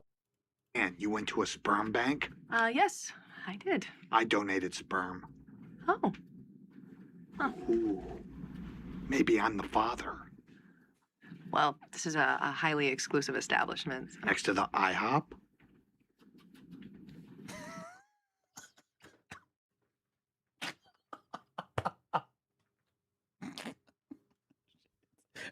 Watching people die inside. Well, I paid for an ideal specimen. Are you saying Kevin is not an ideal specimen? This is a wonderful shower, everyone. Thank you. I might have done it with Jan. It's It's one of my favorite shows of all time. So I'm probably pretty far away from that, but we'll see what happens, bro. If I hit the lottery, dog, tomorrow, the day after tomorrow, you might see an Hercules comeback. Because I'm just that dude, bro. That's what He's aiming for a fucking lottery win, guys. we do. He's aiming for a the supplement. We have a card store. We're trying to be a creator. We've got the new Okay, I'm curious what he has to say about this. MMO. We're working on a different, like what clothing, apparel brand, car content. What are we doing? What is happening? Like ADHD, bro. That's what's happening, bro. I have ADHD too. That's not an excuse. No. Tons of people have ADHD. And you do not have ADHD, man. You don't. I look straight at you. You don't have ADHD. Okay? Do you know what I'm doing right now? I'm jiggling my leg. I'm fucking fidgeting with my feet.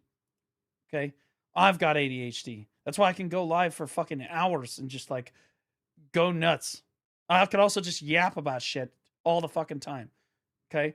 I look at kids in like there's kids in high school that used to ask for extra time on tests. Mr. Blue, I have ADHD. No, you don't. You're just an idiot. I mean, I didn't tell them that, but like, God, dude, it's the most overdiagnosed thing in modern medicine. It's ADHD. Every single fucking time. Everybody wants to pretend it's attention deficit hyperactive disorder. Irk, you look like you have about as much energy as a cucumber. Unless we're talking about like potential energy, in which case you probably have a lot, but I'm not going to explain that. But if we're talking about like purely kinetic energy, I can't focus on one thing, and I try to lock in on one thing, but massive potential energy though. then I get motivated and enthusiastic about another thing, and it's difficult being Hercules. You know, it's really difficult being the boy.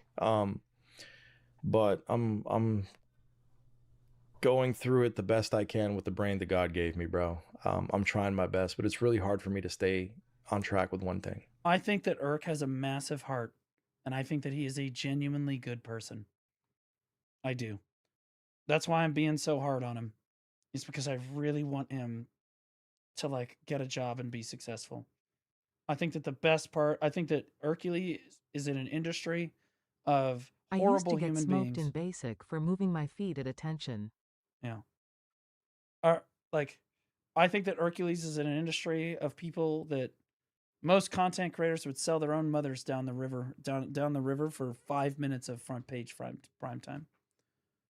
They don't give a fuck about anybody but themselves. It's get ahead at all costs, whatever. That's how this industry is with so many fucking people. And there are very few content creators that I find that are like Hercules that are trying to do it, and they just have a really big heart, and they're just not going to make it, right? They're just not going to make it. The even fewer actually do have a big heart and do make it. I hate to say it, and you might hate him, but Asmongold strikes me as one of these people. Asmon doesn't try to flaunt his wealth. He doesn't try to be someone he's not. He doesn't try to fucking hurl his multi-million-dollar fortune at you. He's just himself. He tries to be honest with people, and he seems like he's just being real. Okay? It's just like one of those things. He doesn't seem like he would sell his own mother down the river for 5 minutes of prime time. In fact, he helped her as much as he could. It's my understanding. His father too. if you're broke as shit, why in the are you wearing some gold ass expensive looking watch with an expensive looking ring? Why are you wearing a Hurley hat? Holy shit. Okay, never mind. Brother, you got less money. W me. You walk outside, you look at a homeless person, he's got more money than you do. His face.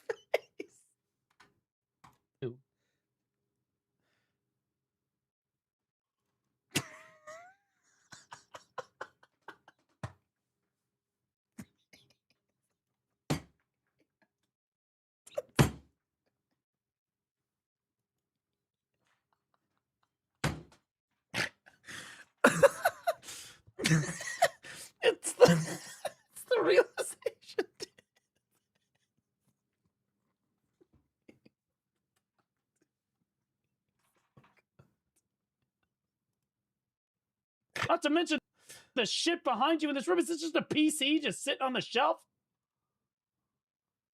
What the Build up the side. dude? This dude bought professional lighting and doesn't even have the lights on. Dude, Bro. This is Blue Squadron though. Ladies and gentlemen, this is Blue Squadron. The lights are on this time. My editors the lights are on. This is oh shit! I should turn those on.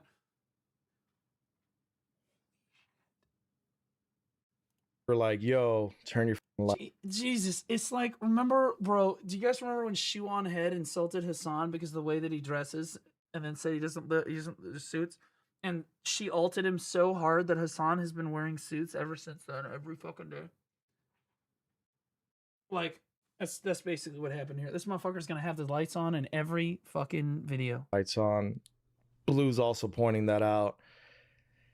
I'm a simple guy, dude. This is why I suck at making content. I'm just authentic. I'm like, turn on the camera, turn on the spotlight. Well, that's why we liked Irk, to be honest with you. That was the best part of his content, was that he was authentically retarded when he's making terrible decisions, whether it's in Black Desert or not.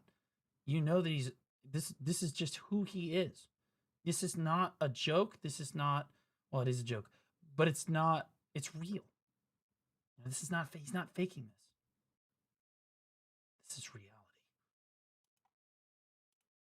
Send it, bro. I'm just gonna get in front of you guys and let you know how I feel, let you know what it is.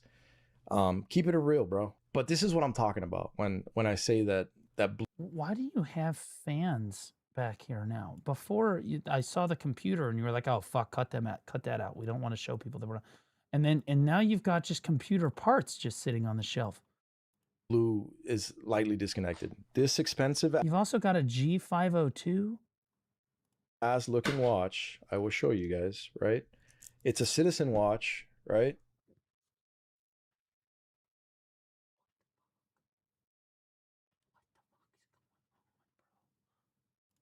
I don't know if I can get it close. Like the point, he completely is missing the point of me pointing all of this shit out. That like you shouldn't be wearing all this. You don't like the stealth, the status, the power, all of that shit. It's all a facade.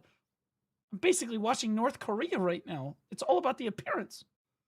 And you're like, no, this watch is worth money. Enough, but I can't, I guess, the glare, right? I got this from my local jeweler here on Kingsley Avenue in Orange Park. It's called Kingsley Jewelers. And I wait until he's having like Father's Day specials or sales or something. And I go in. Oh, well, then it's okay. And this watch, bro, is a nice watch. And I wear it every day. He went to Jared. You should have gone to Walmart. You can't afford that fucking watch. For everything. And it was like $120. Holy shit. In fairness, my watch does cost more than yours, but it's an Apple Watch. And also I bought it with cash because I have money, because I'm not retarded. Brand new. Normally, thank you, chat. It goes for more than that. So I got it on special. I got it on a deal. Cool. And the Casio, dude. Okay, hold on.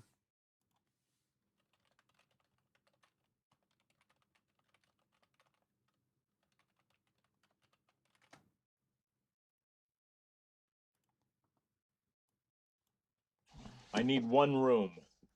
Look, if you're pissed at me, maybe we should get separate rooms. You get your own room. I need a major credit card. All right. I have diners, Visa, and a gasoline card. These aren't credit cards. All right, I'll pay cash. Cash. $42.50.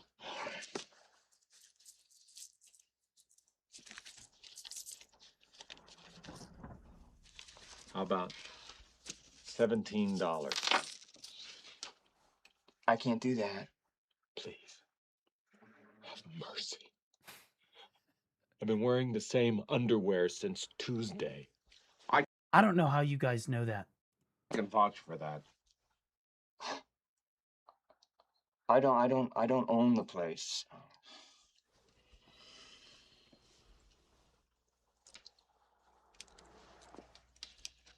$17 and a hell of a nice watch.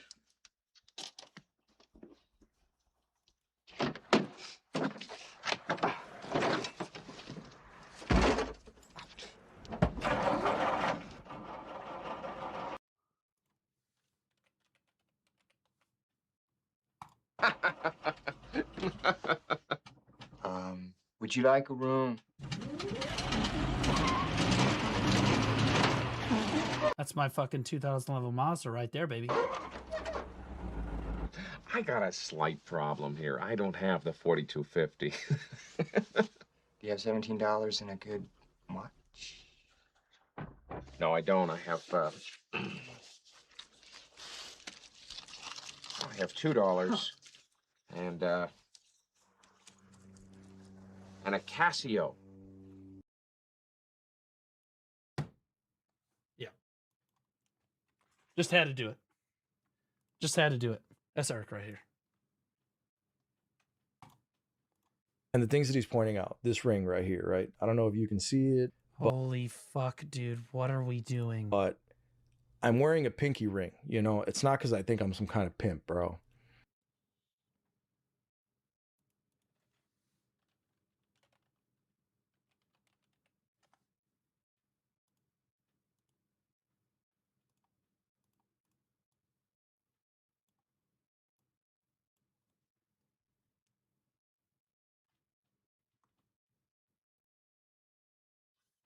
Mm-hmm. Mm-hmm. There's no correlation between these two images here. He's not trying to imitate anything. No. Mm-mm. And if you see it, this ring has another man's name on it, right? I'm not going to lie, man, and this comes from a place of just honesty. That's kind of gay, dude. Maybe it was a war buddy that he lost in the war or something. You know what I mean? Like, It says Julian. that's a female name, but technically can be a male name. Or Julian. And this ring was not Dude, if it had said blue, it would have been cinema. Anyway. intended for me. I don't want to talk about it because I've put that in a dark place in my mind and locked it inside a box so that I can continue as a human being. But the reason money became important to me is because my grandfather passed away.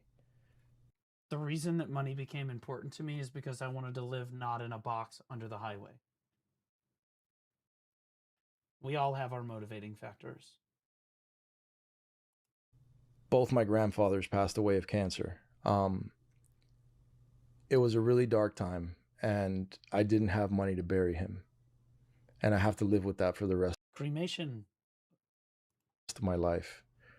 My grandfather's ashes. What? Yeah, dude, you have your. What do you mean you have to live with that for the rest of your life?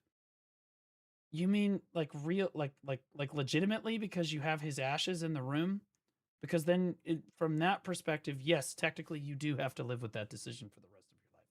But like from a much more realist perspective, you're pretending that you left your like grandparents dead on the sidewalk and they just decomposed. Were flown to Cuba, and he's sitting in a box somewhere. There's nowhere for my children to go take him flowers anymore.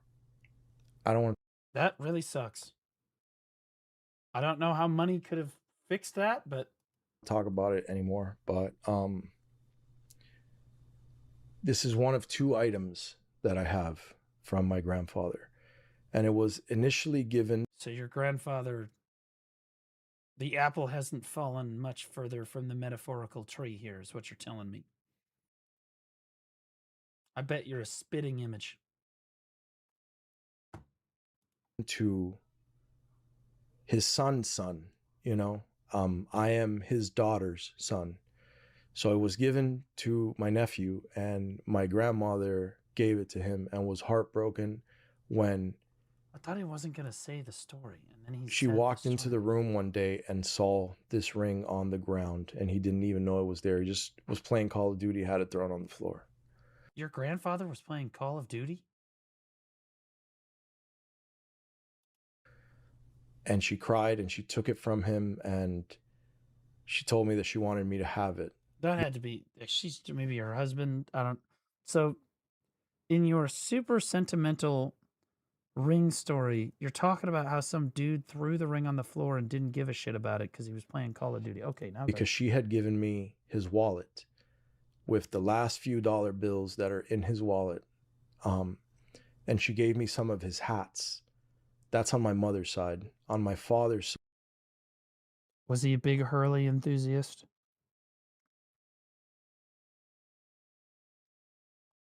It would explain some things. I have a hat that belonged to my grandfather. That's crazy. But you're laughing though. There's no way you didn't laugh. There's no way you didn't laugh. And I won't wear that hat. I'll never wear that hat. And I'll never use that wallet. It's in a special I'm sorry, place. it's not funny. It's not funny. And this is what I meant when I said that you know, that immigrants don't have anything like this. And being blessed with coming to the United States, something like this was finally able to be passed down. This ring means more to me than my life. So wait, was your grandfather the immigrant, or were you the immigrant? Is he the one that came over from Cuba, or did you come over from fucking Cuba? Even if I find myself on the street, I will never pawn this ring. I will never get rid of this ring. And if somebody robs me, If somebody walked up to you tomorrow and said that I will offer you $5 million for that pinky ring, I bet that ring comes off your fucking finger so fast, you wouldn't even give it a second thought. can have the watch. They can have. I will say this, memes aside, people that say that money can't buy happiness are full of shit. That's all I'm saying. Those are rich people that have never been poor before. Money absolutely buys happiness. It buys a lot of happiness. In fact, I bet you're hard pressed to find a problem in your life that can't be solved by a tremendous sum of money. Have the car. They can have whatever they want, but they gotta catch a charge for this ring. You got to put me in the ground for this ring right here. So I didn't pay for this ring. And the only finger that it fits me in is the pinky. And I'm grateful that it at least fits me there, you know? So it's the only place I wear it, and I always have it on. I never take it off. I only take it off to sleep. And if it's not in my hand, if you see me in a video, it's on the desk right in front of me, because when I game, because of how the mouse is, I take my watch and my ring off. These action figures that he was pointing out, I got them at Marshall's. This Hurley hat, I got at Marshall's. I have a lot of Hurley hats. Are you bragging about fucking Marshalls maxing right now? What? Nobody asked you where you got your shit from. I'm saying that you're wearing it as a status symbol. It's like my favorite brand. I like the H a lot. And it's a Florida boy brand, you know. Florida boys love rocking Hurley. So I got this hat for like 10 or 13. I remember I bought like a couple of Hurley shirts when I was like 19 years old. And I remember wearing them for like 6 months thinking I was cool. And then I realized I looked like a fucking retard. And a total douche canoe. So then I just put them away and I haven't worn anything since. Also, they don't fit me anymore because I'm fat. Bucks. Hats normally cost $25 to $30. So I got it cheap. I get my clothes. Your hats cost $25 to $30? What the fuck are we talking about? I've gotten almost all my hats in my life for free, minus my F1 hats, which were admittedly expensive. At Walmart, at Target,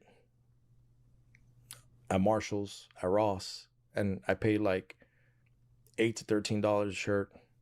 I've still got them beat. $6. Okay, $5 actually if you buy it in bulk. Mainly always wearing a white shirt. This is a fucking Nintendo 64 shirt from fucking Walmart. You know what I'm saying? But little things like I have a gold chain, but look at how small it is. You know, it's like a little gold chain, bro. I've had this gold chain since I was 12. Dude, he just doesn't understand. I'm using this as an example that you're just all about status. It's not about how much actual like success you have. You just want people to you want to appear like you're successful. It's more important than the success itself is to look successful. Years old. My grandmother gave me this chain, and even when I could buy myself a bigger chain, an iced out chain, it doesn't matter. Nothing will ever be more valuable to me than this because Then why aren't you wearing it in this fucking video here?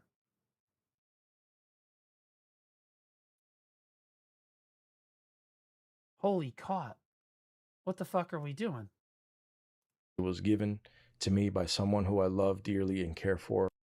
I thought it was a scam. Felt it was important to make this video. It's fire.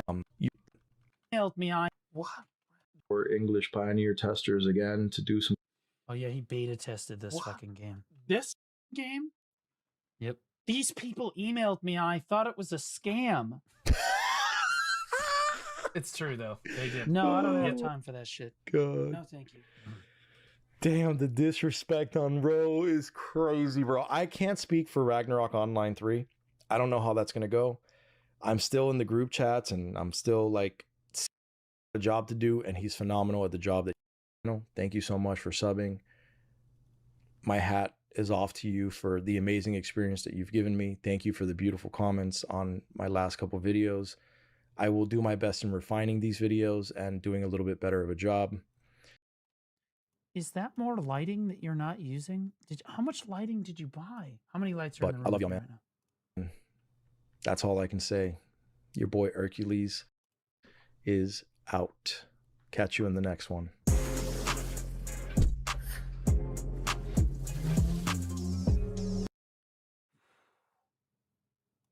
Man, that was tough. Whoop. What's up, guys? Your boy Hercules here with another. That was tough. Okay, now let's move to the next one. Jesus. Oh, okay. Davina, I thought you went to work like 4 hours ago. Where's your video?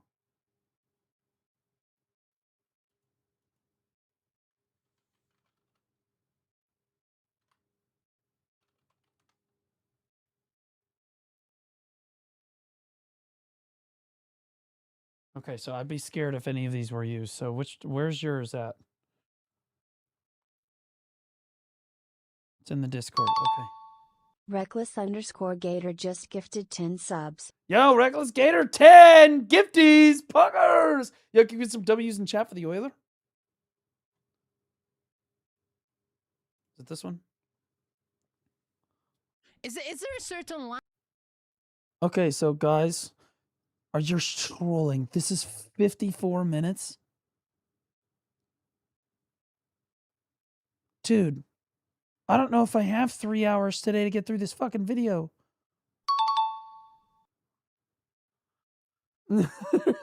There's no way. What?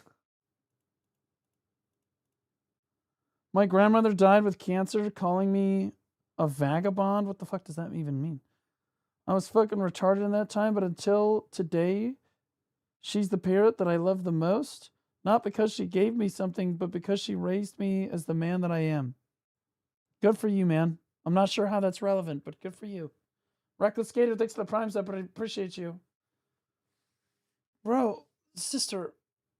Mr. Lister, the sister fister. Queen. Okay, we're gonna have to do this tomorrow. There's no way. Is there 54 minutes is nuts. There's no way we can do this today. We don't have the time. There's not enough time in the day. Like, you couldn't trim.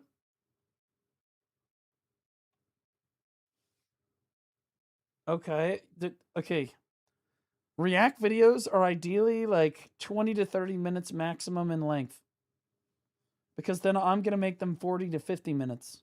If I react to this video today, chat, how long do you think it's going to take to react to it? 54 minutes. How long do you think we got? How long do you think we're here today?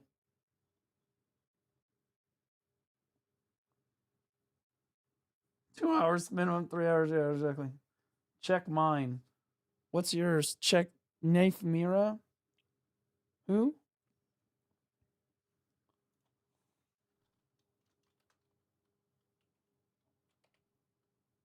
Neri Fira.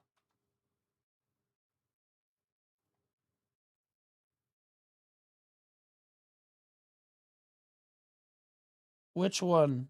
The one from 10 years ago or 13? Discord. Dude, did you ping me in Discord? Because I don't see it here, brother.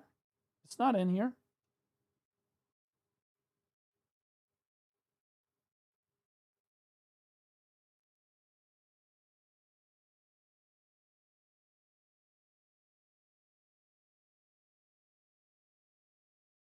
Yeah, I don't see shit. It's at the bottom. This one?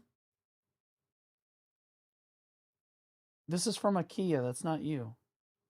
Yeah, I don't know. Okay. Do you guys want to play some Where Winds Meet? Blind? What do you mean blind?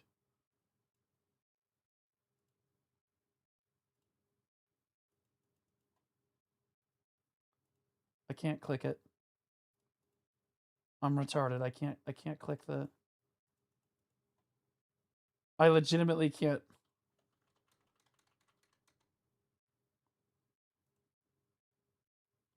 This one? Oh, I can't even tell that's your name. You are fucking retarded. This is not your video. This is Amexia's video. And we already reacted to this today. You complete dipshit retard.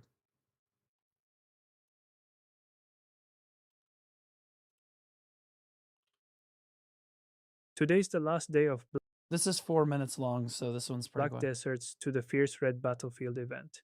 And once it's gone, RBF goes right back to being an afterthought. So WComms. Today I want to talk about why that's a problem and what Pearl Abyss could actually do to fix it, because having an instance battleground in BDO just makes sense. Here's the deal. Right now, if you want to make silver in BDO, PvE grinding is just better. Of course it is, Consistently better. as it should be. You load into a grind spot and run your rotations. RBF doesn't work like that. It's kept 15-minute matches, set silver per win or loss, per tokens you earn winning or losing, and once the event rewards dry up, the payout just isn't competitive with even a mediocre grind spot. And this isn't just me saying Good it. Ranger. This has been a live topic on the official forums for a while now.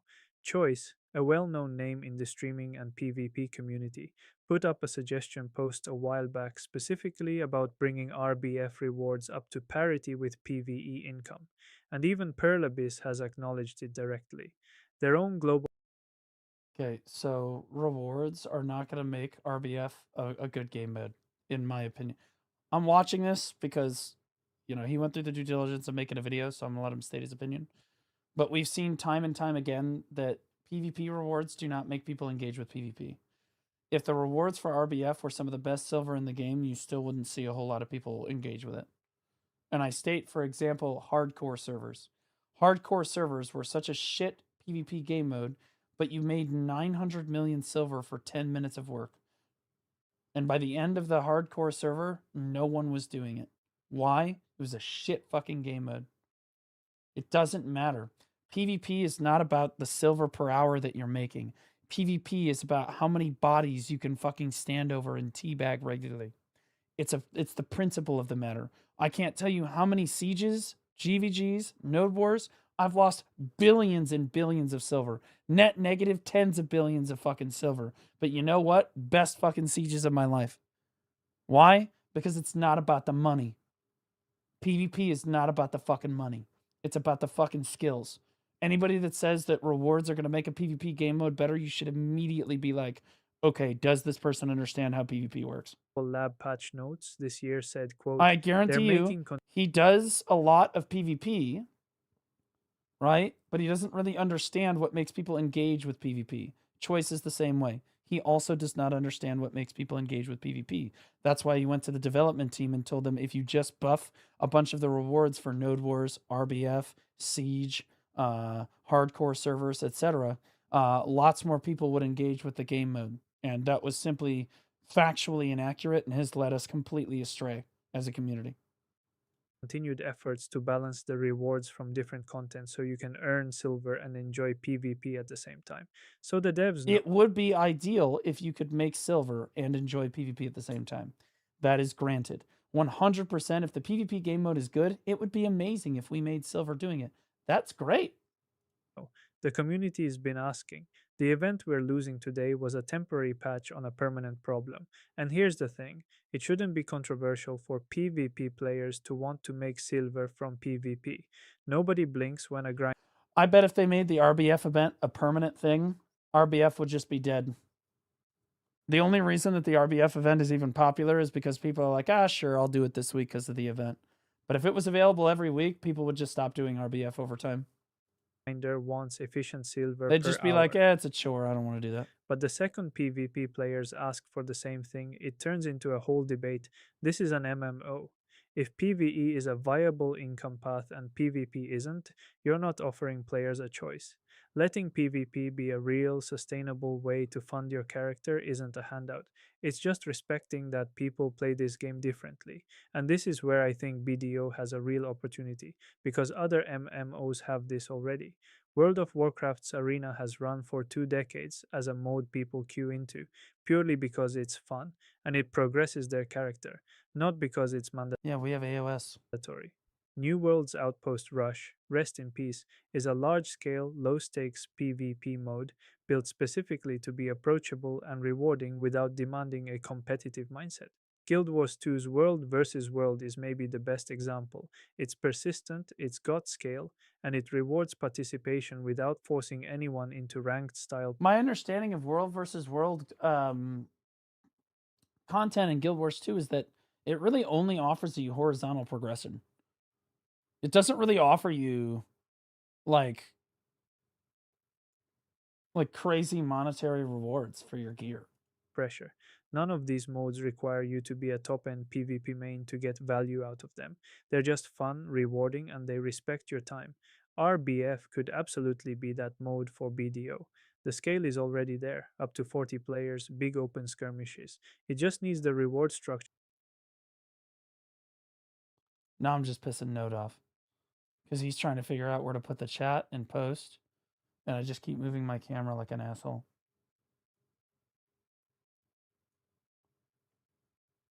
To catch up together with a pool of maps to keep it fresh.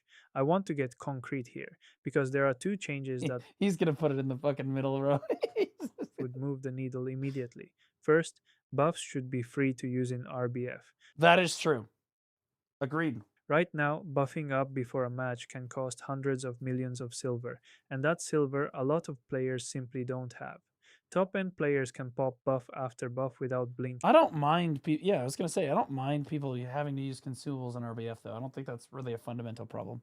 While everyone else fights at a disadvantage before the match even starts. Making buffs free in RBF does 2 things. It levels the playing field between Note, geared put and chat over Blue's webcam output kappa. non-geared players, and it makes RBF actually worth doing instead of a silver sink before you've even swung a sword. Second, set up map rotation. Pearl Abyss pulled Valencia City in favor of Castle Ruins, and look, Castle Ruins is a solid map. I'm not arguing that, but solid doesn't mean it should be the only option. Having multiple maps in a rotation, or even a queue for preferred map system. Dude, you want a queue for a preferred map system when there's not even 40 players to join the queue 98% of the day on a normal week without the event running. Like, what are we doing? Like, respectfully, no map is going to make RBF a long-term fun game mode for people. It's just not it just doesn't make any sense. Can you make a LFG for AOS 3s in PvP Academy? Yeah, I mean, you have PvP pings, right? You can ping people in there. Yeah, ask Lucy. Keeps the mode from getting stale and gives players a reason to keep coming back. Right now, there's really only one map running, when there's clearly room for more. Castle Ruins is obviously the best of the 3 maps. It is not even remotely close. As someone that's done a lot of RBF myself, I'm telling you, like, fucking Valencia sucked, and so did fucking Garmoth. So to sum it up, the event ends today, but the actual issue, RBF's rewards lagging behind PvE, doesn't go away with it. Pearl Abyss has already acknowledged this is on their radar. The community's been vocal about it, and honestly, the fix isn't complicated. Bring RBF's silver in line with grinding, make buffs free so it's actually a level playing field, and set up a proper map rotation. Do that, and BDO has a PvP mode that can be played casually Blue and letting Sag, is there a chance you can tell me when I'll react to the video? So that I can plan ahead. I really want to watch you react to it. Any date? Probably tomorrow at the start of the day. I was going to play Werewin's Meat all day today, but then we got carried away with Hercules. PvP players have their own way of making silver. I completely fundamentally disagree with everything he has said in this video. That being said, it doesn't mean that his opinion should not be heard. I'm curious what everybody else's opinion are, but in my opinion, in fact, I mean, again, I've got evidence. Buffing PvP game modes strictly by monetary rewards does not get people to engage with PvP in a meaningful way. At best, they engage with them for as little time as possible in order to get the reward, and then they're done. And that does literally no good really for anybody, because once the rewards are gone for like weekly or whatever, it just doesn't matter anymore. Like, it's about killing people, that's right. RBF has never been a popular game mode. It will never be a popular game mode. It is good that it's in the game, but like there's a reason that only like, I don't know, 80 people on a regular basis really do enjoy RBF, right? And it's great for them. I'm not saying it should be taken away, but like no amount of changes is going to change this. If RBF was worth fucking 3.5 billion silver an hour, people would still just not do the fucking game mode. Right? Because you'd have to win in order to get that 3.5 billion silver an hour or some other stupid shit. And eventually they're going to be like, fuck it, I'd rather just grind. Just like hardcore servers, just like Node Wars, just like Siege. They thought that Occupation War was they upped Node War rewards. When they introduced Occupation War to BDO, they took away construction and they amped up Node Wars to the highest silver it had ever been. The most rewards it had ever been. And Occupation was dead inside of 2 months. There were basically no fucking guild. There were like 6 guilds left on the whole server doing Node Wars. Down from like 80. Okay? Like, it was tremendously detrimental. But you know what? It had great rewards. Thanks, Choice. Thanks, people like this. Because you guys don't understand. Because you guys have never built a fucking PvP community. You don't understand what makes people engage with PvP.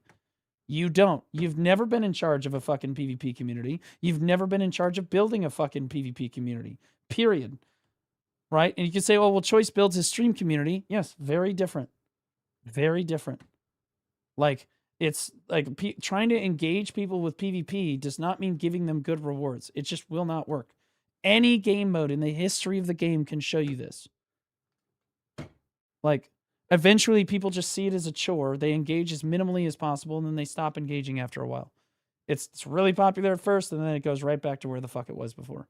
Unless you make the game mode extremely fun, the rewards don't matter. If you make the game mode really fun and it has great rewards, then it will be very successful. Just like Shadow Arena is a perfect example of this. Shadow Arena was a phenomenal game mode with great gameplay, and it got people to engage with PvP, and it had great rewards, so everybody did it. RBF has 3 times the rewards that Shadow Arena did. Nobody's going to engage with it. Doesn't matter. PvP needs to be fun and appealing to people to keep the game alive. PvE, source of income to keep the players that chase PvP progression. It's all a chain. It needs to be well oiled. Otherwise, something breaks into the crumbs. I don't mind PvP making money. The problem is not that PvP can't make money. I think it's totally fine if you want to make PvP worth a lot of money. But if you think that it's going to get people to engage with PvP or more people are going to do PvP because it makes silver, you're an idiot. Okay? I have no qualms with the idea that you could just do PvP all day and be able to support your income in BDO. That's fine.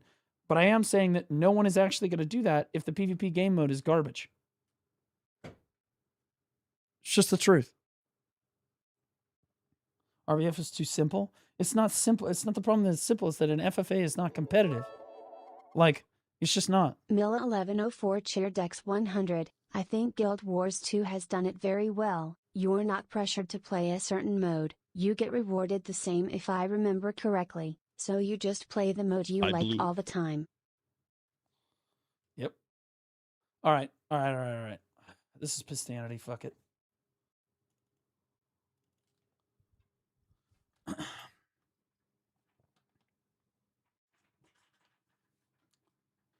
Everyone out of the water. People asked me to redo it because they were curious. They're like, wait, what? No, thank you. Wait, what did he say? I blew everyone out of the water. People asked me to redo it because they were curious. They're like, wait, what? No, thank What the fuck? you. When the guys are in the gym, you know? Oh my god, and they are giving these sounds. Oh, something like that. No, thank you. I like her, so I don't really want to give a comment on that, but yeah, that's what physical exertion sounds like. Yep. That's what physical exertion sounds like, baby. That's what gains sound like. I knew coming to drinking was the right choice. Can I What is touch going it? on here? What? Wait a minute. Ouch, it's hot. What is going on with this? Is this Pistanity? What's happening? Vision today. Theo, come here. Come here. Come here, boy. Sit.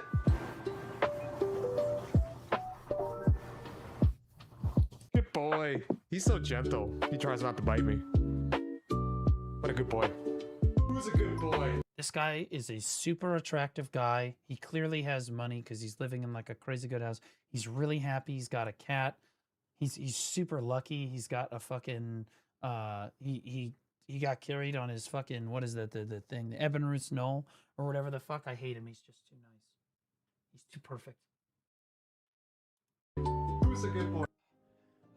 As somebody that's talked, dude, you're Bro, sitting are on you 8 trying or yo, hide your bald head or your cam is out of frame. Oh. 8 or you're gay. To Enclave on a regular basis. You do not want to sit next to Enclave on a 10-hour flight. That fucking lazy bitch is just going to fall asleep and leave you to your own devices the entire 100% that's what he's going to do. He's going to be like, yeah, so who are you? Time. You don't want to talk to the Black Spirit. That guy's a fucking terrorist. Damn, Gal, you're accident prone. Sometimes. Well, I mean, yeah. Yeah. When I hurt myself, I really hurt myself. I go full on. I don't stop at the first inch. That sound. You know what? No, I don't want that quoted. Oh, I can only read instead of C. Yeah, that's right, chat. You heard him. He doesn't stop at the first inch. He gives it the full 3.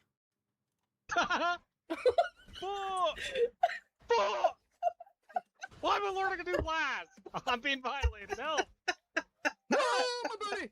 No! Come on, the butt cheek! Bro, crazy comes, bro. Crazy comes. God damn! Wait, what'd you do? He's on the ground. He's on the ground. They can fucking laugh at me. I didn't give a fuck about that, bro. I could fucking leak all of them. I could probably just leak all of them at some point. Maybe I should just make a fucking montage at this point. Of what? But I don't know. I guess I'm not gonna do that because I'm not that cringe. What the fuck's he talking about leaking, bro? You got some Epstein file list of the EU PvPers over there? What's going on? Dude, there's just no context for any of these clips, bro. What the fuck's going on here?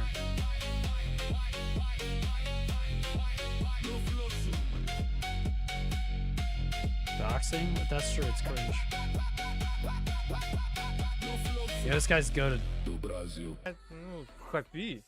Probably the best striker in EU. Блять, что за попробуйте позже, нахуй? Да ебаный в рот, блять! Да что это с игрой? Блять, заебало нахуй! Ну, блять, идите нахуй! Wow, that streamer seems mad about that thing he may or may not have done. Сука, блять, нахуй! Пойду где-нибудь перлабисом, пиздай нахуй. I heard Pearl Abyss and Ligma. I swear to God, I heard it. El tema que sería es que lo tienes que combinar con otro. Uy, what the fuck? Why are these words fucking? You ¿Cómo me died. morí? What? The fuck? El tema que sería es que lo tienes que combinar con otro. Uy, what the fuck? Where's your health bar, dude? He doesn't have a health bar. The bottom? What, is he on colorblind mode, maybe? El tema que sería es No. Oh, you mean way down here? Oh, yeah, there. Okay. que lo tienes que combinar con otro. Uy, what the fuck? ¿Cómo me morí? What? That's rough, buddy. Filha da puta! I know what that word means. Ah, é só no pitch mesmo, né, mano? Que raiva de jogo, mano. Na moral, velho. Ah, filha da puta! Porra, caralho! Aí sim, Brasil! Valeu, boludo! I really want to visit Brazil someday, bro. That seems like goated place to be. Acelera no fluxo! Passa a marcha! Deixa louco!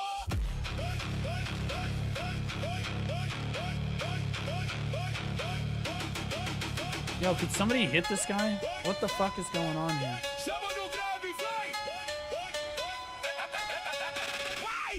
Holy RuneScape, dude.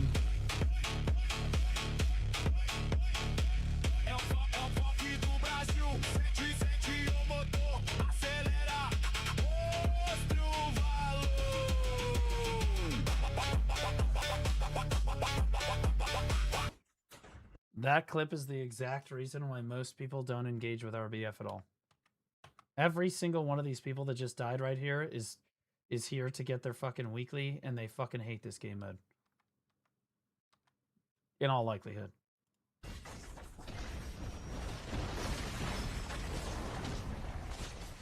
What's that effect I keep seeing? I have effects off, but some, like, that bright flash of, like, light. That is delusive light, I think. But some, like, that I bright see this too. I think it's delusive light from the Shy. flash of, like, light. It looks like delusive light. Shy 200? Oh, it's Shy 200. Okay, so it is a Shy skill. I mean, I fucking dominated this round, bro. Like, I've actually dominated this round. And he's on the floor. This is every ninja ever, bro.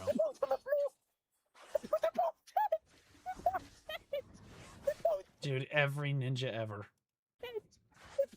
You're not good because you can fucking ult somebody, dude. Like, I can't try any harder to win. I actually can't. No, if you've seen that round, I've got countless V. I'm so fucking tired of ninja clips and AOS. I'm so actually just like I'm so done.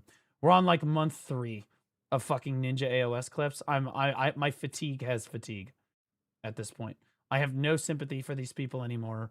I hate it. I've got Kurumi's V, then I killed him. I turned around, both my teammates on the floor, and they're dead. What? What can he actually say?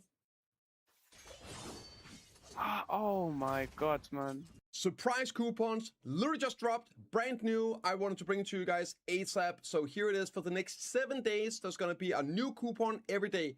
They only last for 24 hours, so if you miss one, you missed it. Great FOMO, let's get to it. Wait, really? First one is gonna be a 7-day blessing with Crunstones. Gonna come out. What's the code for today? Tomorrow, so from tomorrow every day. We're also gonna have value packs. Wait, what the fuck is the code from today? Okay, guys, code. Oh shit. Thank you. W by Septimus. Can we some W by Septimuses? Wait. Wait, what? It's day 1 coupon, boys. Day 1 coupon. Day 1 coupon. Redeem! Guys, remember to redeem your coupons. You have to remember to redeem them.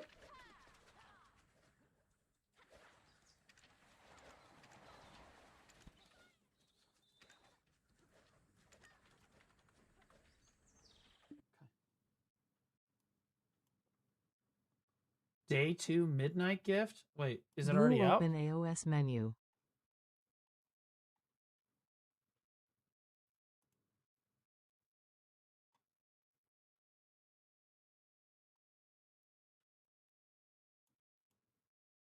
Why would I open the AOS menu? What do you mean?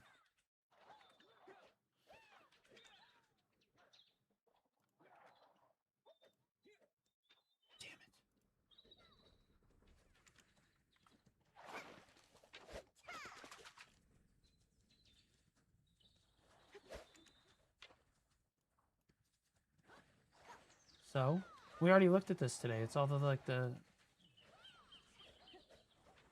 Yeah, it's got, like, the art. I like the art, personally. Can't stay like that forever, but... W bicep. Enhancing kits, the new Gamba enhancing boxes from the Night Vendor event, bonus paint, more Gamba boxes, they're around $1 each in value. This is the 1k guarantee cron or 100 to 5k Gamba. You choose more paint, 7-day open blessing, more paint, and 7-day camera blessing, and some enhancing boxes. So stay tuned. Every day, new code is dropping. Suck Mega, and I know Nogami. I've had a lot of games. No, he's a Suck Mega. He's one of the best of them too. Like he's. Holy shit! Goldsteinberg went bald and decided to put on earrings. That was a decision. Disgusting. Yeah, I think the most impressive part was did we skip it? Did we not rewatch it? The Tamer kill? I want to see that. I feel like we didn't go that far back. It's right here. It's right here. No, it's right here. He's still alive. So Sage gets popped. Because like it's really hard to get a kill when there's a Lon, especially if he had his grab available. If there's a Lon with their grab off cooldown anywhere in the render distance. See, this is like one of those. Oh, he didn't have to use his grab. One by one instead of playing together. Where like they just go one by one into the what's the name match. You know what I mean? I mean, they're Like, trying, but instead of his playing clones together. separate Yeah. people. So see, the Lon has grab right now. Oh, yeah, he dodged the grab and repositions to get the kill. That's a fat play. Yeah, that's. Hey, you viewers, you looking for a cool guild in BDO? That's what Carl looks like? I've never seen Carl's face before. I don't know. By the way, we just went through a full, like, 40-second clip where literally nothing happened, I swear to God.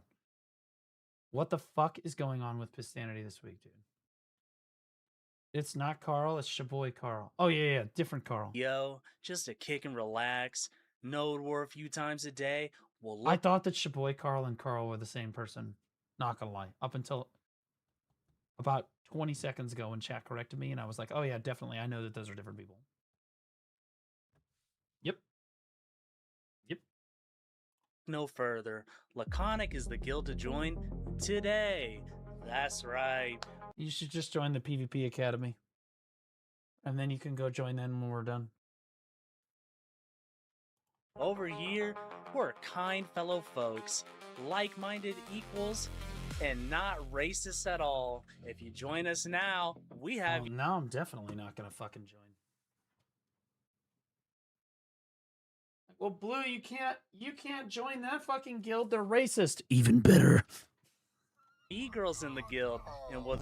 Bro, stop with the soundboards. Stop. I'm advertising the guild. Anyways, if you guys want to join today.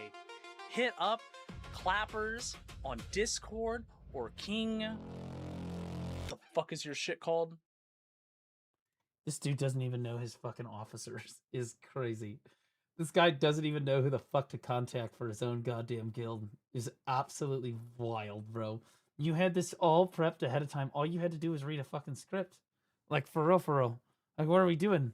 Guys, you can literally just join the PvP Academy Discord and make a ticket. We'll get you in. We don't have very many people on the wait list, so now's the time to get in before the ball hype. King, Shaboy Carl, or the fuck is our archer's name?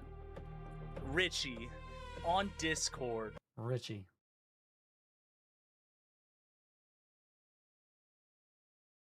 Doesn't sound like a female name. And we'll be sure you have an enlightened time here in Laconic. Wow. This was the most. This was a strange. This was a strange Pistanity video. I'm not gonna lie. I thought maybe he paid Pistanity to get that clip. Like through. And then he says Lamau, I didn't think that would make it to Pistanity, so.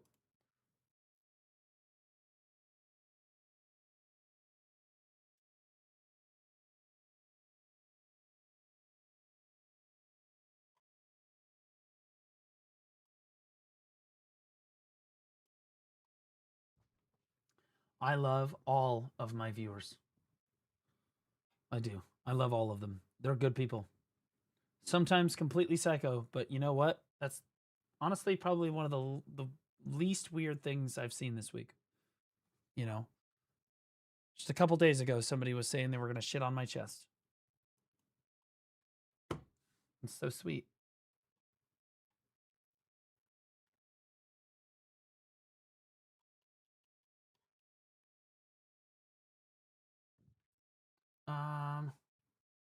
I wish I had more money to give you, Blue. Don't worry about that, man. It's okay. If you just sit there and watch, the viewer's great. Hitting that like button on YouTube, sharing the video, doing that. T0SCH1_ Totally just fine. gifted 10 subs.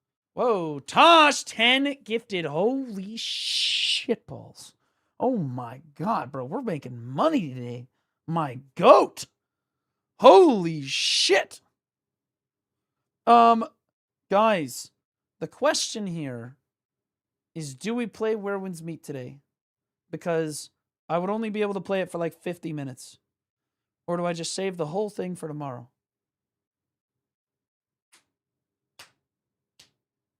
Wuthering Waves? Now you're speaking my language. Tomorrow? Okay. Because we can do like 6 hours tomorrow. Dude, I was going to do it today, and then we went down the Hercules rabbit hole for like 4 fucking hours. Like straight up. For real. Like. There is this video we can watch. What is this? All right, we are back with our monthly look.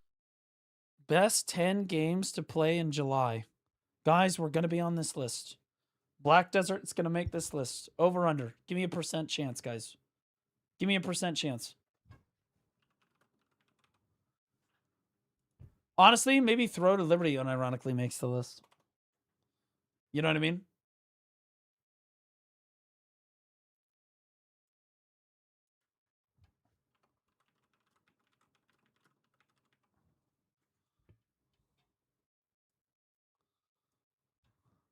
X%. Okay, buddy.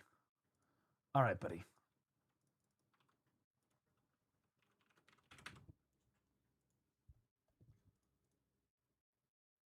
Dude, my kick viewers, guys, I don't want to brag, but we've been getting up over 20 kick viewers basically a stream. Literally insane. Absolutely nuts. We got like 200 people on YouTube. We got like 5 people watching on Twitch and like 798 bots. But you know what? There's at least 5 people here. Got new games to play, this one for July 2026. We got some great stuff in here. Let's dive in. Have you ever wanted to play a single-player MMO? A game that has all the systems, features, and mechanics of MMORPG? No. No, I don't. No, I don't want to play a single-player MMO. Yes, when I'm playing an MMO, do I want to play solo 95% of the time? Yes. But then but I'm grinding solo 95% of the time so that if I choose to, 5% of the time I can play with other people.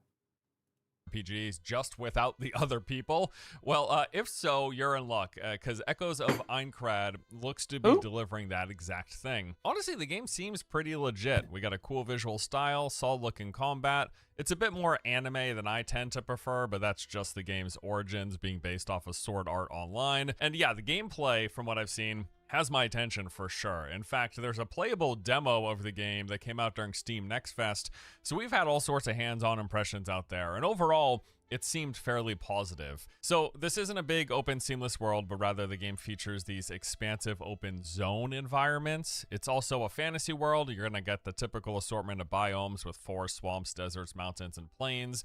There's a variety of points of interest in these areas. You'll fight enemies, collect loot in castles, ruins, and caves, while then also visiting towns and villages where you chat with NPC traders and quest givers. In addition to having those points of interest, every zone also has a few different systems and things to engage with, like you got chests to collect. Guys, this is one of the best games to play in July, apparently. Collect bonus loot.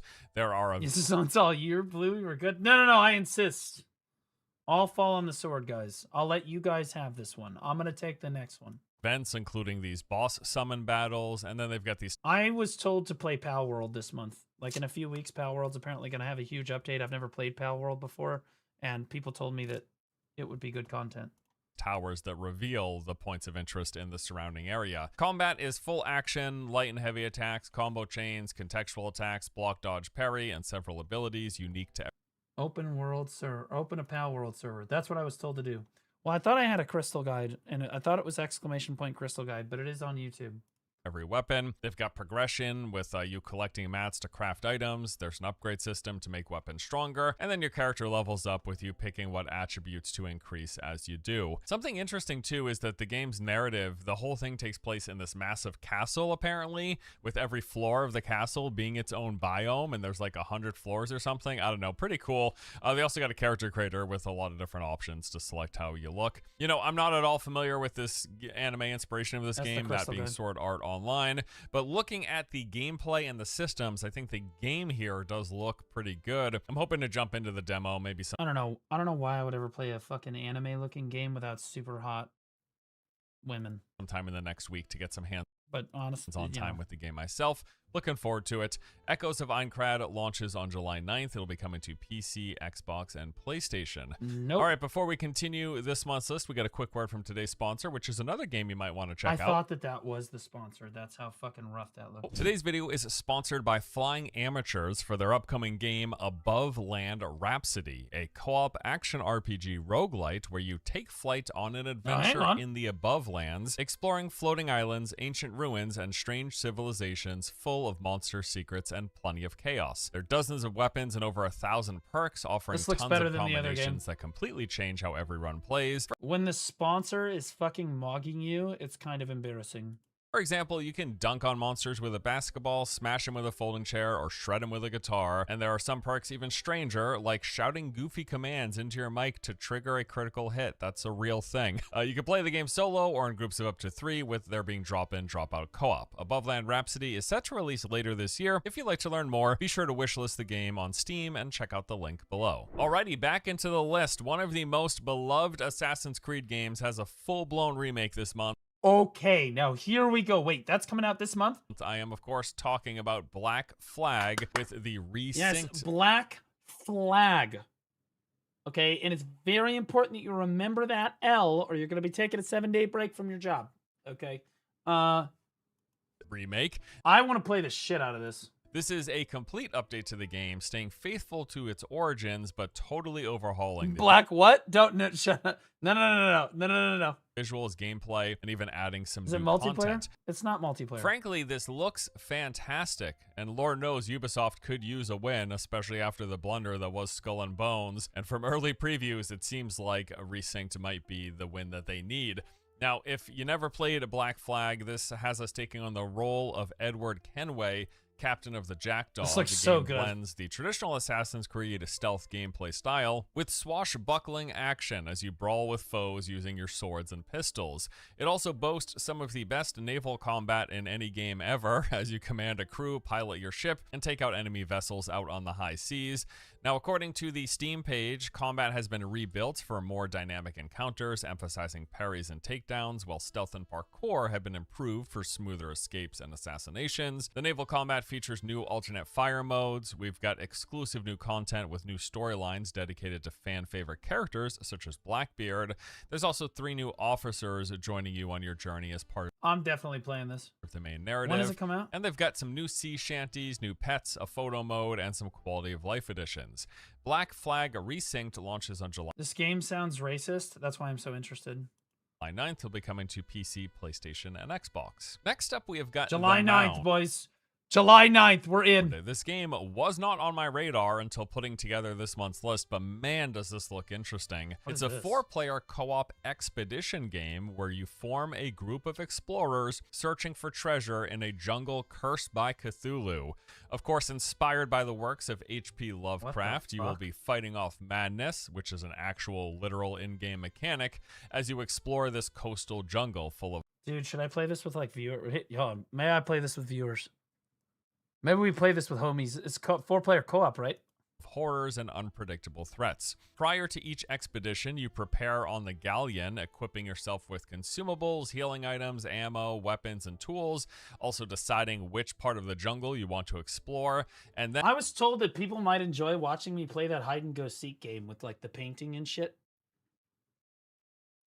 Then you hop into the rowboat, ship out, arrive on the mainland, and then push through the jungle, trying to get further and further with every run. The goal is pretty simple. You get as far... I'm curious what people... This is probably going to be on YouTube, so in the comments, let me know what you guys want to watch me play.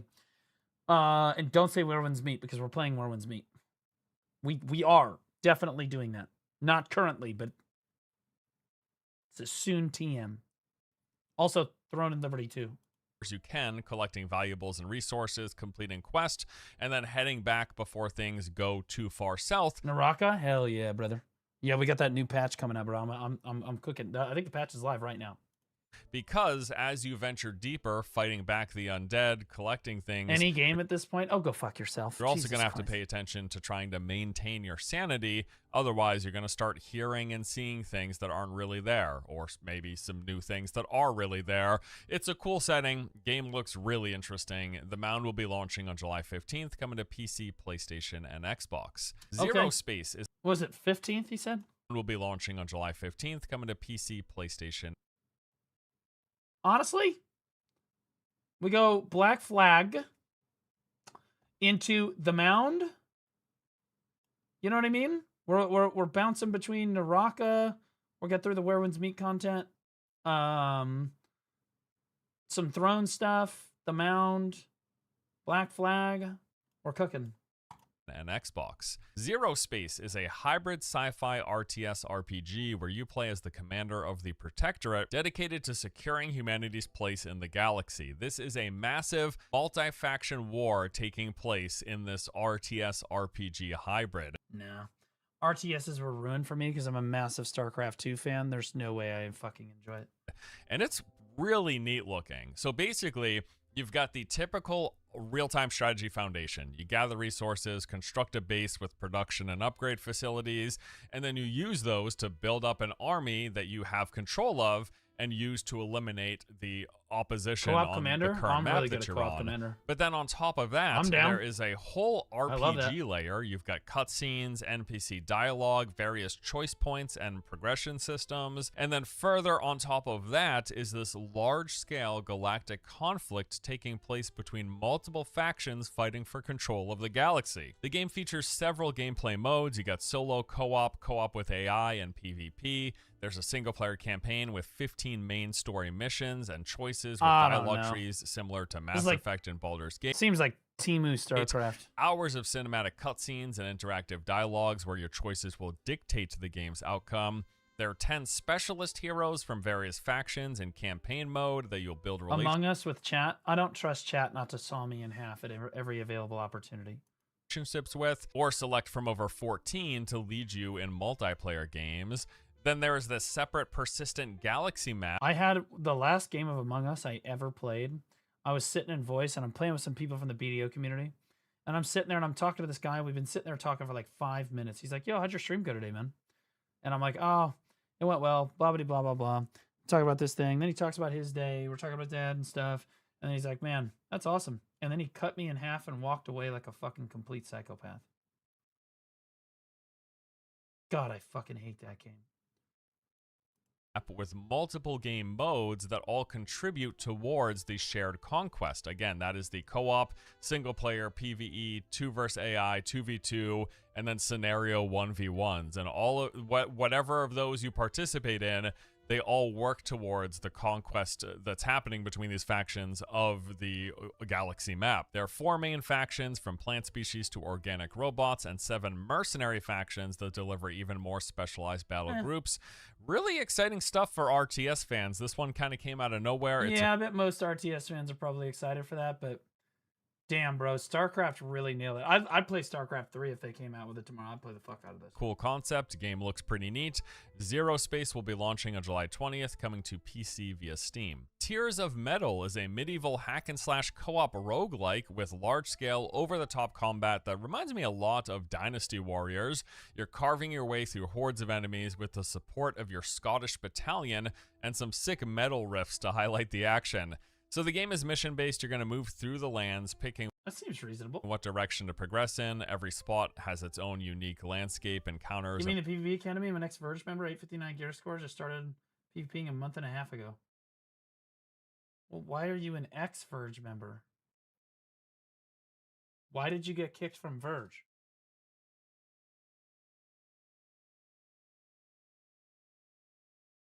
Okay, just apply. We'll get you in. We'll get you where you need to go so that they don't kick you next time. Reward. And you'll join a better guild, and then you'll beat Verge, and then you'll feel better, and you'll feel validated. You then smash your way through the opposition, powering up in the process. You'll recruit members for your army, which are there supporting you in these large-scale encounters. You get a variety of infantrymen, spearmen, and archers. There are quite a few progression systems as you pick permanent upgrades for your troops as they gain experience and level up. There's also a ton of different powerful upgrades and over 100 artifacts, which can be combined to create unique builds for you and your troops. And there are multiple playable. I left because I was flex and and they kept bumping me even though I fragged out. I'm a dog shit hash. Okay, well yeah, we'll teach you how to play better. Heroes, everyone coming with their own special attacks and playstyles. You've also got your settlement, which is like out of mission progression. You're going to visit this between campaigns. Here you have access to shops. You can buy permanent upgrades and unlock new challenges for greater rewards. You've also got quest objectives. This game looks reasonable. I don't think that I'll play this one, but it looks pretty good. Artifacts, playable characters, cosmetics, upgrades, and combos.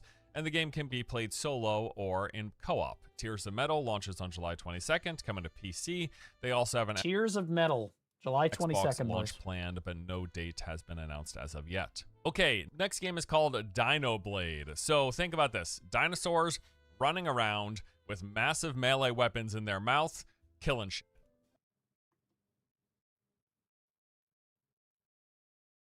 Yep, I'm good with it. That's the game. This is described as an action RPG set in a prehistoric world. You play as a young Spinosaurus. You are literally a Spinosaurus with a sword in your mouth. Wielding a colossal greatsword, confronting So like my mom with a slipper or crazy comms. rival dinosaurs, some of which are also armed with weapons of their own, in a desperate fight to prevent. Okay, I kind of want to play this. I'm not going to lie, guys. This is like the most fucking ridiculous. I love dinosaurs.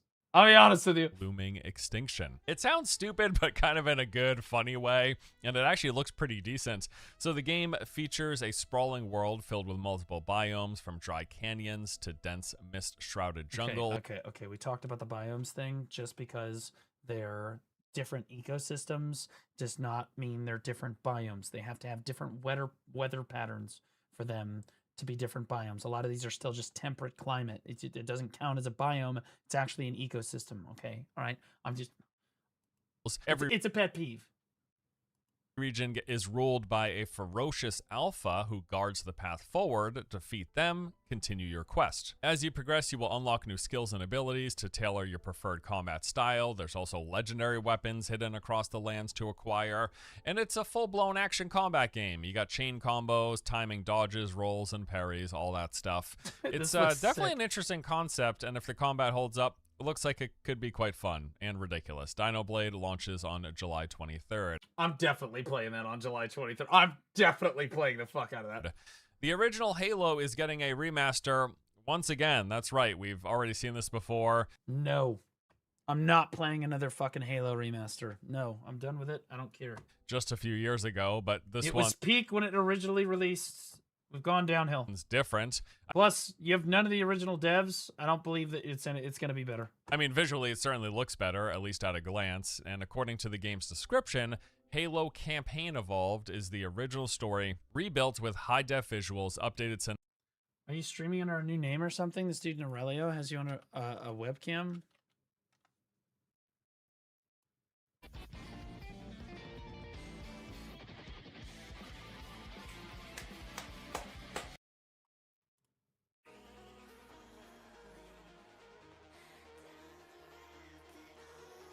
Dude.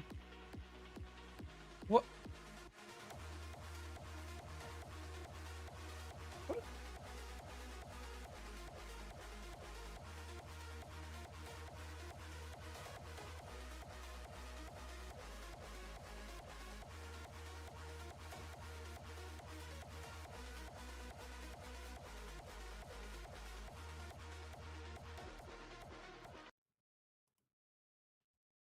Cinematics, refined controls, plus a brand new 3-mission adventure featuring the Master Chief and Sergeant Johnson. There's also a broader arsenal of weapons, vehicles, enemies, and gameplay modifying skulls. I'm getting kind of tired of gaming companies just re-releasing the same fucking game with better graphics again 20 years later or some shit. Because they just are incapable of coming up with better games, and so their dog shit, waste of life fucking development teams have to go back to the only talent that they actually had, which was years ago when only men were creating video games. Except Black Flag. Well, that's yeah. Also, League of Legends Classic.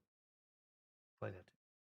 To add more replayability, and you can play solo or co-op with up to 4 players online. They got full cross-play and cross-progression support. That's really nice. I just find it impressive that, like, literally, even though the technology has soared, and we have way better technology than we used to have back in the day for making video games, the amount of talent in the industry has absolutely gone off a fucking cliff. Like, legitimately, these devs are actually worse at making games now and working with tools than they were back then. There's no creative inspiration. There's no like drive to actually make something good. It's because of AI. No, it's because of women in the game, in the dev teams. Okay. Uninspired, worthless men and women that decided to major in graphic design or some other stupid fucking video game thing. So then they go into the fucking industry and they decide the game is going to be more about trying to be politically correct or pushing some agenda than it actually is going to be good, which means that all of the games fucking just tank into the ground, right? So what do they have to do? Okay, well, we're just going to re-release the old games that were made this studio great in the first place, and we'll do it with better graphics because that's all they're capable of doing, is improving graphics, because they certainly can't improve gameplay on their own. I mean, yeah, it definitely looks good. I guess don't exactly get why we need another remaster of the game. Because they're just failing. Like again, we had the Master Chief Collection come out in... Because Marathon was so fucking successful that they decided to just launch another Halo remaster. 2019, and then we had Halo...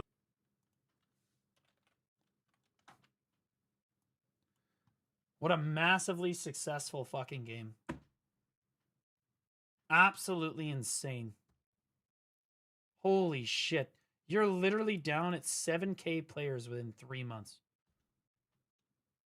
Brand new fucking $250 million game. That's fucking embarrassing. I'm gonna be honest. This is literally the most embarrassing thing I have ever seen. Halo Combat Evolved Anniversary Edition in 2020, and now we're getting Halo Campaign Evolved, it's really a dumb name, but whatever, here in 2026. I mean, I know the answer as to why this is happening. It's money. And certainly Microsoft is in need of releasing more games to try to make more money, because I'm sure many of you have heard about the troubles that they're having over there. And yeah, it certainly does look nice with its updated visuals, and you're getting a bunch of new content. But man, this remaster cycle in the AAA games industry is getting a bit out of hand when we've got 3 remasters of a 30-year-old game within 6-year period. Like, what is going on? I'll tell you again, there's no talent. There's no creative innovation. There's nothing. It's just the normal shit. Going on, dude. Anyway, I don't know. Maybe I'll give it a go. Halo Campaign Evolved launches on July 28th, coming to PC, Xbox, and PlayStation. Believe it or not, yes, it is. There is a new extraction game launching this month that I'm actually been cautiously optimistic about. It's called Mistfall Hunter. It's basically a mix of Souls-inspired action combat with the extraction framework layered on top. I did briefly play this during the recent test in Steam Next Fest and thought it's difficult for me to play extraction games like reasonably. It was pretty interesting. The combat is slower and more For some reason, the genre really just doesn't speak to me very well. deliberate. It You speaks got to a lot of people, though. A lot of animation locking, kind of forcing you to commit to your actions and attacks. There are 6. Part of the reason I liked BDO is that my progress. I chose BDO over Rust back in the day. Is because I just liked the fact that my progress wasn't reverted when I died.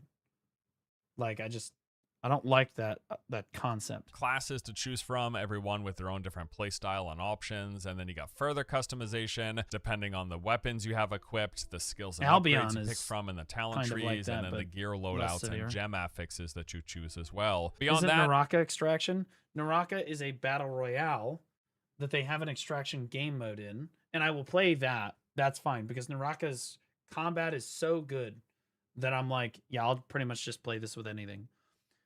It's kind of, if BDO made an extraction game mode, I would be playing BDO's extraction game mode because the combat is really good.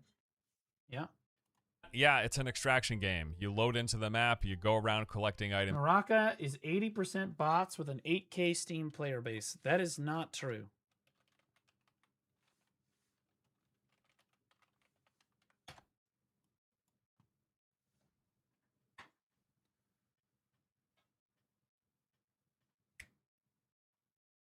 Okay. Even at its low point here, 78,000. Okay. It's got a lot of players. It does. Via chest, you'll kill NPC creatures. You got normal ones and bosses. 75,000 bots. No, guys, the bots are programmed into the game somewhat to make like matchmaking faster. They're not like bots in an MMO that are counting towards the player numbers, you fucking idiots. Players roaming around the same map that you have to contend with. You try to really low elo, you have a lot of bots in your lobby. Survive, not die. But me as a top 100 player would never have bots in his lobby. All the people I beat, just better. Extract via these portals that are scattered around the map. They've got options for solo queue as well as squads with teams of 3 players, and the maps contain multiple large bosses, which is probably some of the most interesting part of the game's PvE, these high risk, high reward encounters. Yeah, she was kind of so yeah, I played for a few hours, and overall I would say I enjoyed it. The game definitely is taking some heavy inspiration from the likes of Elden Ring, with some of its environmental stuff, the enemy design, the NPCs, and just kind of the overall vibe and tone of the game. Now, I'm not sure exactly about its long-term prospects. It's hard to tell, but I will say the core of the game was decently fun. I thought the combat felt good, and I will definitely be playing this some more. Mistfall Hunter is set to release on July 29th, coming to PC, PlayStation, and Xbox. Also, want to let you know about the new DLC update coming for Doom: The Dark Ages. Revelations is a campaign expansion that will be adding new levels, puzzles, You know what? I saw somebody say I was a top 80 out of 100 total players. I am top 80. Thank you for that. Appreciate you. Demons, mysteries, and the new chain spear weapon. Also included in this is the highly anticipated Ripatorium 3.0, adding DLC content with 3 new maps, new demons, and fully upgraded new weapons, plus deeper customization, improved passcode generation, and saving loading personal presets. The Revelations DLC comes to Doom: The Dark Ages on July the 7th. You know, honestly, this is yet another jam-packed month for games. I'd pretty much like to play just about everything on this list. Nope. The things I'm excited about are Dino Blade, The Mound, and Black Flag Remake. Those are the 3. So the sponsor looked better than most of the other games in the video. Seems like I'm going to be busy once again. I'll try to make some video coverage for at least a few of these, so stay tuned for that. Also want to let you know that a lot of these indie games in here have demos available on Steam right now. Like I'm pretty sure Echoes of Aincrad, The Mound, Zero Space, Tears of Metal, and Dino Blade. I'm pretty sure all of those games have demos still available on Steam. So you can check out any of them this moment, like the second you're watching this video. You know why I like Force? Force started in StarCraft 2. My goat. Long time ago. Back in the day, man. Thanks for the stream. I'm off. Later taters, buddy. Imagine 2026 and still playing the most trash. Most of the game are trash except Black Flag, which is not a 2026 game. That's what I'm saying, dude. It's kind of rough out here, man. It's kind of rough out here. Although I will say we have Phantom Blade Zero to look forward to this year too. Phantom Blade Zero looks giga. That game looks really, really solid. Aeon 2 should be a lot of fun for at least 1 or 2 months into Phantom Blade Zero. Like, check out my link. What link? You didn't link anything. Oh, this. Check this game out. It isn't coming soon, but it looks interesting.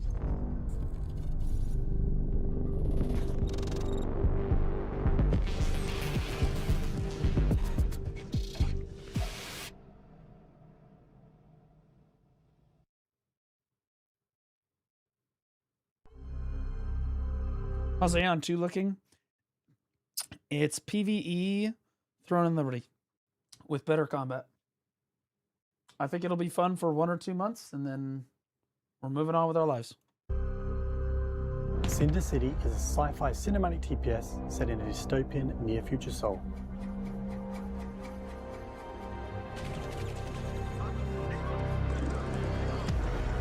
The world of Cinder City is built around a single incident that Yeah, the takes place combat in the looks a lot 23rd better than century, Throne. an event that Not the fundamentally BDO. changes the course of 21st century history. In this altered world, Seoul has been devastated by mutated creatures and uncontrollable criminal organizations, while super soldiers, known as the Cinder Knights, remain humanity's last hope. Who's that 1 second from the right? To bring this desperate world to life as a game, Cinder City focuses on 3 core elements: a tense cinematic shooter experience, a massive open world, and large-scale multiplayer PvE. Very interesting. Hold on. Somebody said what Aeon 2 is looking like. I've got something that sums it up. Hold on.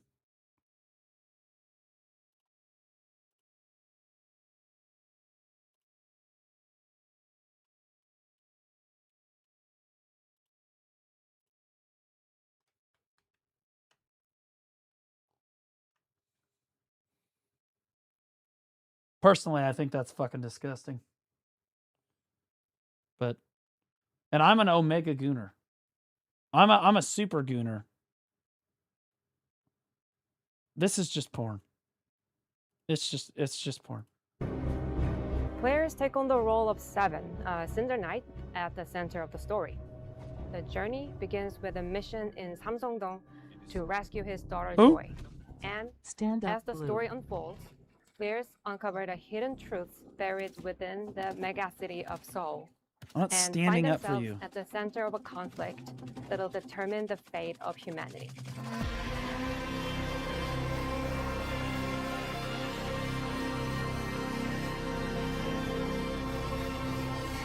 As the story progresses, players encounter a wide range of characters and follow the conflicts and histories woven around them, creating a narrative-driven structure that allows players to fully immerse themselves in each figure's story. Throughout that journey, we are building a variety of PvE, cooperative content, and multiplayer systems that allow players to collaborate, Titan Shield. take on challenges together, and experience a deep sense of accomplishment through teamwork. To support this, our goal is to create an open world battlefield that is constantly evolving and expanding. This seems intriguing. I'm not really about first or third person shooter games, but I'll play them if they're good.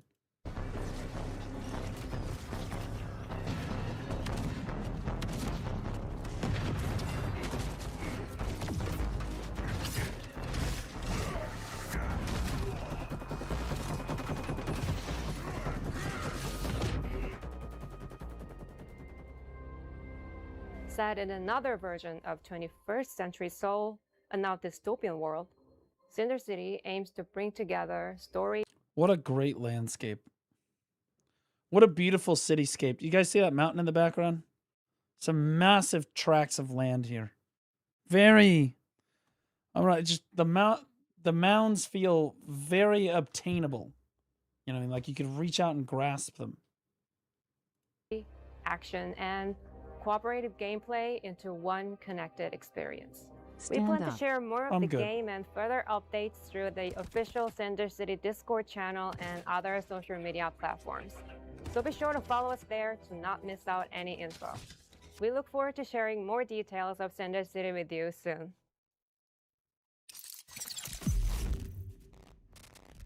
Looks reasonable. That was 2 days ago. Looks reasonable.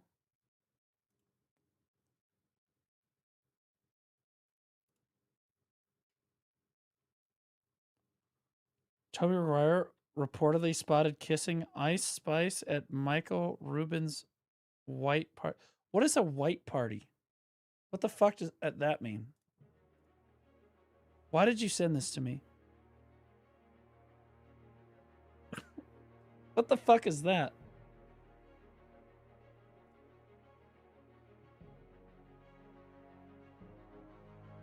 Now we're talking. Here we go. Here comes some peak, bro. It's ZZZ. You know this shit's gonna be peak. Hold on.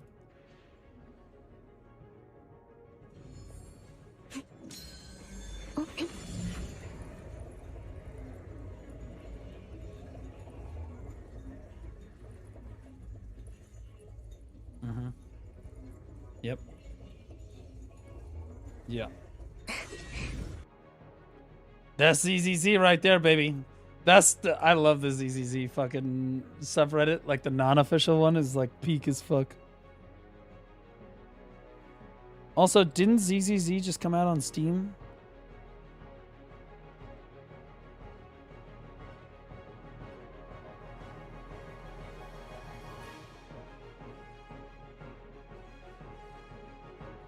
Steam has approved a new game called Woman Simulator, scheduled to launch in Q3 2026. The game is getting attention because it comes shortly after the controversy around Plantation Simulator. I can't imagine what that game would have been about. Another Steam game that faced heavy criticism. In the game, players take on the role of a housewife who must cook and wash while watched by a controlling husband. If the chores are not done well enough, the husband punishes the player. The game also has a morale system and tracks the husband's mood. Players can relax in a bath and improve their morale or flatter the husband to get items that can be sold to earn money to escape. Yeah, so God of War. Yeah.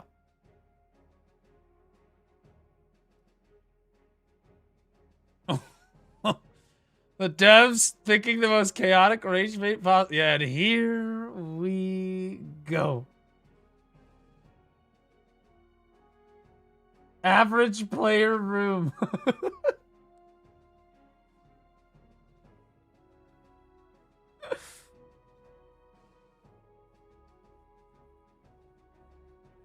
Looks funny. Will there be modes to increase difficulty? It could have a schizo husband, a drunk husband, on a bonus mode with a Muslim husband.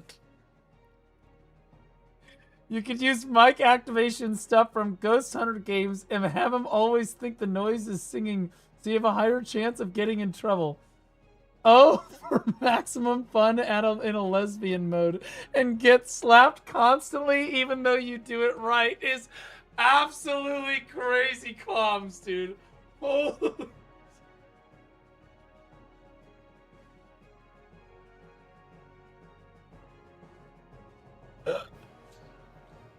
Honestly, you should be able to run errands and stuff, you know what I mean? Is there a part of the game mode where you can try to invade his gaming space and then try to tell him how to speak? I feel like the realism might be a problem.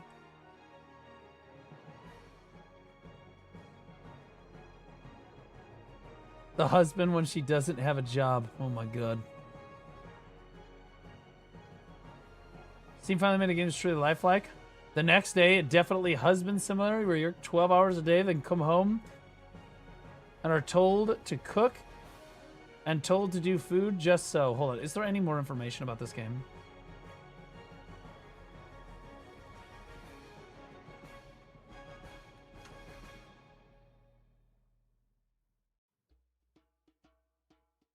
Made by a Russian. Oh, it's a Russian dev team.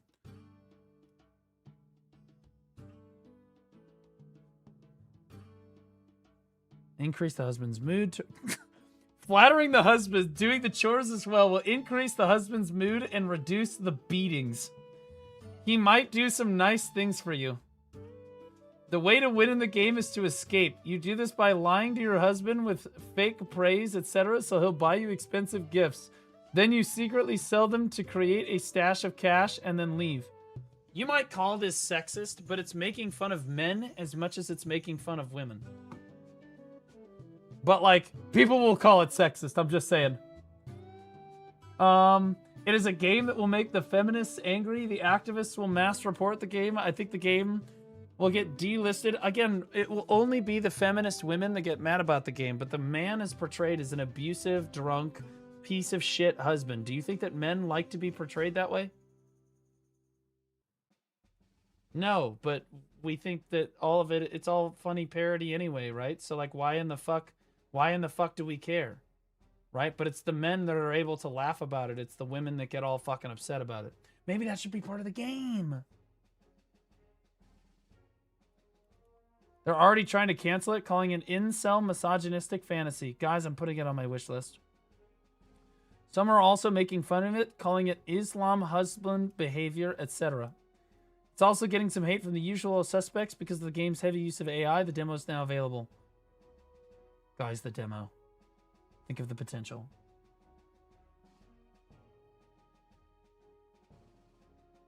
Do you... I kind of want to play it right now. I kind of want to give it a go. The game is getting attention shortly after the controversy around the plantation simulator. Yeah.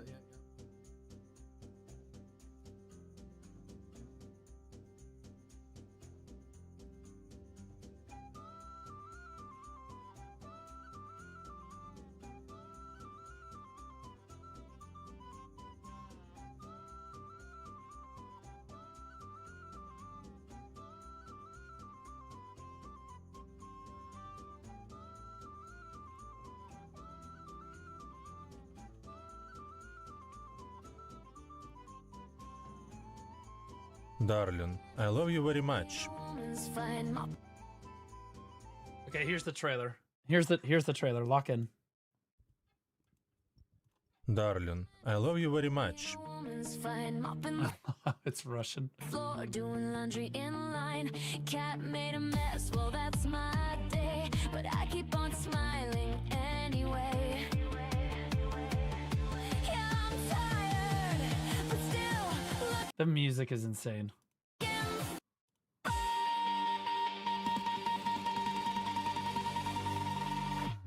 Being a woman is cool, being a woman's fine. I'm tired as hell, but still I shine.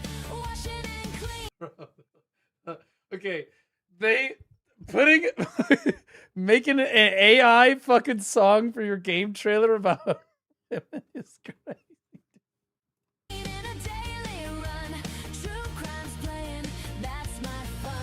But please, be a good wife and don't make me angry.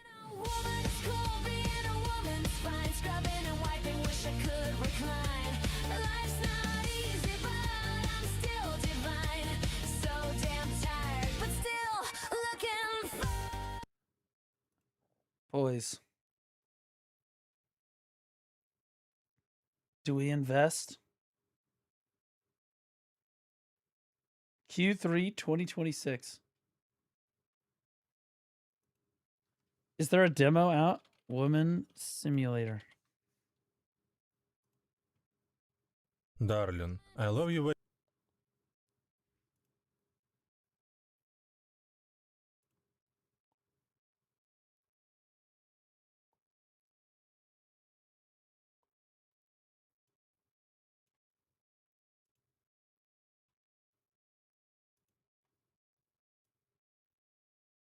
We're preparing. Oh shit, wait, it's downloading super fast. Should I do it right now?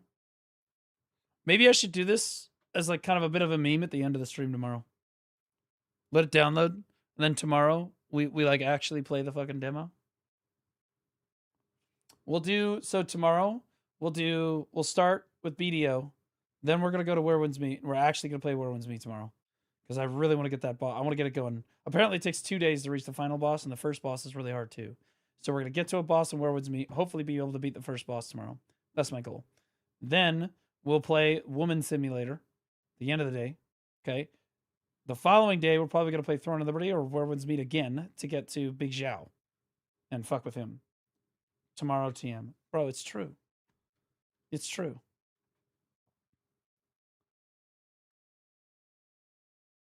Life as a woman is told by feminists. You know, the funny thing is, this game is actually most insulting to men.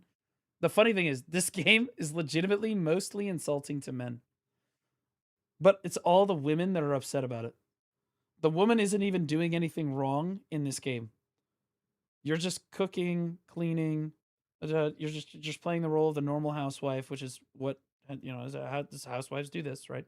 But like, you're getting beaten by a fucking like terrible fucking husband. But don't worry, we're gonna pretend that it's the woman that's the problem here. She's the victim. Yeah, exactly, bro. Like, I don't think anybody looks at this and is on the side of the husband. Like, realistically. You know what I mean? It's not a thing. Maybe some people are, but... Yeah, W husband is crazy comes.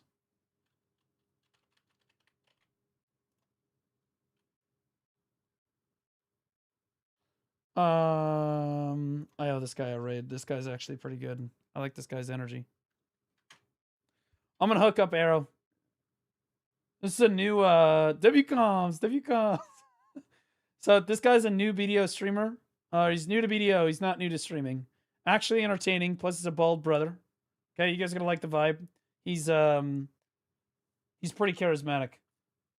1 day left on 35% off gifted subs. Guys, thanks for all the subs, the gifted subs, the bits, the donos, the follows. Thanks for hitting that follow button. Appreciate you guys. I'm gonna throw you guys over to Arrow. I'll be live tomorrow morning, 8 a.m. 8 a.m. Amexi is online as well. I'll host Arrow this time. If Amexi is on tomorrow, we'll hit her up. Okay. All right, boys. I'll catch you tomorrow.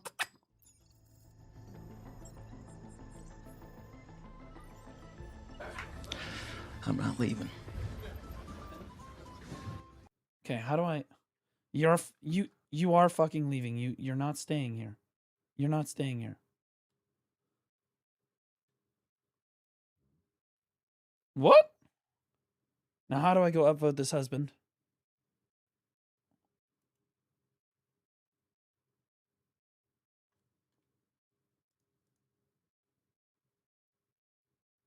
Okay, let's raid. Kick, you guys know you guys make me the most money, right? I love you guys.